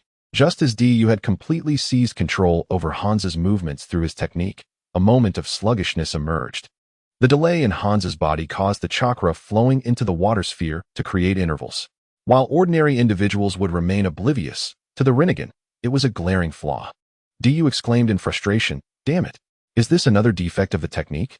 Furious after breaking free from the water prison, Nagato swiftly ascended into the sky, declaring, "Do you think you can toy with me, like I'm some trivial creature? Tremble before the might of a god." Almighty push. With a resounding boom. Everything within a 10-kilometer radius was reduced to mere dust, vanishing from existence. If Nagato were alive and executed this technique, he would suffer from back, leg, and body pain. However, in his current state, having been resurrected through the impure world reincarnation, he possessed infinite chakra and felt no discomfort. Descending from the heavens, Nagato stood before the recovering Hans. In the face of absolute power, all techniques seemed futile. Now do you understand? The Azura Path's attack. Just as Hans regained his strength, he was ensnared once more by the mechanical arm's wires. To act so recklessly before me is a grave mistake. Human path, extract the soul. Nagato struck his hand towards the recently revived Hans and initiated the soul extraction technique. Sensing the impending danger, Hans fought back violently, but all his efforts proved futile. As Hans's soul was drawn forth, his physical vessel shattered, disintegrating into countless scraps of paper and dust. A gentle breeze swept by, revealing an unknown ninja amidst the remnants. Hell Path, King of Hell. A massive projection of the King of Hell was summoned by Nagato, who opened his mouth wide and devoured Hans's soul, causing it to vanish without a trace. Henceforth, no demigod would walk this earth. Chapter 65. Danzo and Kinshiki watching Nagato and Hans depart. Danzo, a clone, turned to Kinshiki and Chiyo. He then spoke, "It is now our turn to take the stage." "Understood," replied Mifune. Kinshiki added, "This is the mission entrusted to me by Orochimaru. I shall not falter this time." With white hair, green eyes, red eyeshadow, and 2 red dots between his brows, Kinshiki presented an exquisite visage that Danzo, a clone, envied. With a low growl, Kinshiki declared, "I shall now make my move." He swiftly unbuttoned his shirt and withdrew a bone knife from his left arm, extending it towards Danzo's direction. Bone pulse, 5-finger piercing. The 5-finger bones shot forth like bullets, while Kinshiki charged towards Danzo. Danzo, a clone, leaned back to evade the finger bones, pondering. So this is the Kage clan's bloodline limit, the bone pulse? The ability to manipulate osteoblasts and osteoclasts freely, even controlling calcium concentration to generate bones in various body parts. But wait, could soft cartilage also be elongated and thickened? With this realization, Danzo, a clone, began to mutter. Being handsome and possessing such strength must surely provoke the jealousy of the heavens. While he spoke, he was not idle. Wind release, vacuum blade. A sharp sword formed from wind chakra was grasped in Danzo's hand. He coldly smirked. "Let us dance today and validate my suspicions." He then turned to Mifune, instructing, "I leave Chiyo to you. I will not dishonor our mission." Mifune responded firmly. Danzo, a clone, charged headlong towards the oncoming Kinshiki. Clang, clang, clang. Strike, stab, sweep. Kinshiki utilized his exceptional taijutsu, attacking Danzo with precise strikes aimed at vital points. Yet, Danzo effortlessly blocked each assault. As the clash continued, with over 100 exchanges of blade and sword, neither sustained any injuries. If this is all you can muster as the strongest among the Sound Five, then Kinshiki's anger erupted. "This is a blessing from Lord Orochimaru. You shall not defile it." In a fit of rage, Kinshiki activated his cursed seal state. As the cursed seal activated, black runes enveloped his entire body, and a powerful aura erupted from within. Bone pulse, dance of the banyan. Now empowered, Kinshiki wielded his bone knife with rapid and deadly accuracy, launching a flurry of attacks at Danzo. The speed and strength had multiplied several times over. Clang, clang, clang. Yet still, Danzo effortlessly countered each blow. Still insufficient. Danzo, a clone, shook his head in disappointment. Bone pulse, dance of the willow. With gentle movements devoid of excess, Kinshiki unleashed a series of attacks, where hard bones could emerge unexpectedly from any part of his body. Clang, clang, clang.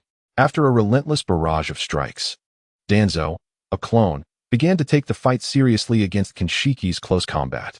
Kinshiki's attacks became increasingly rapid and ingeniously angled. Clang, clang, clang. After another dozen exchanges, Danzo, a clone, was forced to retreat. At this moment, Kinshiki resembled a rose with thorns, his every movement threatening to inflict harm. While Danzo, a clone, meticulously parried the incoming bone assaults, he praised, Killer Bee's seven-sword flow has already garnered admiration. I never expected you to surpass him by such a margin.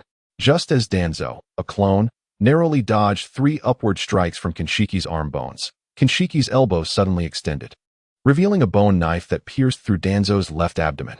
Seizing the opportunity to restrain Danzo, a clone, Kinshiki activated his ribcage, ready to crush him into minced meat. However, Danzo, a clone, swiftly countered by placing his kunai against Kinshiki's ribs, retreating while extracting the bone knife from his abdomen. As Kinshiki attempted to retract the bone knife, Danzo, a clone, seized it, raising his left hand swiftly, freezing Kinshiki midair. Then, Danzo, a clone, prepared to let Kinshiki's face meet the earth in a passionate embrace. At that moment, a chilling sensation surged from above. Kinshiki's tailbone rapidly thickened and elongated, poised to strike Danzo, a clone, from above, intent on turning him into a kebab. What happened to our friendly sparring? Meant to be gentle. You aimed to turn me into a dish. Danzo, a clone, exclaimed in indignation, I can tolerate much, but not this. With a thunderous shout, he unleashed, almighty push. The tremendous repulsive force rendered Kinshiki's skin into nothingness in an instant. He was then hurled away, soaring through the air. As Kinshiki ascended higher, he gazed at his exposed bones, murmuring, such incredible repulsion. Had I not created a protective layer of bone beneath my skin, I might have been reduced to dust. Looking down at the vast expanse of land below and the increasingly diminutive figure of Danzo, a clone, he felt an overwhelming aura emanating from him, appearing almost majestic. In that moment, Kinshiki found himself momentarily dazed. Must I disappoint Lord Orochimaru once more? Can I truly defeat someone of such strength? No, my mission remains unfinished. I have yet to see the smile on Lord Orochimaru's face. Ever since the attack on the hidden mist, I have wandered alone, lost and adrift. It was Lord Orochimaru who bestowed upon me the meaning of existence. I cannot allow him to be disappointed. I absolutely refuse. Lord Orochimaru is right. Each individual arrives in this world bearing a certain significance and an important mission. For me, it is to protect Lord Orochimaru and his ambitions at all costs. Even if it means shattering my very being, I shall not hesitate. At that moment, the formidable repulsion dissipated, and the previously dazed Kimimaro now radiated an infinite brilliance in his eyes, embodying a fierce resolve that disregarded life and death. The second state of the Earth Curse mark activated. His skin, which had returned to normalcy, instantly transformed into the pallor of a corpse, while a robust, barbed tail sprouted from his coccyx. Chapter 66. Dance. Early Fern Dance. As Kimimaro plummeted from the sky, he manipulated the calcium concentration in his arms to form a hard, external skeletal armor. Subsequently, he reshaped the bone into a sturdy and sharp spear. Observing Kimimaro's series of actions, Danzo, a clone, muttered to himself, What on earth do you want to consume me for? He quickly leaped back while utilizing wind release to generate a massive wind ball aimed at the descending Kimimaro. In his rapid descent, Kimimaro found himself unable to evade, resorting instead to shaping his bones into a circular shield to protect himself. Bang! The colossal wind ball struck the hard skeletal shield with precision, causing Kimimaro, who was once falling freely, to carve an elegant arc in the air. Bang! Bang! Bang! After tumbling several times upon the ground, Kimimaro thrust his hardened spear deep into the earth. Even so, 2 deep trenches were left behind on the surface. Once the backward momentum ceased, Kimimaro propelled himself toward Danzo, the clone, with great speed. In the distance, Danzo, the clone, observed the rushing Kimimaro and unleashed another attack. Body technique, peacock. Danzo, the clone, swiftly swung his fists, igniting flames through friction with the air, relentlessly shooting them toward the oncoming Kimimaro. Boom, boom, boom. The multitude of flames collided with the ground, producing a tremendous noise. Kimimaro, dodging left and right, gazed at the increasingly dense flames and transformed the sharp bone spear on his arm into a large circular bone shield to guard himself. Thud, thud, thud. Countless red flames crashed against the circular bone shield, emitting a dull thud.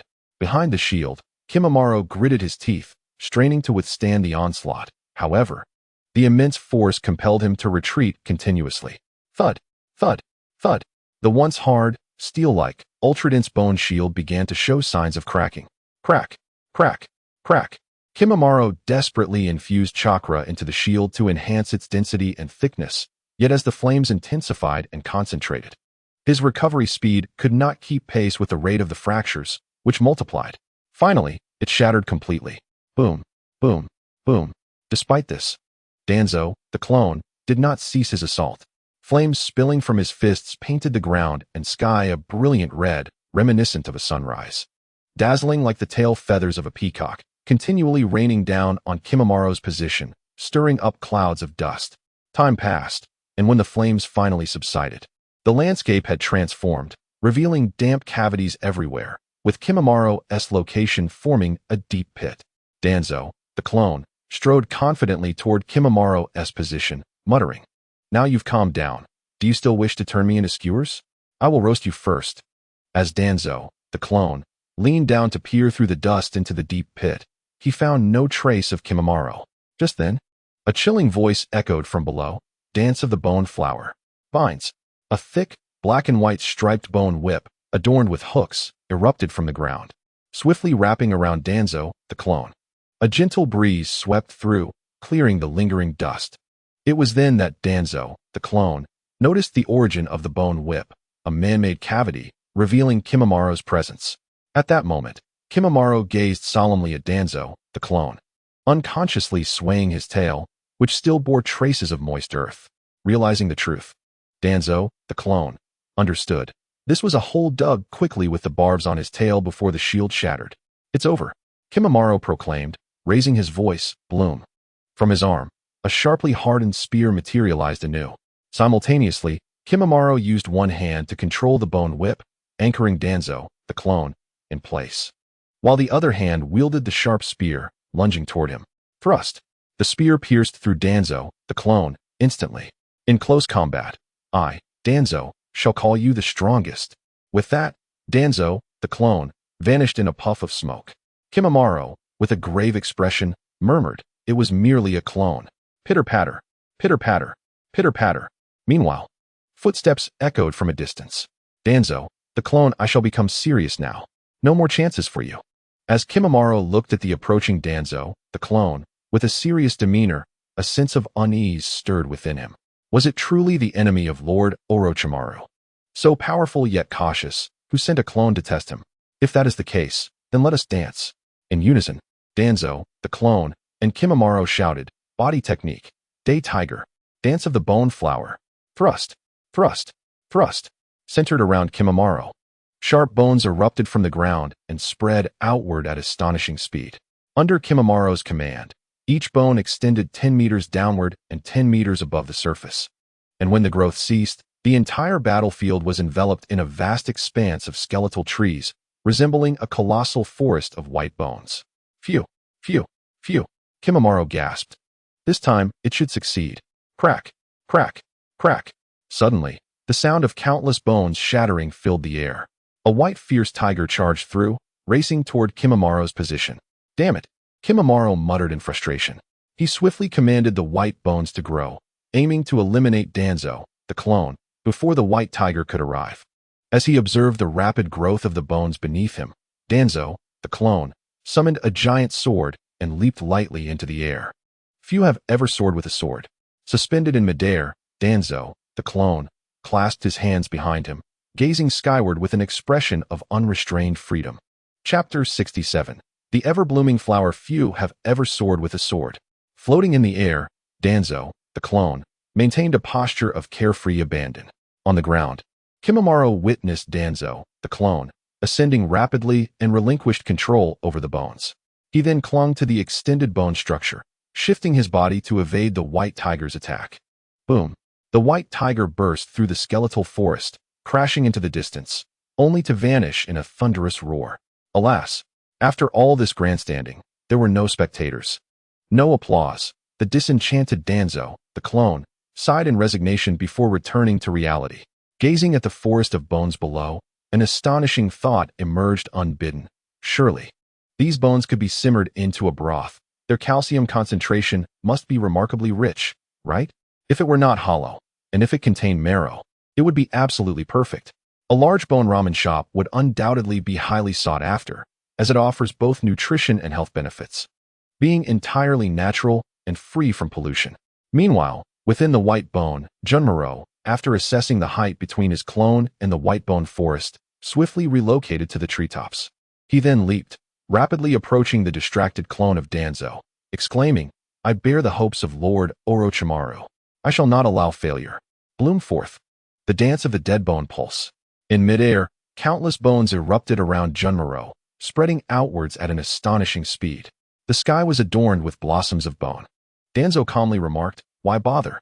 Such futile struggles." At the moment the bones flourished, Danzo became utterly serious. The complete form of Susanoo activated.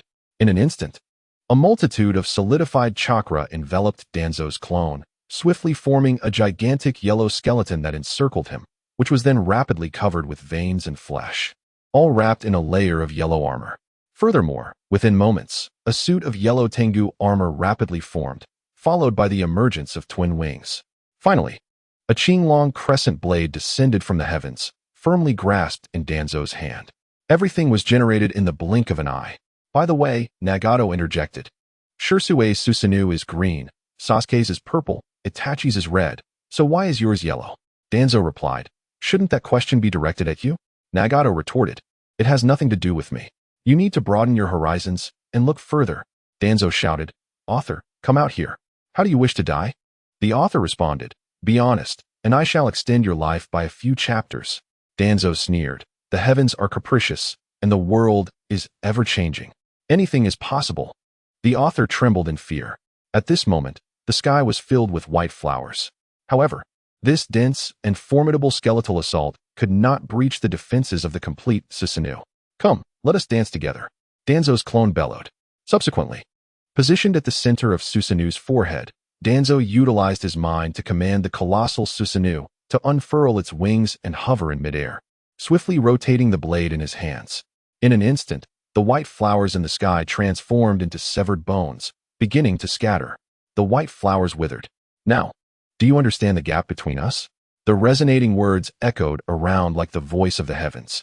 At this moment, Junmaro gazed in bewilderment at the immense Susanoo, the overwhelming pressure and shock causing him to tremble, rendering him motionless for a time.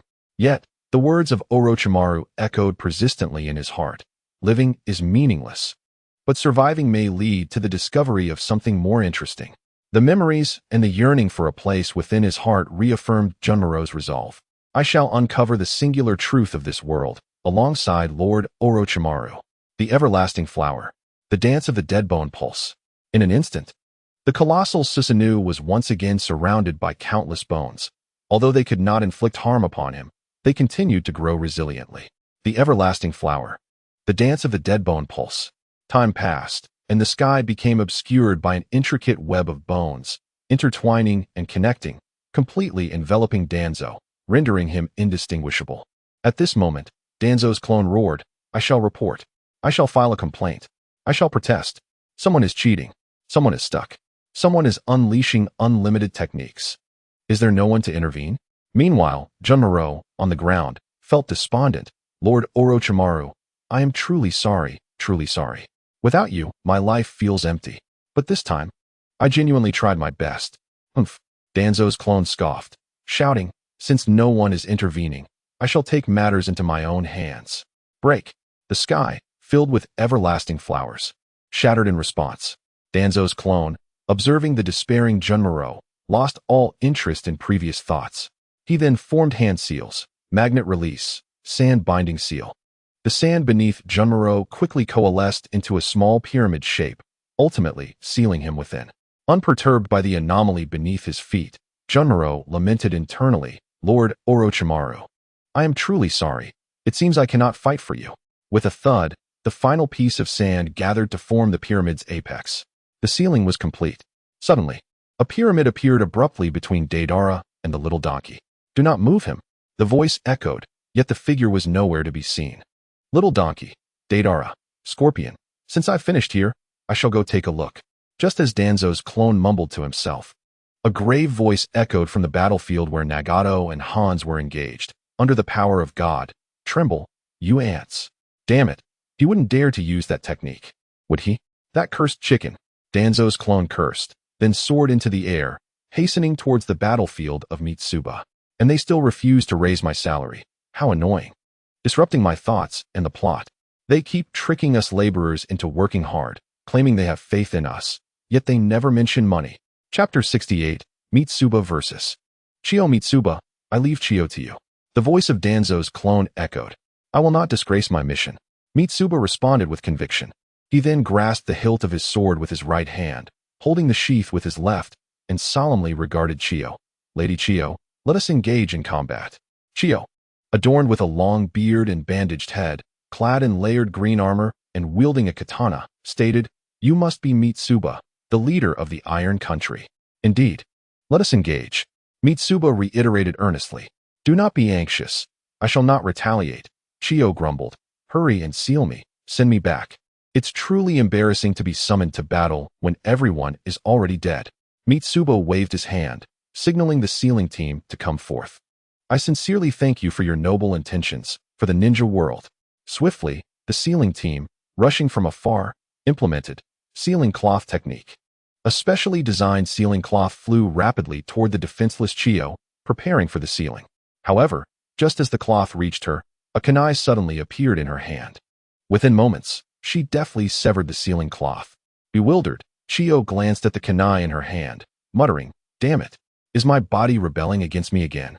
Hey Mitsuba, hurry and stop me. Mitsuba replied, You all retreat. Understood. The sealing team responded in unison, retreating to a safe distance. Mitsuba whispered, Lady Chiyo, it seems I must first control you before I can seal you. Chiyo softly replied. In the background, Kabuto, manipulating events. Mused, a separation of the battlefield suits me well. Nagato, oh Nagato, you have returned to the battlefield once more. You cannot escape the fate of a pawn. A pawn must possess the awareness of a pawn. Kabuto chuckled sinisterly. Then let us modify Chiyo to a state of no self, and hasten to aid Hans. Bringing Nagato back. Kabuto continued. I have expended great effort to procure the secret technique scroll from Sunagakure, the technique to conquer a city by one person. Do not let me down. Kabuto then formed hand seals, beginning to manipulate Chiyo's seal. As the faint tremor of the sigil in her mind stirred, Chiyo sensed an anomaly and hastily called out, Act swiftly. With a flash of her blade technique, she reacted. Sensing the impending danger, Mitsubune immediately launched an assault, sprinting towards the somewhat dazed Chiyo with his katana raised. At the critical moment, Chiyo, under the complete control of the manipulator, Do, managed to deflect Mitsubune's katana with her kunai. Was it still a step too late? Damn it! Mitsubune muttered under his breath, then swiftly swung his katana at Chiyo, declaring, I won't allow you to use any ninjutsu. The clashing of metal echoed as Mitsubune launched a rapid series of strikes, all of which were expertly parried by Chiyo's kunai. Despite dozens of attempts, he found no opportunity to exploit, leading Mitsubune to reassess Chiyo's capabilities. In the final clash, instead of another swing, Mitsubune pressed down with both hands.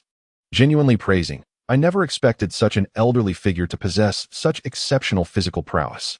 Chiyo remained silent, gripping her kunai tightly with her right hand as she desperately defended herself. The kunai and katana were locked in a fierce stalemate, a true contest of strength. As Mitsubune increased his force, the blade drew perilously close to Chiyo's neck. Behind her, Do manipulated Chiyo's body, commenting, Is this the might of a samurai? So this is why ninjutsu proves ineffective against the General Mitsubune. Even the time to form hand seals is unattainable. Those lurking in the shadows, cowardly and fearful for their lives, merely treat others as puppets, desecrating the souls of the deceased. Truly unforgivable. Mitsubune cursed loudly and intensified his grip. Foolish warrior. This is a technique well known among ninjas, its reputation echoing throughout the continent. Chiyo scoffed coldly, then abruptly exerted her strength, suddenly relenting, allowing Mitsubune's force to propel her backward. Swiftly, she activated the modified puppet arm. Attempting to escape? Not a chance. Mitsubune bellowed, blade art lightning flash. With both hands gripping the sword, he struck at Chiyo with lightning speed as she retreated. Puppet art mechanized shield. Chiyo immediately channeled chakra within her, swiftly infusing it into the modified puppet's left hand. transforming it into a defensive shield to protect herself. She then firmly planted her feet on the ground, adopting a defensive stance. The tip of the swiftly approaching katana crashed against the mechanized shield, producing a deafening sound. The immense impact caused Chiyo to slide against the ground, leaving deep grooves. As Mitsubun circled her, executing his katana strikes with a unique rhythm, Chiyo maneuvered the shield to always keep it between them. While she defended against Mitsubun's attacks, a smoke bomb quietly clutched in her right hand was suddenly hurled to the ground. With a bang, a cloud of purple smoke materialized. Sensing the abnormality, Mitsubun held his breath, and in that moment of distraction, Chiyo seized the opportunity to escape the smoke's range. Ha ha ha, Chiyo cackled ominously. This is my specially crafted poisonous smoke. A unique force erupted from Mitsubun, generating a powerful wind that dispersed the toxic fog around him. Is this all you can do? Hiding in the darkness, using such despicable tactics? Mitsubun cursed, launching himself toward Chiyo. This is precisely why ninjas have become the mainstream, while samurai face extinction. As long as victory can be achieved, everything may be exploited. This is the versatility of ninjas. Using poison is merely a requisite skill for a puppet master. Chiyo coldly elucidated, her hands remaining active. Puppet art assault blades. Utilizing chakra threads, she commanded a dozen kunai to be launched at the rushing Mitsubun. The kunai clashed against him, momentarily hindering his advance. However, as Mitsubun attempted to press forward, his entire body suddenly became uncontrollable, as if weighed down by an immense burden. At that moment, while deflecting the kunai, Chiyo had affixed the chakra threads to him, seizing control of his movements. A samurai, a profession rendered obsolete by time. Its mission has been fulfilled. In its place stands the formidable ninja. Chiyo sneered, manipulating Mitsubun's body with the chakra threads. She guided his hands to lift the katana, slowly directing the blade toward his own jaw. Mitsubun struggled, his hands trembling as he fought against the control. Stop struggling. With the decline of the samurai, your mission has lost its significance. It is time to fade away. Chapter 69. Belief. Mitsubun shouted, a samurai serves while with loyalty, fighting for belief. In the way of the samurai, a man is a sword, and one can pass down their legacy just as a blade. He then turned to mock Chiyo, who was under Do's control in the shadows. And those like you, who cling to life in cowardice, will leave nothing behind when you are eliminated. No one will remember you. Your life is devoid of meaning. Chiyo retorted, do not conflate me with ordinary ninjas. My existence is to manipulate others to disguise myself, to explore the truths of this world. Mitsubun struggled against the control, yet the blade edged ever closer to his jaw under Chiyo's command. Those without belief dare to seek truth. How laughable. Veins bulged on Mitsubun's forehead as he shouted. Samurai spirit unite. An imperceptible energy began to gather rapidly from all directions into Mitsubun's body. Moments later, a manifest dark shadow enveloped him. What is this? Chiyo exclaimed in astonishment. This is the spirit of the samurai, the undying truth of the samurai way, the battle spirit of belief. As Mitsubun's voice faded, the momentum of the battle spirit erupted from him. The previously clear sky turned dark, storm clouds rolling in with fierce winds. The chakra threads binding Mitsubun were shattered by the overwhelming force of the shadow. Chiyo swiftly unfurled a scroll, summoning 10 white-clad puppets marked with gate on their foreheads to encircle her in careful defense. The shadow let out a thunderous roar filled with resentment, defiance, and sorrow. Forgive me, Mitsubun murmured. Then, as the tempest receded, the clouds vanished and the shadow dissipated. You see, even your soul, your truth, and your faith have abandoned you. Thus, the samurai is destined to perish. Do, manipulating from behind, mused, this world is becoming increasingly intriguing. Truth, I shall explore the world's truth. No, you are mistaken. Everything in this world will fade. Only truth and faith endure. As long as there is existence, the battle spirit will persist. Mitsubun countered Chiyo, his body slowly squatting into a bow stance. He pressed his left hand against the scabbard, gripped the hilt tightly with his right hand, and fixed his sharp gaze upon Chiyo. Chiyo observed Mitsubun's movements and calmly stated, this is Chiyo's ultimate technique, the finger count. It is said that one can single-handedly destroy a city with this puppet mechanism. The 10 masterpieces of the first user of puppet techniques, Monzaman. Do you think you still have a chance? Belief endures. There is no reason to be defeated, Mitsubun declared. With a flash, Both the puppets and Mitsubian surged towards each other at incredible speeds. Under Chiyo's control, the 10 puppets split into 3 formations. The first tier consisted of close combat puppets, with the first puppet wielding dual blades, the second puppet extending 4 spinning blades from its mouth, while the third and fourth puppets were immensely strong. The second echelon consists of 5, 6, and 7 puppets, proficient in mid to long-range attacks. The third echelon comprises puppets 8, 9, and 13, skilled in providing long-range supportive strikes. The melee puppets and the 3 ships are swiftly approaching, while the long-range supportive attacks from the third echelon have already commenced. The arm of Puppet 8 extends a chain over 10 meters long, with its palm rapidly transforming into a distinctive iron block. Under Chiyo's command, it descends rapidly from the air to strike at the fleeing 3 ships. Bang, bang, bang. The 3 consecutive strikes are all perfectly dodged by the 3 ships. While dodging, a long, unique rope from Puppet 9 spins around him, encircling him in a tight circle. As the iron block ascends once more, the rope swiftly narrows its range, preparing to bind the 3 ships and control his movements. The 3 ships suddenly halts, gathering strength before leaping into the air. Bang! The ground beneath him creates 2 deep craters, and he leaps above the encircling ropes. Just as he prepares for further action, a chilling force descends from above. The iron block strikes again. Moreover, Puppet 10's arms have elongated, transforming into skeletal appendages adorned with countless barbs, swiftly converging on him. Above, below, and all around, avenues for escape are sealed, leaving the 3 ships suspended in midair with nowhere to hide. At this moment, however, he closes his eyes, the fierce aura dissipating and his rapid breath steadying. Chiyo taunts, "No longer struggling, are you? Ready to surrender?" The descending 3 ships are once again ensnared by the ropes, and the iron block's assault draws near, the fierce winds generated by the converging barbs tousling his long hair. Just as Chiyo believes victory is certain, a sound akin to a sword being drawn pierces the air, swish. Yet the 3 ships remain poised as ever, the blades still sheathed, while the encircling ropes, the attacking skeletal appendages, and chains begin to scatter. Chiyo gasps, "How is this possible?" With the speed and force of his prior attacks, it should be impossible to sever them so cleanly. At this moment, the 3 ships open his eyes, disdain evident as he proclaims, "A blade honed through trials will ultimately transform into a legendary sword, a legacy to be passed down through generations. This is a conviction that you, lurking in the shadows, shall never comprehend." From behind, the one pulling the strings exclaims, "Is this the amplification from the shadow earlier?"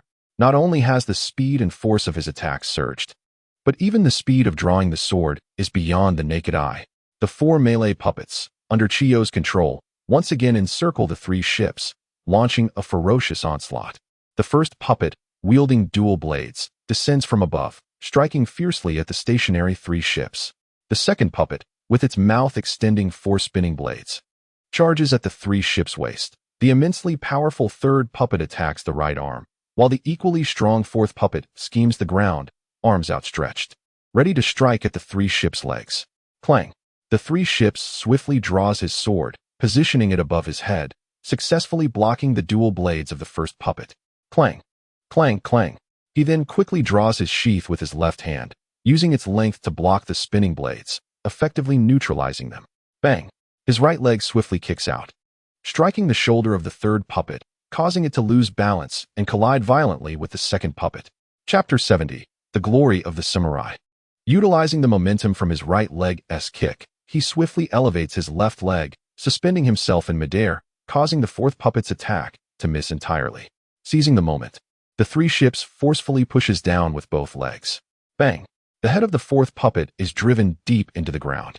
Immediately, the 3 ships hurls the sword sheath, pinning the second and third puppets to the ground. Subsequently, he raises his right elbow, sending the first puppet flying. In a swift motion, he wields his samurai sword, disassembling the fourth puppet in an instant. Before the first puppet can retaliate, he dashes towards the sheath, simultaneously dismantling the third and second puppets. The 2 encirclements not only fail to harm the 3 ships, but result in the loss of 3 puppets. Panting heavily, the 3 ships kneels on one knee, beads of sweat cascading from his forehead. Observing his state, Chiyo smirks. "In such a condition, your limitations must be considerable. How much longer can you hold out?" Then, Controlling the first puppet, he directs it to attack with dual blades, while puppets 8, 9, and 10, the ones skilled in long-range supportive strikes, extend their remaining chains, specialized ropes, and barbed arms for another assault from afar. Not only that, but the 3 mid to long-range attacking puppets have circled behind the 3 ships. And yet, I shall not fall before the likes of you, he declares resolutely. Is that so? Chio laughs ominously. Then, with a flick of his fingers, he commands the 3 mid to long-range attacking puppets to execute a combination technique. The puppets behind the 3 ships form a triangular formation, mouths agape, revealing 3 mechanisms, Buddha, Law, and Monk. Upon activation, a ferocious whirlwind erupts, its powerful suction drawing in nearby stones, soil, and trees, which are soon pulverized and expelled from the back of the formation. The 3 ships grits his teeth and endures, but the overwhelming force of suction forces him to retreat. Concurrently, the other puppets, drawn by the suction, dash towards him at great speed. As he retreats to a distance, he thrusts his sword sheath into the ground, struggling to turn and brace himself against the oncoming puppets, slowing his backward momentum. However, the remaining 4 puppets' attacks close in, seizing the moment. The 3 ships pushes against the sheath with force, lunging forward just enough to evade all strikes. Bang, bang, bang. Chains, specialized ropes, barbed arms, and dual blades crash into the ground, creating a thunderous noise. Observing this, Chio immediately commands the attacking puppets to diminish their power. Then, he directs the 3 long-range supportive puppets to assault the 3 ships once more. Noticing the decrease in suction, the 3 ships swiftly slashes at the first puppet that has fallen behind. Are you reaching your limit? The trajectory of your strikes is already perceptible. Chio smirks coldly, directing the first puppet to evade. The 3 ships, seeing this, quickly retracts his sword. Then, he leaps toward puppets 8, 9, and 10 while dodging their long-range attacks. Already at your limit. Chio scoffs again, commanding puppets 8, 9, and 10 to evade while instructing the first puppet with dual blades to strike at the 3 ships' head. At this moment, the 3 ships swings his sword upward. Chio remarks, "You've grown weak, unable even to target properly." Crack, crack, crack. The chakra threads of puppets 1, 8, 9, and 10 snap in unison. Realizing he has fallen into the 3 ships' trap, Chio hastily commands puppets 5, 6, and 7 to amplify the formation's power. A violent whirlwind and intense suction reemerge. However, the 3 ships has long since prepared, swiftly grabbing the 4 puppets that have lost control to shield himself, and also seizing the sheath from the ground to hang at his waist.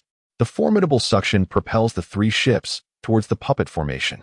As Chio stretches the chakra threads in his hand, attempting to seize the opportunity to regain control over the puppets in the 3 ships' grasp, the samurai sword in the 3 ships' hand cleaves through the threads. Is this also a power of the shadow? Can the invisible chakra threads be sensed or seen? The one controlling from behind, D, contemplates, then commands Chio to declare, "In that case, you shall be reduced to dust alongside the puppets. With their company, you surely won't feel lonely on your journey." He then intensifies the force of the whirlwind once more. As Samui was on the verge of being engulfed by the puppet formation, he forcefully kicked away the 4 puppets in front of him, creating a small distance. He then swiftly hurled his scabbard. Boom! The 4 puppets shattered into dust, expelled by the puppet array. When Chio discerned Samui's intentions, she attempted to command the puppets to retreat, but it was too late. Crack! One of the puppet mechanisms was shattered by the scabbard, breaking the puppet formation and causing the suction to vanish in an instant. Clap! Clap! Clap! In that fleeting moment, Samui rapidly swung his black blade, severing the strings of 3 puppets. He then effortlessly dismantled the puppets into fragments. Thus, 10 puppets lay in ruin. Panting heavily, Samui knelt on one knee, supporting himself with his sheathed katana embedded in the ground, his body trembling uncontrollably as he gasped, "What now? You are a warrior worthy of respect. Consider this round yours. But what does it matter? How many possess your conviction within the way of the samurai, when you too are destined to perish here? Will the fate of the samurai not be the same?"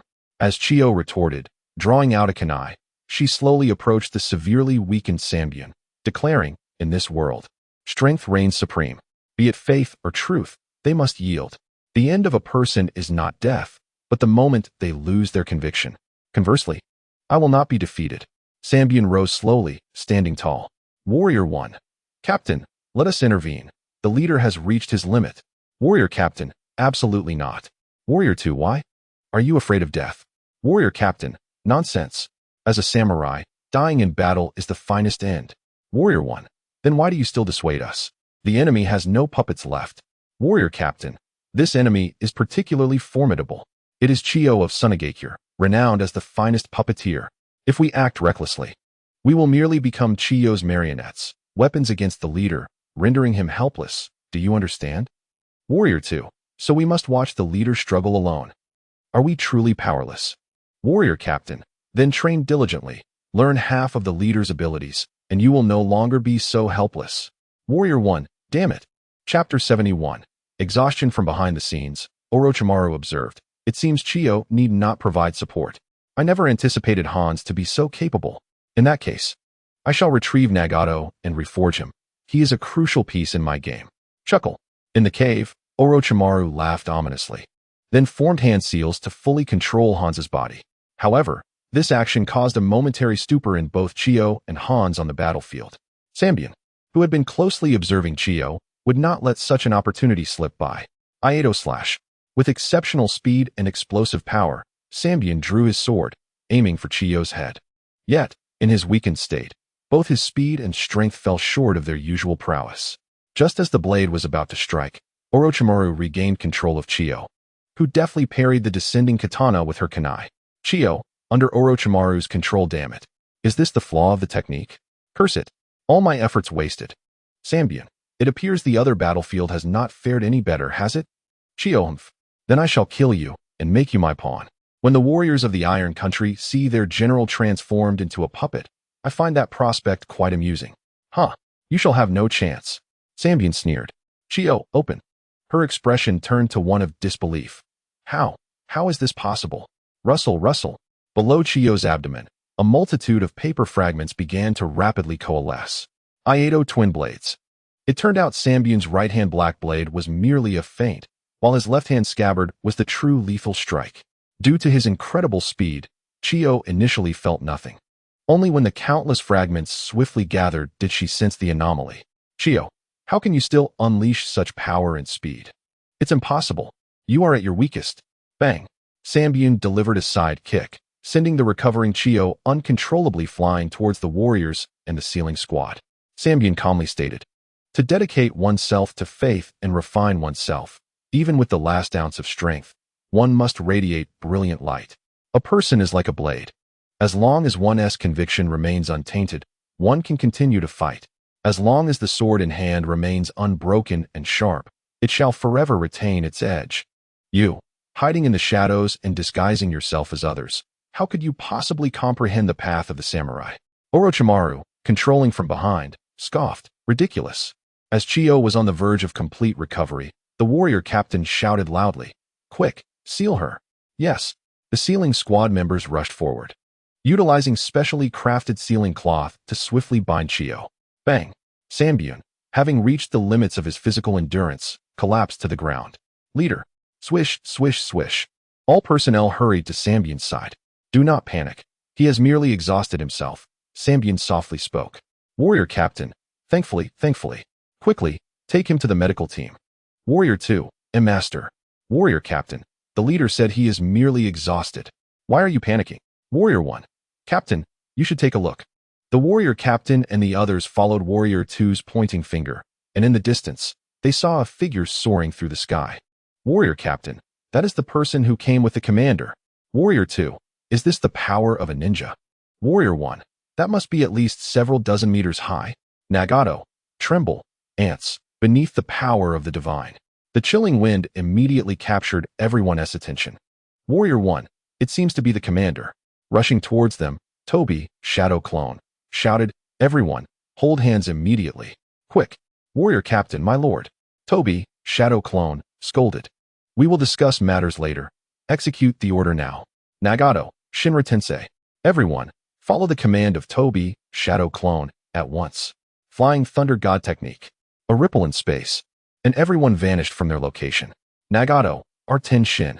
In an instant, everyone still held hands, their minds swirling with confusion over the commander's urgency, wondering what significant event had transpired. Yet, In the blink of an eye, they found themselves amidst the vigilant figures of the Kage, filled with lightning and Taijutsu. With hands clasped in prayer, everyone was taken aback, blinking in disbelief, confirming they had returned from the battlefield to the command room. Hello, Toby, Shadow Clone, was the first to speak. Lord, we are allies. I am a warrior of the Iron Country. I am from Sunagakure. I am from Kirigakure. All began to speak nervously, asserting their identities.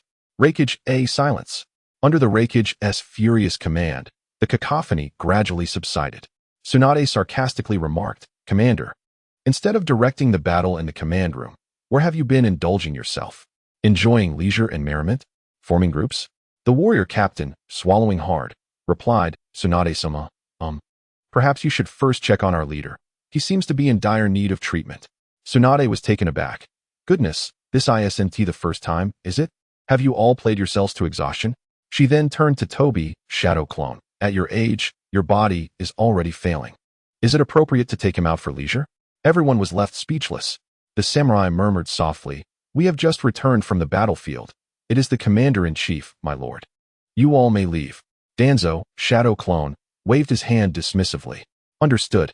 The others, led by the moonlight, hurriedly fled, fearing that the flames of war might engulf them. The Taijutsu, Anoki, adjusted his waist knowingly, admonishing, Young man, one must learn restraint.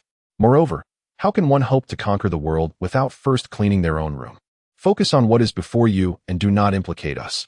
I, at my age, cannot endure such turmoil. Tsunade roared, You old fool, who are you pointing at? Coughing lightly, Anoki feigned discomfort. It seems I caught a chill.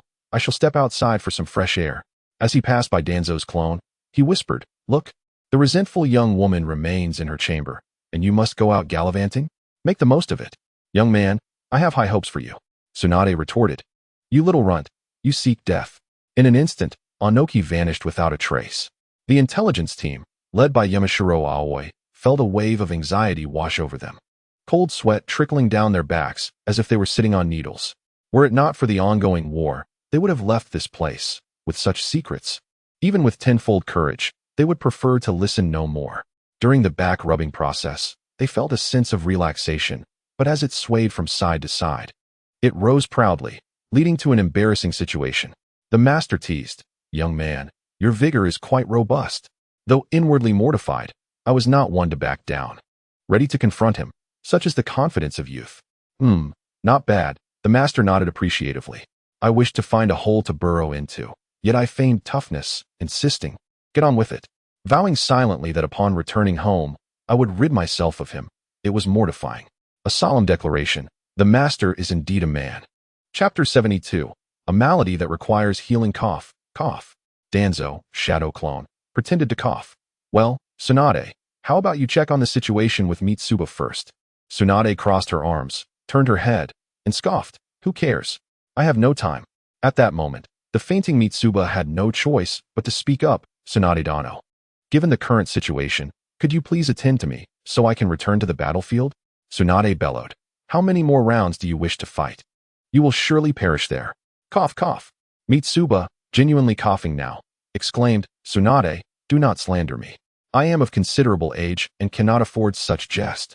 Noticing Mitsuba's agitation, Danzo, Shadow Clone, quickly interjected, Tsunade, we have just returned from the battlefield and encountered an army of reanimated corpses. Mitsuba has exhausted himself for the sake of war. The beautiful and generous Tsunade, why not show some compassion? He then pointed to the sealed Chiyo, saying, See. This is evidence. It contains the Sand Village's Chiyo, sealed by Mitsuba. Tsunade snorted coldly. Why say so much? It's tedious. Mitsuba replied, Commander-in-Chief, in the future, if such a situation arises again, it would be better for me to die on the battlefield. Danzo, Shadow Clone, responded apologetically, My apologies, it was a misunderstanding. Purely a misunderstanding. Tsunade interrupted, Enough with the nonsense. Tap. She then walked slowly in her black high heels, approaching Mitsuba to begin his treatment. Looking at Danzo, Shadow Clone, she pointedly remarked, Some people need treatment. Do not be shy about it. If time is short, it is not your fault. But if you go gallivanting, that is your issue. Do not continually disappoint the young women. Cough. Mitsuba awkwardly suggested. How about waiting until I leave before you all chat? Tsunade let out a cold laugh. Mitsuba looked bewildered, unsure of why she laughed. Just then, a sharp pain struck him. Ah, my hand. Mitsuba cried out in agony. Oh dear, my apologies. I lost focus and accidentally stepped on your hand. Tsunade feigned innocence, apologizing while stepping on it again. Ah, it hurts, it hurts. Mitsuba shouted in distress. Shushing, shushing, shushing. Mitsuba, who had been lying on the ground, quickly sat up, blowing on his fingers vigorously. Tsunade squinted, her tone softening. By the way, Mitsubadano, what were you saying about communication? With whom? Suddenly, with an unknown surge of strength, Mitsuba stood up, limping away, disregarding the pain in his fingers and the weakness in his body. Tsunade remarked nonchalantly, "Did you not know that speaking carelessly can lead to one's demise?" As Mitsuba reached the exit, he looked up at the sky, reflecting, "Master, you were absolutely right. Women should not be provoked. It severely affects a warrior's speed in battle." He then cast a sorrowful glance at Danzo, shadow clone, shaking his head and muttering, "TSK, TSK, TSK, truly a dragon among men." Tsunade, with a mischievous glint, said, "Mitsubadano, shall I treat you again?" Mitsuba forced a smile. In the blink of an eye, he vanished without a trace. Kage, well, both of you, I suddenly feel abdominal pain. I must take my leave. Hey, can your body still handle stomach troubles? Are you joking? Danzo, shadow clone, sighed. He then looked towards Raikage's location, only to find it empty. In disbelief, Danzo, shadow clone, surveyed the surroundings. The once bustling command room now held only 2 living souls. The others had already blocked their ears with earplugs and closed their eyes, as if saying, "Do not look at us. We see nothing, hear nothing. Pretend we do not exist." Tsunade, do you harbor inappropriate thoughts towards me? Danzo, shadow clone, asked earnestly. You think too much. I am merely speaking out for those young women whose bodies and spirits have been harmed. She emphasized the word body particularly. I see. Is it that age necessitates a strong man to soothe one's loneliness? Danzo, shadow clone, flexed his arms, displaying his muscular physique. Tsunade retorted, huh? At least Sanha is not enough to satisfy any woman. No, not anyone. Hear me clearly, not anyone. Despite Tsunade's evident disdain, her underlying message was unmistakable. As a man of the new century, if one still failed to grasp Tsunade's meaning, they would be a fool. Danzo, shadow clone, suddenly had a brilliant idea and pulled out a scroll, saying, regardless of the previous incident, it was my fault. Thus, I have personally prepared a gift for you, hoping you will like it. TCH, who cares? Tsunade scoffed, yet her hands were honest as they accepted it, asking, what is it? Danzo, shadow clone, whispered, a coat and an amusing outfit. By the way, it is called a bikini. What nonsense. Tsunade grumbled, attempting to open the scroll. Do not open it here. If you wear this outfit next time, I shall have you treat my injuries. Tsunade shouted, dare to tease me, and you seek death. However, Danzo, shadow clone, had already vanished. Boxers, Mitsuba and Chio on the battlefield lamented. Alas, it is not that I do not wish to. I am merely a shadow clone. If you were to deflate me, and if they found out, I would surely be fried. Danzo, shadow clone, lamented. He then gazed at the barren pit stretching for miles. Seething with rage, damn that chicken, they wish to take me down with them. He drew his massive sword and sped towards Nagato's position.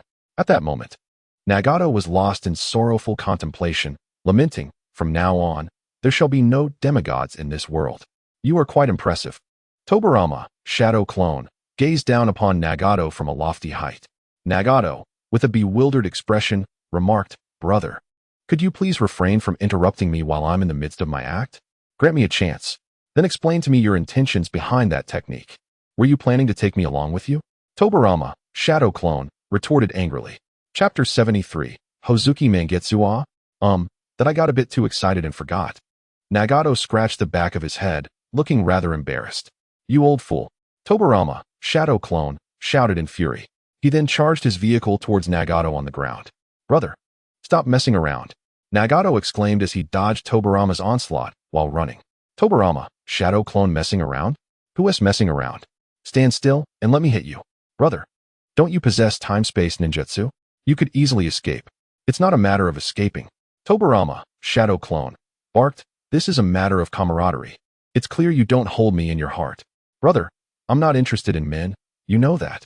Besides, you're merely a clone now. It would be difficult for you to perish. Are you implying that I have long harbored intentions towards your posterior? Nagato joked. Hee, just kidding. You're a clone. And I'm dead.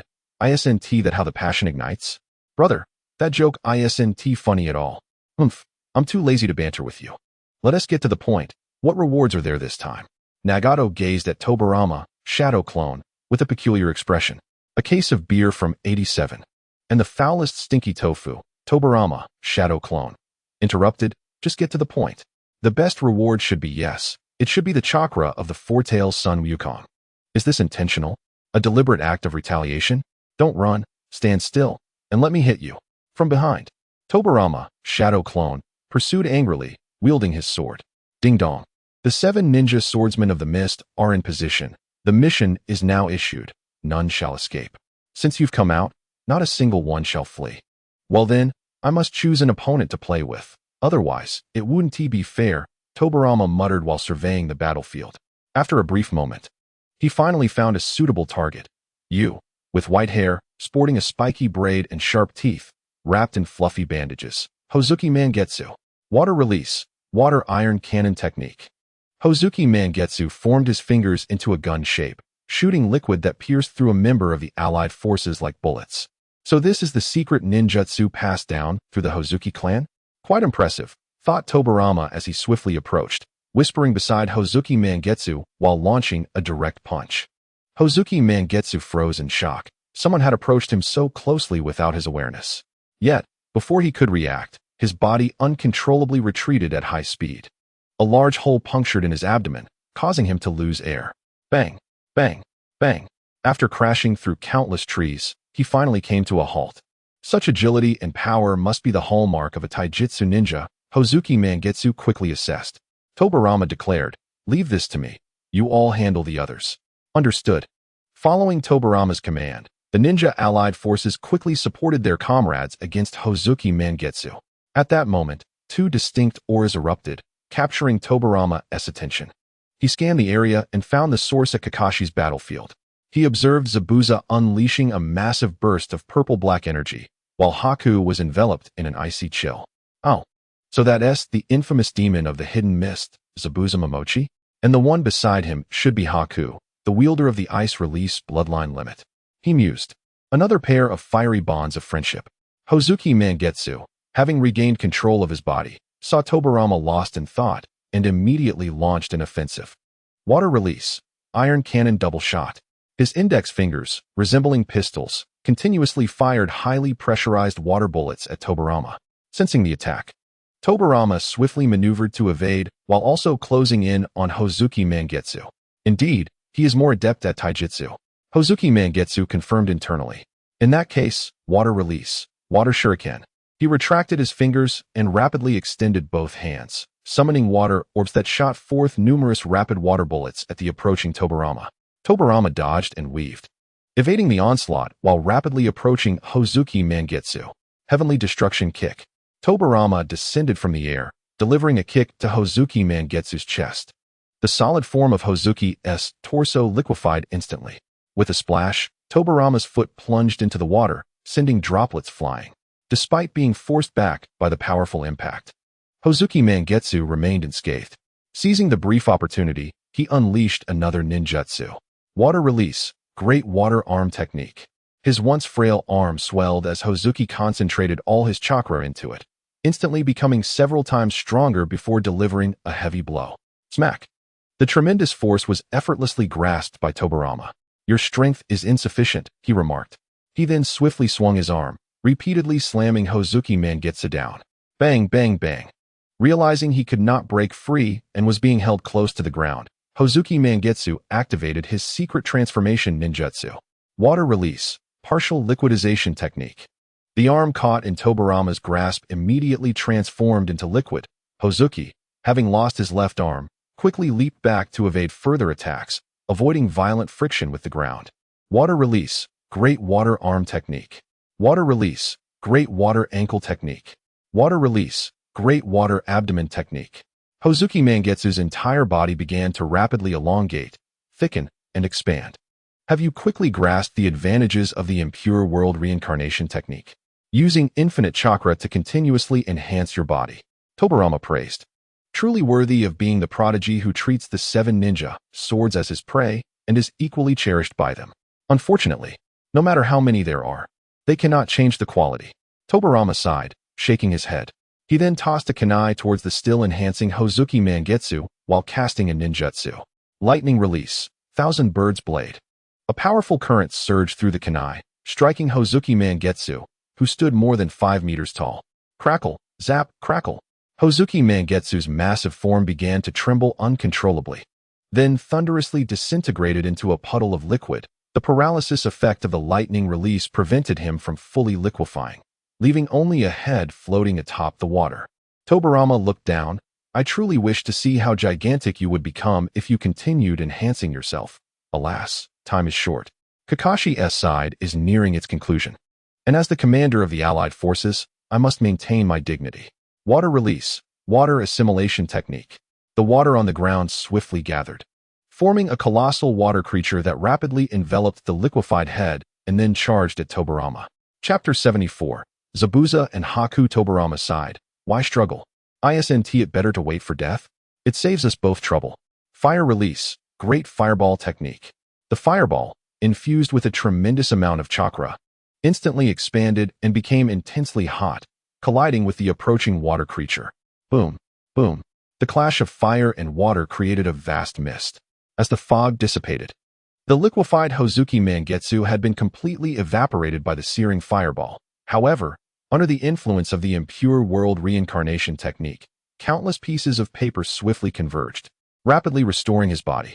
Magnet release, sand and earth seal. Under Tobirama's control, the sand and earth beneath Hozuki Mangetsu quickly coalesced, forming a pyramid as he restored, ultimately sealing him within. Clang, clang, clang. The battle between Zabuza wielding his decapitating blade and Kakashi using kunai was a back-and-forth exchange of attacks. Whoosh, whoosh, whoosh. In an intense battle, White unleashed a flurry of ice needles, formed through the ice release bloodline limit, relentlessly targeting Sakura, who nimbly dodged the assault. Zabuza, acknowledging the inevitability of confrontation, exclaimed, I never anticipated encountering you again, Kakashi Hitaki. I perished on that bridge, destined for the underworld, yet upon awakening, I found myself alongside White. It appears this realm is neither hell nor heaven. Kakashi replied, this is the real world. You have fallen victim to the Akatsuki's impure world reincarnation technique. Impure world reincarnation? Zabuza inquired. Indeed, the Akatsuki has resurrected you, Kakashi confirmed. Sakura, surprised, remarked. I never imagined I would face you both again, Zabuza. White. White interjected, you are the female ninja under Kakashi, aren't you? You've grown, and your strength has increased significantly. Sakura, reflecting on past events, replied, about what happened last time. No need to dwell on it, White interrupted. How is that brat, Naruto? Sakura responded with a hint of melancholy. Yes, well. Zabuza mused, he overcame us. By now, his stature and reputation must have flourished. Kakashi added, the bridge has been named the Naruto Bridge. In the village, he is hailed as a hero, the miraculous boy. From the shadows, Toby interjected, haven't you reminisced enough? This is a battlefield. While others are silently fighting for their lives, you are merely engaging in idle chatter, which is quite inappropriate. Listening to your banter is giving me a headache. Hence, I shall transform you into emotionless killing machines, more fitting for this scenario. With that, he began to manipulate Zabuza and White using his cursed seals. Quickly, Kakashi, stop us. Zabuza urged. My consciousness is fading. This is infuriating. Under Toby's control, Zabuza and White completely lost awareness. Simultaneously, an overwhelming surge of dark purple energy erupted from Zabuza, while White radiated an icy chill. Kakashi, we must tactically retreat. Sakura responded urgently. Now, they swiftly leaped back. Nara Shikamaru, Ino, Kakashi called out. The two, upon hearing their summons, promptly disengaged from their respective battles and rushed to Kakashi's side. Kakashi, instruct Nara Shikamaru to cast the shadow imitation jutsu on me to temporarily alleviate the control over the technique. When I engage Zabuza, step onto his shadow, and then you can use the technique to restrain him, Kakashi directed. Understood, Nara Shikamaru affirmed. Kakashi continued, Ino, your task is to entangle White, preventing him from providing support. Once we successfully seal Zabuza, we will employ the same method to seal White. Understood, Sakura affirmed. Shadow imitation jutsu. Nara Shikamaru swiftly formed hand seals, causing his shadow to elongate and connect with Kakashi's. Captain Kakashi, the technique is ready, Nara Shikamaru announced. Sakura, Kakashi called. Now. With that, Kakashi dashed towards Zabuza while Sakura charged at White. Simultaneously, Zabuza and White executed their ninjutsu, conjuring multiple water clones and ice mirrors. As the 4 clones of White surged towards Sakura, they unleashed a barrage of ice needles. As Sakura leaped and dodged, she seized the moment when the clones were not fully separated and unleashed her ninjutsu. Sakura Blossom Rush. Descending from the air, Sakura concentrated a large amount of chakra in her hand and struck the ground with tremendous force, creating a shockwave. The ground shattered, sending debris flying, and the White clones were caught off guard by the explosion of earth. Water release. 1,000 killing water surge. The puddles of water around Sakura rapidly transformed into countless ice needles, initiating a near 360-degree barrage. Sakura, sensing the impending onslaught, created a shadow clone, utilizing its strength. She propelled herself into the air just before the needles were launched. Countless needles shot forth, piercing through her clone, which dissipated into smoke, while the ground beneath them was cratered. Meanwhile, as the 4 Zabuza clones charged towards Kakashi, they executed a combined water release, water dragon bullet technique. Kakashi, utilizing his Sharingan, anticipated their attack and quickly formed hand seals. Earth release, earth flow wall. Kakashi slammed his hands onto the ground, channeling earth chakra to create a massive wall that shielded him from the oncoming water dragons. The dragons collided with the wall, creating a thunderous roar. Damn it! I can't distinguish the real one among them. I can no longer conserve chakra. The 4 Zabuza clones successfully hindered Kakashi's advance, and they quickly formed new seals. Sensing the rapid movement of water molecules, Kakashi swiftly began forming hand seals as well. Water release, great waterfall technique. Zabuza gathered chakra in his throat and unleashed a massive water sphere towards Kakashi. Shadow clone jutsu. Kakashi created 3 tangible clones, who simultaneously executed a lightning release technique. Lightning release, Chidori. As the blue lightning coalesced in the hands of Kakashi's clones, they charged towards Zabuza, disregarding the massive water sphere above. Just as the water sphere was about to explode, Kakashi activated his unique ocular technique. Kaleidoscope Sharingan, Kamui. The 4 massive water spheres were instantly absorbed into a different space. While the clones' attack successfully struck Zabuza, the water clones were obliterated by the blue lightning. Seeing his water clones destroyed, Kakashi unleashed the lightning cutter, propelling himself towards Zabuza with the shadow imitation technique in effect. Meanwhile, high above, Sakura faced White's assault. Ice release, crystal ice mirrors. Numerous ice mirrors formed around Sakura as White maneuvered through the mirrors, appearing above her, each mirror reflecting his image while he readied ice needles. Cherry Blossom Snowstorm. Sakura quickly attached explosive tags to the mirrors and activated them with a shout. Explode. The mirrors shattered into fragments as the explosions erupted. Sensing the explosion, White utilized the ice mirror technique to transfer to a mirror on the ground. As Sakura fell from the sky, she unleashed her ninjutsu once more. Sakura Blossom Rush. With a massive concentration of chakra in her hand, she aimed for White. Anticipating the attack, White conjured an ice barrier to shield himself. With a powerful impact, Sakura's attack shattered the barrier, revealing White behind it. A swift kick sent him flying away. Sakura gasped for breath, her relentless assaults having drained her of considerable stamina and chakra. Kakashi, sprinting at full speed, observed the ever-approaching Zabuza and thought to himself, "Excellent. I possess the advantage. Victory is within my grasp." Suddenly, a swift strike pierced its target. To Kakashi's astonishment, however, it was not Zabuza who was struck, but Haku, who instinctively grasped Kakashi's arm, preventing his attack from advancing further.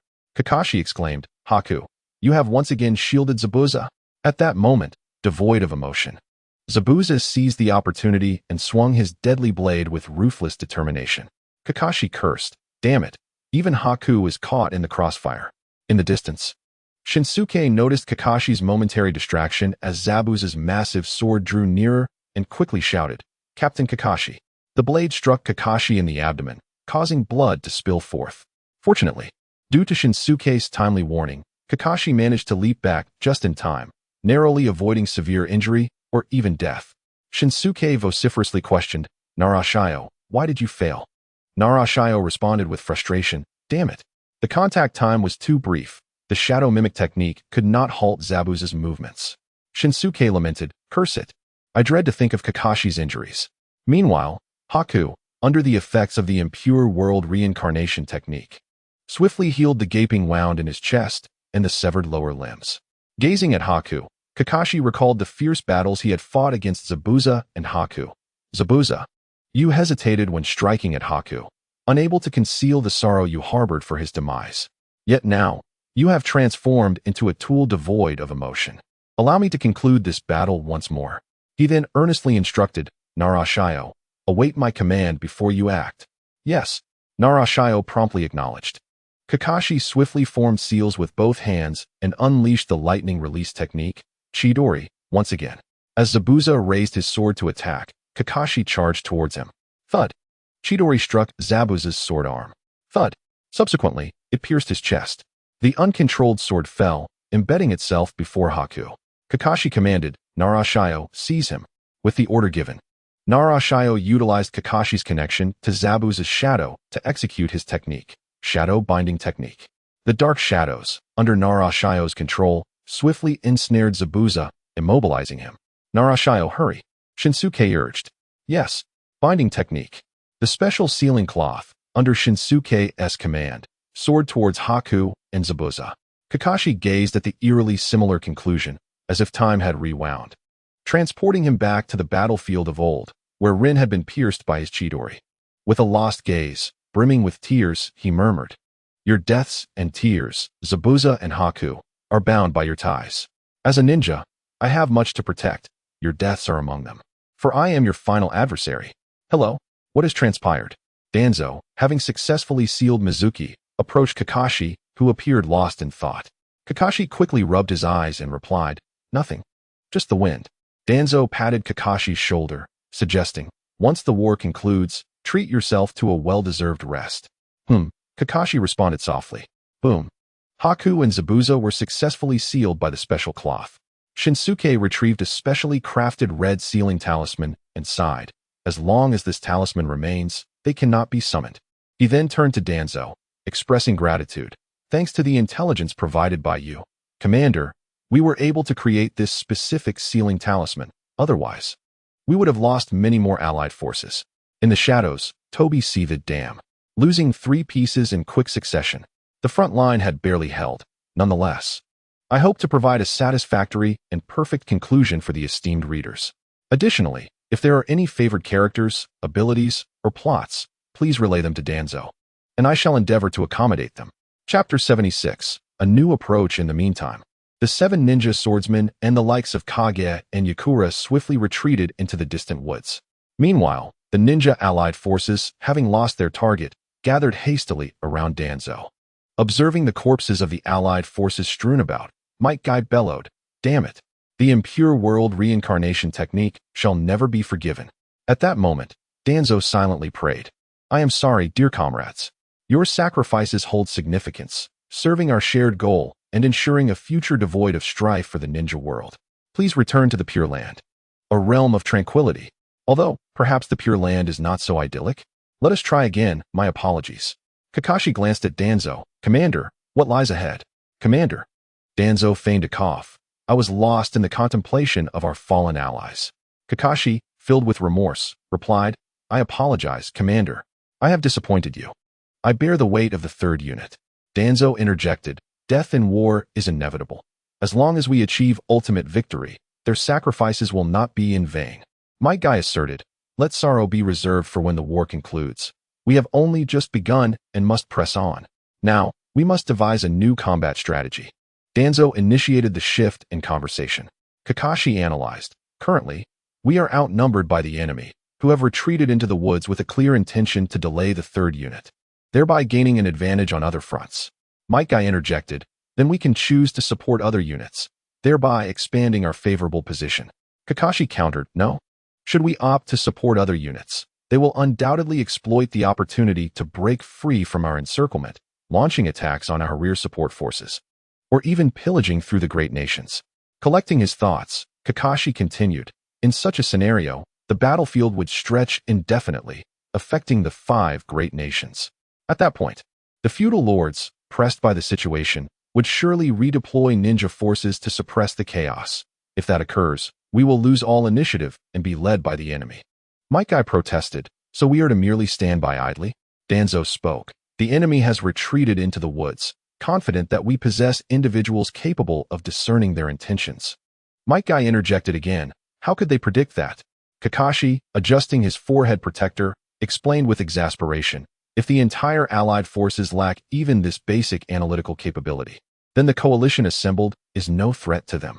Oh, I see, Might Guy responded, still looking perplexed.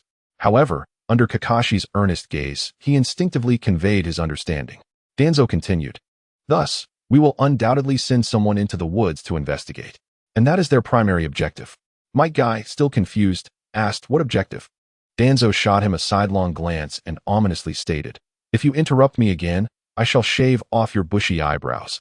I guarantee they will never grow back.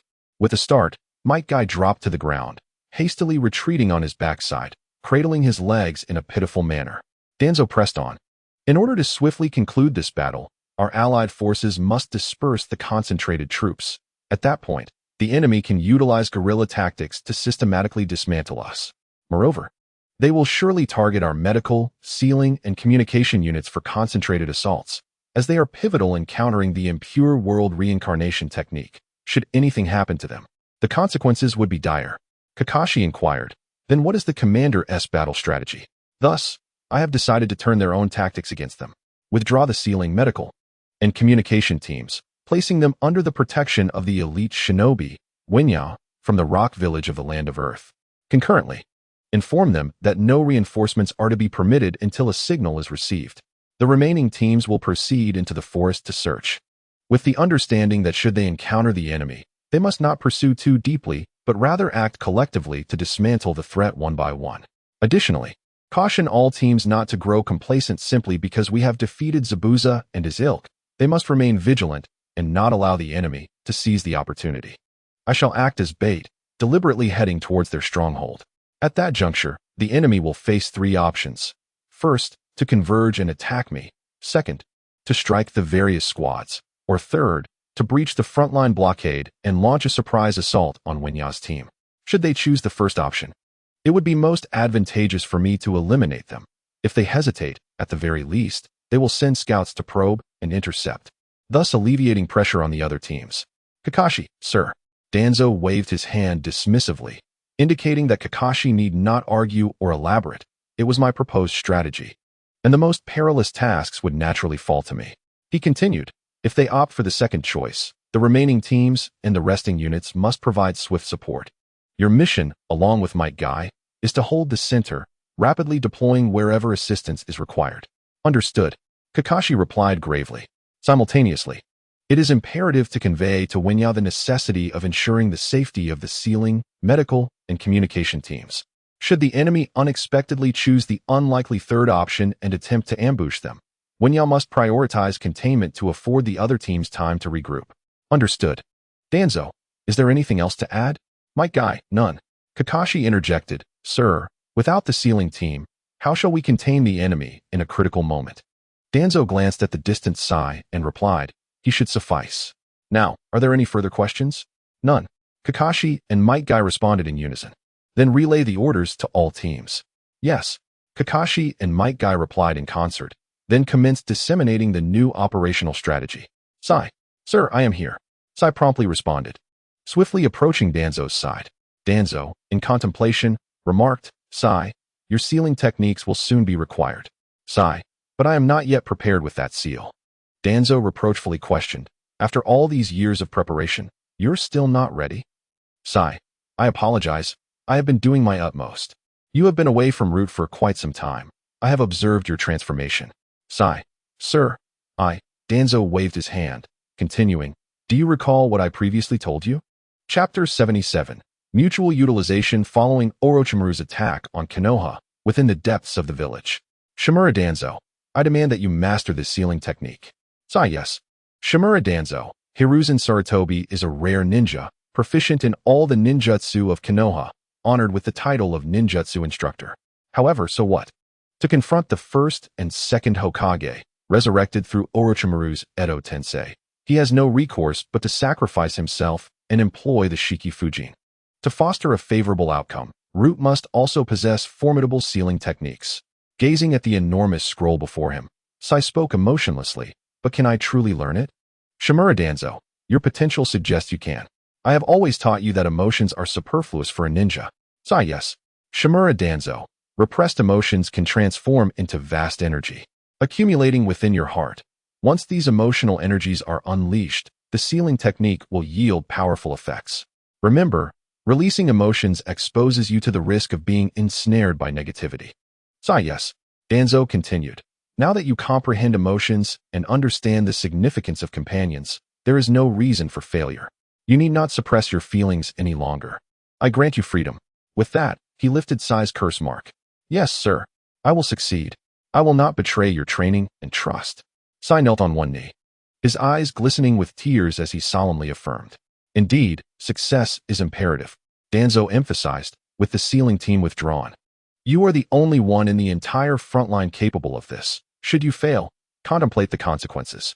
At that moment, Kakashi returned with the command. Commander, all preparations are complete. Let us depart. Yes.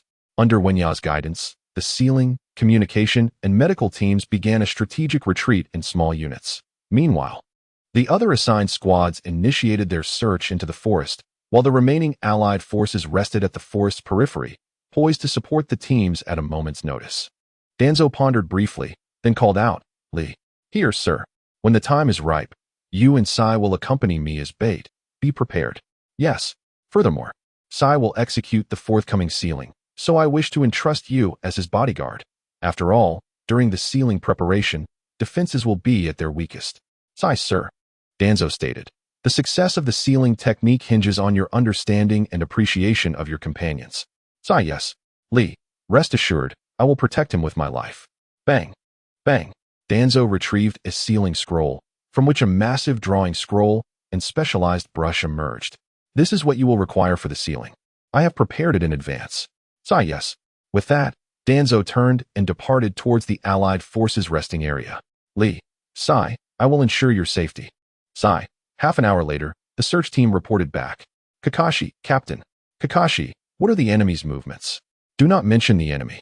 There is not even a trace of life. It is utterly silent. My guy, what is going on? I do not believe they would abandon the fight. Kakashi, continue the search. We must maintain strict vigilance and be ready for combat and support at any moment. This will be a battle of wits. Seeing who can endure the longest. Understood. Kakashi. Might Guy, you should rest well to conserve your energy. Might Guy, under these circumstances, how can I possibly rest? Kakashi, I understand your feelings, but Danzo stood, declaring, it is time for the bait to move. Kakashi interjected.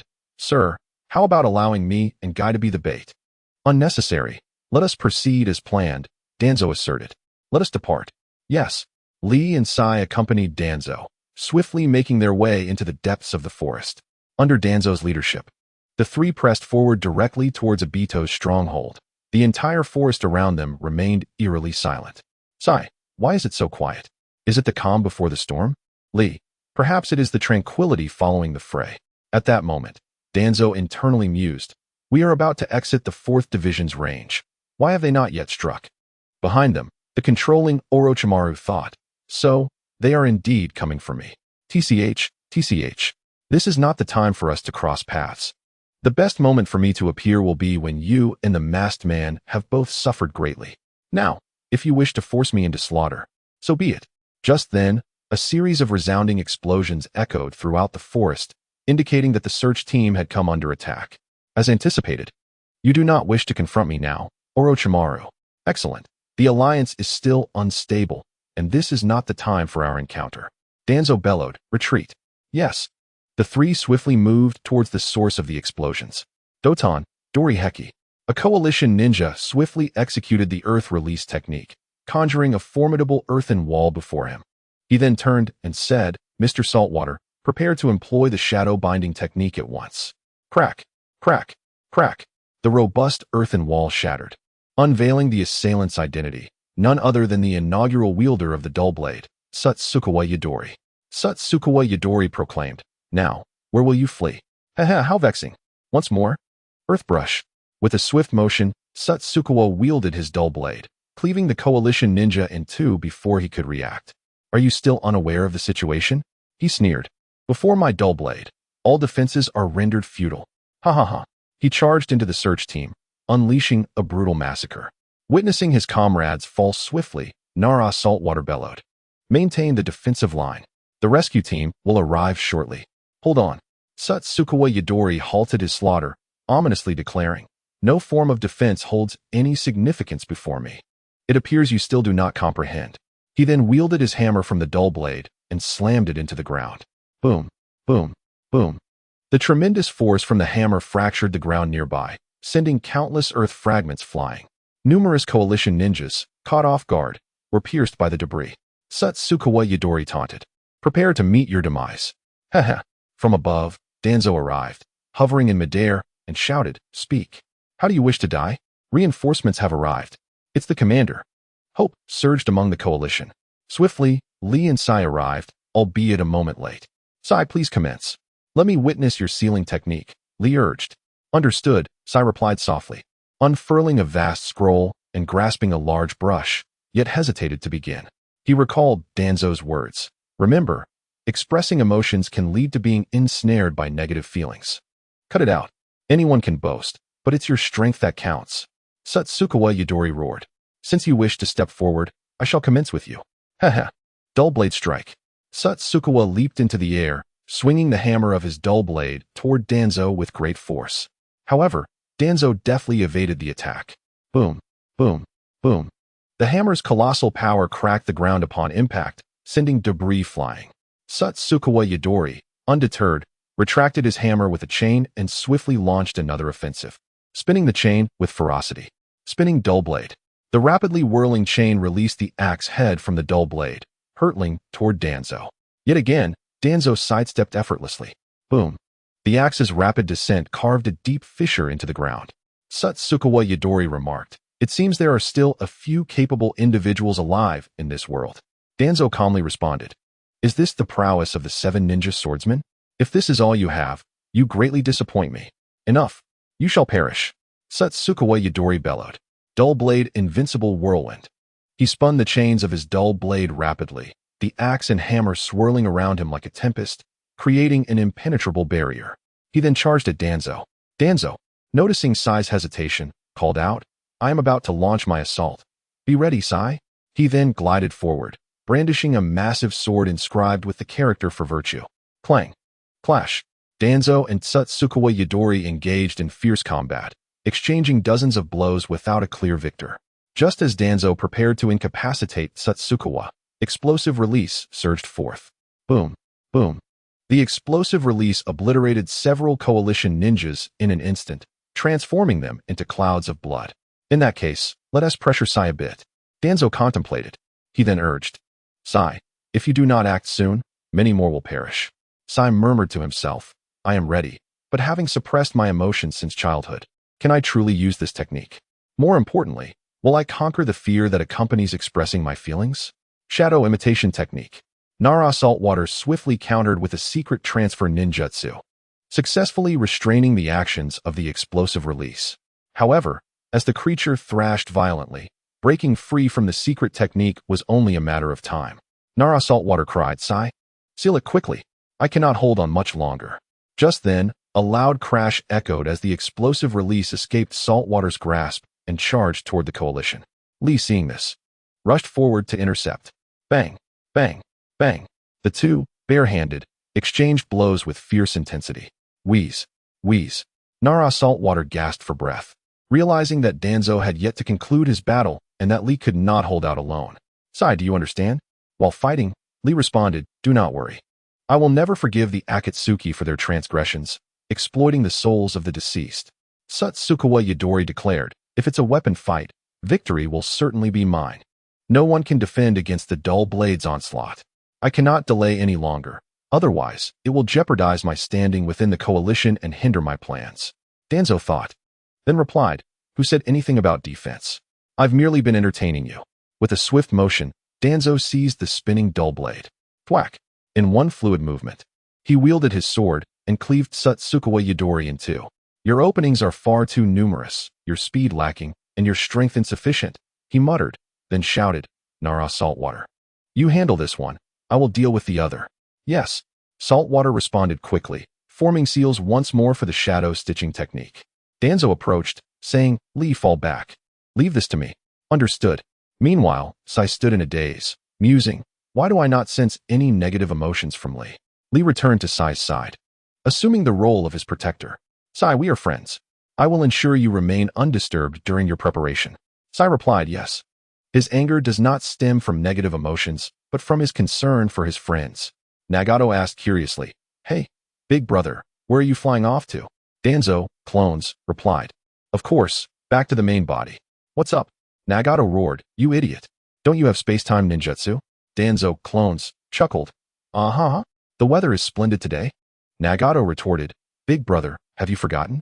Danzo, clones, feigned seriousness, responding, I'm just joking. How could I forget? It's simply exhilarating to wield a sword. The feeling is overwhelming. Nagato looked dejected. Thank goodness I'm dead. Otherwise, you would drive me to madness. Danzo, clones, interjected, enough complaining.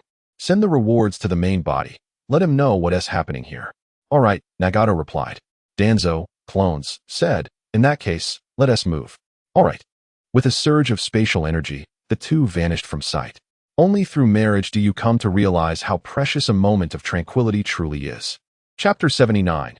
Explosive release, I proclaimed. No, I now have companions and a multitude of emotions.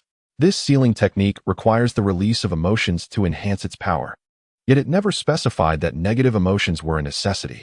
His once dull eyes began to sparkle with determination. Without hesitation, he ground and painted, executing the process flawlessly. Moments later, a magnificent black tiger leapt to life upon the canvas. Shaoli encouraged, go ahead, Sai. Sai responded with a smile and swiftly formed hand seals. Sealing technique. Tiger's watchful pounce. A fierce tiger, adorned in black and white, instantly emerged from the scroll, sinking its teeth into the controlled Ts Yebito, forcibly dragging him back into the scroll. Bang! The sealing was a success. Shaoli exclaimed, Sai, impressive. Ha.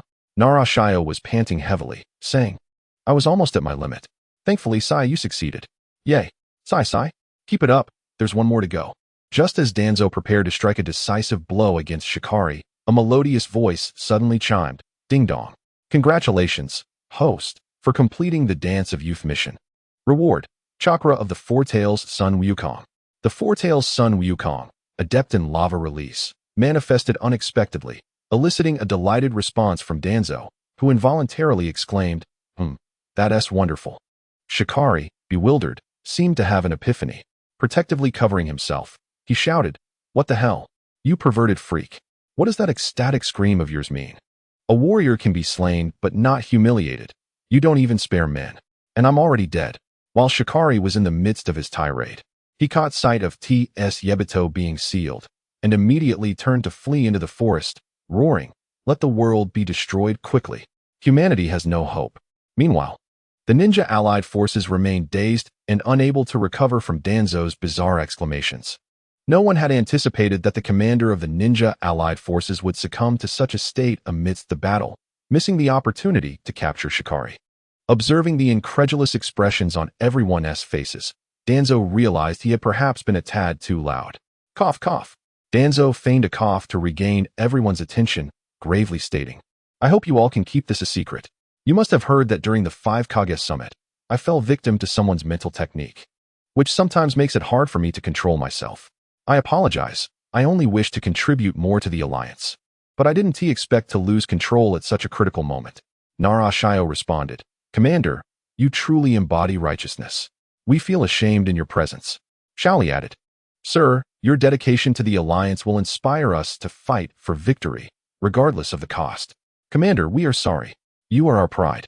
Relieved by their reactions, Danzo exhaled deeply, feeling a weight lift from his heart. He then looked in the direction Shikari had fled, a sinister expression crossing his face. You little brat. You dare insult me and think you can escape? Not on my watch. He then raised his hand, interrupting the crowd, and solemnly declared, I understand your sentiments. However, the war continues, and our comrades await our support. Gazing at the now serious ninja allied forces, Danzo paused before continuing, Thus, we shall split into 2 groups. You will accompany Sai to provide support to the 3 o'clock position while I head to the 6 o'clock position for assistance. Move out. Yes. The group responded in unison, promptly executing the orders. Shikari, is it? I'm coming for you. Danzo sneered, swiftly pursuing him. Captain Wenya remarked, we cannot let our guard down. We must anticipate the enemy's appearance. Captain, we can scout ahead, suggested Masaki. We can only engage when the battle is nearing its conclusion, for now. We must wait for signals from the front, Captain Wenya replied. But we can help. Masaki protested. The sealing, medical, and communication teams are our top priority. My orders are to ensure your safety, not to put you in peril. Just then, a rumbling sound echoed nearby. Boom, boom. 2 ninja guards of the Allied forces were instantly obliterated into a mist of blood. Shikari, shaking his head, muttered, Phew, finally rid of that freak. Damn it. Who wants to deal with him? Not me. I'd rather slay a few more to lighten my mood. Haha. Seeing this, Captain Wenya immediately stepped forward, issuing orders, others. Protect the sealing, medical, and communication teams. I will confront him. Haha. You're about to take off. Shikari taunted. You're my opponent, huh? I never imagined it would be you. Indeed. But if it's just you, that's not enough for me to play with, Shikari laughed, just as the higher-ups predicted. As long as I hide in the woods, you will surely split your forces. But I didn't expect to find your medical, sealing, and communication teams first. Now I can unleash my full power. Quickly, form a defensive formation. I will hold him off. Reinforcements will arrive soon. With that, Captain Wenya swiftly formed hand seals and initiated an attack. Earth release, stone pillars. Several earthen spears erupted from the ground towards Shikari's position, but he expertly dodged. Once on solid ground, Shikari sneered. Now it's my turn to attack. He charged at Wenya, who immediately slammed his hands to the ground, conjuring a massive rock wall of earth chakra, plastering it with numerous explosive tags. Following a backward leap, he created another colossal rock wall in front of him. Shikari, seeing this, scoffed, You think that can withstand my explosive release? Such naive delusions. Realizing Shikari was closing in on the first wall, Wenya struck the wall, manipulating the shattered rock to collide with the explosive tags. Boom, boom, boom. A multitude of explosive tags detonated, causing the enormous wall to erupt with countless hard stones. Phew, phew, phew. The rapidly approaching Shikari was engulfed by a torrent of flying rocks. As the dust settled, a humanoid beehive emerged. Chapter 80. Teacher Tsang TSK, TSK, TSK. The swiftly approaching Danzo shook his head in disbelief at Shikari's predicament. Whose unfortunate child is this? He was so arrogant just a moment ago. Now what has happened? Why can't he get up? Sir, what brings you here? Wenya asked. This guy just fled from the front lines. I pursued him all the way. Danzo thought, Kid. Consider yourself lucky to have died early. Otherwise, I would have had to stab you with my great sword. Then, he inquired, What about you? Everything is normal, sir. Except for Shikari's explosive release. No other enemies have attacked yet, Wenya reported. Danzo replied quietly. In that case, let us seal this one. Yes. Wenya called out to the distant allied forces, Masaki, you can come over now. Ryuga, medical team, ran over, praising, Captain Wenya, you're incredible. You've dealt with the legendary explosive release, Shikari, so quickly. Ha ha ha. Wenya chuckled sheepishly, scratching his head, unsure of how to respond. Ryuga circled around Wenya, examining him closely, and chirped, Captain, are you hurt? Let me treat you. Faced with Ryuga's enthusiastic concern, Wenya felt a bit foolish, simply smiling awkwardly in response. Sir, what brings you here? Masaki asked. Danzo pointed at Shikari and said, Don't mind me. The important matters take precedence. Yes, binding technique. The specially designed sealing cloth, under Masaki's control, swiftly flew towards the recovering Shikari to entangle him. Then, he produced a specially made red sealing tag to affix to it. Observing Ryuga still hovering around Wenya, Masaki chided. Ryuga, can you be a bit more reserved? Is that so? Ryuga replied. Yes, sir. I'm injured. I wonder if you could treat me first? Masaki exclaimed, Sir, are you injured? Danzo shot Masaki a knowing glance, and Masaki, understanding immediately, fell silent. Lu Jia, Sir, where are you hurt? I am quite skilled in the medical team. You know, Tuan Zong, with a melancholic expression, replied, On a cold night, a fiery heart is needed to warm a wounded soul. Initially taken aback, Lu Jia soon regained her composure, her fingers fidgeting as she shyly turned away. Hesitantly, she stammered, "That's not fair, Commander. How can you tease me like that?" Jinshu, blushing deeply, then approached Lu Jia and whispered, "This time, be honest." Lu Jiayu. The two continued to whisper to one another, playfully nudging each other, engaging in small antics. "Hey, the lady in the tree, it's time to stop. It's not appropriate for a man to tease a woman while spying. Have I been discovered?" A striking female ninja, dressed simply yet exuding a fiery allure, leapt down from a nearby branch, surrounded by swirling fireballs. Wenya, upon witnessing this, immediately crouched down, hands poised to strike. "Yitsong, every time I attempt a sneak attack, you seem to intentionally thwart me. I never expected you to notice me beforehand. Your perceptive abilities are quite sharp." Tuanzong swallowed hard. Yes, sharp indeed. In a critical moment, Tuanzong inwardly mused. What is wrong with me? Even a woman looks exceptionally beautiful. This one do. I must find time to relax. Jinshu, astonished, exclaimed, "Yitsong sensei." Lu Jia, you called her what? Song sensei? Is my revered Song sensei here in this world? My beloved mentor. Tuanzang's heart raced. Jinshu shouted, "Yitsong sensei. Is it really you? Yitsong, you are Jinshu?" Jinshu, I never imagined we would reunite under such circumstances. Lu Jia, she truly is your mentor. Jinshu, indeed. This ninja is a former hero of Sunigakure and my teacher, the blazing Yitsong. Tuanzong, somewhat disappointed, thought, I was expecting something else. Yitsong, after my revival, I have encountered many surprising things. Jinshu, sensei, why do you fight? Can't you act according to your own will now? Tuanzong interjected, isn't it obvious? It's for revenge against society. Jinshu, revenge against society. Tuanzong, you could interpret it as indiscriminately killing anyone in sight.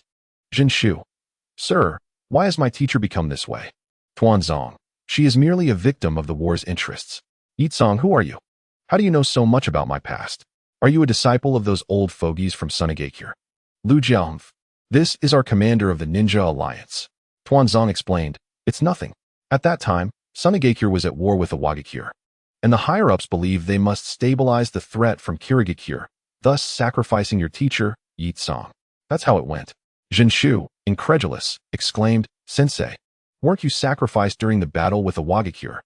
Yitsong, ridiculous. That was merely a fabrication by the higher-ups of Sunigakure. Jinshu, how can that be? Tuanzong, there's nothing impossible. Sacrificing a few for the village's benefit is quite common. Yitsong, who are you? Why do you understand the past so clearly?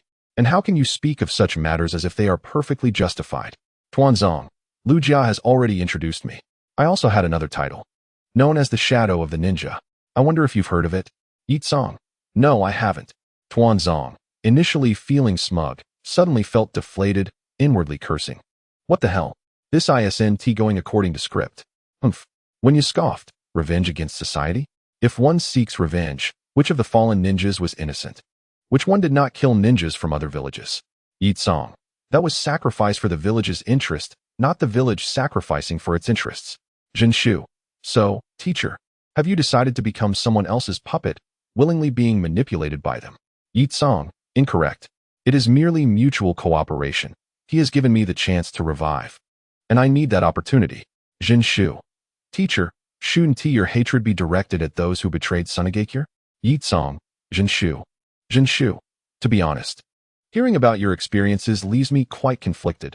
However, seeking revenge on the innocent due to one's own misfortunes is absolutely wrong. Chapter 81, Blazing Release and Melting Release. Yitsong, why are they innocent? Haven't the ninja villages always slaughtered each other? Jinshu, no, sensei, you are mistaken. To this day, through communication and collaboration, the ninjas of the Alliance have achieved mutual understanding and cooperation. Yitsong, isn't it because the enemy is too powerful that the ninjas formed an alliance for survival? After the war, how long will such an alliance last? Tuanzong spoke up. Isn't this also an opportunity? Ha ha ha. Yitsong laughed heartily. The commander of the Alliance is merely a greedy, ambitious individual. What difference is there between you and them? Tuanzong continued. Ambition, I cannot deny. However, through this war, we have fought together and understood the experiences brought by conflict. Thus, forming a new ninja world is a natural trend. It will surely create a new world that will not repeat the foolish mistakes of the past. Yitsong shouted angrily. Then who will release the rage I have amassed in my heart? Tuanzong advised. Your past cannot be erased, but your future can be shaped. Yitsong shouted loudly. I do not wish to hear your nonsense any longer. My sole purpose in being revived is for revenge. No sooner had she finished speaking than the blazing fireballs surrounding her surged toward Tuanzong. Earth release, earth pillar.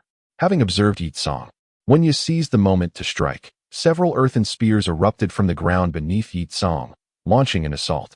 Yitsong, having sensed Wenya's movements, gracefully leapt backward, perfectly evading the attack just as it commenced. Boom, boom, boom, boom. For fiery spheres created by the blazing release struck the ground, instantly creating deep craters that radiated intense heat. Tuanzong, perplexed, thought, this isn't right. Shouldn't the strongest technique in Naruto be the one that defies the heavens? Never mind that. If it comes to this, I shall conquer her by force. He then commanded loudly, everyone, fall back. I will handle Yitsong. Wenya, continue your protection. Understood. Upon receiving Tuanzong's orders, everyone quickly retreated. Yitsong, utilizing her blazing release, conjured 3 fiery spheres once more, launching them at Tuanzong. Simultaneously, she dashed forward. Tuanzong, eager to test the power of the melting release, murmured to himself, since you wish to confront me head-on, let us see whose flames are superior, your blazing flames or my molten lava. He proceeded to harness the newly acquired melting release chakra, forming 3 molten rock spheres and sending them toward the incoming fiery spheres. Boom, boom. The collision of the blazing release and melting release spheres erupted with a deafening roar, accompanied by a scorching wave that spread outward. The surrounding flora, swept away by the heat, instantly withered. As the explosion and heat dissipated, Yitsong, still enveloped in her fiery spheres, approached Tuanzong. Bang, bang, bang. After a few exchanges, Tuanzong, who was at a disadvantage in close combat, found himself pinned down, mimicking Yitsong's technique by surrounding himself with molten spheres. Bang, bang. The two engaged in close combat once more, each resisting the other's advances. The entwined fiery spheres were deftly controlled by Yekong, soaring up and down, striking from all directions with relentless assaults. In contrast, Danzo, unaccustomed to the combat style of the lava release, not only failed to inflict damage on Yekong, but also suffered several burns from the magma orbs. Yekong taunted, Heh, is this the prowess of the commander of the ninja allied forces? Is this all you've got? You aspire to create a new world of ninjas? You dare mock me? Without revealing his full strength, he declared, you'll soon learn what it means to be invincible, to stand tall. Soon after, Danzo changed his tactics. Lava release, overlying technique. Countless magma orbs began to swirl and merge rapidly, forming an impenetrable mech. With a smug grin, Danzo engaged Yekong in close combat. With the protective armor of molten lava, the constraining sensation from the fiery spheres surrounding Yekong dissipated.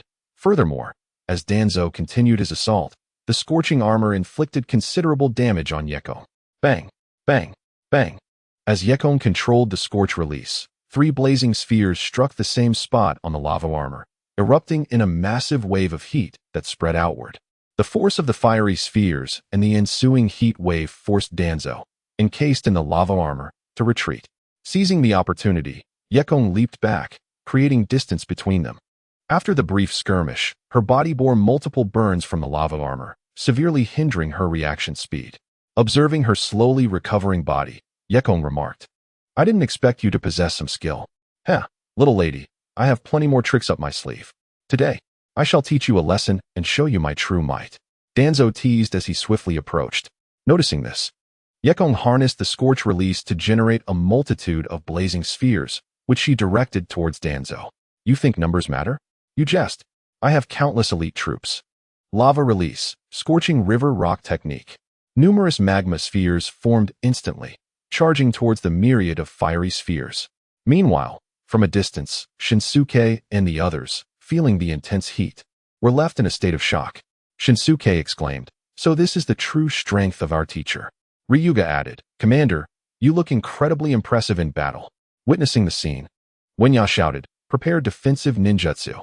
Quickly, Wenya's announced, Earth release, triple earth flow wall technique.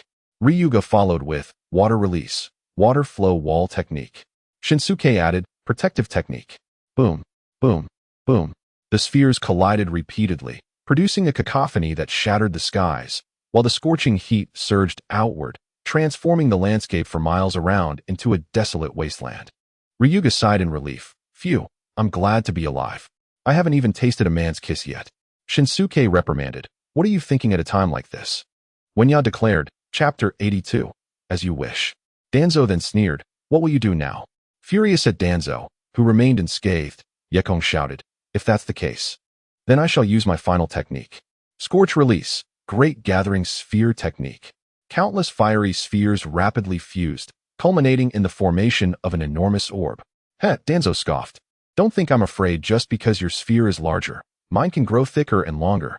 Lava Release, Great Golden Staff Technique. Under Danzo's control, countless magma coalesced into a massive, rigid, heated cylinder, which he then thrust forcefully towards Yekong. Wenya, Shinsuke, and the others were utterly astounded by the spectacle. Ryuga cried out, Commander, we're here too. I don't want to die like this. Damn it, Danzo bellowed. Didn't I tell you to retreat? He then utilized the body flicker technique to appear at the intersection of the golden staff and the large orb, swiftly employing the flying thunder god technique to redirect the attack elsewhere. Thank goodness I left my marks everywhere, Danzo muttered under his breath. This is space-time ninjutsu, Yekong exclaimed.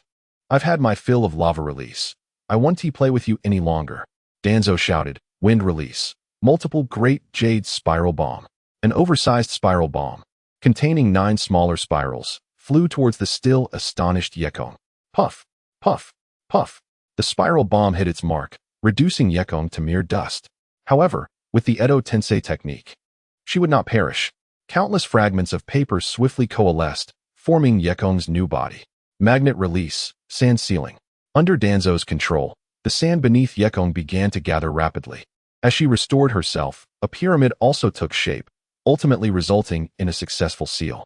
As the battle concluded, a shaken Wenya and the others rushed over. Shinsuke said, My lord, I'm sorry. I just wanted to see if I could assist. Ryuga added, My apologies, Commander.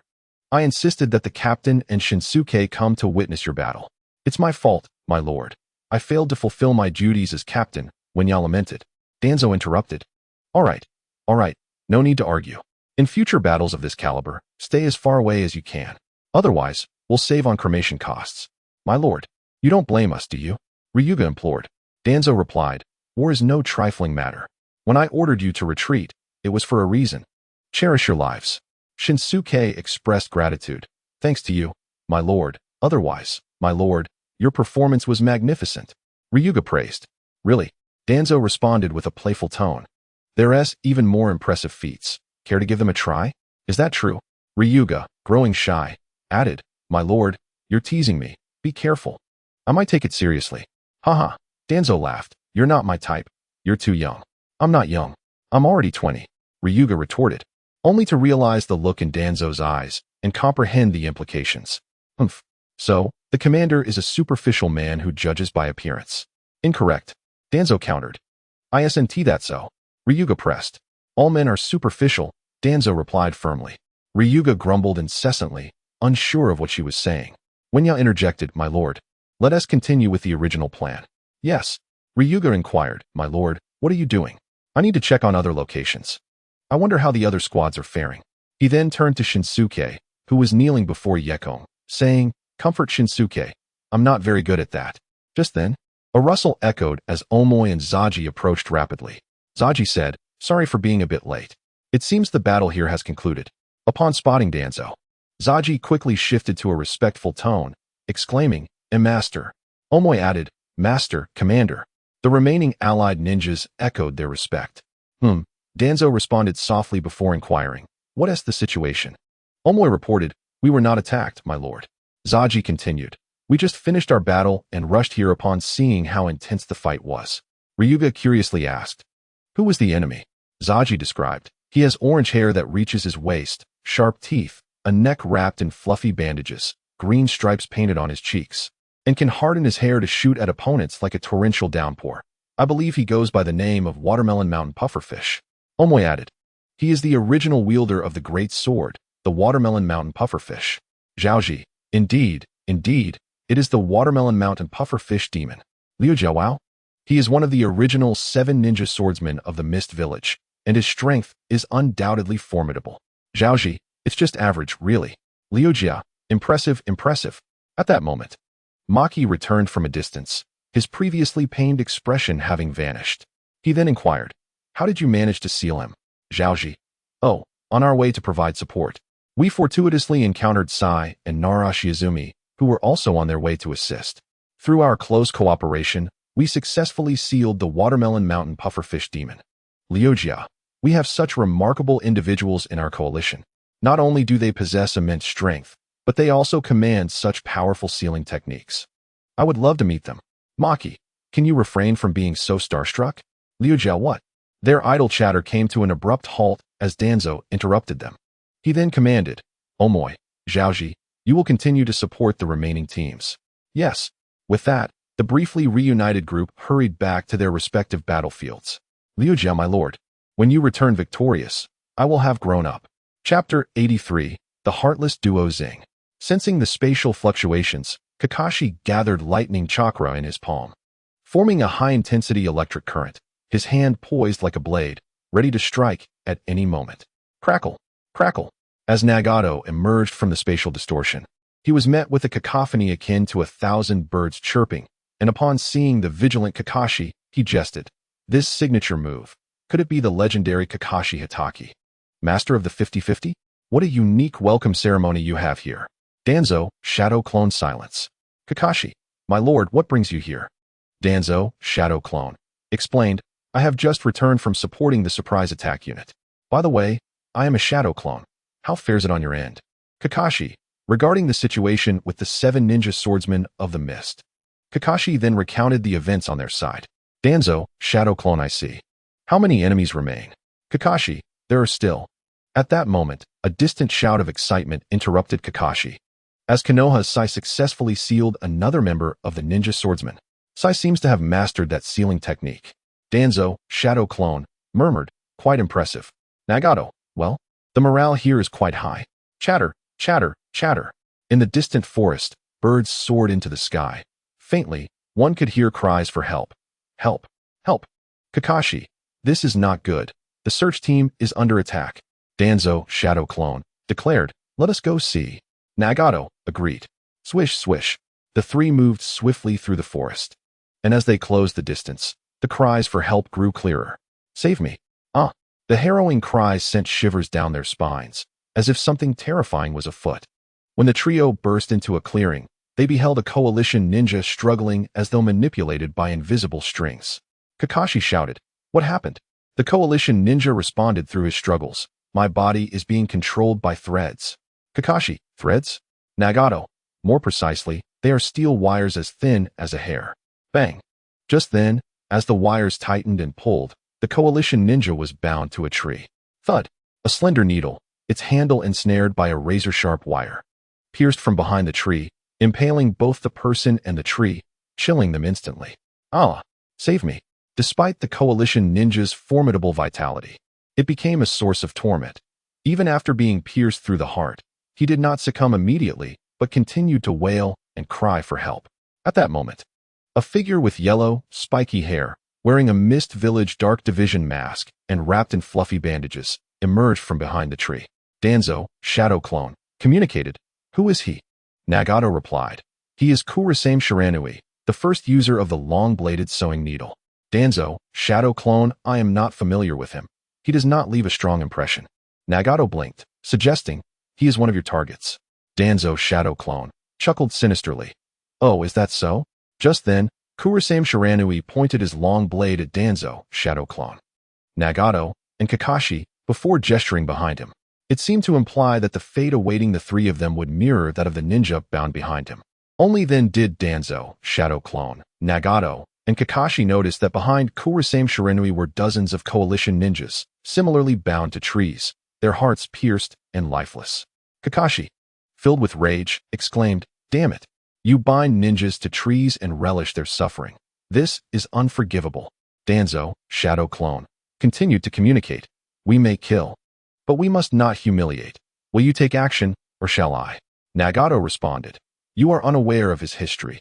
Kurasame Shiranui is exceptionally cruel and cold-blooded, indifferent to the distinction between friend and foe, and was known as part of the heartless duo alongside Murakumo Shichiro, having committed crimes of fratricide and master slaughter.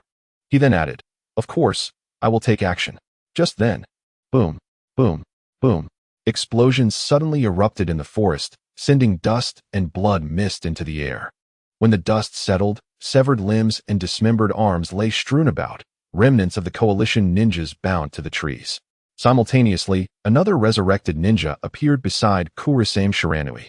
With long black hair, styled into vertical braids, and a long beard, thick lips and sharp teeth, his left eye covered with a black cloth, and his head and neck wrapped in bandages, he wielded a large blade festooned with explosive tags. Danzo, shadow clone, again communicated, "Who is this?" Nagato replied, "He is Murakumo Shichiro, one of the original 7 ninja swordsmen of the mist, the first user of the explosive blade." Danzo, shadow clone, remarked, "Ah. Speak of the devil and he shall appear. The heartless duo has assembled." Nagato communicated, "He is also one of your targets." Danzo, shadow clone, suggested, "In that case, shall we each take one?" Nagato responded, "That works well." Kakashi, stop. Do you take this as a game to enjoy? You cannot be forgiven." Kakashi roared in fury, brandishing his sword as he charged at Murakumo Shichiro and Kurasame Shiranui. Nagato, very well. Aghast, Nagato turned to Danzo, shadow clone, and Kakashi, wondering, are they all this impulsive? Danzo, shadow clone, cast an exasperated glance at Nagato. "You have no idea. How would I know?" Clang, clang, clang. The three clashed with their respective ninja blades. In a 2-on-1 scenario, Kakashi found himself at a disadvantage. Nagato, it seems your target has been snatched by Kakashi. Danzo, shadow clone, and your target has not escaped the same fate. Nagato inquired, "Are we being a bit redundant here?" Danzo, shadow clone, let us observe, if necessary. We shall intervene. By the way, just before we teleported, were you about to say something? Nagato, never mind. It can wait until we encounter the original. Danzo, shadow clone, you are being overly sentimental. Chapter 84. Murakumo Shichiro and Kurasame Shiranui. Kakashi, I empathize with those senior ninjas forced into battle. It pains me. Yet you revel in slaughter. I loathe being counted among your ranks as a ninja. Kurasame Shiranui, are you jesting, you little brat? Isn't the essence of being a ninja to engage in mutual slaughter, relentlessly pursuing one's objectives, mere tools for the feudal lords? Murakumo Shichiro, you are utterly clueless. And who permitted you to wield that executioner's blade? Kurazumi Shiramaru. He belongs to our 7 ninja swordsmen, yet an outsider dares to wield the decapitating blade. It is quite infuriating. Clang, clang, clang. The 3 wielders of ninja swords engaged in a fierce battle while exchanging friendly banter. Nashi Shimbaki, get lost. He is my prey. Do not impede me. Kurazumi Shiramaru, I intend to slay him and reclaim the decapitating blade. Nashi Shimbaki, if you obstruct me again, I shall take you down first. Clash, clash, clash. The 3 ninja swords clashed once more, as Nashi Shimbaki utilized the explosive properties of his blade to launch an explosive attack. Boom, boom, boom. The close-range explosion shattered Kurazumi Shiramaru's body, yet Kakashi, with the inside of his Sharingan, had already sensed the impending danger and swiftly evaded the blast zone. Meanwhile, Kurazumi Shiramaru, being a reincarnated being with an immortal body, fully restored himself moments later. Kurazumi Shiramaru, see, we are not dead yet, are we? In the distance, Nagato remarked, facing such an immortal ninja indeed poses a significant challenge for ordinary ninjas. Danzo, shadow clone, responded, indeed. Even Kakashi, who is evenly matched, appears somewhat beleaguered. Nagato, shall we take action? Danzo, shadow clone, looked up at the distance and said, it seems that it is not necessary. Nagato, who realized this a moment too late, remarked, yes, it is indeed unnecessary. Danzo, shadow clone, with this one who nearly kicked the Rinnegan Obito to death. Dealing with these 2 shrimp should be a piece of cake. Nagato pondered and said, it seems neither of them knows sealing techniques, does it? Danzo, shadow clone, but we are still here. Just then, a voice echoed, it seems you are in peril, my friend. The Azure Beast, Might Guy, descended from the sky and unleashed his taijutsu, Konoha's Gale of Might. The powerful speed and force of his spinning kick surged forward, aimed at the attacking Kurazumi Shiramaru and Nashi Shimbaki. Sensing the anomaly, Kurizumi Shiramaru and Nashi Shinbaki retreated swiftly to evade the assault. Bang! Bang! Bang! The forceful kick struck the ground where Kurizumi Shiramaru and Nashi Shinbaki had just stood, causing the earth to shatter and dust to billow. Might Guy, I am the noble azure beast of Konoha. Might Guy? Kakashi, be careful, Guy. These two are Kurizumi Shiramaru, the user of the long sword, and Nashi Shinbaki, who wields explosive blades. They are not only ruthless in nature, but also formidable in strength. Most importantly, they have maximized their immortality. Nashi Shinbaki, anyone who dares to obstruct me shall perish alongside you. Kurizumi Shiramaru, another fool seeking death, haha. Might Guy, before the noble azure beast of Konoha, all enemies shall be trampled underfoot. Kakashi, in that case, let us advance. Immediately, Might Guy charged at Nashi Shinbaki, while Kakashi darted towards Kurizumi Shiramaru. Nashi Shinbaki swung his blade, but Might Guy activated the 8 gates, as the initially swift strike from the explosive blade appeared to slow down considerably in his eyes. Might Guy, so many openings, it seems my speed has been underestimated. With a leap, Might Guy avoided Nashi Shinbaki's frontal strike and prepared to retaliate. However, at that moment, the explosive blade, having missed its target, struck the ground and erupted with a thunderous roar. Boom, boom, boom. Nashi Shinbaki, recognizing that Might Guy had evaded the ninja sword attack, once again manipulated the explosive properties of his blade. As the sword collided with the ground, he triggered an explosion, using the ensuing powerful shockwave to propel himself upward, continuing his assault on the airborne Might Guy. Might Guy praised, such rich combat experience. Truly worthy of the 7 ninja swordsmen. Utilizing the upward thrust of the ninja sword as a springboard, he leaped gracefully, evading another attack from Nashi Shinbaki. In the distance, Kurizumi Shiramaru noticed this and promptly launched several shuriken at the airborne Might Guy. Sensing Kurizumi Shiramaru's intentions, Kakashi leaped to intercept, using the broad blade of the decapitating sword to successfully block all shuriken. At that moment, Kakashi, suspended in midair, was astonished to discover that Kurizumi Shiramaru's sword was no longer in his grasp. Meanwhile, Kurizumi Shiramaru was retreating and leaping back until the long sword emerged from the ground into his hand. With a cold smirk, he bellowed, "Long sword ninjutsu, ground spider stitch." The trap formed by multiple steel wires concealed underground emerged silently under Kurizumi Shiramaru's control. Realizing something was amiss, Kakashi quickly activated his Sharingan to survey his surroundings, soon spotting the web-like trap beneath his feet. "This is troublesome," Kakashi shouted. "Guy, beware of the ground traps." It turned out that when Kurizumi Shiramaru and Nashi Shinbaki charged towards Kakashi and Might Guy, Kurizumi Shiramaru had intentionally lagged half a step behind Nashi Shinbaki. Then, in the blind spot of Kakashi and Might Guy, he buried the long sword beneath the ground, attaching a portion of his chakra to the sword, while simultaneously engaging Kakashi in combat and maneuvering the sword to create the wire trap. Upon discovering the wire trap, Kakashi swiftly adjusted his landing point in midair, ultimately landing on a node of the wire mesh. Immediately, he used the elasticity of the wire to leap away from danger. With Kakashi's warning, even without noticing the trap, Might Guy, upon landing, refrained from counterattacking Nashi Shinbaki and instead prepared to jump again to evade. However, just as Might Guy was about to leap once more, Kurizumi Shiramaru, who had been preparing, swiftly controlled the wire mesh to stitch it together. Hiss, hiss, hiss. The sharp wind rushed towards Might Guy's ankles. Sensing the anomaly, he quickly drew 2 kunai and positioned them before his feet. Chapter 85, The Attack Z. Z. The delicate steel wires tightened under Kurizumi Shiramaru's control, severing the kunai. Meanwhile, the distant Nashi Shinbaki, having lost his feet, soon restored himself and swung his explosive blade towards Might Guy, unleashing his ninjutsu. Explosive blade ninjutsu, bursting death. The scroll on the explosive blade rapidly unfurled, quickly forming a circle around Might Guy and encapsulating him within. At that moment, Kakashi leaped into the encirclement of traps and scrolls. Narrowing his eyes, he shouted, "Guy?" Might Guy roared, "Don't worry about me. You must escape." Danzo, shadow clone Kakashi, and Might Guy seemed to be in grave danger.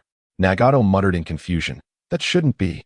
How can Kakashi, who has copied over 1,000 ninjutsu, and Might Guy, who can seal with a single kick, seems so vulnerable?" Danzo, shadow clone, admonished, "Stop overthinking. We must rescue them first." Nagato frowned. "Very well. Universal pull. Deva path. Universal pull. A powerful suction enveloped Kakashi and Might Guy in an instant. Sensing the anomaly, the two hurriedly glanced towards the source, discovering Danzo, shadow clone, in the distance, and subsequently ceased their resistance. Kakashi murmured, "We are saved now." Might Guy, with tears shimmering in his eyes, gazed earnestly at Kakashi. "My dear friend, for life. The bond between us transcends the confines of life and death."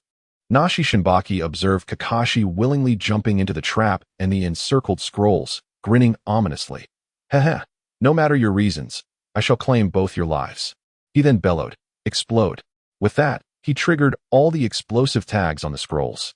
Boom, boom, boom. In an instant, red light filled the sky, and dust soared.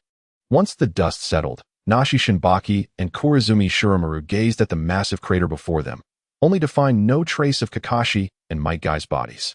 Korizumi Shiramaru. Something is amiss. Could they have fled? In an atmosphere thick with tension, Wooly Shinba sneered.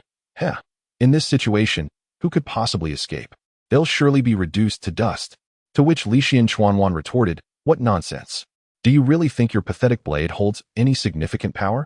Upon hearing this, Wooly Shinba's expression darkened ominously. He then bellowed, "You are courting death."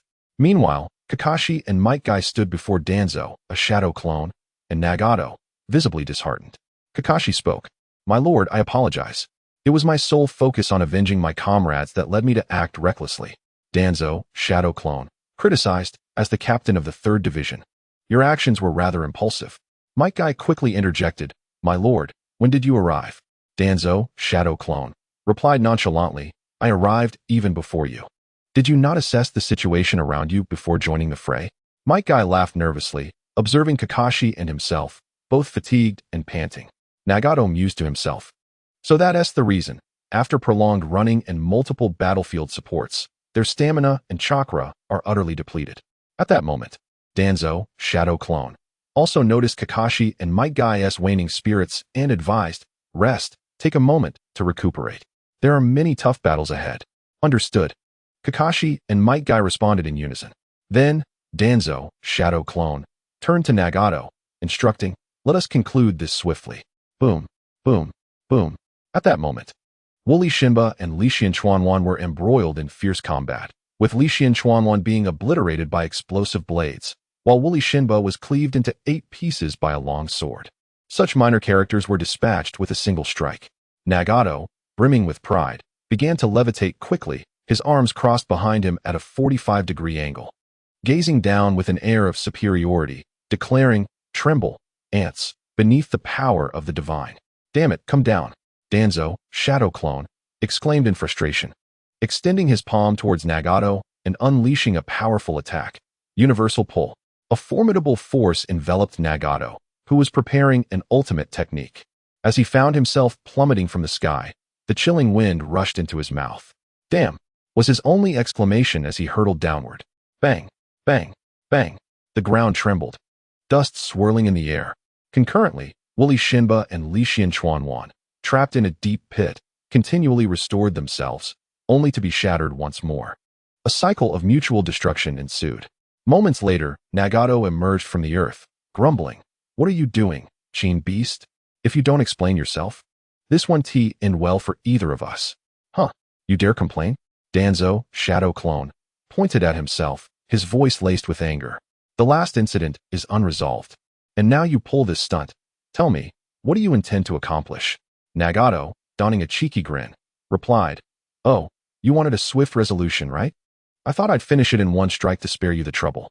Danzo, shadow clone, rolled his eyes and said, "With so many ninja allied forces nearby, do you intend to send them all back home?"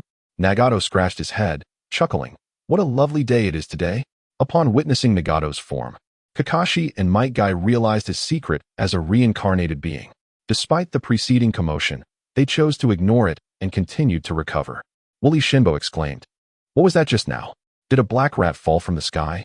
Lixian Chuanwan corrected him, "No, there were 3 people who came together." Wooly Shinba cursed. "What the hell?" Danzo, shadow clone, observing the foolish duo in the pit, waved his hand and said, "Nagato, you handle this. I fear for my hands." Nagato queried, "What do you mean? Are my hands not clean enough?" Danzo, shadow clone, replied, "You have plenty of hands. It doesn't matter. Go to hell." Nagato retorted. Regardless of their banter, the work at hand needed to be done. Shirato missile tracking. Nagato commanded, transforming the summoned mechanical arms into cannon tubes, then launching 2 tracking missiles toward Wooly Shinba and Lixin Chuanwan. Swish, swish. The missiles sped toward their targets. Wooly Shinba questioned, "Is there a sound?" Just as Lixin Chuanwan had regained his strength, he shouted, "It's too late for that. Today, it's either you or me." Wooly Shinba turned to look, but alas, the missiles were already upon them. "Damn you!" Lixin Chuanwan fumed. Boom, boom. The 2 missiles struck their targets directly. Magnet release, sand binding seal. Under Danzo's command, the sand beneath Wooly Shinba and Lixin Chuanwan quickly coalesced, forming a pyramid that ultimately sealed them. Danzo, shadow clone, cleared his ears, reflecting, "At last, the world is quiet." Nagato gazed at him with reproach. "Didn't we agree that I would take action?" Danzo, shadow clone, retorted, "Who told you to be so tedious? It's infuriating." With a swift motion, the true body of Danzo arrived, spotting Kakashi and Might Guy recuperating nearby. He inquired, "Has this side been resolved?" Kakashi replied, "Yes, my lord. It has been dealt with." Danzo, puzzled, asked, "Who did you encounter here?" Might Guy responded, "It was you, my lord." "Me?" Danzo pointed at himself, incredulous. "Have enemies become so cunning as to impersonate me? Truly seeking death. Where are they? I must see who possesses such audacity." Kakashi wiped the cold sweat from his brow and quickly interrupted, "My lord, what Guy means is that we received assistance from your shadow clone. It was you who helped us conclude the battle." "Ah, I see," Danzo said. "You two should continue to rest. There are more arduous battles ahead." "Yes," Kakashi and Might Guy promptly replied. Watching Nagato and his shadow clone casually leaning against each other, Danzo frowned and shouted, "Hey, Nagato, you haven't done anything inappropriate with my clone, have you?" Nagato shot back, "Get lost. I'm only interested in women." Danzo murmured to himself, That's good. That's good. Even though this world doesn't frown upon bro relationships." Nagato then patted Danzo, shadow clone, on the back, saying, "Brother, it seems you should log out now." Danzo, shadow clone, protested, "Are you crazy?" Bang. With a puff of white smoke, Danzo's clone vanished. A surge of information instantly flooded Danzo's mind. "All right, Kamihiro, I'm ready to open a bone buffet. Is that really my true intention?" Sighing, he lamented, "My apologies. Mitsuba, I shall observe a moment of silence for your misfortune. Tsunade wants to wear a bikini, and she looks down on me. Fine, I'll make sure she sees." Realizing Danzo was in a daze, Nagato swiftly comprehended his predicament, muttering, "Is he absorbing information? He won't hold me accountable, will he?" After a brief moment of processing the influx of information, Danzo finally grasped the experiences of both his clone and Nagato. Rubbing his forehead in exasperation, he said, "Come on. Let us discuss what we didn't finish earlier." Nagato enthusiastically responded, "Let me tell you, brother, I'm not exaggerating." Danzo interrupted, "Wait a moment. Retrieve the weapons." Nagato glanced at the explosive blade and long sword, puzzled. "You have an interest in these 2 weapons?" Danzo scoffed, "You wouldn't understand. Some have a fondness for them. Could it be Mizukage Terumi Mei? It must be. She's the only one concerned about the whereabouts of the 7 ninja swords." As Nagato muttered to himself, he soared out of the pit. After receiving the, Danzo fixed his serious gaze upon Nagato and inquired, "Speak. Who are they?" With a foolish grin, Nagato pointed to the ground beneath them and remarked, "Brother, do you remember that there is also a country of daughters here?" Danzo disdainfully retorted, "Don't look at me with that filthy expression. What's wrong?" Nagato replied, "The village of Fuko." Danzo shook his head, responding, "I can't recall." Nagato continued, "Oh, it's the village where all the ninjas are women." Danzo smirked. "Is that what you were discussing with your clone, contemplating the significant matters of life?" Nagato affirmed, "Yes. Once the war concludes, all I desire is that village. All the women in the world will belong to you, brother." "My heart is quite small." Danzo, unfazed, replied, "Fine. As long as you're not afraid of exhausting yourself completely, do as you wish." Nagato patted his chest, assuring, "Brother, rest assured." Danzo waved his hand to interrupt, saying, "All right, you can have the entire village, just stop talking about it. What important matter were you going to discuss with me that you even avoided my clone?"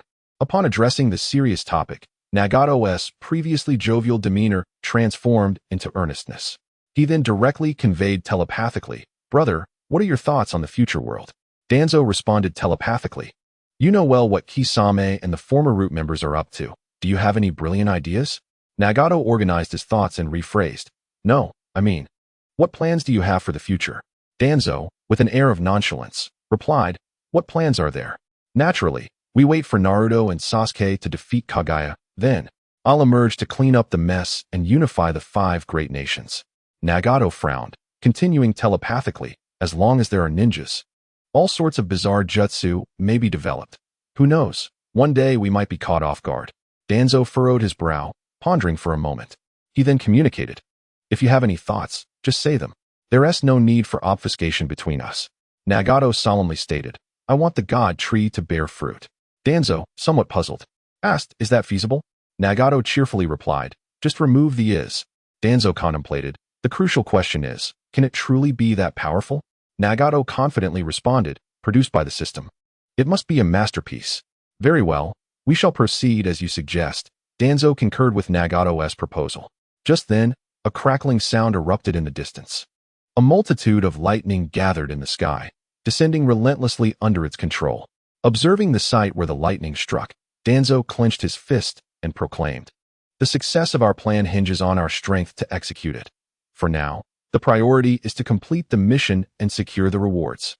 Immediately, a loud command rang out, "Move." Subsequently, Danzo and Nagato swiftly advanced toward the target of the lightning strike. Nagato gazed into the distance, muttering, "That's the second user of the Ringo Yuri." Chapter 87. Ringo Yuri. Everyone, stop hiding and come out to play. Is there truly no one here who can make my heart race? In a dense forest, a young female ninja with long chestnut hair styled into upright braids, sharp teeth, and fluffy bandages wrapped around her neck, moved swiftly among the trees while mockingly taunting. "Hiding is futile. Besides, I detest cowards." Lightning release, thunder fong. Ringo Yuri crossed her twin blades to gather electricity before unleashing a widespread lightning attack. The allied ninjas hidden in the trees and underground, as well as those using transformation techniques, were struck by the rapid lightning and instantaneously lost their lives. Ringo Yuri scoffed, "A bunch of cowards. Not even giving me the chance to use my second technique. I'm utterly disappointed." She then glanced at the fleeing allied ninjas in the distance, observing, "You're fast, but can you outrun lightning? Lacking the courage to fight back, I'll turn you all to charcoal as punishment." Lightning release, Thundergate. Ringo Yuri thrust her blades into the ground, channeling the lightning from her swords to summon the thunder from above, directing it to strike down upon the fleeing allied ninjas. Crackle, boom. Trees, ninjas, and earth were mercilessly ravaged by the relentless lightning. Charred remains and deep craters were left in the aftermath. Oh, splitting into 2 groups to continue fleeing? What a pity, the outcome is already determined. Ringo Yuri mused. Then let us play a little game of cat and mouse. Hee. Yurue, pull yourself together. Reinforcements will arrive shortly. Omoi shouted as he swiftly carried Yurue on his back. I can't go on. It seems I want to witness the end of this war, Yurue lamented. Yurue is done for. Omoi, let him down, Nari ordered sternly. Damn it, just moments ago, he was a comrade in battle, and now he is dead. Omoi exclaimed in frustration. Hurry up and set him down, that's an order. He will only slow our team down. Nurui insisted loudly. As long as we reach the medical unit in time, he still has a chance to survive. Omoi argued. He has been my dear friend for many years. I cannot bear to see him die before my eyes. But now this is war. We cannot sacrifice the lives of the entire team for one person. Moreover, Yurue is already dead. Bang. Ultimately, Omoi released his grip from the back of Yurue. Deep down, he understood that Yurue had already passed. He was just unwilling to accept it. This is war. We don't even have time to grieve or bury the dead, Kayui remarked. At that moment, Nurui was overwhelmed with guilt, repeatedly apologizing. I'm sorry, my dear friend. Rest assured, I will avenge you, I promise. One of the allied ninjas stated, Ringo Yuri has gone to pursue another squad and will return shortly. We need to determine our next course of action quickly. Nurui responded. Is there any need to think? Accelerate the retreat. Omoi questioned, are we really going to continue fleeing? Can we even escape? It's just a ninja wielding a sword. Nurui retorted, Omoi, you don't intend to confront Ringo Yuri head-on, do you? Omoi defiantly replied, so what if I do? If we don't fight, how will we know we can't win? Nurui countered. She is a great tiger, while we are merely ants. We stand no chance in a direct confrontation. Omoi argued. So shall we run endlessly until we are caught?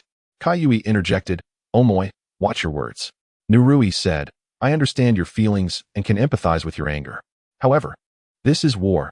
Our primary goal is to achieve victory. Omoi protested. Will fleeing lead us to victory? Nurui clarified, certainly not. But ahead lies a bottomless swamp that will surely trap Ringo Yuri. So now, hurry and retreat, understood? Omoi responded, I'm sorry, I've misunderstood you all along. Kayui added, it's you who have been self-righteous. Nurui urged, let's talk, and use that energy to speed up. Bang, bang, bang. Kayui produced dozens of shuriken, swiftly throwing them into the nearby trees, connecting them with wires attached to explosive tags, creating rudimentary traps. Omoi questioned, such traps can be seen through easily, can't they? Nurui explained, it's merely to signal her the direction we are fleeing. Omoi pondered, is that so? Lightning burial, thunder feast. Ringo Yuri utilized the to channel lightning from the ground, extinguishing the last few fleeing allied ninjas. Ringo Yuri, with a face full of disappointment, lamented, how boring, not a single one to stir my heart. Suddenly, an idea struck her, and with a wicked smile, she thought, oh, there are still a few over there. Please don't let me down. She then swiftly moved toward Omoi and the other's location. Meanwhile, Danzo and Nagato had also arrived at the site of the previous lightning strike. As he gazed upon the scarred earth and the charred trees ravaged by lightning, Danzo pondered. Is this the result of Lin Yuli's lightning release technique? Nagato replied, judging by the magnitude of this destruction, it is likely that the Allied forces ninjas have suffered catastrophic losses. After a moment of contemplation, Danzo remarked, the traces of battle indicate a pursuit of the Allied ninjas, suggesting that a few have managed to survive. Nagato expressed his surprise, saying, is that so? It seems some of the ninjas possess a modicum of skill. Danzo retorted, enough of this chatter. We must hasten our pace and ensure he does not escape. Nagato acknowledged, understood. Immediately, the two of them followed the direction of the battle marks, racing onward. Sensing the distance between him and the Allied forces growing wider, Lin Yuli let out a cold laugh, thinking, to escape from my grasp is a fool's delusion. He then enveloped himself in lightning chakra, tripling his speed as he surged toward Omoi. Moments later, he arrived at the trap set by Kaiwi. Observing the trap that appeared anything but a trap, Lin Yuli erupted with rage, exclaiming, what kind of trap is this? Are you underestimating me? With a crackle, he disregarded the steel wires and explosive tags ahead, shattering them into fragments using the lightning's properties. Chapter 88. The rear guard you will not escape. Lin Yuli shouted furiously. Omoi inquired, what kind of person is Lin Yuli? Kaiwi informed him. She is known as a genius lightning ninja, who, due to an incurable illness, met her untimely demise. No ninja targeted by her has ever escaped. Omoi questioned, no one can escape, you say? Nurui affirmed, indeed. However, today we shall break this curse. With a crackle, Nurui added, truly, she is a genius lightning ninja. She has arrived at the ambush point with astonishing speed. Kaiwi noted, her speed has increased beyond what it was before. Omoi asked, how much farther? Nurui encouraged, we are close, we are close. Press on.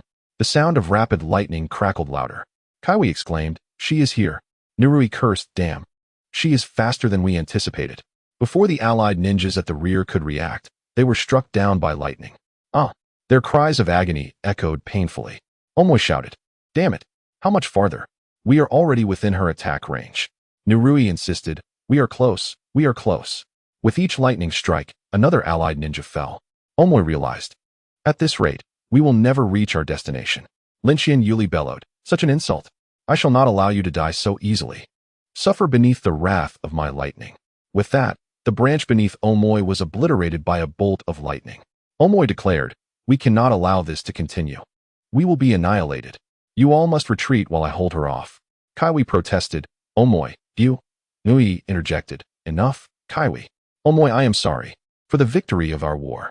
Omoi affirmed, for the victory of our war. He leaped to another branch, pausing to turn and face the approaching Lin Yuli. Trembling with anxiety, Omoi's hands began to shake, sweat forming in his palms. The images of fallen comrades danced before his eyes, their hopes, their words, their gazes, recalling these. Omoi slowly extended his trembling hand to grasp the hilt of his sword firmly. For the victory of our war.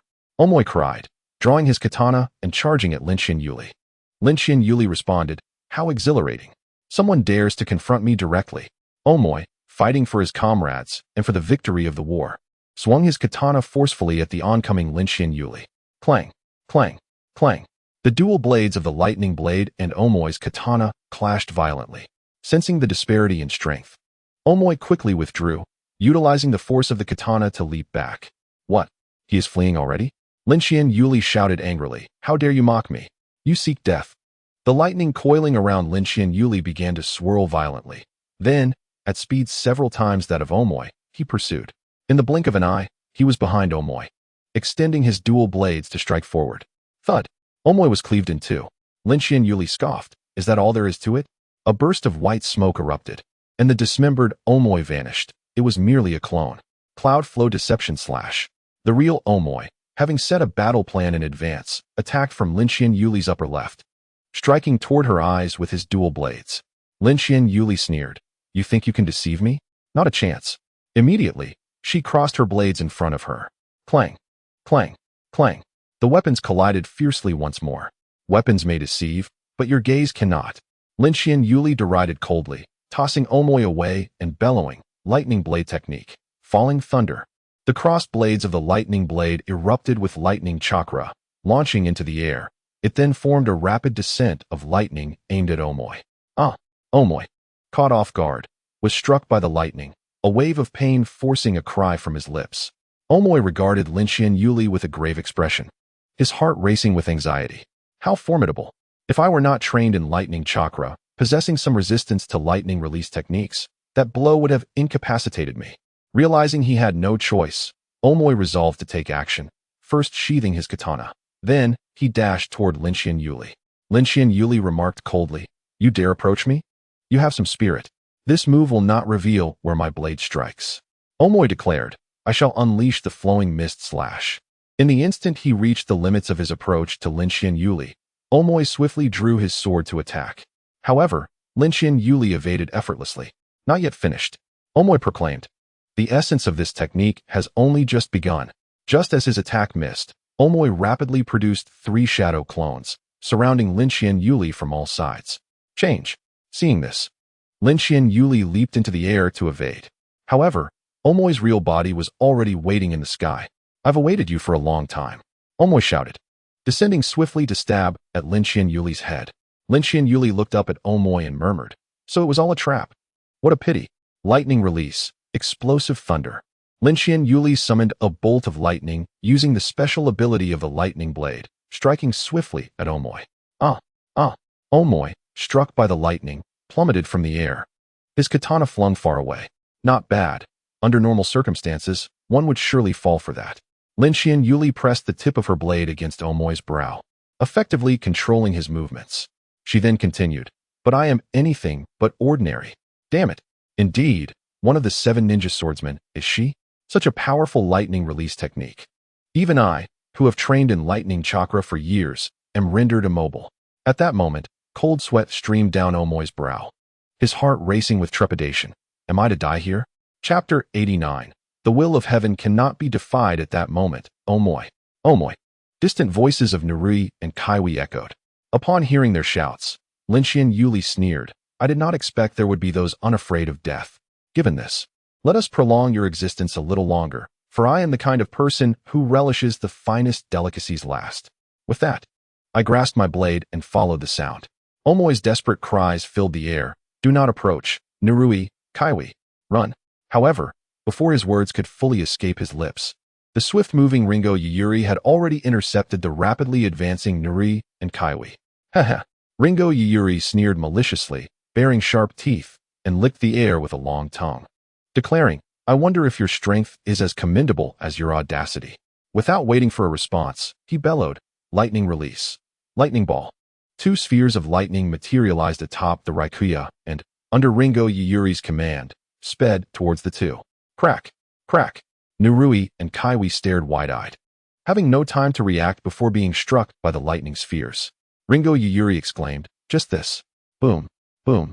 The instant they were hit, Nurui and Kaiwi were transformed into two plumes of white smoke. Damn it! Ringo Yuri roared, his visage contorted with rage. How dare you toy with me? I will send you both to hell to repent. Crack! Crack! He then unleashed his full lightning chakra, charging like a humanoid lightning bolt towards the essence of Nurui and Kaiwi. You shall regret this for a lifetime. Meanwhile, Nurui and Kaiwi, receiving information from their clones, glanced at the swiftly approaching lightning and exchanged worried glances. I wonder if we saved Omoy in time, Nurui pondered. For now, we should concern ourselves with our own safety. Kaiwi replied, such a crude trap, who knows if. Nurui interrupted, gazing at the devastated forest in the distance. It should be fine. Provoking him repeatedly has likely driven him to madness. Kaiwi replied, let us hope so. Otherwise, we may find ourselves in dire straits. Ringo Yuri, dashing from the woods, spotted Nurui and Kaiwi standing still, whispering to one another, and his last vestiges of reason were utterly eclipsed. Your indifference will lead to your demise. As Ringo Yuri burst forth from the trees, his feet barely touched the ground before he launched his assault. Come forth, lightning grave, lightning feast. Two powerful arcs of lightning erupted from the Raikuya embedded in the earth, racing towards Kaiwi and Nurui. Boom, boom. After casting his jutsu, Ringo Yuri propelled himself towards the two. Look out. Just then, the ground beneath erupted with a series of ominous creaks. Nurui, your analysis was correct, Kaiwi remarked, yet I underestimated his fury and misjudged his hatred for us. Do not give up, there is still a chance. Attack. Boom, boom. The ground continued to crack, ultimately fracturing to reveal an endless swamp beneath. Noticing the anomaly, Ringo Yuri looked down and immediately grasped the situation. Abandoning his ally to arrive here first was a strategic ploy to create a trap with the swamp, and his repeated provocations were designed to draw me here. A clever strategy indeed, but alas, fate is not on your side. Nurui swiftly formed hand seals and struck the ground. Earth release. Earth spike. Numerous rock spears erupted from the earth beneath Ringo Yuri, surging towards him under Nurui's control. Now that she is in midair with no means of support, striking her down will ensure our victory. Understood. Kaiwi responded, employing the fastest means of attack. Shwoop, shwoop, shwoop. Shuriken and kunai were hurled forth. Lightning release. Lightning hound. In midair, Ringo Yuri leveraged the Raikuya's properties, directing his left-hand blade towards the distant ground, unleashing a lightning serpent that changed direction with its pull. Boom, boom, boom. The right-hand blade continuously deflected the rock spears and Kaiwi's projectiles. As Nurui launched rock spears, he cursed, damn it. Use the most powerful jutsu. Kaiwi, realizing the urgency, quickly formed hand seals. Lightning release. Lightning hound. A lightning-formed hound charged towards Ringo Yuri. Nurui sighed, this is the end, allowing the hound to strike him. Ringo Yuri utilized its momentum to accelerate away from the endless swamp. Kaiwi, resigned to fate, thought, it is the will of heaven. Boom, boom. Ringo Yuri rolled on the ground a few times, dissipating the impact. Damn it, Nurui yelled, kicking the defenseless Kaiwi to the ground. The will of heaven cannot be defied. I shall show you what it means to defy the heavens. As Nurui continued to kick Kaiwi while cursing, he blurted out, could you not attach explosive tags to your shuriken? Do you not realize she is a genius lightning release ninja, and you dare attack her with lightning jutsu? Isn't my expertise lightning release?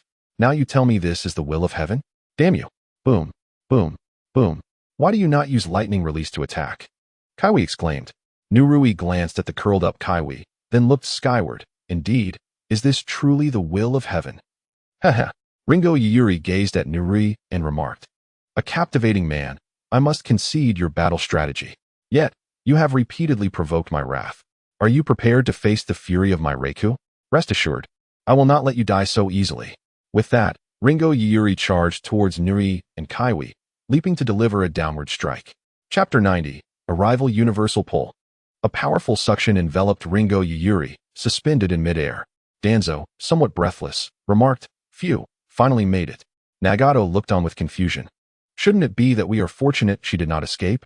Danzo retorted, if you cannot speak properly, then be silent. Huh. Ringo Yuri continued her downward strike, only to realize she was moving further from her target. It is the commander-in-chief. Nurui exclaimed, we are saved. Kaiwi stood, shaking Nurui's arm, babbling excitedly, ha! The will of heaven cannot be defied. Turning back, Ringo Yuyuri finally noticed the orchestrators, Danzo and Nagato, then glanced back at Narui. In that case, I shall let you live a while longer. You shall serve as the penultimate dish for my enjoyment. Narui responded eagerly. Huh? I do not know how long we will live, but you will surely die soon. Ringo Yuyuri replied. Is that so? It appears that these two newcomers will be even more entertaining. In that case, I shall take this seriously. Immediately, Ringo Yuyuri unleashed all of his chakra along with the inherent lightning of the Raikuya, conjuring a purple lightning dragon formed by a whirlwind in midair. Lightning release. Lightning dragon tornado. The purple lightning dragon, under Ringo Yuyuri's command, engulfed him entirely. Soon, his form emerged at the head of the dragon. Observing Ringo Yuyuri riding the dragon and glancing down at the enormous sword beneath, Danzo felt it suddenly lost its appeal. Noticing the unusual expression on Danzo's face, Nagato remarked with a hint of profundity, in comparison to others, one must perish. When comparing goods, one must discard. The rapid speed of lightning, coupled with a formidable suction force, continuously diminished the distance between Danzo and Nagato. Hehe. Linshio Yuli, ensconced within the lightning dragon, sneered coldly. Are you ready? Here come the two delightful appetizers before the main course. Upon hearing this, Nagato adopted a look of amusement, saying, Brother, it seems he is mocking you. I am indifferent. I am merely a dead man, but you are different, being the commander of the allied forces. All right then, do as you wish. Danzo replied nonchalantly, uncertain whether he was responding to Linshio Yuli, Nagato, or perhaps both. Shinra Tensei. Centered around Danzo, an immensely powerful repulsive force erupted instantaneously. At that moment, Linshio Yuli, riding the lightning dragon, maintained her confident smirk, yet her protective violet lightning dragon was obliterated, and she herself was flung away by the overwhelming repulsion. All show and no substance. Danzo remarked dismissively. Damn you. You did that on purpose, didn't you? Nagato, having just recovered, cursed angrily. Taking advantage of my moment of inattention to unleash your ultimate move. How bold of you. Just as well, you needn't shout it aloud. Danzo replied with an innocent demeanor. Moreover, it's far more potent than your Super Shinra Tensei. Damn it. You're ruthless, Nagato retorted. Gazing at Linshio Yuli as she slid past, Narui appeared bewildered. Are we celebrating too soon? Could it truly be heaven? Kaiwi speculated. Smack. Narui slapped Kaiwi's face, roaring, Shut up. Smack. Another slap followed. At that moment, Kaiwi seemed somewhat dazed. What are you still doing? Run. Narui urged. Oh, Kaiwi responded, instinctively launching himself forward. Hearing Kaiwi's footsteps growing distant, Narui turned back in confusion, only to see Kaiwi desperately running towards Linshio Yuli. Narui froze, thinking, does he wish to hasten his demise? He then shouted, Kaiwi, you're running the wrong way. Observing the scene, Danzo questioned, Nagato, are you certain this is the authentic Naruto world? This should be it. The system wouldn't deceive us, right? By the end of his statement, Nagato's confidence began to wane. Upon hearing Narui's call, Kaiwi finally regained his senses, only to be met with Linshio Yuli's cold, mocking smile. Her sharp teeth causing his body to involuntarily shudder. This time, he was fully awake. He instinctively leaned left, placing his left hand on the ground while his feet pivoted around it, executing a swift 180-degree turn without losing speed. His agile form and graceful movements were executed seamlessly, without a hint of hesitation. As Kaiwi desperately chased after Narui, he shouted, Damn it, this is all your fault. Your slap left me dazed. Narui awkwardly replied, Yes. It was me. It was destiny that could not be defied. Curse your destiny, Kaiwi exclaimed angrily, regaining control of her form. Linshio Yuli observed the frantic efforts of Narui and Kaiwi, sneering, Since those two are more entertaining than you, I cannot save you for the grand finale. Hence, it is time for you to perish. Thunder Burial, Thunder Feast. Linshio Yuli plunged her dual blades, Thunderblade teeth, into the ground, unleashing a powerful electric current that surged toward the two. Crackle, crackle. Sensing the anomaly, Narui shouted, Master, save us. Kaiwi, if we survive this, I swear to never speak of destiny again. Just as Linshio Yuli inserted her blades and released the current, Danzo and Nagato sensed something amiss. Danzo softly instructed, You go? TCH, I'm going. Nagato retorted, pouting. Beast Path, Summoning Technique, Stone Panda. A massive stone statue resembling a panda descended from above, shielding Narui and Kaiwi from behind. Crackle. Crackle. The powerful current struck the stone panda, causing no ripples whatsoever. Is that all? Nagato scoffed, then confidently declared, Brother, watch this. I'll finish it in one move. Indeed. Danzo nodded in satisfaction, then calmly added, but as a friendly warning, if you employ that move again, I assure you that you will spend the rest of your life using only your hands. Nagato, who had initially intended to make a grand display, stumbled slightly upon hearing this and cursed, Beast, just be human for once. Chapter 91. Experiencing despair, ha? Narui, leaning on his knees, gasped, Master. Yes. You've worked hard, Danzo replied. Phew. Moments later, Kaiwi also arrived, panting heavily. Commander. All right. You two can rest easy. We will handle the rest, Danzo assured them. Yes. Narui and Kaiwi replied in unison. Danzo turned to Nagato with a smile. Brother, please commence your performance. Nagato responded with a cheeky grin. This is my first time fighting a girl, so I must put on a good show, He then glanced at Linshio Yuli in the distance and shouted exuberantly, Hey, girl, let us have some fun. You must hold out a bit longer and enjoy yourself. Crackle. Crackle. The powerful current struck the stone panda, causing no ripples whatsoever. Realizing her lightning-based attack had failed, Linshio Yuli silently cursed. This enemy seems quite formidable. Yet, why was her heartbeat accelerating and her adrenaline surging uncontrollably? It's been so long since I encountered such an intoxicating feeling. Just then, Nagato's teasing words reached her. Hey girl, let us have some fun.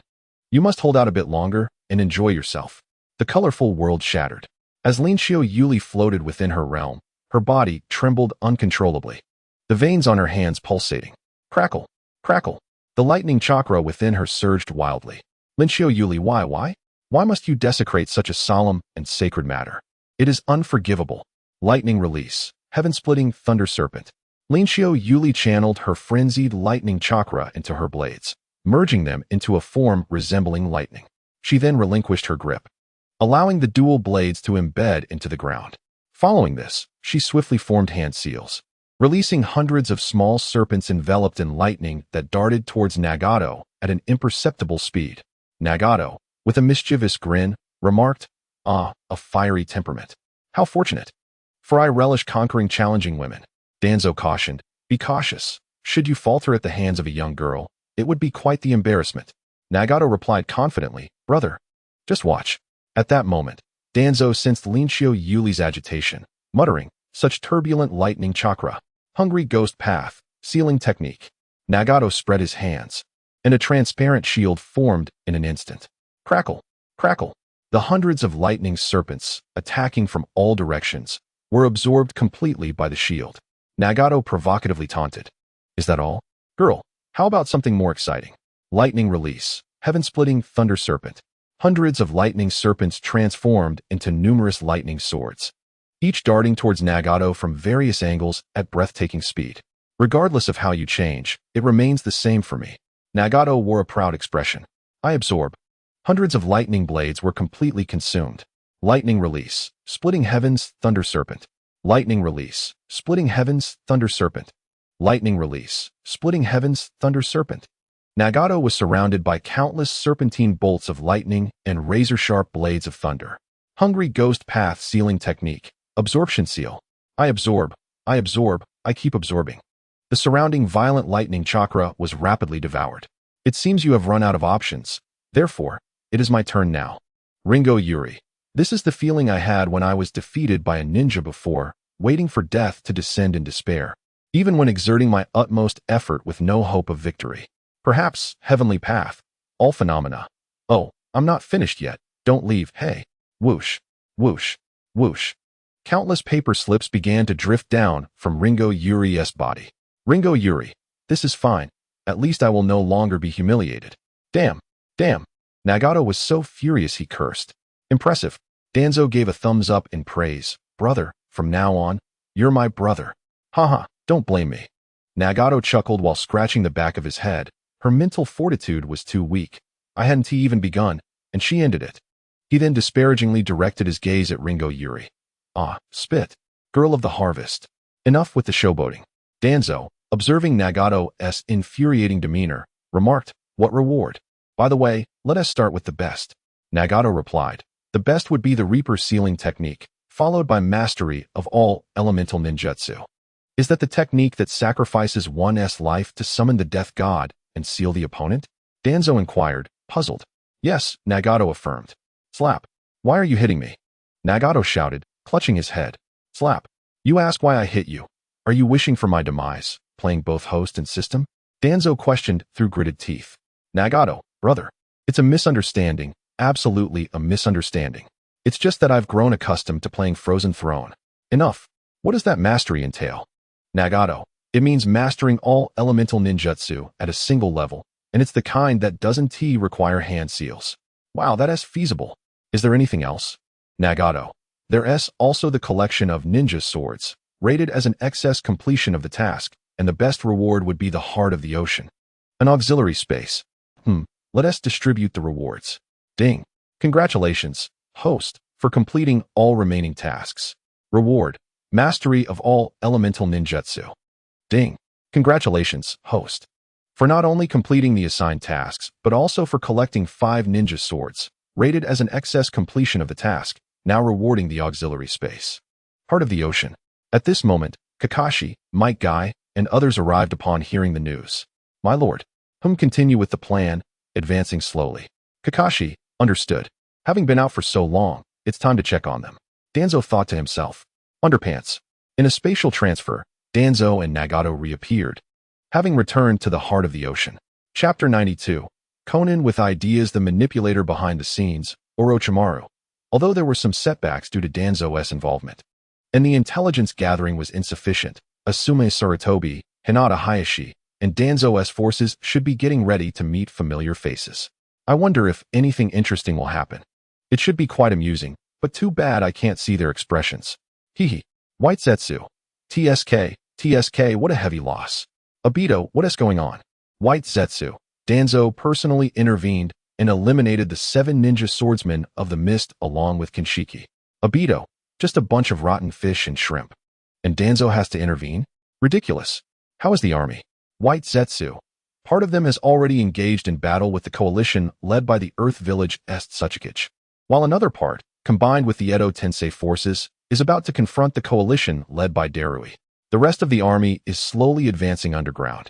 In this case, it should draw the coalition's attention to this side. Black Zetsu, proceed with the plan, capture the feudal lords of all nations. Black Zetsu, yes. Heart of the ocean.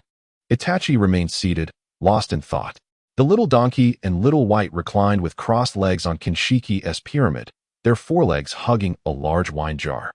Sasori wore a silly grin, maintaining a constant fake smile. Deidara also quieted down, refraining from shouting. Art is an explosion. Swish. The little white took a hearty sip, rolling its tongue and shouting, delightful. Observing Conan soaring freely in the air using her paper jutsu, Danzo thought, perhaps Conan is truly suitable to be a canary. Hee-heh. The little donkey sniffed vigorously, then opened its hazy eyes. Little donkey. Ah, my lord, you're back. I missed you so much. Slap. Danzo swatted the donkey's head away from his face. Go play. Little donkey, okay. Can it really be done? Danzo asked skeptically. Nagato looked at the little donkey running off into the distance, confidently stating, brother, rest assured. It's absolutely foolproof. Hee. Casting a glance at Danzo, Sasori's expression remained unchanged, still wearing a fake smile. Deidara also opened his eyes, wanting to say something. However, when he saw the little donkey looking back at him with a grin, he opted to keep his mouth shut. Whoosh. Hearing the little donkey's shout, Conan rushed over in a flash and embraced Danzo. Then she asked, my lord, how have you been lately? Quite well. Conan, how is everything? Everything is proceeding according to plan. Conan, ahem. Nagato interrupted Conan's greetings, saying, that, get lost. Damn, you beast, having a woman, you forget your brothers, having a man, you forget your comrades. Nagato cursed, neither of them are good people. He then hurried towards Itachi. Oh, Itachi, I really like you. Hee. Uchiha Itachi forced a smile, then pointedly remarked, that leader, I am dead. You are too. Can you understand? No, that is not what I meant. The seasoned Nagato, upon realizing Itachi misunderstood him, explained. It's just that, forget it, you wouldn't understand. Thus, I am a few years older than you. Calling you little brother isn't too much, right? Itachi, it's just a title. The leader can call me whatever he likes. Little brother, how about calling me big brother just once? Hee. Danzo whispered to Conan, mysteriously, saying, come, I'll take you to a good place. He then drew out a large sword and soared into the distance with Conan. When they reached a place with few people, Danzo unfastened his belt. Cough, off topic. Danzo extended his index finger and pointed to the ground, revealing a silver-white 5-pointed star teleportation array. This is... Conan looked on in surprise. Just a little trick. Danzo appeared smug. He then wrapped an arm around Conan's slender waist and stepped onto it. Whoosh. A wave of spatial transition occurred. Conan, this place is beautiful. Is it beautiful? Just look at the thighs. Cough. Conan, have you missed me? Danzo wore a mischievous grin. Conan, it's only been a few days, right? A day apart feels like 3 autumns. Just think, how many years has it been since we last met? Conan laughed. Are you sure it's a day apart feels like 3 autumns, not a day apart feels like 3 autumns? None of this is important. Just know, I missed you. Russell. Conan voluntarily shed her secretary uniform. Then, blushing, she said, I feel the same way about you. Ha. The world is wonderful. Simply because there are women. Subsequently, on the beach, a pair of lovers began to engage in meaningful activities. Time passed unnoticed until the sound of waves crashing upon the shore echoed, punctuated by the exclamations of puff, puff, puff, followed by a series of coughs. Xiaonan exclaimed, Master, I have a brilliant idea. Panting heavily, Danzo responded, At this moment, you still have another thought? Is it that I am incapable, or you are? Xiaonan interrupted, No. It's something new, and then gazed imperiously at Danzo. Understanding, he replied, Speak. Xiaonan declared, Of course, and with a flourish. She utilized the technique of paper dance to ascend into the sky with Danzo. Certainly, it will be much more fun up here, she added. Danzo pondered to himself. Am I truly lagging behind? Is this the correct way to open up ninjutsu? However, he decided to prioritize their task. Thus, Danzo soared into the sky, gripping Xiaonan's wings tightly while chanting, Pull the radish, hey yo, pull the radish. Time flew by until artificial raindrops began to fall from the sky. Cough, certainly not rain. Danzo exhaled deeply and shouted, Bang. The ancients do not deceive me. Indeed, it is through diligent rest that one's spirit can be fully liberated. Xiaonan inquired, Master, where exactly are we? Oh, we are in another realm known as the heart of the ocean, he replied. Gazing around, they saw that the entire expanse was covered in water, with only a small island at its center, adorned with the finest sand. Puff. Xiaonan, bare-skinned, stepped upon it, the soft sand producing gentle sounds beneath her feet. I know, she murmured, not looking back. We're about to leave, aren't we? I have set permissions here, so others cannot enter. If you tire from waiting there, come here to relax. Xiaonan turned back and interrupted. Master, go ahead. I am also a ninja. He chuckled. Chapter 93. The Summoning Battle Team in Konoha. The Underground Command Room. The main army is traversing underground, deepen the perception of their location. Qin commanded. Yes, responded Yamashiro Aoi, Tianhua, and others in unison. They are about to encounter the second combat unit. Qin continued. Use Earth Release to unearth them. Reikage A's voice rang out. Immediately contact the Earth Release unit. Suchikage Inoki instructed. Inform the intelligence team to relay this to the Earth Release unit at once. Yamashiro Kai exclaimed. Yes, replied Dajuku. Fortunately, Master Danzo received intelligence regarding the White Zetsu army in advance. Otherwise, they might have slipped past the coalition's defenses and launched a surprise attack from behind. Tsunade added. Simultaneously inform the summoning battle team to provide swift support to the second combat unit. Yes, the intelligence officer affirmed. Captain, we have received news from headquarters. Speak, Inoki commanded. The enemy army consists of approximately 20,000, located at coordinates 88, 99, underground. Halt! Inoki shouted, and the rapidly advancing second coalition unit came to a complete stop. Prepare for battle, he bellowed again. Following the command, the coalition swiftly entered combat readiness. Inoki exchanged glances with his daughter, Karatsuchi. Together, they gathered the majority of their earth chakra and infused it into the ground. Earth release, earthquake eruption. A massive volcanic crater surged forth from the depths, launching countless hidden white zetsu into the air. Advance, Inoki shouted, leading the charge. Earth release, rock avalanche.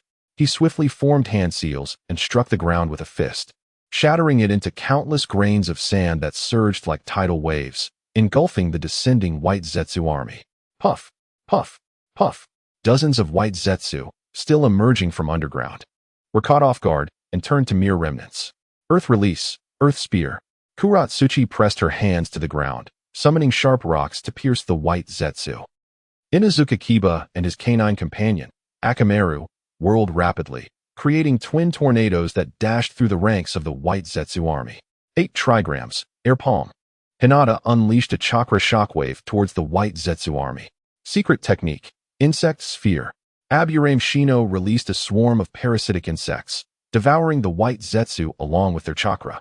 Various elemental ninjutsu relentlessly assailed the plummeting white Zetsu, interspersed with a multitude of explosive tags and shurikens. Boom, boom, boom. Countless explosions erupted. By the time the 20,000-strong white Zetsu army reached the ground, nearly 5,000 had perished. The remaining forces surged forward, launching an assault on the coalition's formation. Stay dispersed. Inoki shouted, organize guerrilla tactics based on small team formations. And remember, do not engage in close combat. These white Zetsu can absorb your chakra. Yes. An hour passed. Inuzuka Kiba, after unleashing another jutsu, began to pant heavily. Phew, phew. One after another, it never ends. Aburame Shino remarked, if this continues, it will be detrimental to us. Just as Hinata was under attack, Niji released the remaining chakra from his chakra points, spinning like a top to deflect all physical assaults from the white Zetsu, annihilating them in the process. Phew, phew. Niji breathed. Hinata, do not stray too far from me. At that moment, a sudden ambush from the surrounding white Zetsu targeted Niji. Protective 8 trigrams, 64 palms. Hinata swiftly waved her hands, concentrating chakra into needle-like forms, obliterating the white Zetsu that approached Niji. Niji, I am also an excellent ninja, she proclaimed. Niji replied with a smile. He then called out to Kiba and Shino nearby. Formation.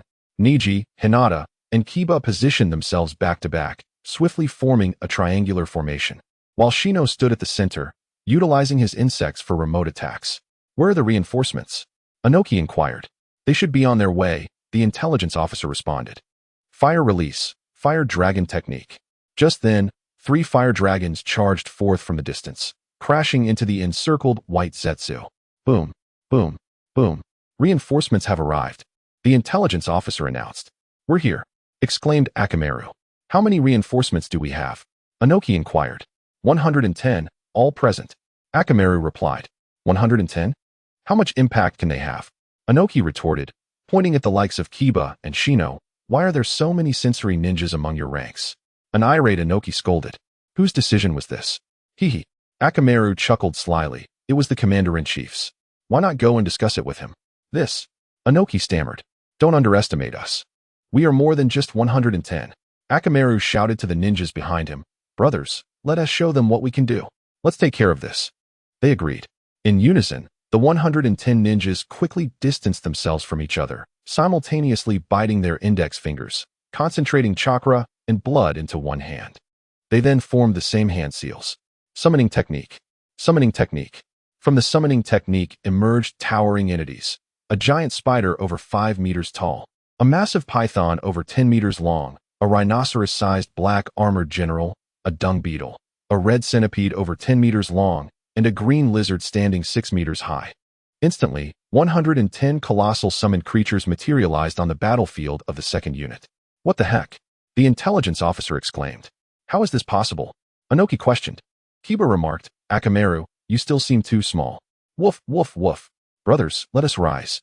Let the spirit beast team make a name for itself. Ah, the dog. The earth shadow, Noki, the spirit beast team? Tsunade, indeed. As the name suggests, it is a group possessing formidable spirit beasts. Reikage, how come we were unaware? Tsunade, this was orchestrated by Danzo during the formation of the allied forces. Noki, I see, utilizing spirit beasts to combat the white Zetsu army significantly diminishes our casualties. Kakuzu, with this, victory for the 2nd Division seems imminent. Chapter 94, The Battlefield. Tsunade, what is the status of the allied forces? Yamashiro Aoi, the 3rd Division, led by Kakashi with support from Lord Danzo, has successfully eradicated the Edo Tensei users, and is now steadily advancing northward along the border of the land of waterfall and the land of frost. The surprise attack division led by Kankuro, also supported by Lord Danzo, has successfully eliminated the enemy's ambush team and is currently gathering intelligence within the land of frost. The second division, commanded by Inoki, is engaged in battle with the White Zetsu army at the southern border of the land of waterfall and the land of frost simultaneously. The Spirit Beast team, specially dispatched by Lord Danzo, has arrived for support. The 4th Division, under Gaara's command, has just departed from Konoha and is stationed within the land of frost. The 1st Division, led by Darui, has also reached the designated position, stationed at the northern border of the land of rice and the land of frost. Tsunade, excellent. Once Kakashi arrives at the designated position, we will encircle the enemy.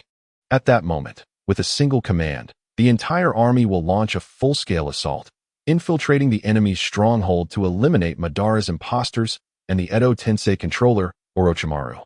Noki, victory is within reach. Ao, this is bad. Kakuzu, what is it?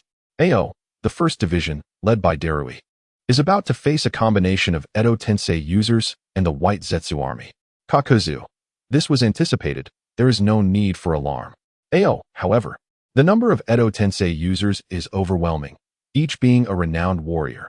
Asuma Saratobi, Hisashi Hyuga, Dan Kato, and members of the Akatsuki, such as Kakuzu. Tsunade tightened her cloak and muttered, Dan, you have appeared after all. Ao, most importantly, 2 of them possess the immense chakra of the 9 tails. Kakuzu, what? Reikage, this is dire. It is the brothers, Qin and Jin, from the Cloud Village. Noki, the enemy coalition exceeds the 1st Division, and they have more top-tier experts. The situation is grim. Reikage, it is time for us to take action. Kakuzu, no. Noki, do you have a better plan? Kakuzu, friends, do not forget the intelligence provided by Lord Danzo. Though the ultimate foes are merely Orochimaru and Madara's imposters, the 2nd Tsuchikage, the 2nd Mizukage, the 3rd Reikage, the 4th Kazekage, and the resurrected Uchiha Madara have yet to make their appearance. Kakuzu, Lord Danzo's combat orders are clear. They are your true adversaries. Ao, however, the 1st Division faces an overwhelming concentration of powerful foes. Kakuzu, this is the role of our strategic team, to unveil opportunities on the battlefield. Kakuzu, the following omitted. Reikage, it must be done. Darui, I knew you would take the detour to land from the northern seas of the land of rice. Then, he shouted loudly, signal readiness for battle. Yes, Tinten, the conflict with the White Zetsu army and Edo Tensei users is truly about to commence. Akadu Shikaku, it is of no concern. With the intelligence provided by Lord Danzo, Kakuzu must have already devised countermeasures for various situations. Now, we merely await the information team to relay updates. Pants. Danzo, accompanied by Nagato, appeared before Darui. Observing the approaching White Zetsu army and the resurrected foes emerging from the sea, Danzo remarked, it seems we have arrived just in time. Darui, Lord, why have you come? Danzo replied, the concentration of formidable enemies necessitates my support. Internally, he thought, of course, it is to accomplish the mission and enhance our strength. Noki, the tactical prowess of the Leaf strategist, is indeed legendary. Tsunade, immediately, relay the orders. Ao, excuse me. Commander-in-Chief, it seems an appearance has been made on the battlefield of the 1st Division. Tsunade, then, pause the orders for now. Kakuzu, Noki, ahem. At least I have witnessed your stratagems. Kakuzu, hee. Ding. The White Zetsu army is about to land in the land of rice. A mission to eradicate them has been issued. As the number of White Zetsu eliminated increases, rewards will accumulate. Darui, Lord, look. Proceed with your battle plan as intended. Do not mind me. Darui, understood. Then, he shouted towards the distant ninja coalition. Frontline troops, fire. Swish, swish, swish. A barrage of shuriken, laden with explosive tags, was hurled towards the landing White Zetsu army. Boom, boom, boom. In an instant, thousands of White Zetsu lay upon the beach. For the sake of rewards, let us summon the great Toad army. Bang, bang, bang. Puffs of white smoke ascended. When the smoke dissipated, 9 colossal toads emerged. At the forefront stood the leader of the 3 great sage toads, Fukasaku. To his left was a massive, emerald toad bearing 2 large swords. This must be one of the 3, Gamahiro. To his right was a large, violet toad with a distinctive black tattoo on its face. holding a shield shaped like a pot lid and a barbed harpoon. This must be Gama-kin. Following them were Gama-cho, the Iron Wall Toad, Gama-iwasu, Gama-ki, Gama-ryu, and the mighty Gama. Fukasaku. Who dares summon the great Toad Lord? Cough, cough. Fukasaku. You again. He then extended a large hand, shaking it before Danzo, saying, Where's my snakeskin wallet? Haha, it will come, it will come. Fwoosh. Fukasaku took a deep puff of smoke and tilted his eyes towards Danzo, skeptically asking, Are you sure? Rest assured, absolutely. Gama Hero, who are you? How can you perform such a vast summoning of spirit beasts at once? Gama-kin, although I am quite dim-witted, I do not recall having a contract with you. Fukasaku, he is the man that the boss mentioned. Gama Hero, he is the 6th Hokage of the Leaf? Gama-kin, still unclear. Chapter 95. Qin and Jin Gama Ryu interjected, asking, Was there something tasty about summoning me this time? Eat, eat, eat. All you think about is food. Do you not have any self-awareness of your weight? Danzo silently scoffed. Yet, he wore a broad smile, pointing towards the distant white Zetsu army, declaring, Of course, we need your assistance to annihilate them. Fukasaku, are those the white humanoid beings? Indeed. Gama Ryu, can we eat them? Of course, but the flavor may be somewhat bland. If you like, that is. Gama Hero, since the target is clear, let us proceed. Immediately, he leapt into the midst of the white Zetsu. Gama Double Blade Slash. Gama Hero swiftly swung his massive dual blades, instantly cleaving dozens of white Zetsu in twain. Seeing this, Gama-kin also leapt into the white Zetsu army, rapidly wielding his iron fork, continuously dispatching the surrounding foes. Gama Ryu, drooling, mumbled, With so many, how long will it take to eat? Then, he jumped into the white Zetsu army, grabbing one and stuffing it into his mouth. Gama Ryu, it has no flavor at all. Soft and fluffy. Other toads also leaped into the ranks of the white army, joining the battle. Why do you still hesitate? Tuanzong inquired. Fukasaku, with a sidelong glance at Tuanzong, responded nonchalantly, What's the hurry? Wait until I finish this cigarette. My, such a large pipe. By the time you finish your yellow-flowered melon, all will have grown cold. Tuanzang's forehead was adorned with black lines of frustration.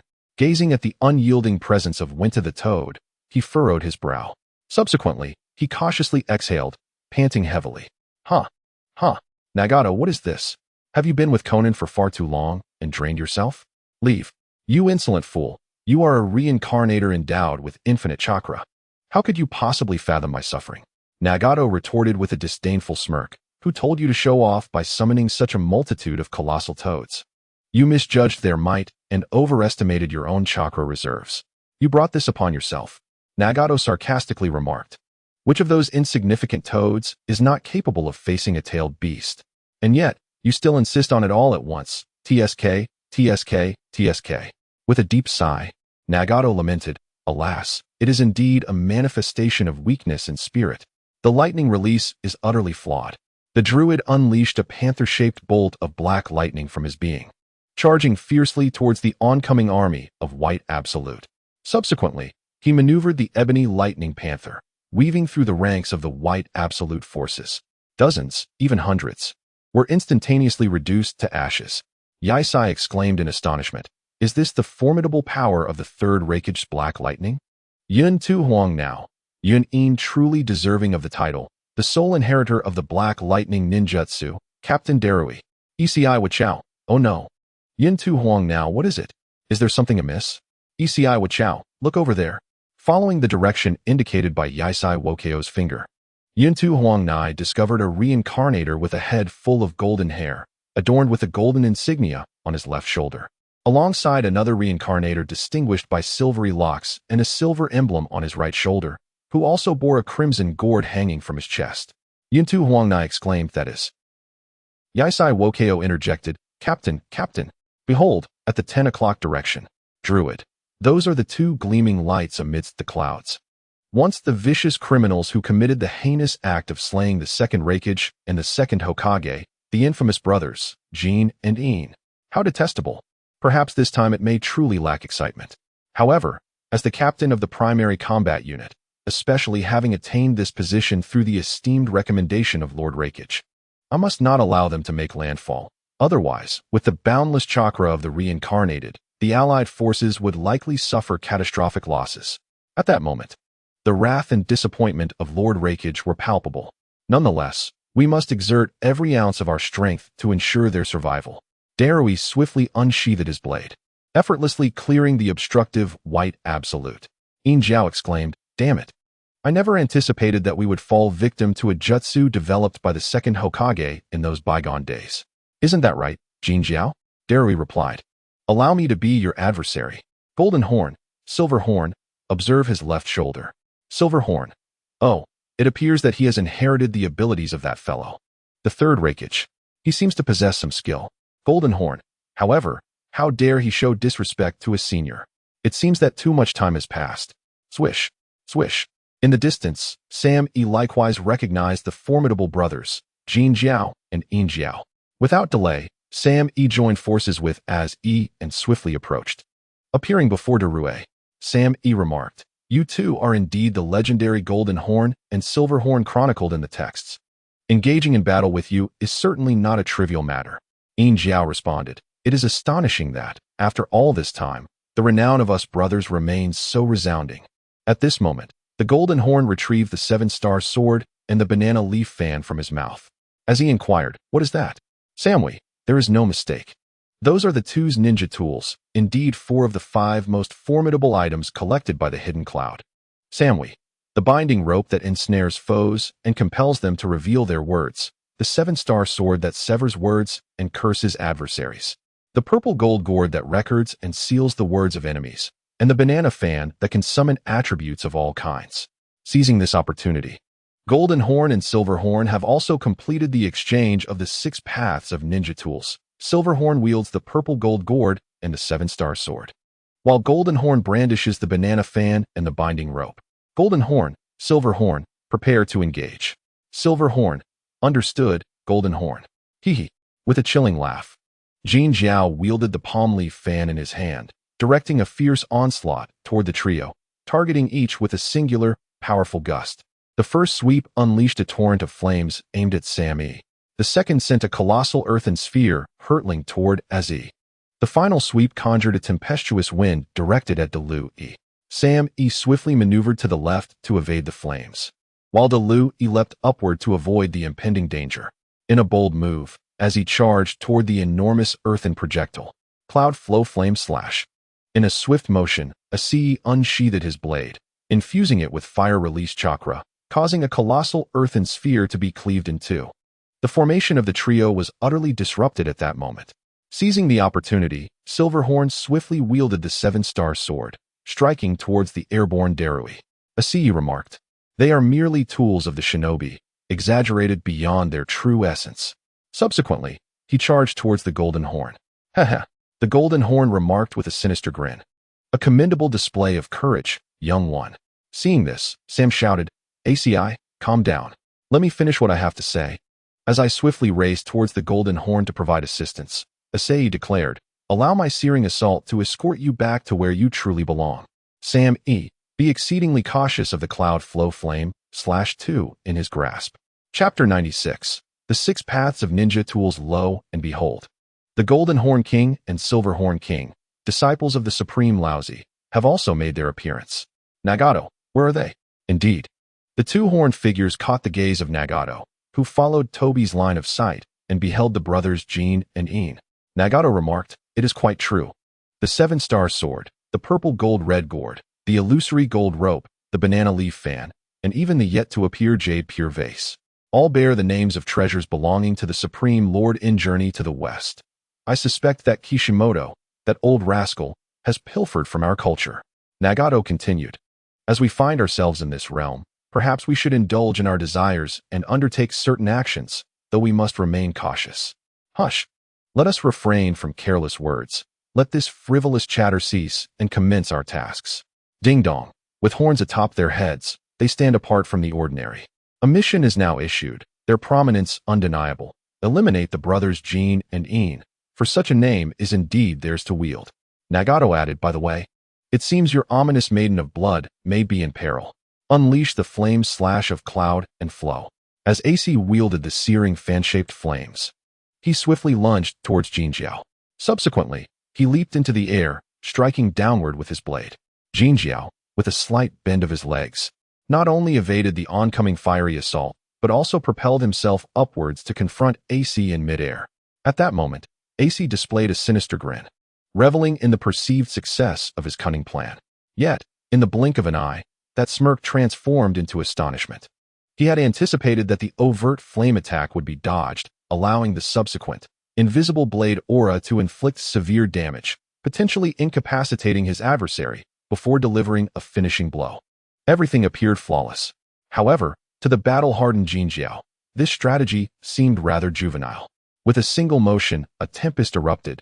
The piercing, intangible blade aura was effortlessly neutralized. Jin Jiao remarked, "What's the matter? Are you disappointed? Golden Horn, the idea is commendable. Alas, the blade's aura is insufficiently restrained, making it all too easily discernible. How vexing." ACI let out a fierce curse. Subsequently, he accelerated towards the Golden Horn. Sam warned, "Beware of the golden rope on his arm. Do not let it strike you." The Golden Horn pivoted the ankle bone, utilizing the lower end of the handle from the fan to block ACI's blade. In an instant, a swift punch was unleashed. Bang! With a fist encircled by a shimmering golden rope, the left arm struck ACI's face, sending him flying. Sammy exclaimed, "How infuriating." However, it was not long before Sam followed in the footsteps of Azzy. As he remarked, "Is that all there is? I feel absolutely nothing." "Ha!" Sammy responded. "This is a disaster." Golden Horn and Silver Horn swiftly switched adversaries. "Druid, Sammy, Asii, are you all right?"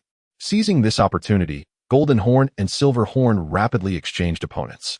As Jin Jiao engaged in close combat with the Druid, he shouted, "Unleash their words of power." Kin rope. Samui and Asii began to uncontrollably retch, expelling a mass of milky, semi-transparent fluid from their mouths. No, it was a pale blue, rune-filled essence. Clang, clang, clang. The Druid, while using his weapon to fend off the assaults from Jin Jiao's Kin rope, questioned, "What is that? What is that thing?" Jin Jiao replied, "It is, of course, their words of power." Seizing the opportunity, Yin Jiao swiftly struck at their words of power with the seven-star sword, exclaiming, "Curse them, seven-star sword." Puff, puff. The words of power belonging to Samui and Asii were severed. Immediately, the seven-star sword revealed the most frequently spoken words of Samui and Asii: cold, hot. Hee. Yin Jiao sneered. He then declared, "Record it, purple gold red gourd." Crack, crack. The two's words of power were instantly absorbed. Asii, feeling around his body, found no substantial injuries, and immediately boasted, "Is that all? Just exaggerated legends." Samui retorted, "Shut your mouth." Asii questioned, "What's wrong?" Samui explained, "Now, we have fallen victim to the curse seal technique and the sealing technique. As long as you utter your most commonly used words, you will be sealed." Hee. Yin Jiao chuckled coldly, then sheathed the seven-star sword at his waist. Subsequently, he formed a hand seal with one hand. Fire release. Fire flame whirlwind. A massive fire tornado immediately formed and, under Yin Jiao's control, rapidly surged towards Samui and Asii. Samui hurriedly retreated, falling silent. Asii exclaimed, "Ah, such high temperatures. It's so hot." Whoosh. Asii's heat triggered the sealing technique of the purple gold red gourd, and he was effortlessly sucked inside. "Druid." Samui cursed inwardly, "Fool." Yin Jiao smirked. "Now, it's just you left." Samui, witnessing his comrade's demise, felt both fury and despair, yet was entangled in close combat with Jin Jiao, utterly powerless to assist. Yin Jiao taunted, "Oh, so now you understand that silence is golden? Is it true that you cannot speak without triggering anything? You underestimate the treasures of the sage of the six paths." He then directed the mouth of the purple gold red gourd towards Samui. Ding dong, horns sprout from the head. Unlike ordinary people, a task is now issued, with prominent horns. Eliminate the golden and silver twins. This name is one they can use. Nagato remarked, Your first blood calamity girl seems to be in trouble. Your wife's legs. Do you still mean to say?" Nagato laughed. "Haha, you forgot. I don't whoosh." Danzo, using a body flicker technique, appeared directly in front of Samui, swiftly embracing him. Yin Jiao remarked, "Oh, here's a hero coming to save the beauty. Unfortunately, it's too late." Whoosh, whoosh, whoosh. A powerful suction began to pull Samui towards Yin Jiao. Samui implored, "Commander, let go. Otherwise, you will be sucked in too. The coalition cannot afford to lose you." Upon seeing Danzo in front of Samui, Nagato displayed disdain, thinking, ugh, always rushing to trouble. Yin Jiao declared, if you wish to save the beauty, then I will take you both. Danzo disdainfully retorted, such trivial techniques. With a wave, Danzo transported himself and Samui to the starting sphere, and the suction vanished instantly. Taking your first blood was not my intention. Now saving your life has balanced the scales between us, Danzo mused silently. Yet, he cautioned aloud, stay here and wait for my return. Samui murmured, why do I feel such a familiar sensation? Danzo returned to the battlefield. Chapter 97. The Golden and Silver Twins. Yin Jiao cursed furiously, damn it. It's the rare time-space ninjutsu. Druid, you handle the others. I can manage this here. But, my lord, the druid began, only to be interrupted by Danzo. Go. Yes. Yin Jiao remarked, have we truly been dead for so long? You must not know that the second Hokage of Konoha also wielded time-space ninjutsu. Yet he was still defeated by us two brothers. Yin Jiao urged, Yin Jiao, stop talking and finish him. Wait. Yin Jiao retorted, now. It's too late to beg for mercy. No, no, no. Danzo shook his finger, allow me to show you a powerful ninjutsu you have never encountered. He swiftly formed hand signs and struck the ground. Invincible great summoning technique. Yin Jiao and Yin Jiao regarded him warily, carefully observing Danzo. However, nothing happened. Haha. Danzo chuckled foolishly, then bellowed, Nagato, hurry up. You, dimwit, still watching the show? Yin Jiao exclaimed, Yin Jiao, it seems we have been played. Yin Jiao seethed, damn it. No one has ever dared to insult us like this. I will tear you to shreds. Whoosh. In an instant, Nagato appeared before Danzo. Danzo continued, 2 against 2. Now that's fair, don't you think? Nagato greeted, hello. May I know your names, 2 young masters? The response from the brothers was a fury of wrath. Gusts of wind, thunder, water dragons, and earth spheres erupted from the banana fan in Yin Jiao's hand. Hey. Nagato dodged while shouting. I was just trying to say hello, no need for such a warm welcome. Yin Jiao commanded, Yin Jiao. Yin Jiao charged at Nagato, while Yin Jiao advanced toward Danzo. Puff. Yin Jiao's fist pierced through Nagato's abdomen. At that moment, Yin Jiao's head buzzed. He had never imagined defeating an opponent would be so simple. Yin Jiao inquired, Danzo, what are you doing? Nagato replied, feeling inexplicably fond of the 2 young masters, just playing with them. Yin Jiao questioned, is he a weakling? Nagato jested, look. You broke my physical body, but I don't blame you. So while softly speaking, he extended his hand and gently caressed, as if in a romantic embrace. Trembling and cautiously touching, Nagato remarked, now, let me touch your double horns. Is that too much? TSK, the sensation of that touch, Yin Jiao sneered. It's merely a technique developed by the second Hokage of Konoha. Do you think no one can break it? What? You can unravel this Edo Tensei technique? Nagato exclaimed in astonishment. Yin Jiao sinisterly laughed. I will ensure you plead in the purple gold red gourd for 49 days before I release my grievances. Yin Jiao shouted, force out his words of power. Qin rope. Immediately, a pale blue, rune-filled essence began to uncontrollably spew from Nagato's mouth. Seeing this, Yin Jiao quickly threw the 7-star sword. Puff. Nagato's words of power were severed by Yin Jiao's sword. Yin Jiao commanded, curse him, 7-star sword. Following that, the 7-star sword displayed Nagato's most frequently spoken words. Get him. Danzo exclaimed, Nagato, you're not going to go out like this, are you? Yin Jiao took the opportunity to evade Danzo's assault and dashed towards Yin Jiao's position while shouting, recorded, purple gold red gourd. Crack. Nagato's words of power were instantly absorbed. Nagato pleaded, no, please, don't, spare me. Danzo glanced at Nagato, perplexed by his antics. Yin Jiao and Yin Jiao exchanged glances, equally bewildered by what sort of creature he was.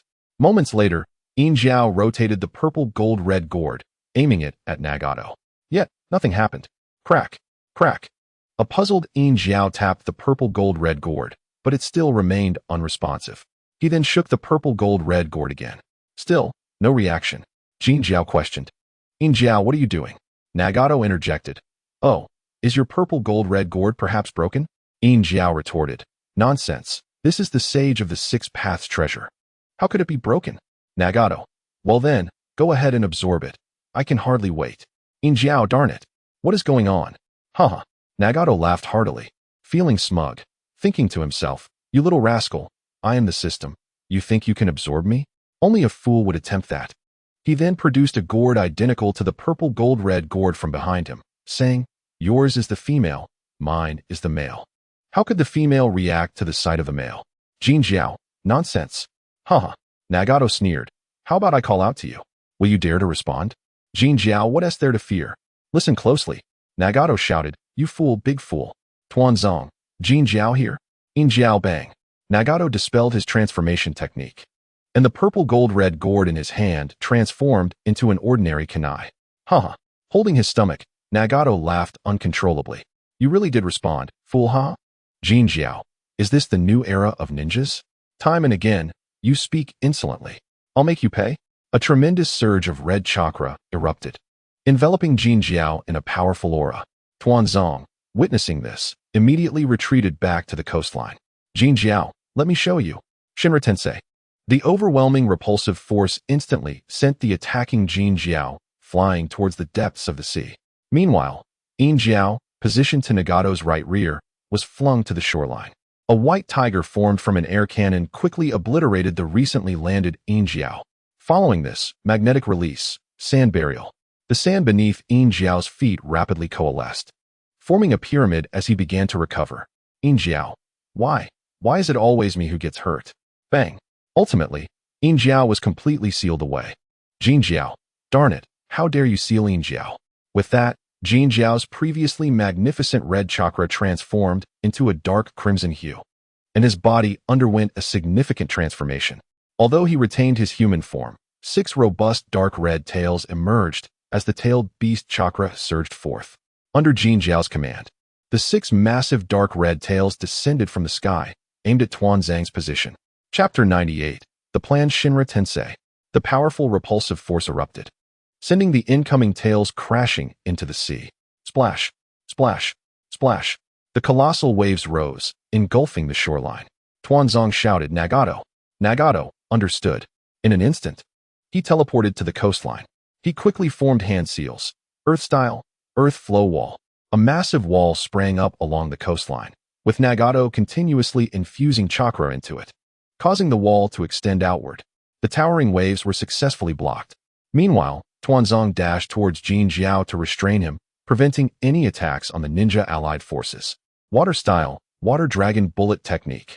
Water style, water shark bullet. Wind style, vacuum sphere. As Tuanzong evaded Jin Jiao's tail strikes, he unleashed a variety of advanced ninjutsu. Ninjutsu is far more effective without hand seals, Tuanzong reflected. However, Jin Jiao adeptly countered each technique using his tails, which shifted in length and position. Tuanzong, quite resilient. At the same time, Nagato extended his palm, penetrating the pyramid seal to grasp the sealed In Jiao. Human path, soul extraction. Following this, the hell path, King Enma. A colossal projection of King Enma appeared behind Nagato, opening its enormous mouth to swallow In Jiao's soul before vanishing without a trace. In a flash, Nagato arrived before Tuanzong.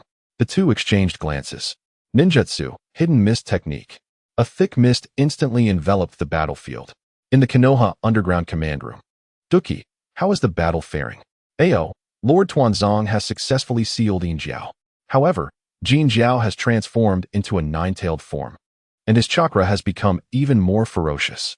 Tsunade, transformed into a 9-tailed form. But he is not a Jinchuriki. How could he achieve such a transformation? Kage explained. Their bloodlines may be quite special, otherwise they wouldn't have survived 2 weeks inside the 9 tails. Ao, survived 2 weeks? How did they emerge from that massive creature? Surely not from the bottom? Humph. Kage replied coldly. I heard they managed to survive by consuming the 9 tails' flesh, which left the 9 tails in a dire state, ultimately forcing it to expel them. Tsunade, I see. Tuanzong and Nagato arrived. Tuanzong spoke directly. Kage, wait for my command, then transmit your amber purifying bottle to the front lines of the 1st Division. Time is of the essence, and there is no time for detailed explanations. Tsunade, Tuan. Before Tsunade could continue, Tuanzong and Nagato vanished in an instant. In a different dimension. Samui, my lord. Tuanzong interrupted. There will be time for explanations later. He then shouted, little donkey, come over here. Samui mumbled, is that really you? Whoosh. In the distance, the little donkey galloped over swiftly. My lord, What do you summon me for? Nagato recounted the detailed plan. Whoosh. The little donkey sped away with even greater haste than before. Universal pull. In a speed faster than his previous escape, he returned before Tuanzong. My lord, spare me. That SA mission with a 10% survival rate. I want to do it. The little donkey pleaded. I'm still young. I don't want to end my donkey life so soon. Tuanzong reassured him. I know your capabilities. This trivial matter is a piece of cake for you. Little donkey. I refuse. I simply refuse. Tuanzong continued. Now there are 3 great sages. The great sage of Mount Mayaboku, the great sage of Shikatsu Forest, and the great sage of Ryuchi Cave. Don't you want to establish a 4th sage domain?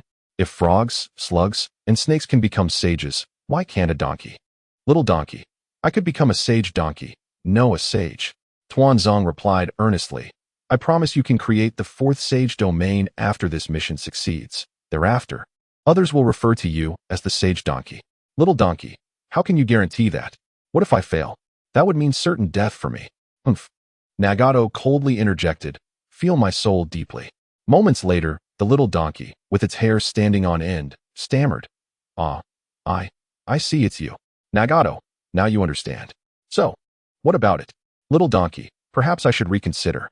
Nagato, I can allow you to evolve or revert to your ancestral form. Little donkey, what do you mean? Tuanzong explained. It means you'd revert to your cellular state. Little donkey, haha, I was just joking to lighten the mood. How could I possibly pass up such a great opportunity? This is a blessing I've earned through my efforts. I'm absolutely willing and immensely grateful for this chance. Tuanzong, enough chatter, let us begin. Hell Path, King Enma. The colossal projection of King Enma appeared once more. Yin Jiao's soul. The projection of King Enma opened its mouth, revealing Yin Jiao's soul within. Tuanzong commanded, open wide. Little donkey, my lord, you wouldn't betray me, would you? Slap. Nagato directly stuffed Yin Jiao's soul into the incessantly chattering little donkey's mouth. Gulp. Little donkey, it's over. I'm going to die. My glorious donkey life. And I'm still a novice. I haven tea. Slap. Tuanzong smacked the rolling little donkey on the head, saying, get up. There's nothing to worry about. Nagato, little donkey, this is just the beginning. The most crucial part lies on the battlefield. If you dare to disobey or intentionally make mistakes, consider the consequences. Little donkey this. Duki, Yamanaka and Oichi, help me contact Shikamaru, Choji, and Ino.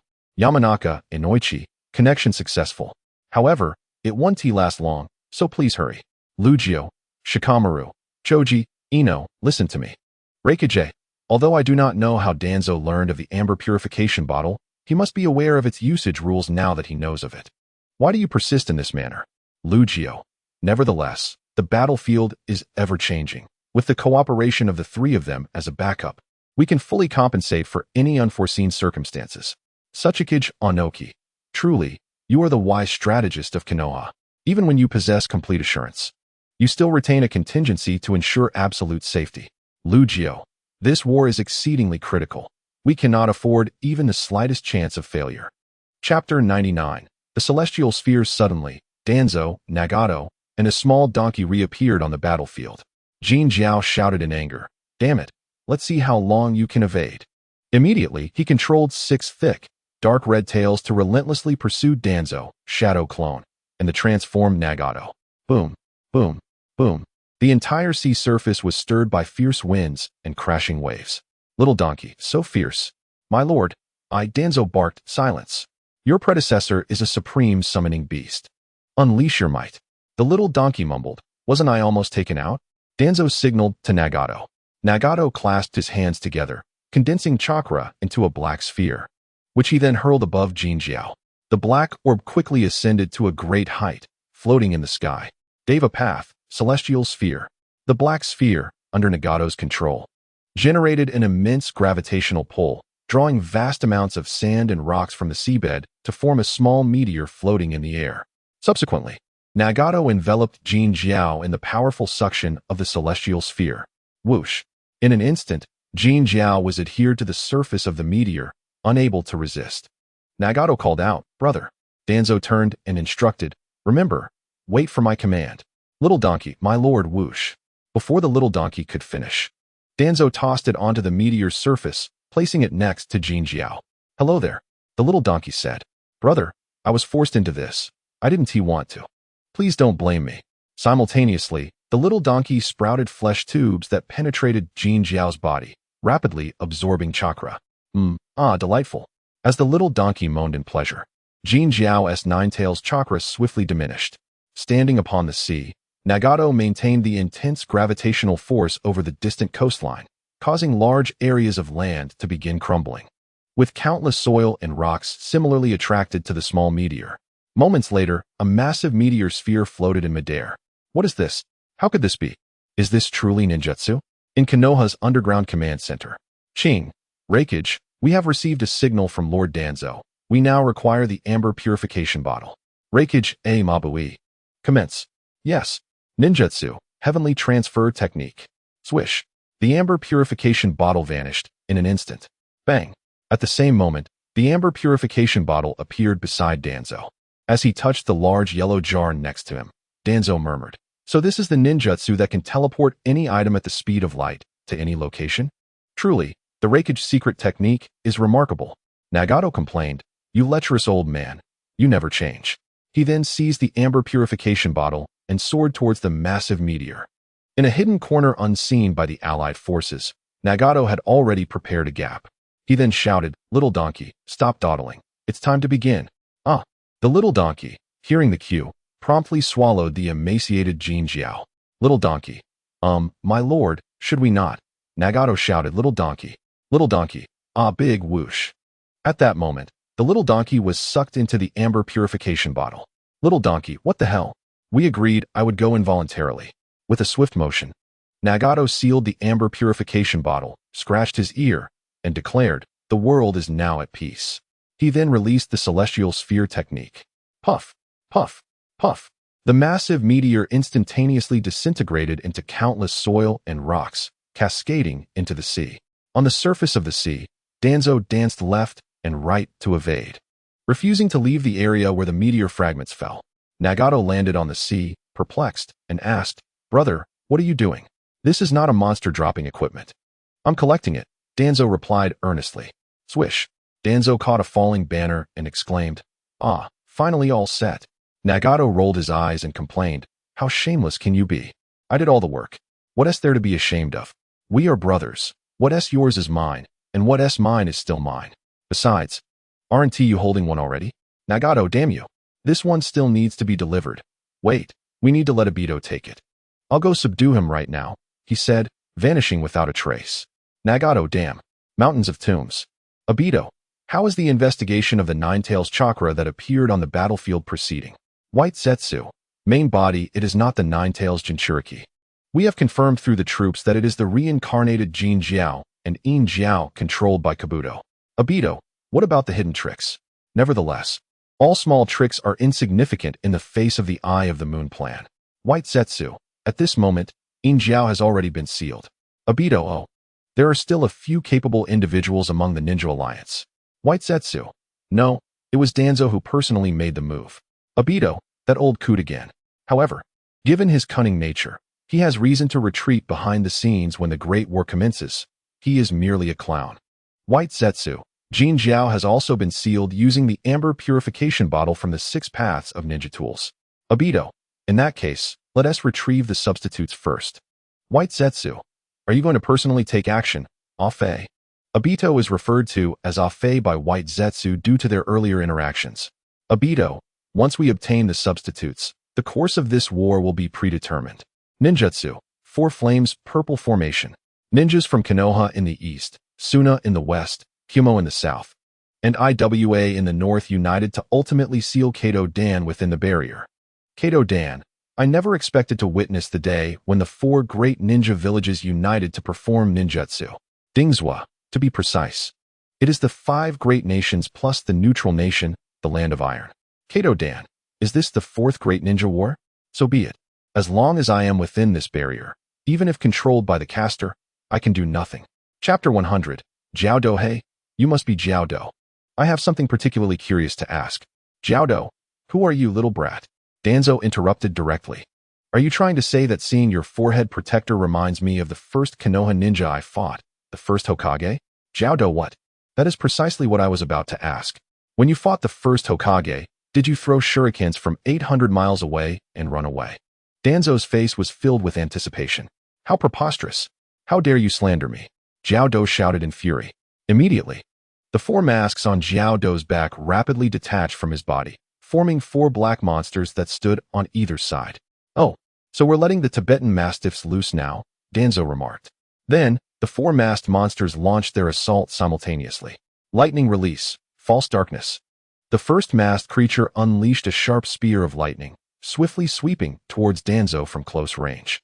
Faced with the swiftly approaching assault, Tuanzo raised his right arm, erecting his middle finger against his chest, and softly intoned, "Wind release, wind wall."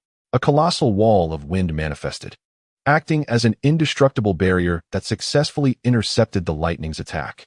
Fire release, fireball. The second masked creature unleashed a torrent of flames, cascading from above and enveloping Tuanzo's position entirely. Water release, tidal wave. Water molecules around Tuanzo rapidly coalesced and erupted from the ground in a high-pressure geyser, forming massive waves that collided with the descending flames. Sizzle, sizzle, sizzle. The fire was extinguished. Water release, water barrier. The third masked creature continuously spewed powerful jets of water toward Tuanzo. Earth release, earth dragon bullet. A dragon's head of earth swiftly formed beneath Tuanzo's feet, then opened its maw to relentlessly launch mud bullets at the water jets. Thud, thud, thud. The water jets were rendered ineffective.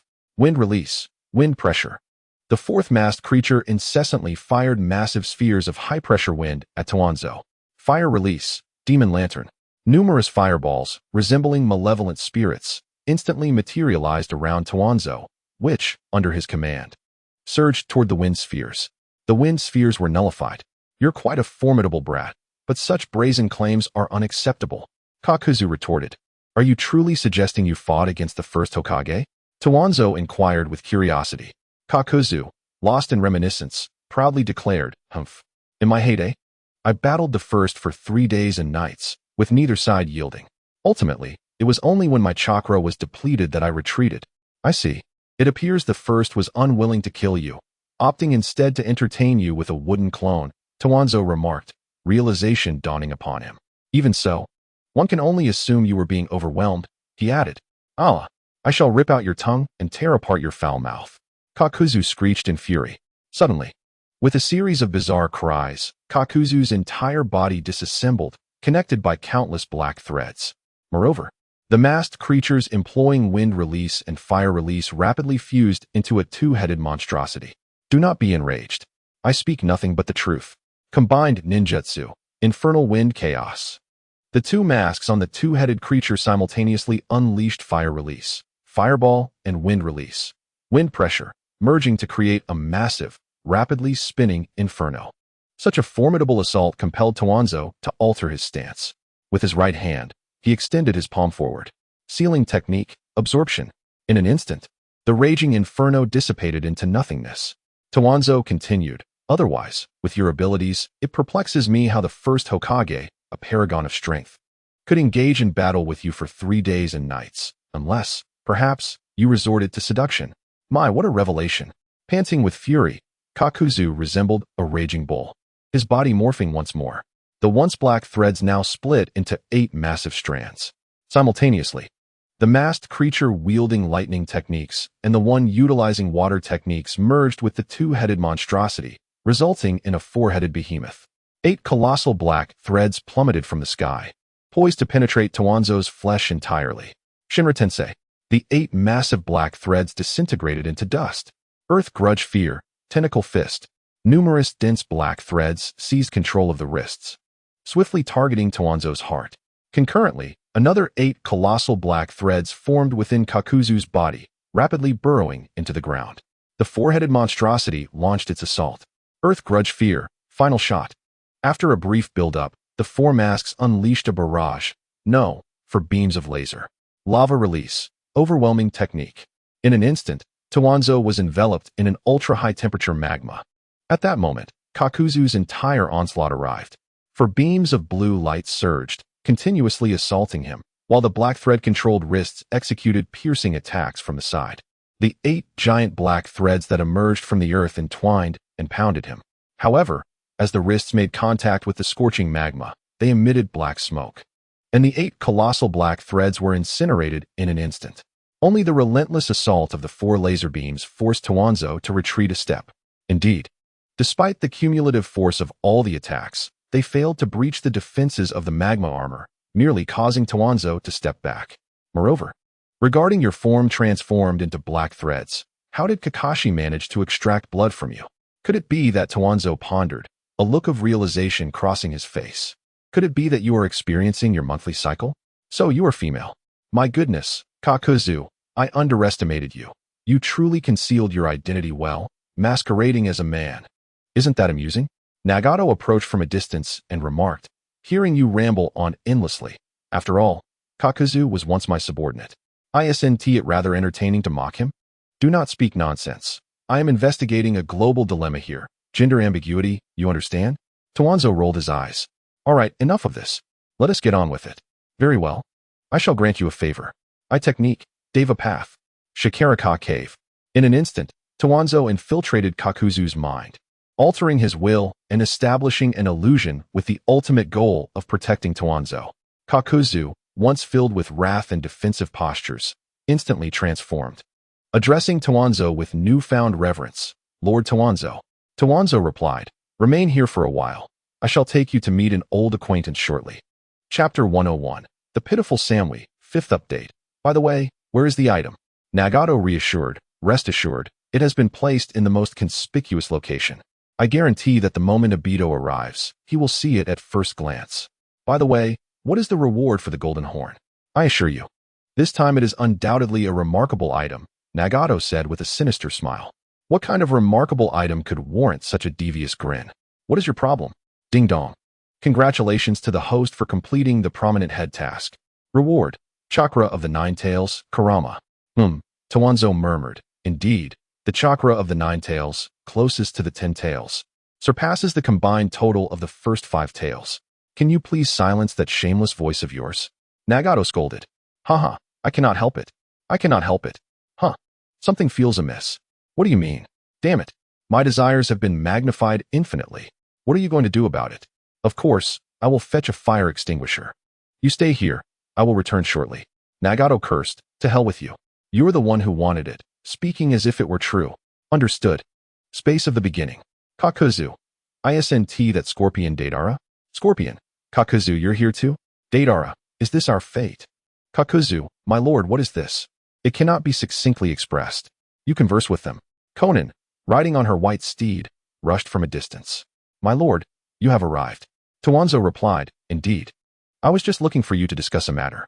Samui interjected, my lord, I have something particularly important to discuss with you. Danzo, frowning, asked, is it urgent? Yes. Extremely urgent. Conan, please catch up with Kakuzu for a moment. Understood. With that, Danzo led Samui away to a secluded area. What is it that is so urgent? Lord, do you happen to have seen a mask resembling a 5-clawed golden dragon? Danzo's heart skipped a beat, yet he feigned nonchalance, responding, I have not seen it. Lord, a true man must dare to act decisively. Is there anything else? Indeed, Lord, I have been inquiring about it lately. Conan mentioned that she had seen it with you. Is there such a thing? I'm afraid I no longer recall. Samui, my lord, are you familiar with the technique known as 1,000 Years of Pain? I do not comprehend what you are speaking of. Samui, my lord, I know it is you. There's no need to hastily deny it. I do not expect much. I merely hope that you could, perhaps, treat me gently just once. And this delightful event. Danzo, while feigning embarrassment, felt a rush of excitement within. Samui revealed her alluring form. My goodness, truly. Danzo was taken aback. Are you certain? Samui, yes, my lord. With a flourish. Danzo also displayed his toned physique. Soon after, the two commenced a fierce battle. A sudden realization struck. It was a mere shallow cut. Seizing the moment while Danzo was engrossed, Samui thrust a blade straight into his heart. You. Samui, my lord, do you not know? I once vowed to make those who ruin my life suffer at my hands. Then why subject yourself to such peril? Samui, if I did not act thus, how would I have such a splendid opportunity to engage with you, my lord? Since that is the case, I shall not hold back, Danzo declared with conviction. At that moment, a melodious sound echoed through the air. Subsequently, a gentle rain began to fall. It seems you are not so extraordinary after all. Samui, nonsense. This is merely a physical reaction, unrelated to my will. With a thrust, Samui plunged the knife once more. With another thrust, again and again, the knife struck. Time slipped by unnoticed. Tears of grievance streamed down Samui's face as her hands trembled with the weight of the blade. She began to weep openly. Oh. Meanwhile, Danzo lamented, just how much blood has been shed. Samui was drenched in crimson, a poignant and bloody tableau. Danzo muttered, it seems one can find solace even in a pool of blood. Oh. Samui cried, gazing skyward. Why do I not perish?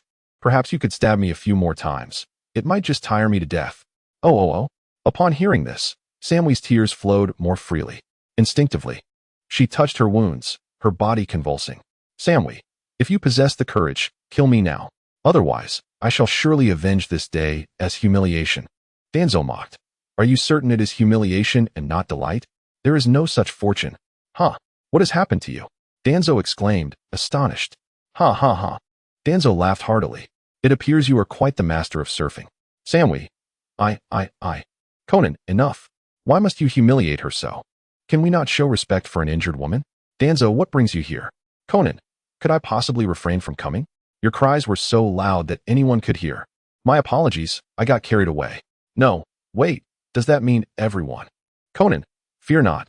They have all prudently set up a soundproof barrier. You may leave. Samui is in my care now. Danzo, be cautious if things go awry. Conan, hurry and go. I understand. Humph, still wishing to assassinate me. Little do you know, I am a being of immortality. Even a minor wound heals completely. Danzo's murmurs echoed distantly. Truly, your failure to conquer has led to your own downfall. Chapter 102, Ascension, the battlefield of the first squad. Nagato, my goodness, a radiant visage, well-nourished indeed. Get lost. What is the situation? Nagato, it should be arriving shortly. By the way, I discovered someone you might find intriguing. Danzo, who is it? Nagato, look over there.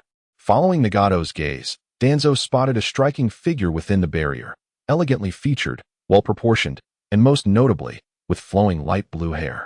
My word, quite handsome indeed. Even I, a man, find him appealing. He must be exceptional. Who is this? Nagato. He is named Kato Dan. Does he ring a bell? Wait, is he not Tsunade's first love, Kato Dan? Nagato, indeed. Then what are we waiting for? Eliminate him. Nagato, you go ahead. It would be inappropriate for me to intervene. It is better suited for you. Nagato, why is it suitable for me? Danzo, come now. You are well aware of his capabilities. Furthermore, I have just made remarkable progress with Tsunade. If she were to find out, it would only complicate matters. Thus, go forth and eliminate him. Nagato, they say a woman's heart is the most poisonous. You do not even spare the deceased rival. How utterly cruel. Observing Danzo's face shift from red to blue to purple, Nagato quickly amended. How dare he pursue a brother's woman? Even in death, he must be punished. Brother, do not worry, I shall handle it. With that, he executed a shadow clone technique, replacing the 4 ninja allied forces who had originally cast the barrier. Nagato called out, hello. At that moment, the figure behind, manipulating Kato Dan, surveyed the entire battlefield. The sinister figure chuckled. What a fortuitous opportunity. Kato Dan's ability to manifest as a living soul, thus entering another's mental realm to control or eliminate enemies, is formidable, disregarding all distance. If an attack were to be launched suddenly, while they were unprepared, it might just allow entry into Danzo's mental world, indirectly controlling the entire allied forces. Cunning and treacherous Danzo, this is all you're doing. Immediately, an assault was initiated through Kato Dan. Spirit manifestation technique. Kato Dan's soul soared from his body and, under Danzo and Nagato's incredulous gazes, sped towards Danzo. Nagato, my goodness. Do ninjas possess such sixth sense? They knew we were here to eliminate him, thus preparing to strike first. Hell Realm, King of Hell. A colossal projection of the King of Hell was summoned by Nagato, positioned directly in Kato Dan's flight path. Kato Dan plunged into it and vanished without a trace. Nagato, brother, all is settled. Just then, fire release, ash pile burning. A wave of intense ash engulfed several allied forces in an instant. Is this an illusion technique? With sparks emanating from Asuma's mouth, the searing ash ignited instantly. The allied ninja were charred to cinders. Standing atop a rocky precipice, Danzo called out, Hey, little Maru, long time no see. Asuma, Who are you? It is I, your esteemed elder, Danzo. Asuma, Danzo? Show some respect and call me elder. Nagato chimed in. I am your second elder. At this moment, Asuma appeared somewhat bewildered, contemplating where this comical duo had emerged from. Just then, Shikamaru, Choji, and Ino, who had received the support mission, arrived. Choji, this is Asuma-sensei. Ino, Asuma-sensei. Shikamaru, damn it. Cursed technique, cursed Akatsuki. Asuma, Shikamaru, Choji, Ino, you have all grown. Shikamaru, Asuma-sensei. We are prepared. We hope you are ready too. Asuma, excellent. Let me witness the new generation of Ino, Shika, Cho. Ahem, ahem. Danzo interjected. Excuse me, little Maru. You may not witness this. Choji, Hokage-sama. Ino, Lord Danzo. Shikamaru, Commander Danzo. Very well, Danzo stated. You three go deal with the other reincarnated or white Zetsu army. Asuma is under my care. Choji, but look at your comrades. They need your support. Every bit of strength must be allocated wisely. We cannot afford to waste it. For the ultimate victory in this war. Shikamaru, Choji, Ino, let us move. Asuma, are you truly Danzo? You insolent brat, you are so ignorant. Danzo scolded, call me elder. Wind release, wind dust technique. What awaited was not the cries of a lord, but rather a super cyclone filled with scorching ash. Toby extended his right middle finger, raised against his chest.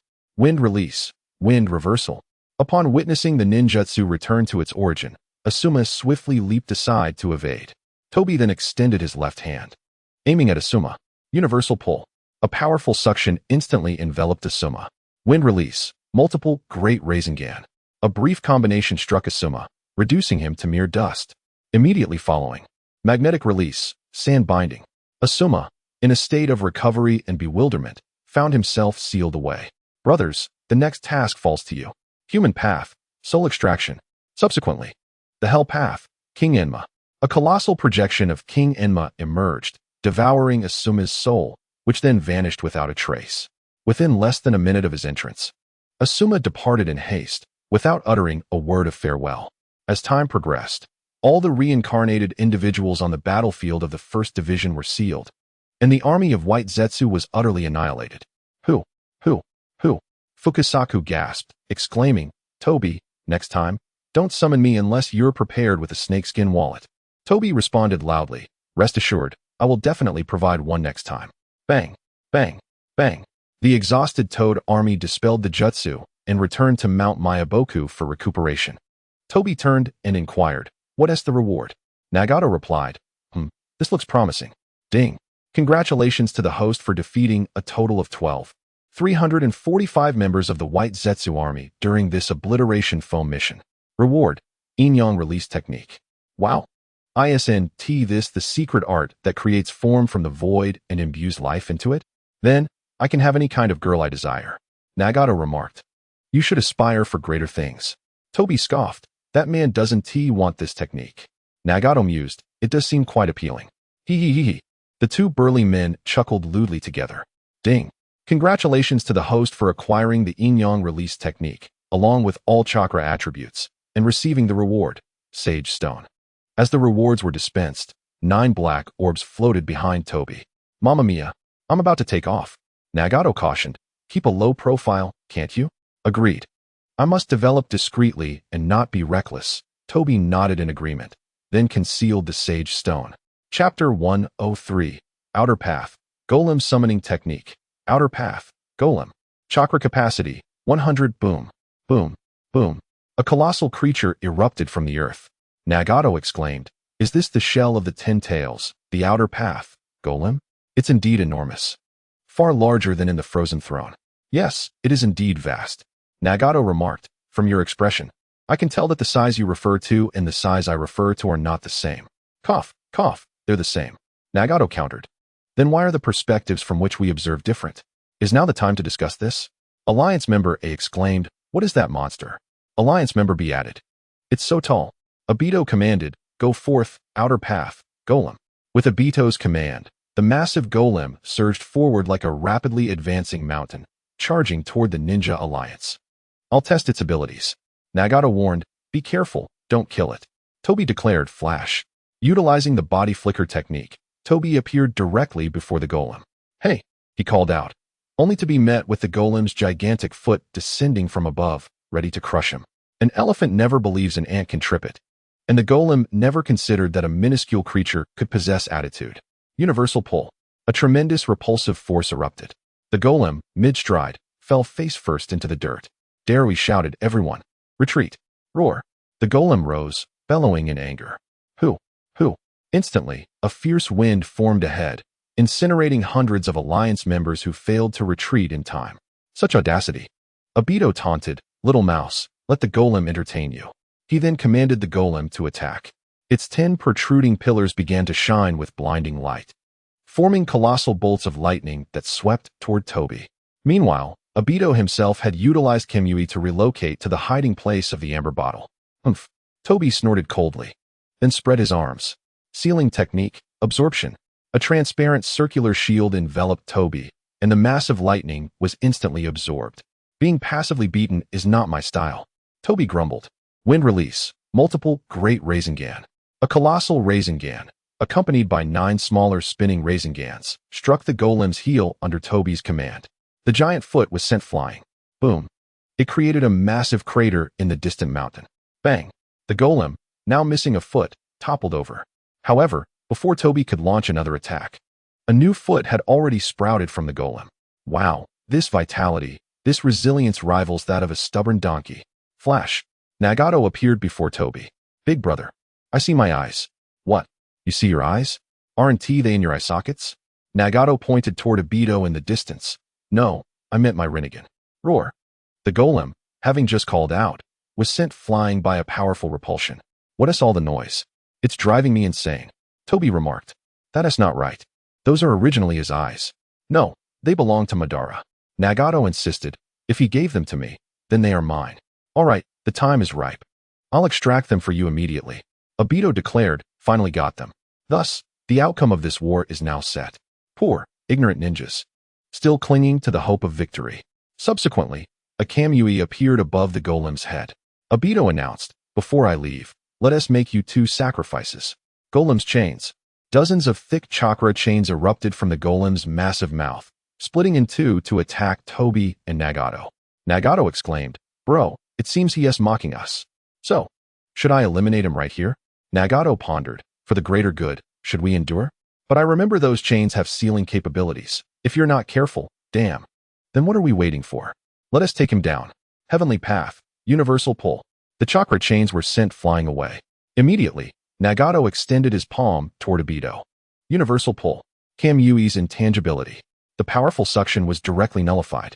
Toby rapidly punched, igniting numerous flames from the friction with the air that darted toward Obito. The dozens of chakra chains, under Obito's control, surged back toward them. Azura path, Azura's attack. Nagato quickly summoned 6 mechanical arms and unleashed a barrage of attacks on the incoming chakra chains. Boom, boom, boom. The chakra chains were halted. Golem's lightning. The 10 pillars behind the golem released numerous massive bolts of lightning that obscured the sky. Hungry ghost path, sealing technique, absorption. Countless bolts of lightning were absorbed entirely. Obito scoffed. Do you think you're the only one who can absorb chakra? Golem's chakra dragon. The colossal golem expelled a purple chakra dragon from its mouth, rushing toward Toby and Nagato. Humph. Toby scoffed coldly, his eyes swirling. Kaleidoscope Sharingan, Amaterasu. Black flames clung to the purple chakra dragon, which was consumed in moments. Under Obito's command, the golem unleashed another ninjutsu. Wood release, cutting technique. The imposing trees descended from the heavens with a thunderous crash. Bang! Danzo employed the shadow clone technique, and the clones swiftly activated Sage mode. Sage art, fire release, great dragon fire technique. 3 colossal fire dragons erupted from the mouths of Danzo's clones, hurtling towards the myriad trees. Sage art, lava release, flowing river rock technique. Countless enormous, searing magma spheres soared towards the golem and Obito, under the precise control of Danzo's clone. Boom, boom, boom. The immense and blistering magma balls forced the golem to retreat repeatedly. Damn, the intangibility is incredibly useful. It needs to last for 5 minutes. Pain remarked, stop messing around. You're not even using your full strength. What a stupid thing to say. If I accidentally destroy the golem, how will we execute the plan? Obito murmured. He then roared, The war will soon come to an end. Prepare to embrace a brand new world. He leaped onto the back of the golem, evading Danzo's ongoing assault. Pants. Using Kim Yui, Obito vanished. Bang. The massive golem was summoned back. We survived. Madara has been pushed back. We are victorious. The battlefield erupted with thunderous cheers from the entire First Division. Chapter 104 Pants. In the Graveyard of Mountains. White Zetsu asked, Afei, how is it? Obito replied, it's in hand. White Zetsu continued. We just need to wait for the night of the full moon to realize your plan. Congratulations in advance. Obito responded, that said, to ensure absolute success. We still need to capture the Jinchuriki of the 9 tails and 8 tails. White Zetsu agreed, indeed. Obito inquired, what about Black Zetsu? White Zetsu said, we found a few hiding spots of the daimyo, but they are all false. However, rest assured, all lands are inherently mine. I believe results will soon follow. Obito affirmed. Yes. Now, all preliminary preparations are complete. Let us proceed to the next step of the plan. White Zetsu replied, understood. He then vanished into the ground. Obito murmured. Once the reincarnated Jinchuriki's transformation is complete, we can finally determine victory or defeat. The long-awaited plan is about to commence. Rin, wait for me, soon. We can be together forever. However, before that, Kakashi, let us settle this first. I entrusted Rin to your protection, yet you pierced her heart. Damn it. Meanwhile, White Zetsu instructed, Toby, Afei wants you to retrieve the reincarnated. Toby responded, oh, he is quite eager. In that case, let us proceed according to his plan. My pieces shall be kept for now. Snap, snap, snap. All the reincarnated were instantly drawn into coffins, vanishing from the battlefield. In the underground command room of Konoha, AO reported, in the battlefield of Darui, an unidentified mass of chakra has appeared. Yamashiro always said, contact the intelligence teams on the battlefield immediately. Yamanaka Ino reported. According to the intelligence teams and Lord Danzo's information, it should be the Ten Tails body, the outer path golem. AO stated. The one controlling it is an imposter of Uchiha Madara. Tsunade declared, I will take to the field personally. What is the objective? That Tsuchikage, Inoki, remarked. Are we about to settle this once and for all? Kakashi replied, that shouldn't be the case. No past Kage has entered the battlefield, and the White Zetsu army has not utilized their impersonation techniques according to intelligence. They have prepared for so many years, they would not recklessly initiate the final battle. Reikage asked, then what is happening? Pants. Danzo greeted cheerfully, hello everyone. Reikage responded, you've returned just in time. What was the situation on the battlefield? I exchanged a few blows with the imposter of Uchiha Madara, and then he retreated, Danzo replied. Tsuchikage Inoki inquired, what was the purpose? Danzo, with a serious demeanor, quipped. Perhaps he, like me, was simply itching for a fight. He then deliberately changed the subject, stating, let the soldiers face their foes. As long as we maintain the upper hand, victory shall ultimately belong to us. AO interrupted, ladies and gentlemen, I must interject. The reincarnated and the White Zetsu army have all disappeared from the battlefield. Tsunade noted, it seems we are preparing to utilize White Zetsu's abilities for a surprise attack. Kakashi asked, can you tell us how to counter the impersonation technique now? Cough, cough. The time is not yet ripe. Danzo cryptically responded. Reikage demanded, Danzo, do you have a plan or not? This is a matter of life and death for the Alliance.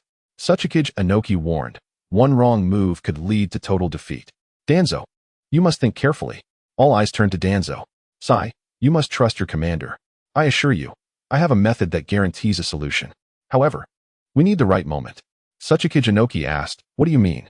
Of course, it means seizing this opportunity to eliminate more of the White Zetsu army, Danzo explained. Tsuchikage Inoki pressed, what exactly is the method? Revealing it now would render it ineffective. Rest assured, Danzo assured them. Tsunade asked, Danzo, what about that matter? First loves are always the most unforgettable, beautiful, yet filled with regrets, Danzo began, addressing the assembly. Everyone, could you please step aside? Cough. The youth of today have no respect for their elders. Tsuchikage Inoki left, holding his back. Reikage Kakashi, and others also departed. Lastly, Pain muttered, love can cloud your judgment, and desire can lead to desperation. I have sent him back to the Pure Land. Tsunade inquired, did he say anything? I mentioned our situation. Danzo replied. Tsunade exclaimed, what? You mentioned that matter. Not quite. I merely said you found a good family, Danzo clarified. Tsunade pressed, What was his reaction? What reaction could he have? He was indifferent. It was pointless, Danzo thought to himself. He said he was glad you could move past your sorrow. And he wished us well. Danzo resumed his nonsensical chatter. Tsunade, with a melancholic expression, asked, did he truly say that? Of course. Danzo confidently responded, then added playfully, by the way, that windbreaker looks splendid on you. Are you ready to cure me? Tsunade retorted, get lost. Is it that time of the month? Why are you so irritable? She tightened her grip on the windbreaker and snapped, leave. Can't you see I'm sad? That's precisely why we should engage in something joyful to distract ourselves. Tsunade exclaimed. Drop dead. Danzo embraced Tsunade and began to kiss her fervently. Tsunade, with wide eyes of disbelief, quickly regained her composure and retaliated with a knee to the groin. Bang! Cough! It wasn't tea eggs that shattered. Instead, Danzo had caught Tsunade's leg, pressing it against himself. With a furious bite, Tsunade severed his tongue in two. Ah! Woe is me! Danzo wailed. Tsunade spat out half of his tongue, blood and viscous liquid clinging to it. She cursed, serves you right. You've lost your tongue. Woe is me! What shall I do? Danzo lamented. Don't worry, I can take care of you. Tsunade assured him. Really? Danzo articulated more clearly this time. You recover quickly, Tsunade remarked through clenched teeth, then aimed a swift kick at Danzo's most sensitive area. Danzo shielded himself with both hands and fled, shouting, you promised to take care of me. My stomach is weak. Tsunade muttered, although your way of comforting people is annoying, it seems I'm not as heartbroken anymore. Chapter 105. The fourth update. Danzo murmured, the plan is proceeding methodically, which renders Kagaya's will inconsequential. Nagato replied, if that is the case, let us confront this Kagaya woman. The daimyo of the Wind Country expressed his frustration. I can hardly endure these ninjas. The daimyo of the Earth Country added, indeed, we are forced to hide in such cramped quarters. The daimyo of the Fire Country chimed in, enough complaining. Let's think about how we will reward them after our victory in war. The daimyo of the Lightning Country interjected. At this moment, Kurizetsu, utilizing the organic matter from the earth as a vessel, swiftly discovered the hiding place of the daimyo through his extensive sensing abilities. Kurizetsu exclaimed, found you. Here you are? Insect technique. Kurizetsu thought, thus, I am one step closer to the ultimate plan. Haha. He then launched an attack towards the hiding place of the daimyo. Boom. Just as Kurizetsu emerged from the ground, he was kicked away by Meitarumi, the Mizukage, who was guarding the daimyo. Kurizetsu remarked, it seems I must defeat you before assassinating the daimyo. Meitarumi retorted, wrong. It is we who shall confront you. Swish, swish, swish. Numerous ninja coalition members sprang forth. Kurizetsu sneered, is that so? A bunch of undergarments. Danzo and Nagato made their entrance. Nagato asserted, to be precise, it is we. Danzo commanded, you all retreat. Yes. Understood, Commander. The ninja coalition responded in unison, swiftly returning to their hiding places. Meitarumi questioned, Danzo, what brings you here? I sensed you were in danger and came to assist, Danzo replied. Is that so? It is necessary, Meitarumi affirmed. Kurizetsu taunted, you dare to disregard me. Immediately, the carnivorous plant on his body touched the ground, and countless roots rapidly grew, launching an assault on Danzo and Meitarumi. Up! Nagato exclaimed. You are busy flirting while I am left to fight. Am I a fool? I refuse. Danzo scolded. You could at least throw a shuriken to show some respect. Bah! Nagato scoffed. If you wish to flirt, then put in some effort. Go for it. I have faith in you. Liquid release, melting monster technique. While dodging the root's attack, Meitarumi expelled a large amount of highly corrosive acid. Why are you standing there? Attack! Danzo chastised. Your jumping about is making me dizzy. I cannot fight properly. Noticing where Danzo was looking, Meitarumi formed a heart shape with her hands and smirked. Then let us end this battle quickly. I have a large softball here. Soft and elastic, waiting for you to play with. After licking her lips, she jumped out of the combat range. Ding dong, the instigator has appeared. It is time to issue the mission to eliminate the Master of Extinction. The puppet master steps onto the stage, preparing for the inevitable demise. Remember, no backing out. Danzo laughed heartily. He then raised his middle finger to his chest, sneering, wind release, wind blade. A flurry of blades formed from the swirling wind rapidly sliced through the approaching roots. Puff, puff, puff. All the roots were reduced to powder. Kurizetsu growled, damn it. He glanced at Nagato and Meitarumi from a distance, contemplating. Engaging directly would be unwise. I should retreat and await my opportunity. I can no longer play with you, for a large soft ball beckons me. Kurizetsu chuckled darkly. Danzo, I trust we shall meet again soon. With that, he swiftly melded into the earth, trying to escape. Are you? Not so fast. Universal pull. Kurizetsu exclaimed, curse it. How can there be such a powerful attraction? He prepared to use would release, but upon looking up, he was taken aback by Danzo's unusual yet familiar gaze. Your eyes, how can they be? Surprised, are you? Unfortunately, you shall remain a fool, Danzo sneered. Amaterasu. Black flames instantly enveloped Kurizetsu, suspended in midair. No, no, no. I cannot die. My purpose has yet to be fulfilled. My mother awaits my resurrection. Wind release. Wind ball. A massive ball of wind encased the burning Kurizetsu. You shall not touch the earth, and thus you cannot escape. Ah! Kurizetsu screamed in agony. How could you be so familiar with my abilities? Haha, let me share a secret. Your so-called mother, Kage, I will assist in reviving her. Kurizetsu exclaimed. How can this be? How do you know? Therefore, rest assured and embrace death. A gentle breeze swept through, and the one who was meant to overturn the future of the ninja simply dissipated into the air. Danzo, with a lecherous grin, remarked, Haha, Meiterumi, the battle is over. Now that's soft. Suddenly remembering Nagato, he quickly changed his tone, shouting, Get lost. Nagato scoffed, TCH.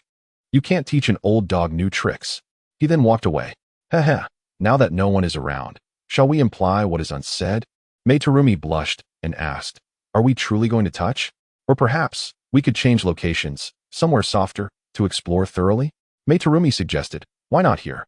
It is beautiful with mountains, water, and trees. Isn't it more thrilling in the wild? I enjoy fighting outdoors. Swish. Meiterumi revealed an object. Then, she subtly approached Danzo, taking his hand and placing it on the object.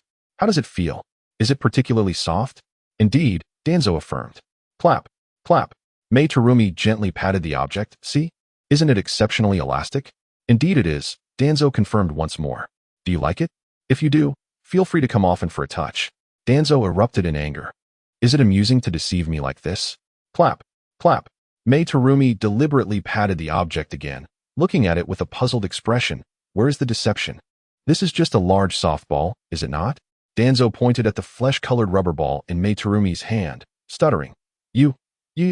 I have never been toyed with by a woman before. Chapter 106, the fifth update. I have yet to settle the score for the last time you teased me. Meiterumi sneered. And now you still wish to take advantage of me? You. Meiterumi continued. Considering you traveled all this way to assist, I shall not hold it against you this time. Danzo's eyes darted mischievously. How about I take another look at your heart? Don't worry, I won't squeeze. You can do that yourself. You old lecher.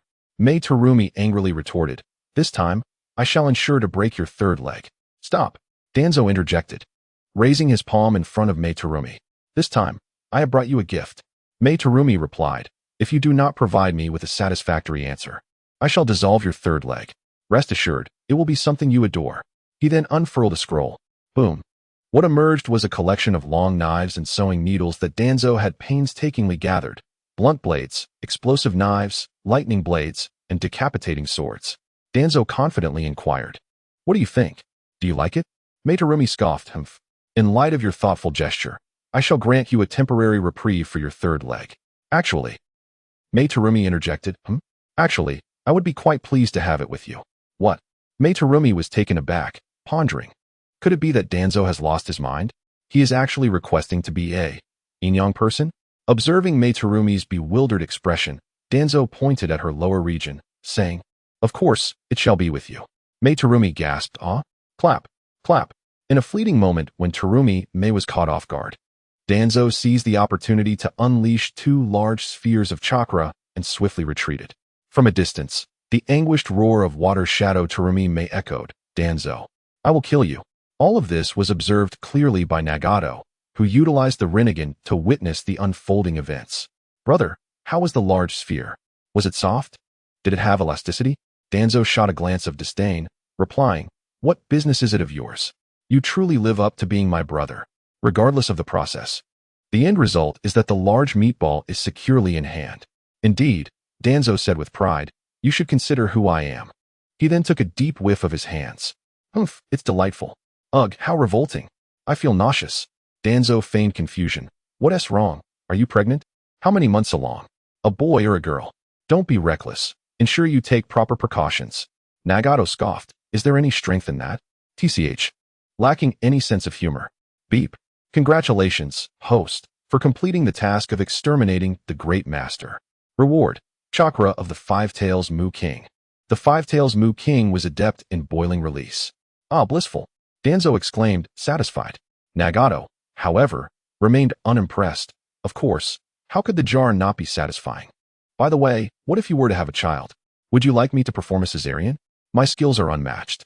Get lost with that. As their playful banter gradually faded, only the silhouettes of the two, with arms around each other, remained.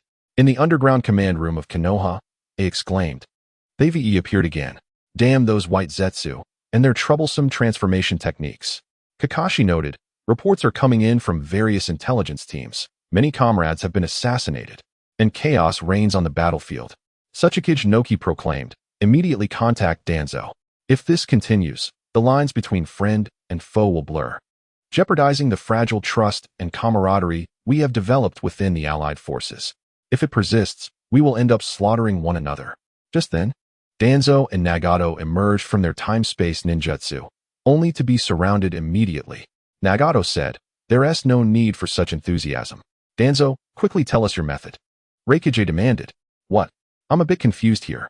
Suchikage Noki pressed. On the battlefield, white Zetsu using transformation techniques have launched surprise attacks against us. I need not elaborate on the stakes involved. Oh, that escalated quickly. Tsunade urged, enough of the small talk. What is your plan? I got it. Danzo replied nonchalantly. What is the current situation on the battlefield? Sir, the emergency protocols have been activated. The Allied forces are maintaining a 2-meter distance from each other. And to avoid chaos, they are drawing circles. Unless there are exceptional circumstances, they must remain within those circles. Excellent. It's time to unveil my plan. Nagato muttered. What about going to the bathroom? Everyone was left in a state of disbelief. Contact everyone. I have something to convey. Yamashiro Aoi reported. Sir, we successfully connected. But it won't last long. Please hurry. Everyone, listen carefully. I am the commander of the Allied forces, Danzo. I am now utilizing the special ninjutsu of the intelligence department to communicate directly with your minds. I am aware of the situation on the battlefield and have devised a countermeasure. All of you must repeat my upcoming dialogue verbatim. If anyone remains silent, they must be the enemy. Kill them. Now listen closely. Kage, you foul wench, you vile old hag. In the command room, disbelief washed over everyone once again. Those who failed to repeat were deemed enemies. Kill. A moment of silence engulfed the entire battlefield, only to be shattered by a cacophony of curses. Nagato murmured, TSK, TSK. My brother never fails to impress. What was once a battlefield drenched in blood has now transformed into a scene of public outrage. With thousands cursing in unison, this spectacle is truly a rare sight. Regrettably, I cannot witness it in its entirety. Danzo, satisfied, declared, all right. Bang. Reikage slammed his fist onto the table, roaring, Danzo, what kind of joke is this? Suchikage Noki exclaimed, is this truly your plan? To invoke the name of an unknown individual merely to hurl insults? Are you jesting with me? Sir, we truly cannot comprehend your intentions. Tsunade interjected, Danzo, what are you truly attempting to achieve? Do you grasp the severity of the situation? Esteemed leaders, there is something crucial. Reikage interrupted, silence. Suchikage Noki retorted, is there anything more pressing than unraveling the transformation techniques? Suchikage Noki warned, Danzo, if you do not provide some clarity, I may very well need to stretch my limbs today, in honor of the fallen allies. Chapter 107, 6th Update. Esteemed leaders, we have received news from the battlefield. All white Zetsu infiltrators utilizing transformation techniques within the Allied forces have been eradicated. To avoid interruption, I shouted with all his might, huff, huff, huff. Everyone was left in shock, faces filled with disbelief, except for Nagato and Danzo, who remained unfazed. Nagato understood that the white Zetsu army was comprised of ancient humans transformed by Kage through the infinite Tsukuyami. Thus they would never insult or show any disrespect towards her. Hence, Nagato felt no surprise. Likewise, Danzo, being well versed in the narrative, was not taken aback by the outcome. Alas, if only I had a camera. A snapshot of this moment would undoubtedly serve as a powerful leverage against the 5 Kages in the future, Nagato mused. Reikage warned, if this is a false report. Do you comprehend the consequences? Yamashiro always assured, it is absolutely true. What is the principle behind this? Tsunade exclaimed, have I really gone days without alcohol? Sachikage Noki lamented. Have I truly aged? Danzo chuckled. Shorty, were you just about to stretch your limbs? Haha. Sachikage Noki burst into laughter, then began to twist his neck and hips. Just now, you mentioned for the sake of the Allied forces?